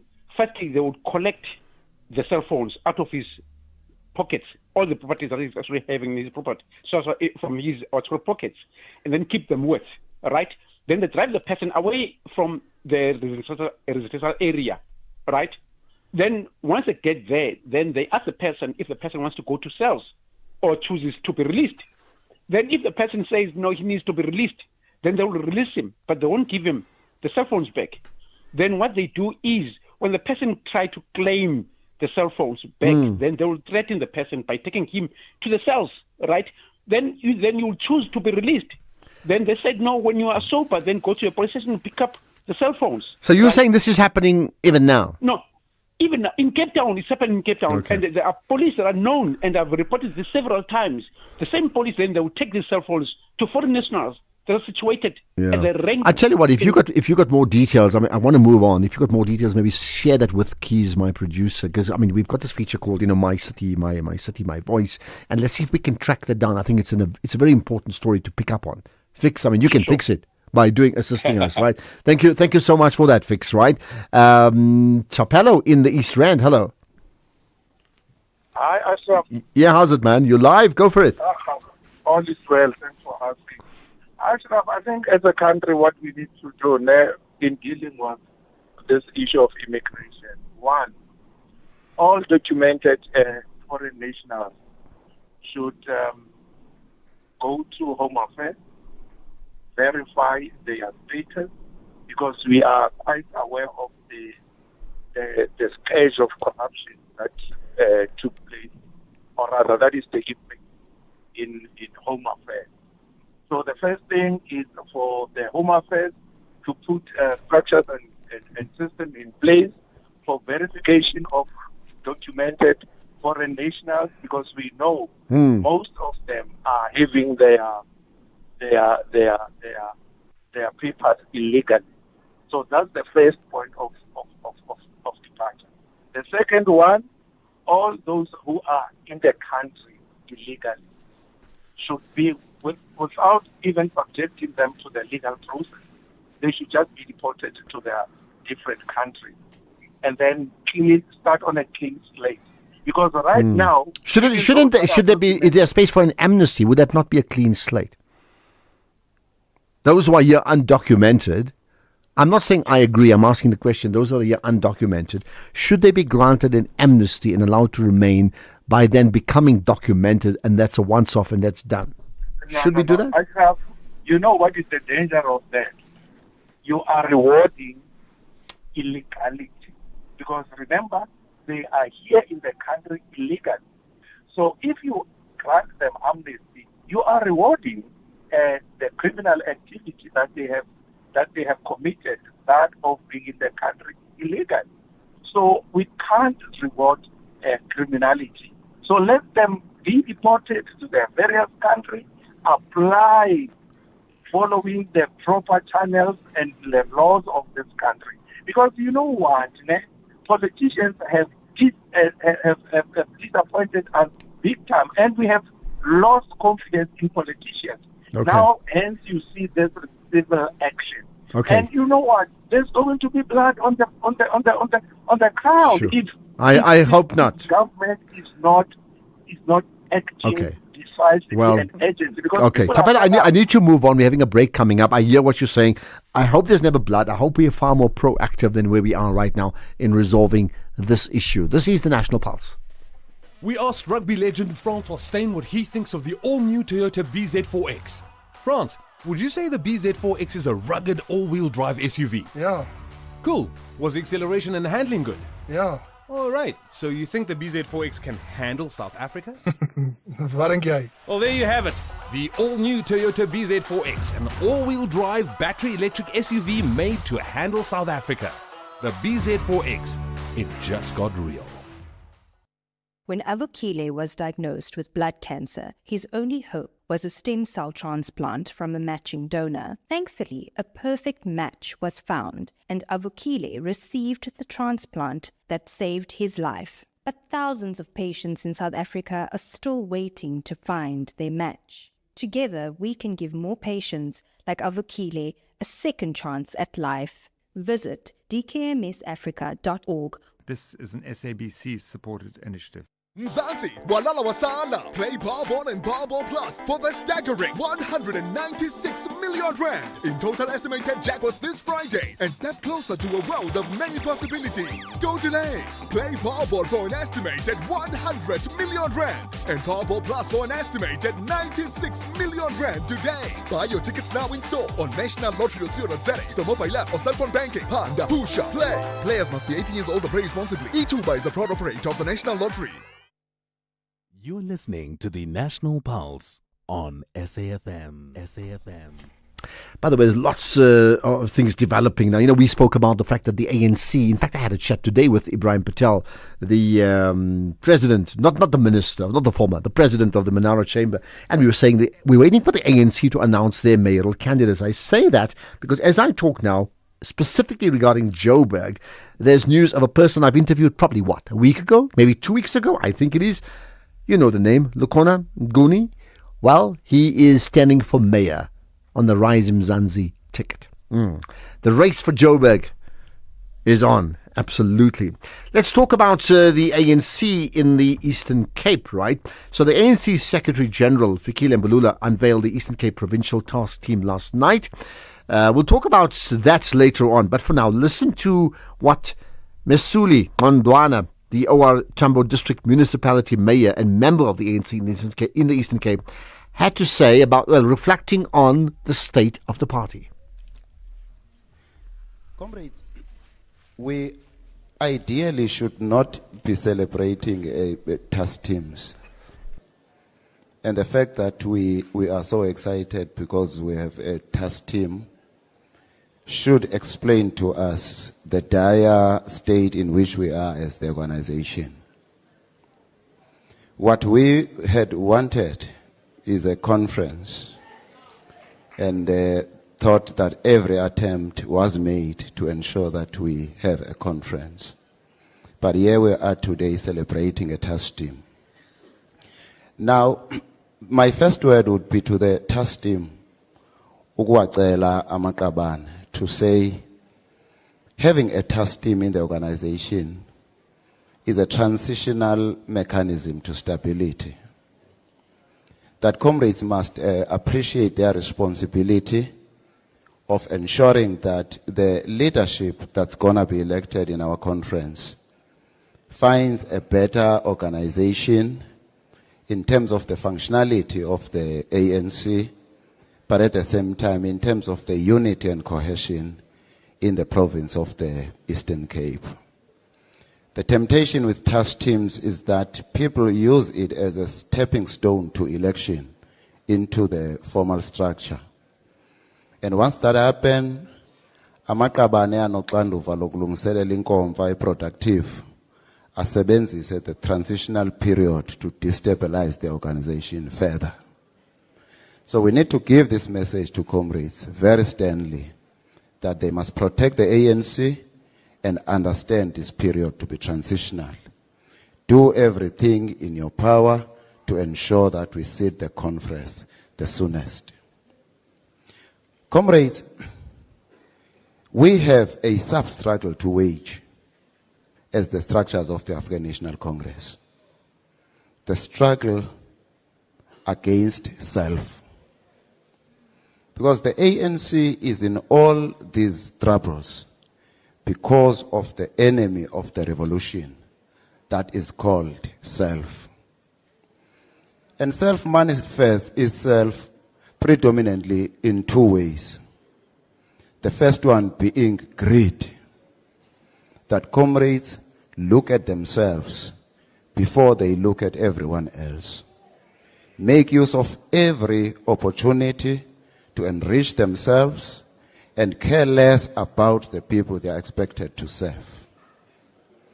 The second manifestation is hate, that comrades of the same organization hate each other to the extent that they do not care even if that organization itself dies.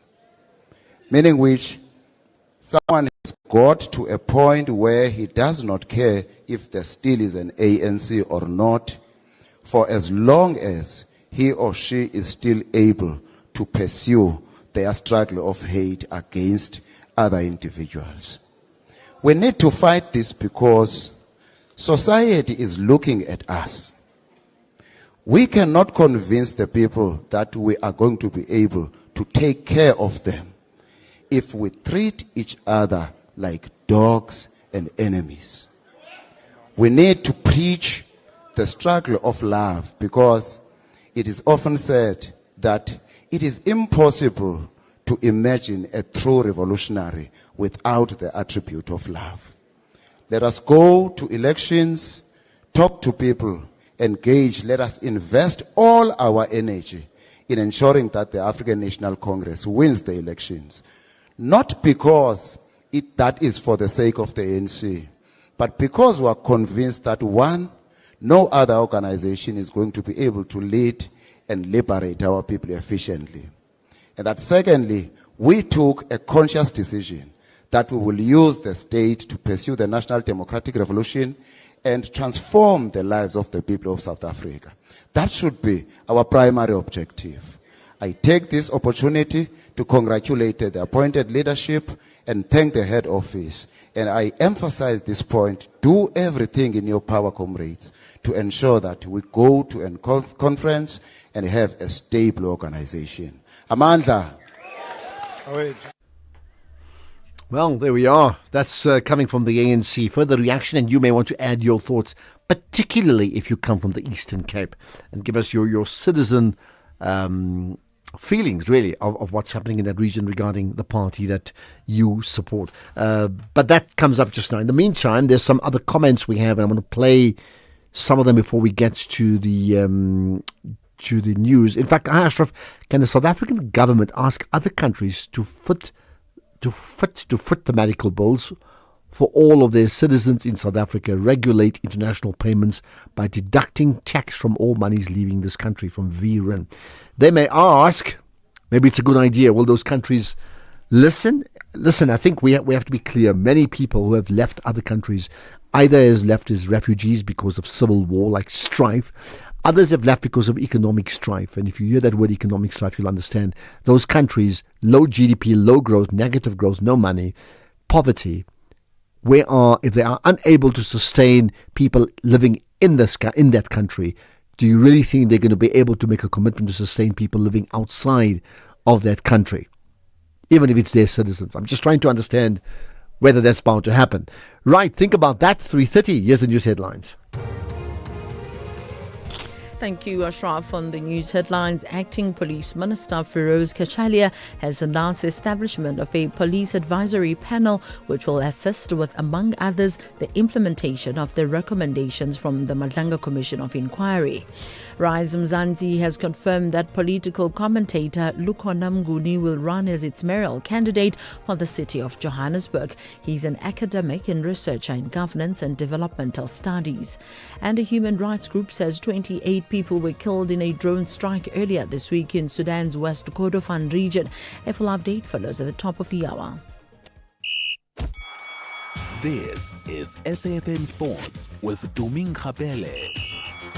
Well, to me, you know what? When most leagues in the world, football club leagues, come to an end, season end, it only means the World Cup is near. So how many days to the World Cup? Well, a very good afternoon to you, Ashraf. Today it's exactly 20 days to go until the 2026 FIFA World Cup. So I'm going to build up to the World Cup, and today I'm going to give you 3 interesting facts about this edition specifically.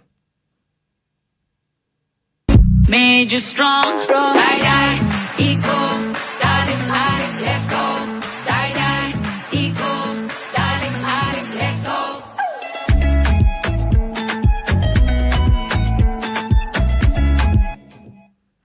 Right, let's get straight into it. At number 1, FIFA has a strict clean stadium policy, meaning that venues cannot use sponsor names unless they are an official FIFA partner. So a couple of stadiums will adopt neutral city-based names. For example, in the US, the Mercedes-Benz Stadium will now be called Atlanta Stadium, and MetLife Stadium will now be called New York Jersey Stadium. And secondly, for the first time, the tournament now has 3 mascots: Maple the Moose for Canada, Zayu the Jaguar for Mexico, and Clutch the Bold Eagle for USA. And finally, in third, as we know, this is an expanded World Cup with 48 teams. Well, the knockout stage has an extra round, meaning there's going to be a round of 32. So teams must survive 4 knockout rounds to lift the trophy. If you didn't know, well, now you know. Let's start things off with Bafana Bafana, where head coach Hugo Bruce says that the process to cut players from the team that travel to the 2026 FIFA World Cup has been very difficult, but it's got to be done. Bruce was speaking to the Honor, Safa and Adidas event in Midrand last night, one of the many events leading up to the World Cup that the national team is part of with its sponsors. Now, Bruce says that it's going to be hard for him to cut down to 26, but it's going to happen next Wednesday. And he really says that it hasn't been easy choosing a team.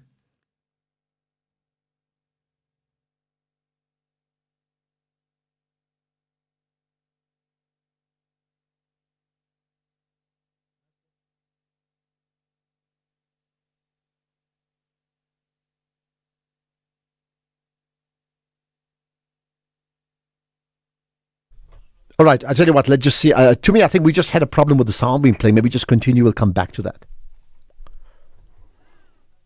To me, do we have you there? We may have lost to me completely with the connection. All right, we'll see if we can get back to her in just a moment. By the way, here's some trivia for you based upon what Tumi just said about the clean feed of FIFA. So where was the finals? Where was the opening game and the final of the 2010 World Cup played? Name the stadium. Opening game and final of the 2010 World Cup. Back to Tumi.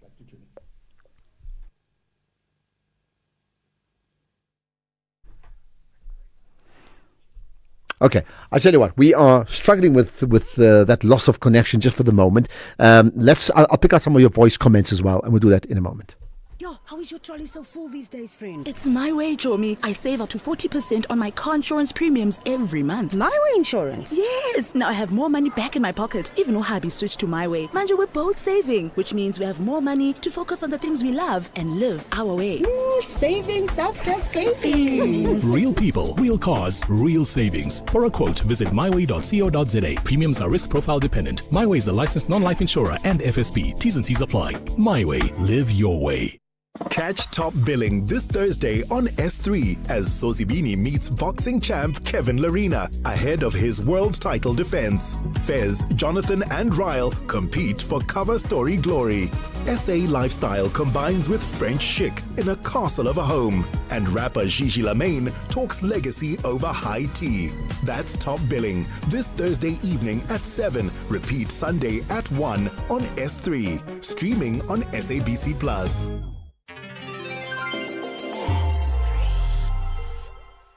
You're listening to the National Pulse on SAfm. SAfm.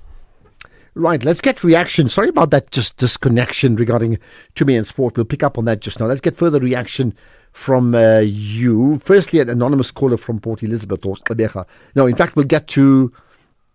Let's start with Muchamuka. Right, you first up. Go for it. Hello. Hello, Ashraf. Can you hear me? I certainly can. Go for it.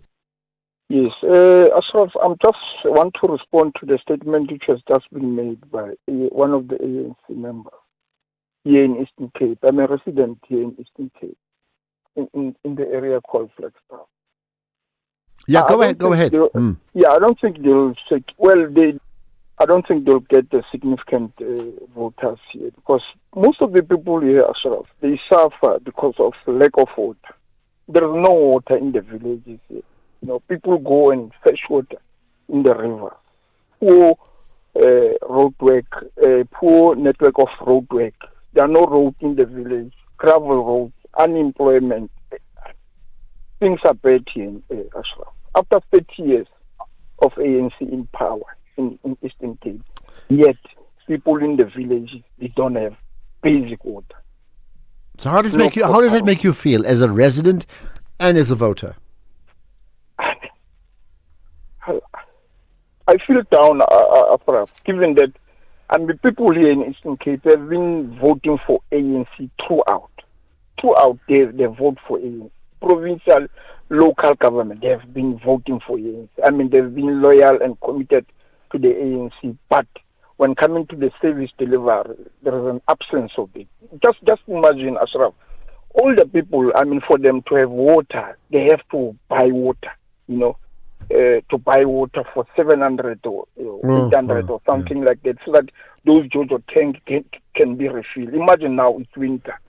There is no rain here. So people get grant, and all the person have to spend that something like 700 or 800 to get water. Otherwise, you have to go to the river. Yeah, well, you see, thanks for that story. It just there's so much frustration, and we hear this every day from people when some of us talk about no water in 3 days, and then others jump in and say we've had no water in 3 months or 6 months or even 5 years. Like, how can that ever be acceptable in a country that has actually hosted the 2010 World Cup, hosted that World Summit on Sustainable Development, Rugby World Cup, Cricket World Cups, and other major events, including the G20, and then we mess up with that? There's really no excuse for that. So thanks for that call. We need to move on, Muchamuka, but I hear the absolute frustration, and the sad part is I can't even give you a solution, and I wish we can, right? Anonymous, go for it. Hello.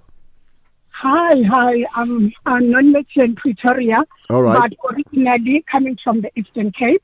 Thank you for calling in.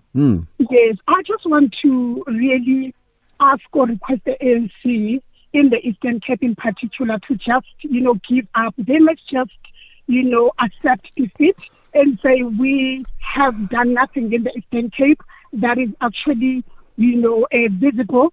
And we have been in power for many years. We've been voted for by the people of Eastern Cape, but there is nothing that we have done in that province. So for me, I just wish that they can die,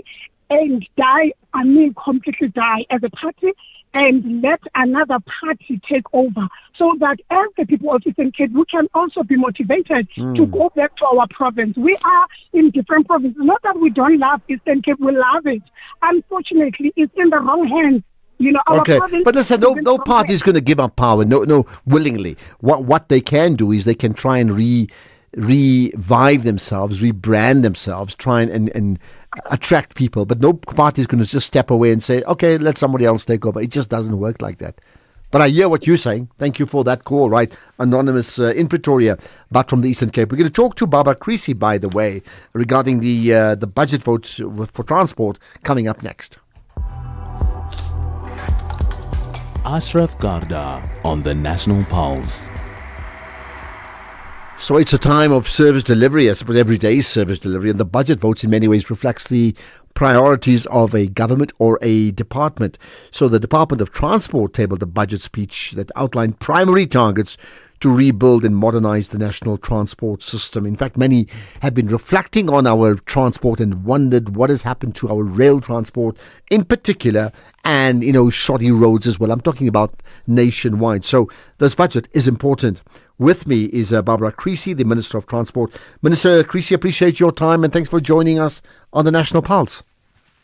Good afternoon, Ashraf, and greetings to all your listeners. Good of you to talk to us. Like, first of all, I mean, I am stating the obvious, right? But a budget must reflect the priorities. So therefore, what are the priorities?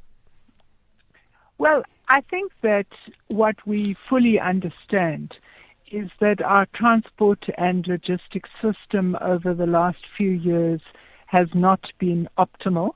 And what we also understand is that has implications both for ordinary commuters in terms of the cost of transportation and, of course, for our economy and the difficulties that exist in getting agricultural, mineral products and manufactured products to market and to international destinations. So one of our primary objectives in this term is to fix the rail system and to re-establish freight and passenger rail as the backbone of the public transport and freight transport system. But clearly, all modes of transport are important. There's a major budget that's been allocated to SANRAL to upgrade and improve our road network. And we're also looking into important issues such as the reform of all of our grants that are directed at commuters, because we believe that these grants are not giving commuters the best value for money. Let's start with the rail transport then. What then is the plan? How much allocated is a percentage, and what's the plan? Well, SANRAL in this particular financial year gets a budget of 31 billion rand, and included in there are upgrades to our major national highways, particularly the N2 and the N3, where we have major upgrades that are going on over a number of years. But we have also, over the last 10 years, taken over 20,000 kilometers of provincial roads. I think one of the concerns for drivers is that many of our provincial roads are in a bad state. So a lot of this money is going to fixing what we call the non-toll portfolio of roads. And as we take over provincial roads, we obviously have to give them an immediate upgrade, and then over a period of time look at issues such as strengthening and widening. Interesting. I mean, yesterday I had a chat with the CEO of Business Leadership SA, right, Busi Mavuso, and she made the point that, because our topic was about how do we actually ignite South Africa's economy, increase growth, right? And she talked about impediments to that, and I would take it, an rail infrastructure breakdown must be and continues to be a huge impediment to our growth, isn't it? Yes, I think that over the last 2 years, we've worked incredibly hard, first of all, to increase the tonnage that is currently moving on our rail network, and we've improved that by about 20 million tons per annum. But in this financial year, we have also just announced the first 11 private rail operators who will be moving commodities on the Transnet network.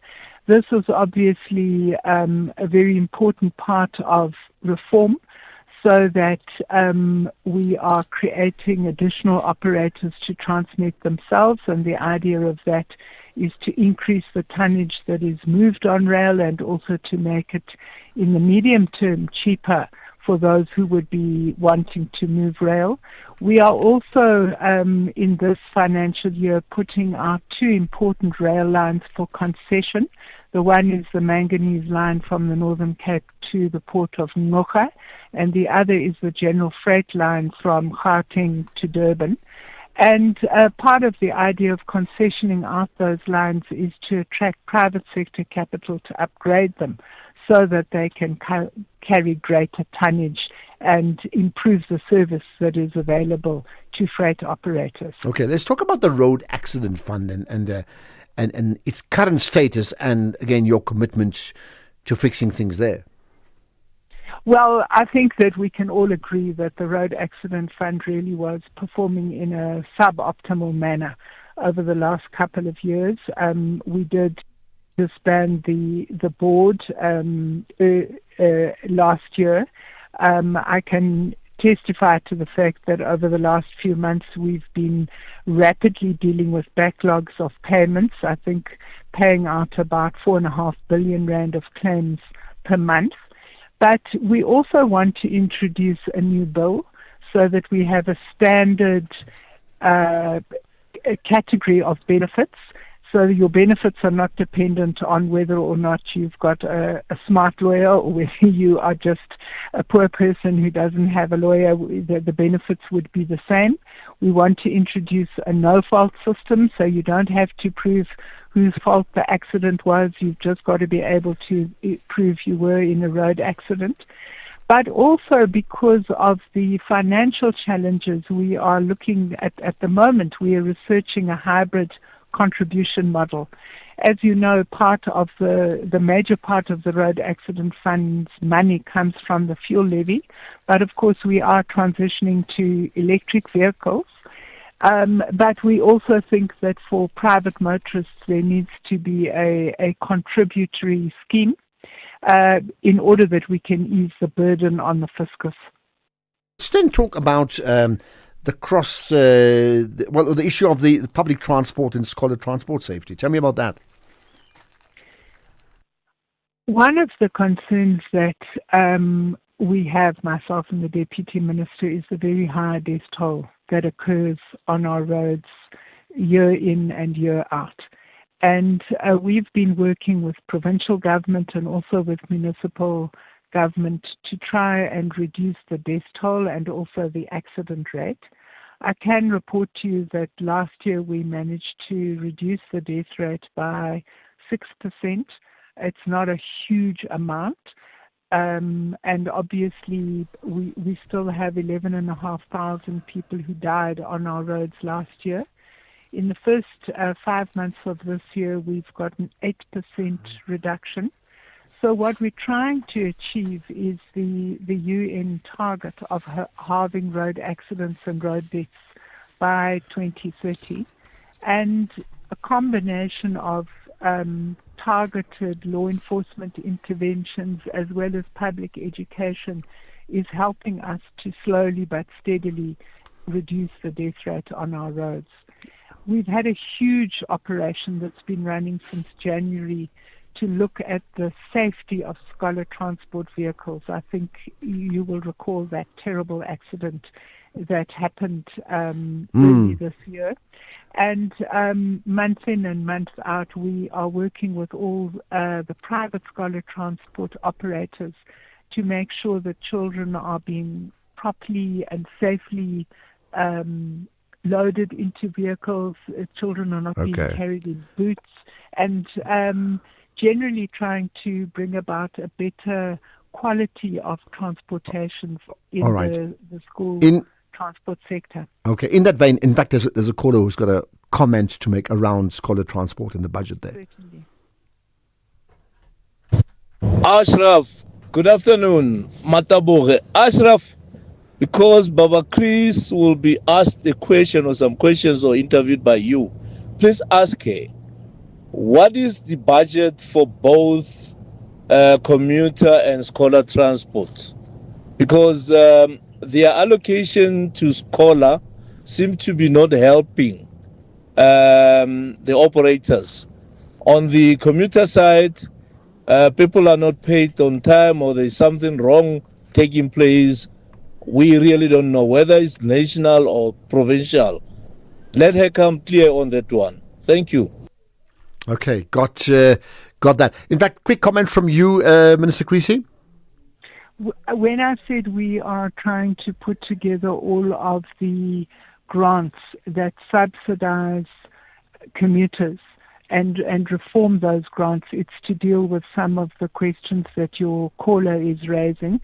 Because at the moment we have grants that in this area that are inefficient and also are not equitably distributed amongst different modes of transport. Okay, let's leave it at that. Appreciate your time, and I'm sure we'll have further conversations around transport in our country in the days and the weeks ahead. I appreciate your time, Minister of Transport, Barbara Creasy. Thanks for joining us here on the National Pulse. Do you ever call you like to sell? Don't trust your uncle or your pal. Then we buy cars, it's just for you. Buying cars is what we do. We offer service with a smile. We always go the extra mile. Use a place that you trust and sell your car to us. We buy cars, the easiest way to... For the staggering 196 million rand in total estimated jackpots this Friday, and step closer to a world of many possibilities. Don't delay. Play Powerball for an estimated 100 million rand and Powerball Plus for an estimated 96 million rand today. Buy your tickets now in store on nationallottery.co.za, the mobile app or cell phone banking. Panda, Pusha, Play. Players must be 18 years old or play responsibly. E2 is a proud operator of the National Lottery. The National Pulse, weekdays, 3 to 6 p.m. Right, you know, we've been all week we've been focusing on a specific feature, part of what we call, you know, the big issue. So what's the big issue in regarding growing South Africa's economy? How do we grow South Africa's economy? We've spoken to different stakeholders, as you may have heard yesterday. I chatted to the CEO of Business Leadership SA. We've also had others, including those from the Institute for Economic Justice and different angles on that one. Now, with that in mind, let's talk with an agricultural bent, because the issue of AGOA has had a huge impact, or should have an impact, on how we grow our economy. With me, somebody who knows all about that, Wandile Sitlobo, the South Africa's presidential envoy on agriculture and land. So let's see if we can connect with him in just a moment. Okay, slight misconnection. We'll get to him in just a second. I'll tell you what, let's play some comments for the moment. Can you hear me okay? No, in fact I can. So Wandile, we have you there, right? Thanks for joining us. Hello? Yeah, you're live on the National Pulse, Wandile. Hi. Wandile, I have you there. Hello? Okay. Let's just see if we can sort that part out. In the meantime, that question I asked you in the light of what Tumi said about the clean feed stadiums at the FIFA 2010 World Cup, 20 days away from now.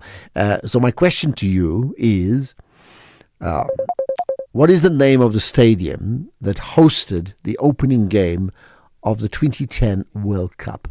And what is the name of the stadium that hosted the final match of the 2010 World Cup?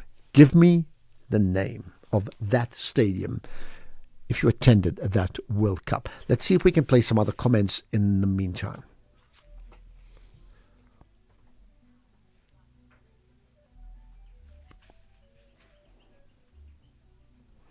All right, let's just see if we can get it onto the other side, and hopefully we'll be able to sort out some of your voice note comments then. Okay, I believe after all of that, Wandile Sitlobo is now reconnected to us. Wandile, we have you there, right? Yes, I'm here, Budashov. Sorry about that. No, it's fine. Listen, your voice is so important. We have to make a plan to hear you. So thanks for joining us, right? So you know the broader theme we've been talking about is how do we grow South Africa's economy? Because that, as you and I both know, is critically important to everything else that falls into place, right? So let's talk about a specific bent around that, the issue of agriculture, a space that you're in. First of all, just a broad question about agriculturally, what does agriculture need to do to play its part to grow South Africa's economy? Ashraf, agriculture has been growing, and it's also playing an important role in the South African economy, because if we look at it from a primary level, I mean, we are talking about 2.5% of the GDP, but the minute you start thinking about the back and forward linkages, you are talking about around between 10 to 14% of the South African economy. There's a number of areas that we can still touch in to get extra inches of growth and jobs, and I think we can still get plus 30% expansion in the value of this sector. And as we speak, Ashraf, there are about 960,000 people working at a primary level of agriculture, and over 300,000 at the value chain. And I think we can still expand that number by anywhere between 300,000 to 500,000 jobs. A number of things will involve land release, improvement in municipalities, better efficiencies at the government levels, but also around agricultural finance. But this is an industry that holds a lot of potential to absorbing many people and creating opportunities. Yeah. And would you say that South Africa's dependence on agriculture as a contributor to GDP and therefore to the overall growth of the country, has that increased, say, in the last decade, or in fact has that contribution diminished?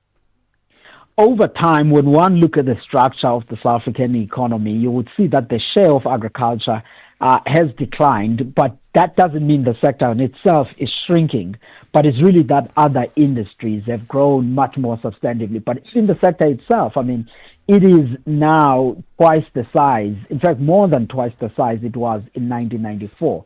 So the sector has grown, and I would say the sector still remain very important today if we're thinking about even the rural economy, but also broader food security, jobs, and the like. Okay. So with that in mind, let's talk about AGOA, the African Growth and Opportunity Act, which maybe for many people it's something you ignore until there are threats that the Americans may pull the plug on it.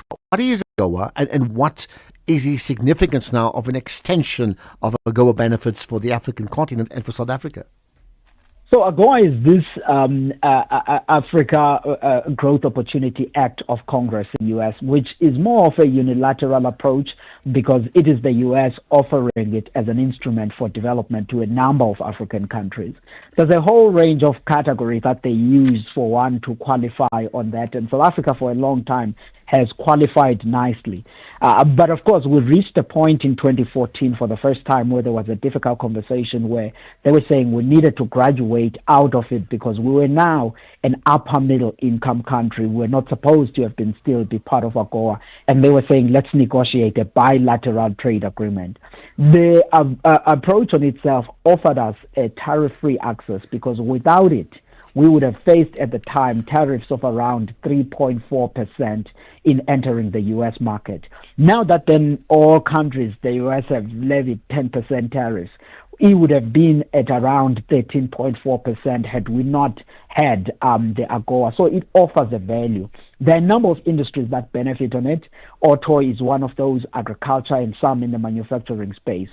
So we want then South Africa to continue to be part of it, but prepare ourselves to graduate to a long-term free trade agreement which offers predictability. Of late, of course, many people argue this and say we must be kicked out of AGOA because of politics, but they forget that we were actually at a stage where we needed to graduate. It's not really just the real-time political aspect. But overall, the U.S. market is still very important, and it's an addition to China. It's not a replacement of what we now have with China, which is that Africa-China framework for shared prosperity, which offers zero tariffs in accessing the Chinese market. And yes, you said many people talked about being kicked out. It's come mainly from the USA. The fact that that's not the case now, going forward, and very quick answer onto news, how then do you see this extension now effectively being a galvanizer for economic growth in our country for this year at least?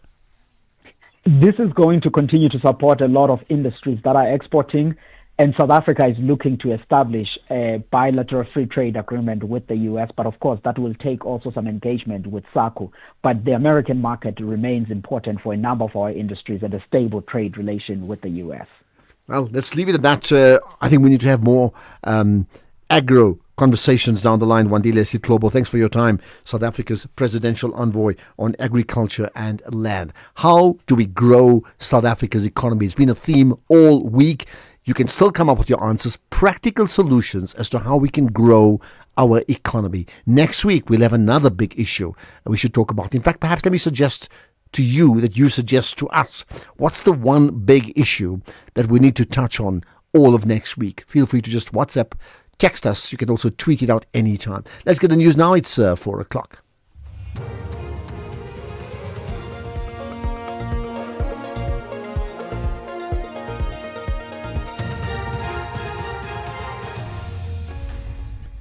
Thank you, Ashraf. On the top stories, Kashali announces the establishment of a police advisory panel, and drone attack kills 28 people in Sudan. For SAfm News, I'm Onde Lambana, and a very good afternoon. Acting Police Minister Feroz Kachalia has announced the establishment of a police advisory panel which will assist with, among others, the implementation of the recommendations from the Madlanga Commission of Inquiry. Kachalia made the announcement while releasing the fourth quarter crime statistics for the period January to March this year. The panel will be chaired by the former South African Revenue Service Commissioner Edward Kisweta. Kachalia says Dr. Zukiswam Kolomba from the Public Service Commission will serve as the panel's deputy chairperson. So we'll establish this interim panel. Its mandate will be to advise the Ministry and the National Commissioner on the reset agenda, focusing on professionalization, focusing on the implementation of the Madlanga Commission recommendations on systemic reform, which they will make in August. And we will accumulate then valuable experience in how that model can work, so that as soon as the legislation is ready and we are able to establish the board, then we will not be starting from scratch. Meanwhile, Kachalia says despite a decrease in a number of crime categories, the levels of violence and criminality in South Africa is still unacceptably high. He says there's been 58 murders per day during the fourth quarter, that is January to March this year. He was speaking during the release of the fourth quarter crime statistics in Pretoria this afternoon. Kachalia says while Gauteng, the Western Cape, Eastern Cape and KwaZulu-Natal all recorded notable decreases in murders, these four provinces recorded over 80% of all murders in South Africa. During this period, there were 8.2 murders per 100,000 nationally. The Eastern Cape represents the highest risk with 14.3 murders per 100,000 people, followed by the Western Cape with 12.8 murders per 100,000, and then KZN with 8.8. So what does that mean? It actually means that if you live in these provinces, you have a higher risk of being murdered. Residents of Gqeberha in Nelson Mandela Bay in the Eastern Cape are calling for stricter law enforcement in township areas as high levels of violent crime continue to plague the region. Community members took to the streets of KwaZakele this morning during an anti-crime march led by civic society organizations, community policing forums and leaders of the Action SA party. The march, organized by the Vukuzenzele Civic Organization, ended at the New Brighton police station where a memorandum was handed over to the police officials. March organizer Sandile Khweqana says they are demanding urgent intervention to address crime, drug abuse and illegal activities affecting their communities. As residents of NMB, we believe that our government has failed to protect us as ordinary citizens of this country, province and metro from criminals. Our criminal justice system is rotten to the core. This is testament to what has been happening in our metro first. This metro was once known as a friendly city. No longer. Specifically, Port Elizabeth, now known as Gqeberha, Gqeberha. Rise Mzansi has confirmed that political commentator Lukhona Mnguni will run as its mayoral candidate for the city of Johannesburg. He is an academic and researcher in governance and developmental studies. Mnguni also served as the acting executive director and head of policy and research of the think tank group Rivonia Circle. Rise Mzansi is expected to formally unveil Mnguni at a media briefing in Johannesburg tomorrow. Rise Mzansi will be the fifth party to unveil the city's mayoral candidate, following the likes of the DA, Patriotic Alliance, Action SA and IFP. A human rights group says 28 people were killed in a drone strike earlier this week in Sudan's West Kordofan region. The group says dozens of others were left injured. UN figures show deaths in Sudan due to drone strikes increased sixfold to 2,500 last year. The BBC's Shingai Nyoga has the details. The drone strike took place on Tuesday morning during a busy period at a food market in a town in Western Kordofan. The rights monitoring group, the Emergency Lawyers, blamed Sudan's army for the strike in an area controlled by its rival, the RSF. Sudanese military sources have denied the claim, telling the Associated Press news agency that the army does not target civilians and that a drone strike near the market struck an RSF vehicle without causing civilian casualties. Recapping the top story, Acting Police Minister Feroz Kachalia has announced the establishment of a police advisory panel which will assist with, among others, the implementation of the recommendations from the Madlanga Commission of Inquiry.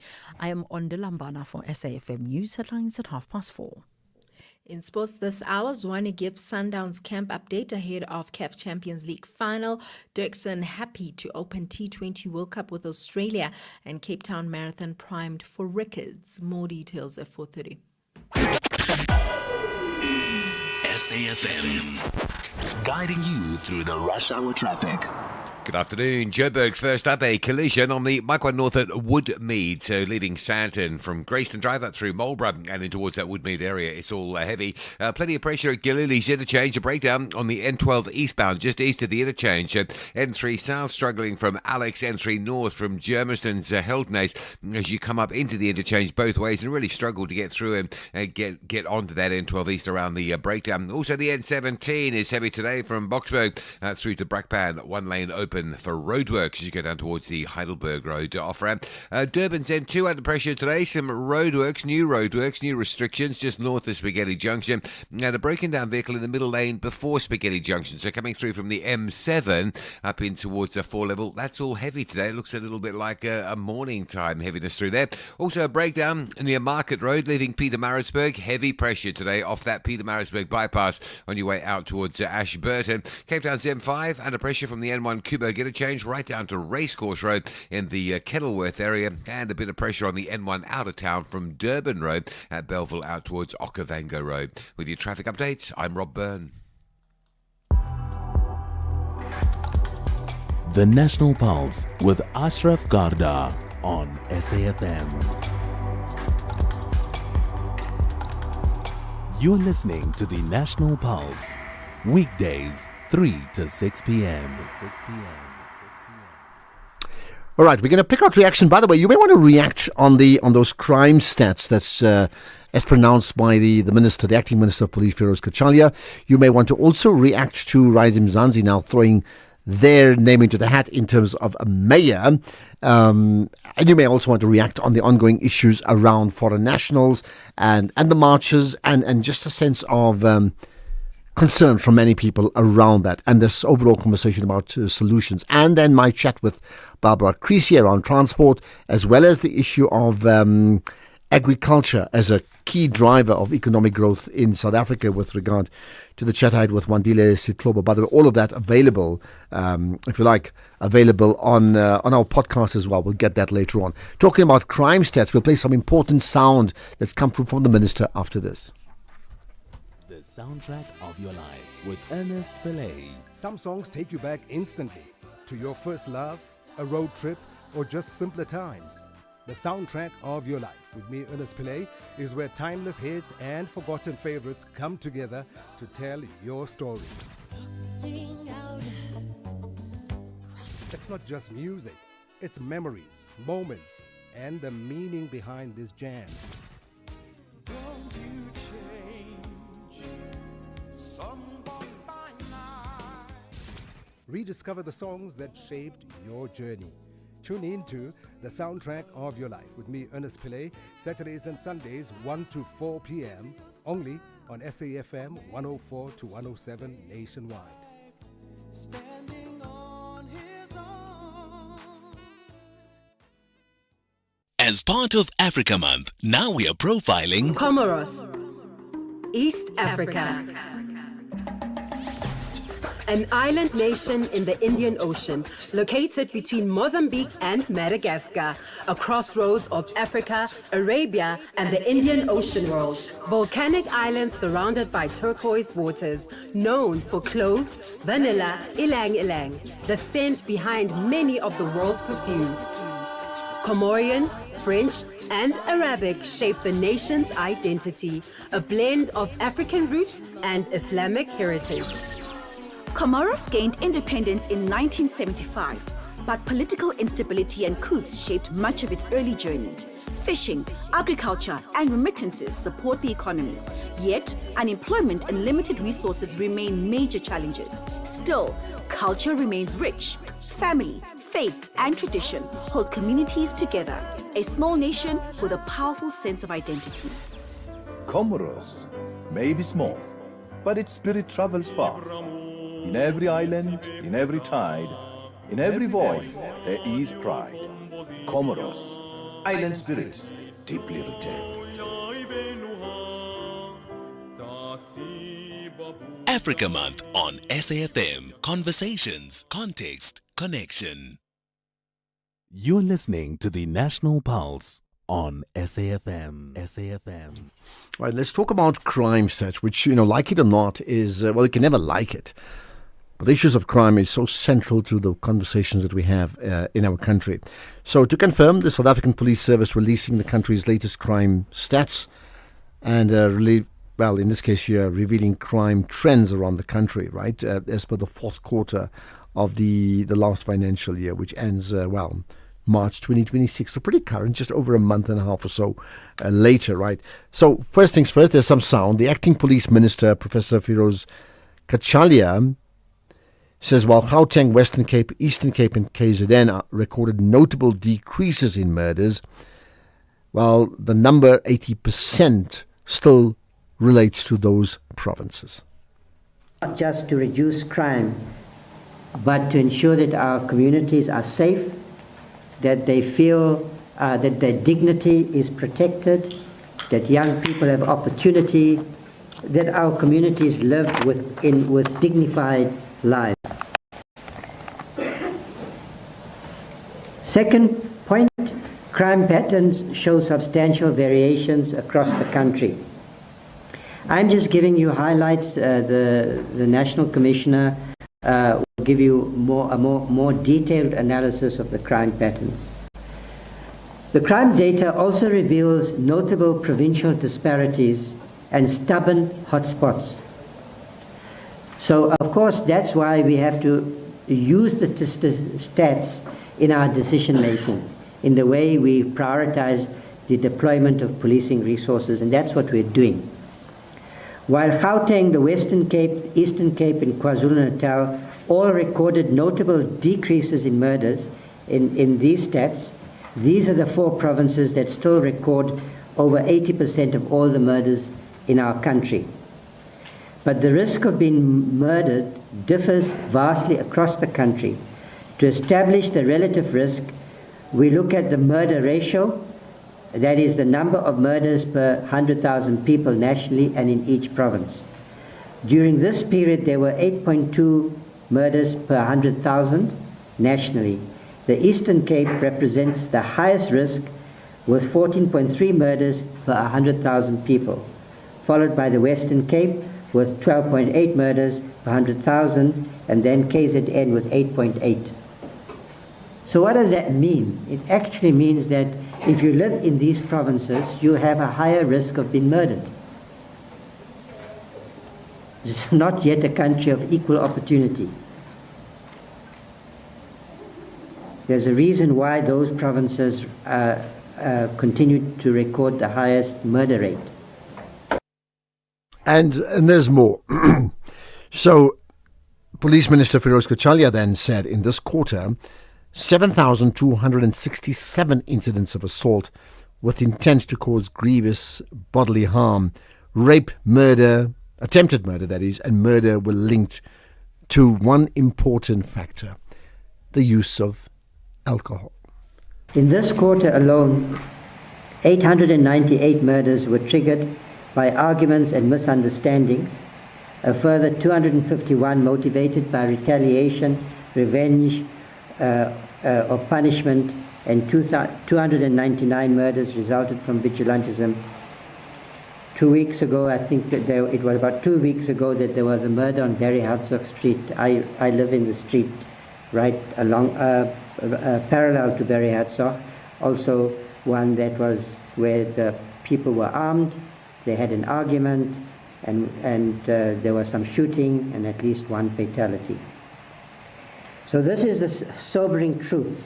If we want to reduce violent crime, we must confront the culture of violence also inside the home, the mistaken idea that men must be violent to be respected and that women must put up with the violence to be loved. In fact, history has clearly taught us that violence is destructive and a social problem that can be overcome as society makes progress.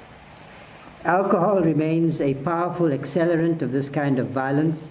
In this quarter, 7,267 incidents of assault with intent to cause grievous bodily harm, rape and attempted murder were linked to alcohol use. We must therefore address the toxic role of alcohol abuse in the scourge of violence. The more alcohol that is consumed, particularly on weekends, the more violence we will suffer. People go out to enjoy themselves on the weekends, and instead of coming home having enjoyed themselves, they risk losing their lives. We need to understand this fact and start taking action to reduce alcohol consumption. I've asked the Civilian Secretariat for Police to take a closer look at the regulations that provide for licensing of liquor outlets and their trading hours, because I am convinced, without a shadow of a doubt, that this is an area that needs a stronger focus, and we often, I have to say, don't have the same perspective as the departments that are responsible for liquor regulation. Right, and then finally, Professor Kachanya says, well, he's got a suggestion of what is called a national patroller program. So we are looking, I have a proposal. I asked them some time ago, the Civilian Secretariat, to come up with a funding model, and we have already engaged with the MECs in those provinces to implement a patroller program, and I'm hoping that in the next few months, that's my hope. The department has tried it previously and then it failed. We didn't achieve what we wanted to achieve, but this time I will make another effort. And as far as I'm concerned, failure in this area is not an option. I want to see a national patroller program implemented in all the provinces. And I don't see funding as an insurmountable constraint. The patrollers will be trained and vetted and then deployed by the local South African Police Service to act in support of the police at hotspots. They can be deployed at pension pay points where our grandmothers and grandfathers are molested by criminals. They can be deployed to help when school children are going to school or going back home after school. They can be deployed in many areas, areas where women are vulnerable to being attacked. Patroller program can complement policing, assist the local, the provincial commissioner, and work under the supervision also of the Community Policing Forum. All right, what we'll do is now get reaction from you, which you can talk about on the issues of crime, on the issues of agriculture, on the conversation about Action SA putting forward a name for a new mayor. You can talk about all of that and a whole lot more here on the National Pulse. I'll get your calls after this. Ashraf Garda on the National Pulse. Right, so let's go to Cape Town. No, we're going to go to Cape Town just now with calls. Let's however, pick up some other comments. Here's one. Ashraf, I heard you asked this other guy that if these illegal foreigners are already in the country illegally, why don't we give them we neutralize them and then we give them the status to stay in South Africa? You want to tell me you want to add more crime now. You don't know who is that guy which soldier, which side rebel, or the soldier side was we fighting in Nigeria, in DRC, in all those Somalia, Ethiopia, because these people are fighters, are soldiers, and then you want to make him the South African, and then he's going to start killing our South African kids. Hey, that is wrong thinking, Ashraf. Well, you say you don't agree with me fundamentally, and I don't agree with you fundamentally, because I never said I never proposed that. I asked the question. Asking questions doesn't mean I agree with it. I asked my guest, is that an option? Think about the TRC and what happened. Can evolve, adapt, and thrive in times of rapid change. We will explore cutting-edge thinking coupled with practical life design applications. I'm Angela Ludek, and I invite you to join this community where real progress begins with human capital development. Quantum, Monday to Friday, 3 to 5 a.m. on SAfm. You're listening to the National Pulse on SAfm. SAfm. Right, we're going to talk about rebranding your business. That comes up as part of this, marketing and branding feature we've started. That comes up shortly. But for now, let's get to the markets. Really, the markets with Jimmy Moyaha. Economic news on SAfm. Facts and figures you can count on. Right, Jimmy, what do you have today? Last day of the week. To the listeners, equity markets internationally are doing much better. They're closing out the week in green territory. I can't say the same for local markets. The Osho was down 0.75%, resources down 1.7%, financials down 0.25%, and industrials down 0.5%. The big move to the downside in the commodities space seemed to come from the platinum and palladium stocks. Silver pricing still around that $75 a fine ounce level. The gold price still around that 4,520.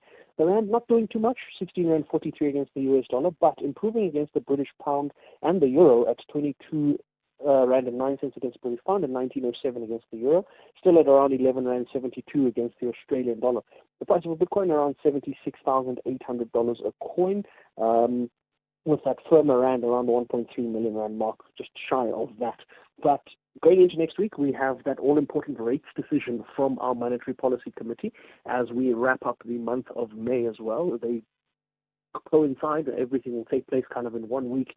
It's the last trading week of the month, second month of the second quarter of the year.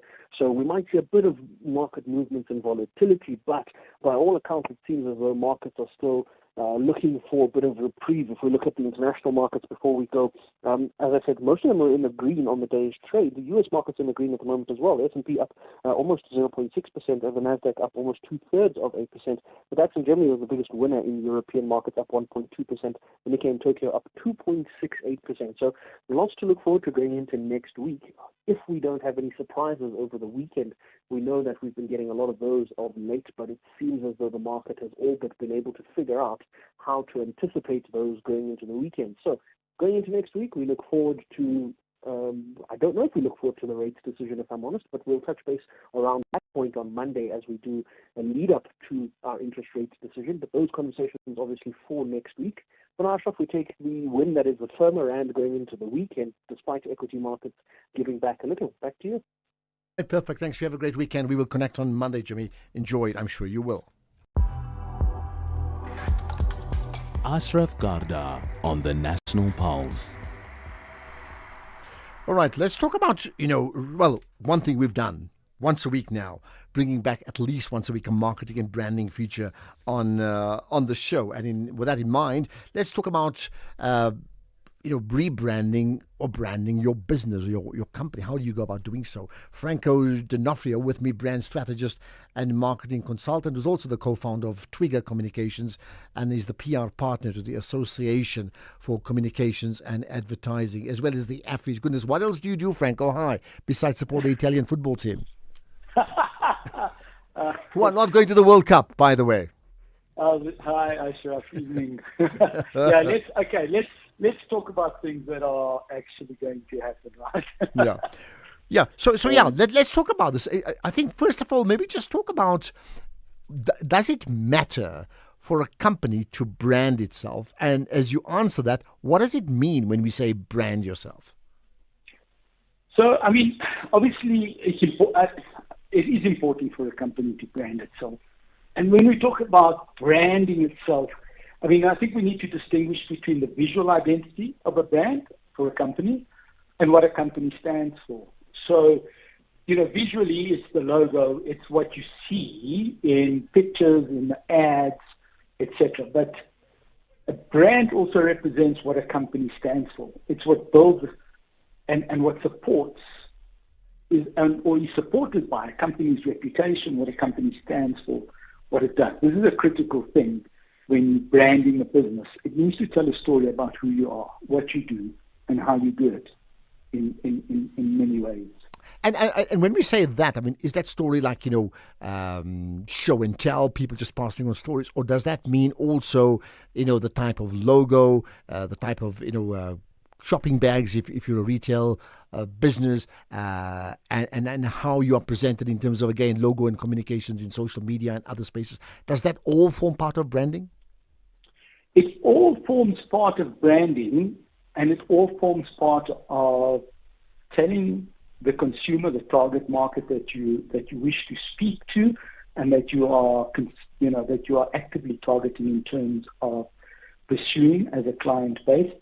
All of these touch points are intrinsic in delivering your brand story, your brand promise, and that's important, right? Because it provides that consistency across all touch points, whether it's social media, whether it's an ad, a television ad, a digital ad, a print ad, and it's the recognition that the consumer has of the brand and of the company behind that brand.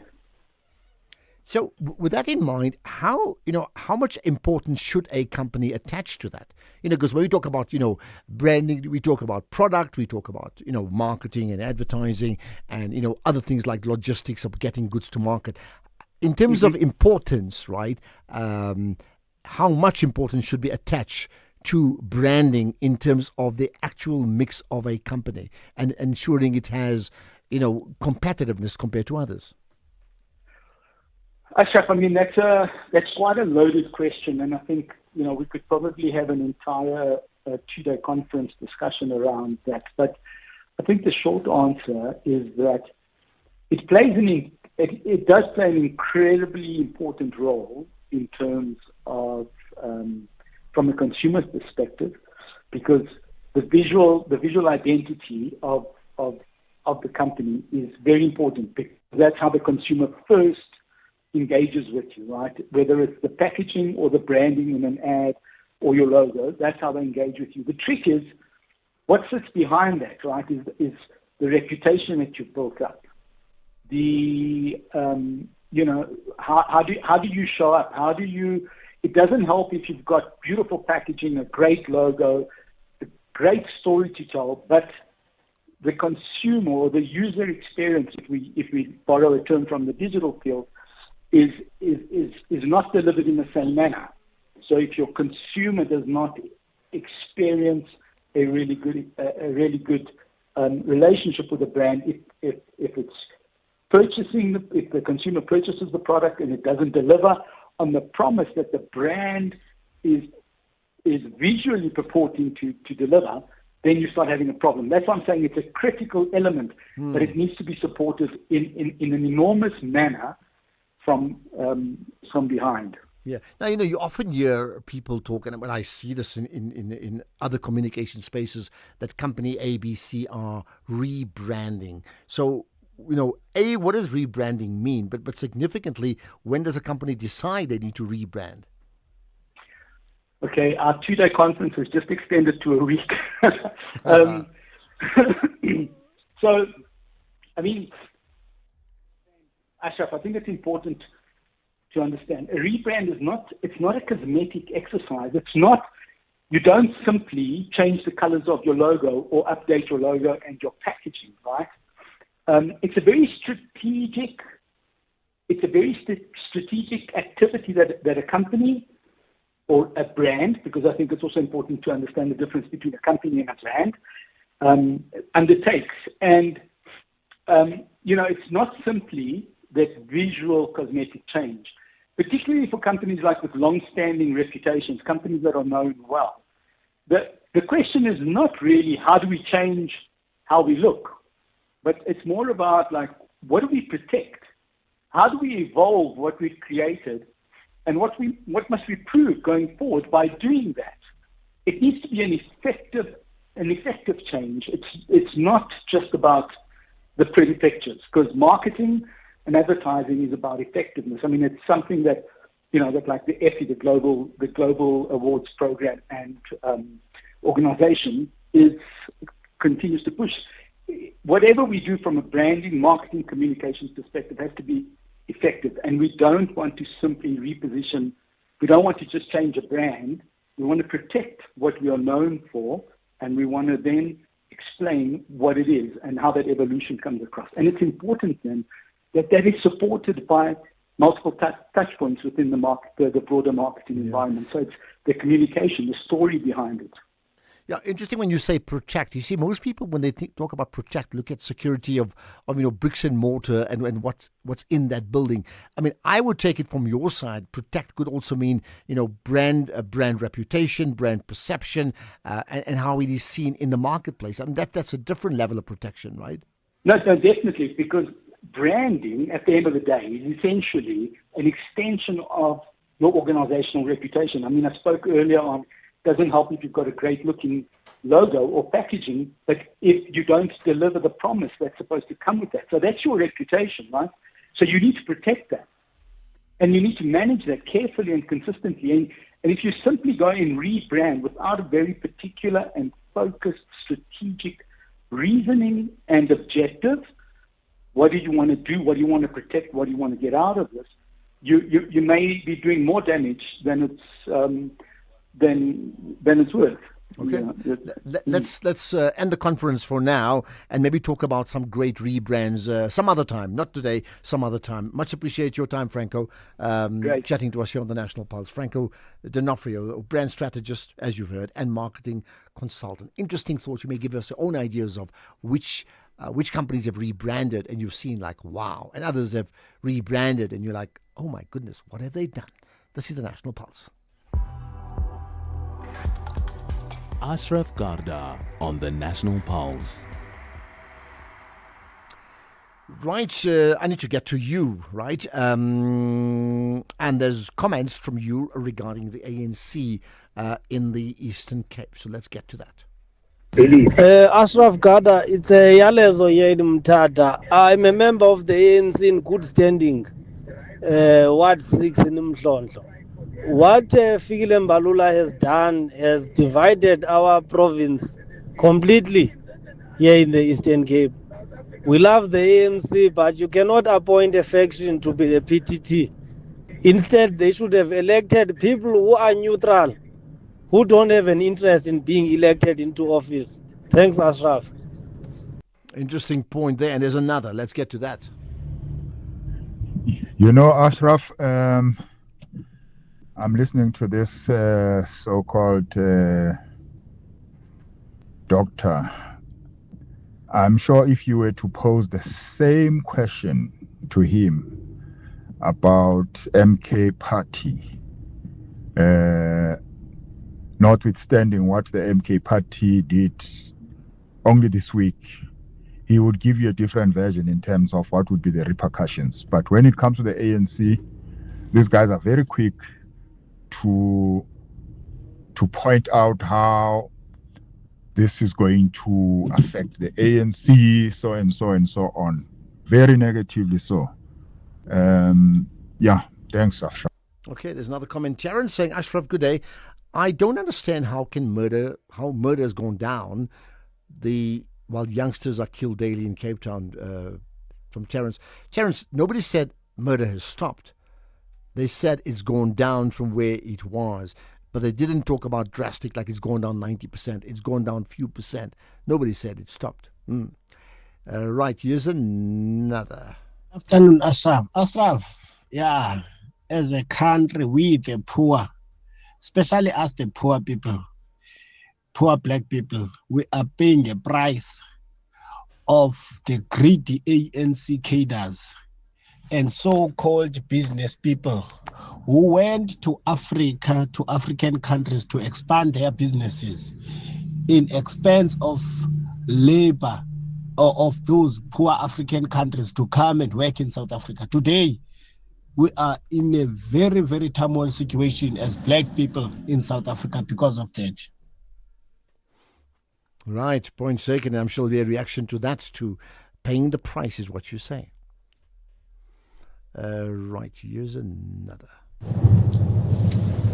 Ashraf, good afternoon. Matabore. Ashraf, because Baba Chris will be asked a question or some questions or interviewed by you, please ask her, what is the budget for both commuter and scholar transport? Because their allocation to scholar seem to be not helping the operators.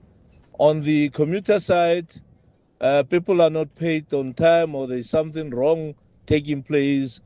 We really don't know whether it's national or provincial. Let her come clear on that one. Thank you. All right. In fact, we played that before, and I think that was answered by Barbara Creasy much earlier. My apology for that. Let's get to some others, and there's a lot about the ANC, right? Hi, good day, Ashraf. Ashraf, you know, when I'm listening for the past days, I've been listening South African callers phoning in to say foreigners must go home if they want to fight. Why can't they go home and fight in their country? Now I'm starting to question this history about ANC who brought about democracy in South Africa, which in my belief is not true. It's just that the ANC might have hijacked the people's struggle and say they are the one that bring about democracy. Look at the ANC. ANC was banned and they were outside. They call themselves, they were underground. And what did they do? They said they brought about democracy from outside. Why can't these other foreigners bring democracy into their country from outside, which is in South Africa? That is hypocrisy from the ANC. They're just sponsoring this nonsense of march and march so that they can destroy our country. They know they're losing power. Cape Town. So you're saying the ANC is behind March and March? I mean, that's the point I get. And you're also saying that the ANC didn't do anything to bring us democracy in South Africa. Hi, Ashraf. I am from one of the rural villages of the under Enoch Mgejima. Yesterday, the mayor of Enoch Mgejima and the mayor of Krisan, which is a water provider, went and gave my local chief some 2 cows in his village. Yet it's been 6 months at my village, Mtwagaza, since my people haven't gotten any water. 6 months. They last saw water in their taps from their taps in November last year. Yet they have 2 cows to give to the local chief. Okay, and maybe time for 1 or 2 more years, another on March and March. Good afternoon, Ashraf and the SAfm listeners. Ashraf, when the authorities in charge of immigration come and verify the documents and say they are legitimate, then you as a vigilante group still insist that Home Affairs is making a mistake, those documents are not legitimate, then you must prove your own mechanism that has made you to say documents are not legitimate. And when now people are using the word xenophobic, why will you deny it? Because you are arguing with the state of arm which is in charge of immigration, which is saying these documents are legitimate, and you are saying they are not legitimate. Thanks. That's my take. Well, that's the point, isn't it? People have decided that they would be the guardians of this issue. Good afternoon, Ashraf. We have many people who have left. Good afternoon, Ashraf. Eastern Cape ANC. Actually, the entire ANC nationally, people are tired. They must accept this forthcoming loss whilst they are waking themselves up. Maybe they will be good in the benches as opposition. we will see the difference. Okay, two more I'm going to play, then we wrap up. John Herrick is in the house. Good afternoon, Ashraf. It's Kanya from Umtata. I was listening to the mayor of our town. There's nothing new what he's saying, Ashraf. We have been here before. It's the same script.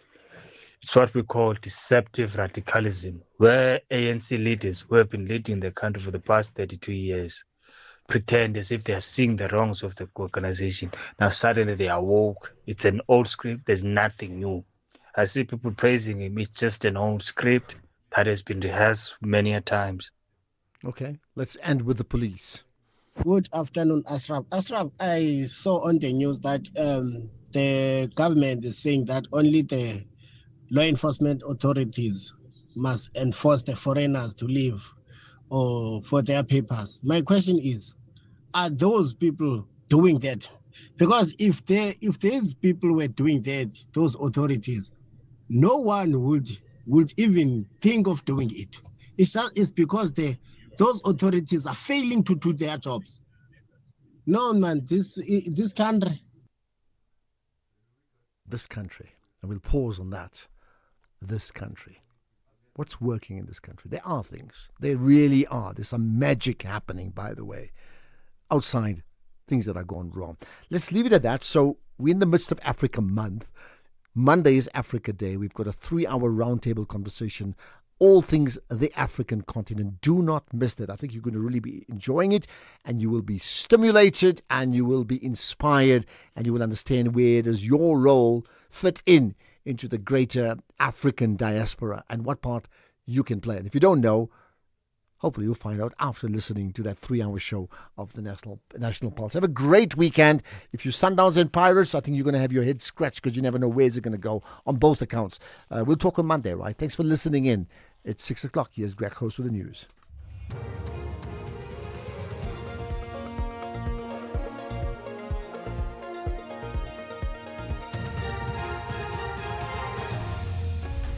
Thank you again, Ashraf. You have a great weekend ahead. Damning findings by the Public Protector on Joburg Hospital blaze, and the WHO raises risk assessment for Ebola outbreak. Good evening. The Public Protectors found that both the Gauteng Departments of Health and Infrastructure failed to act with urgency following the devastating fire at the Charlotte Hospital in Johannesburg in 2021. The delay affected the restoration of critical healthcare services, among others.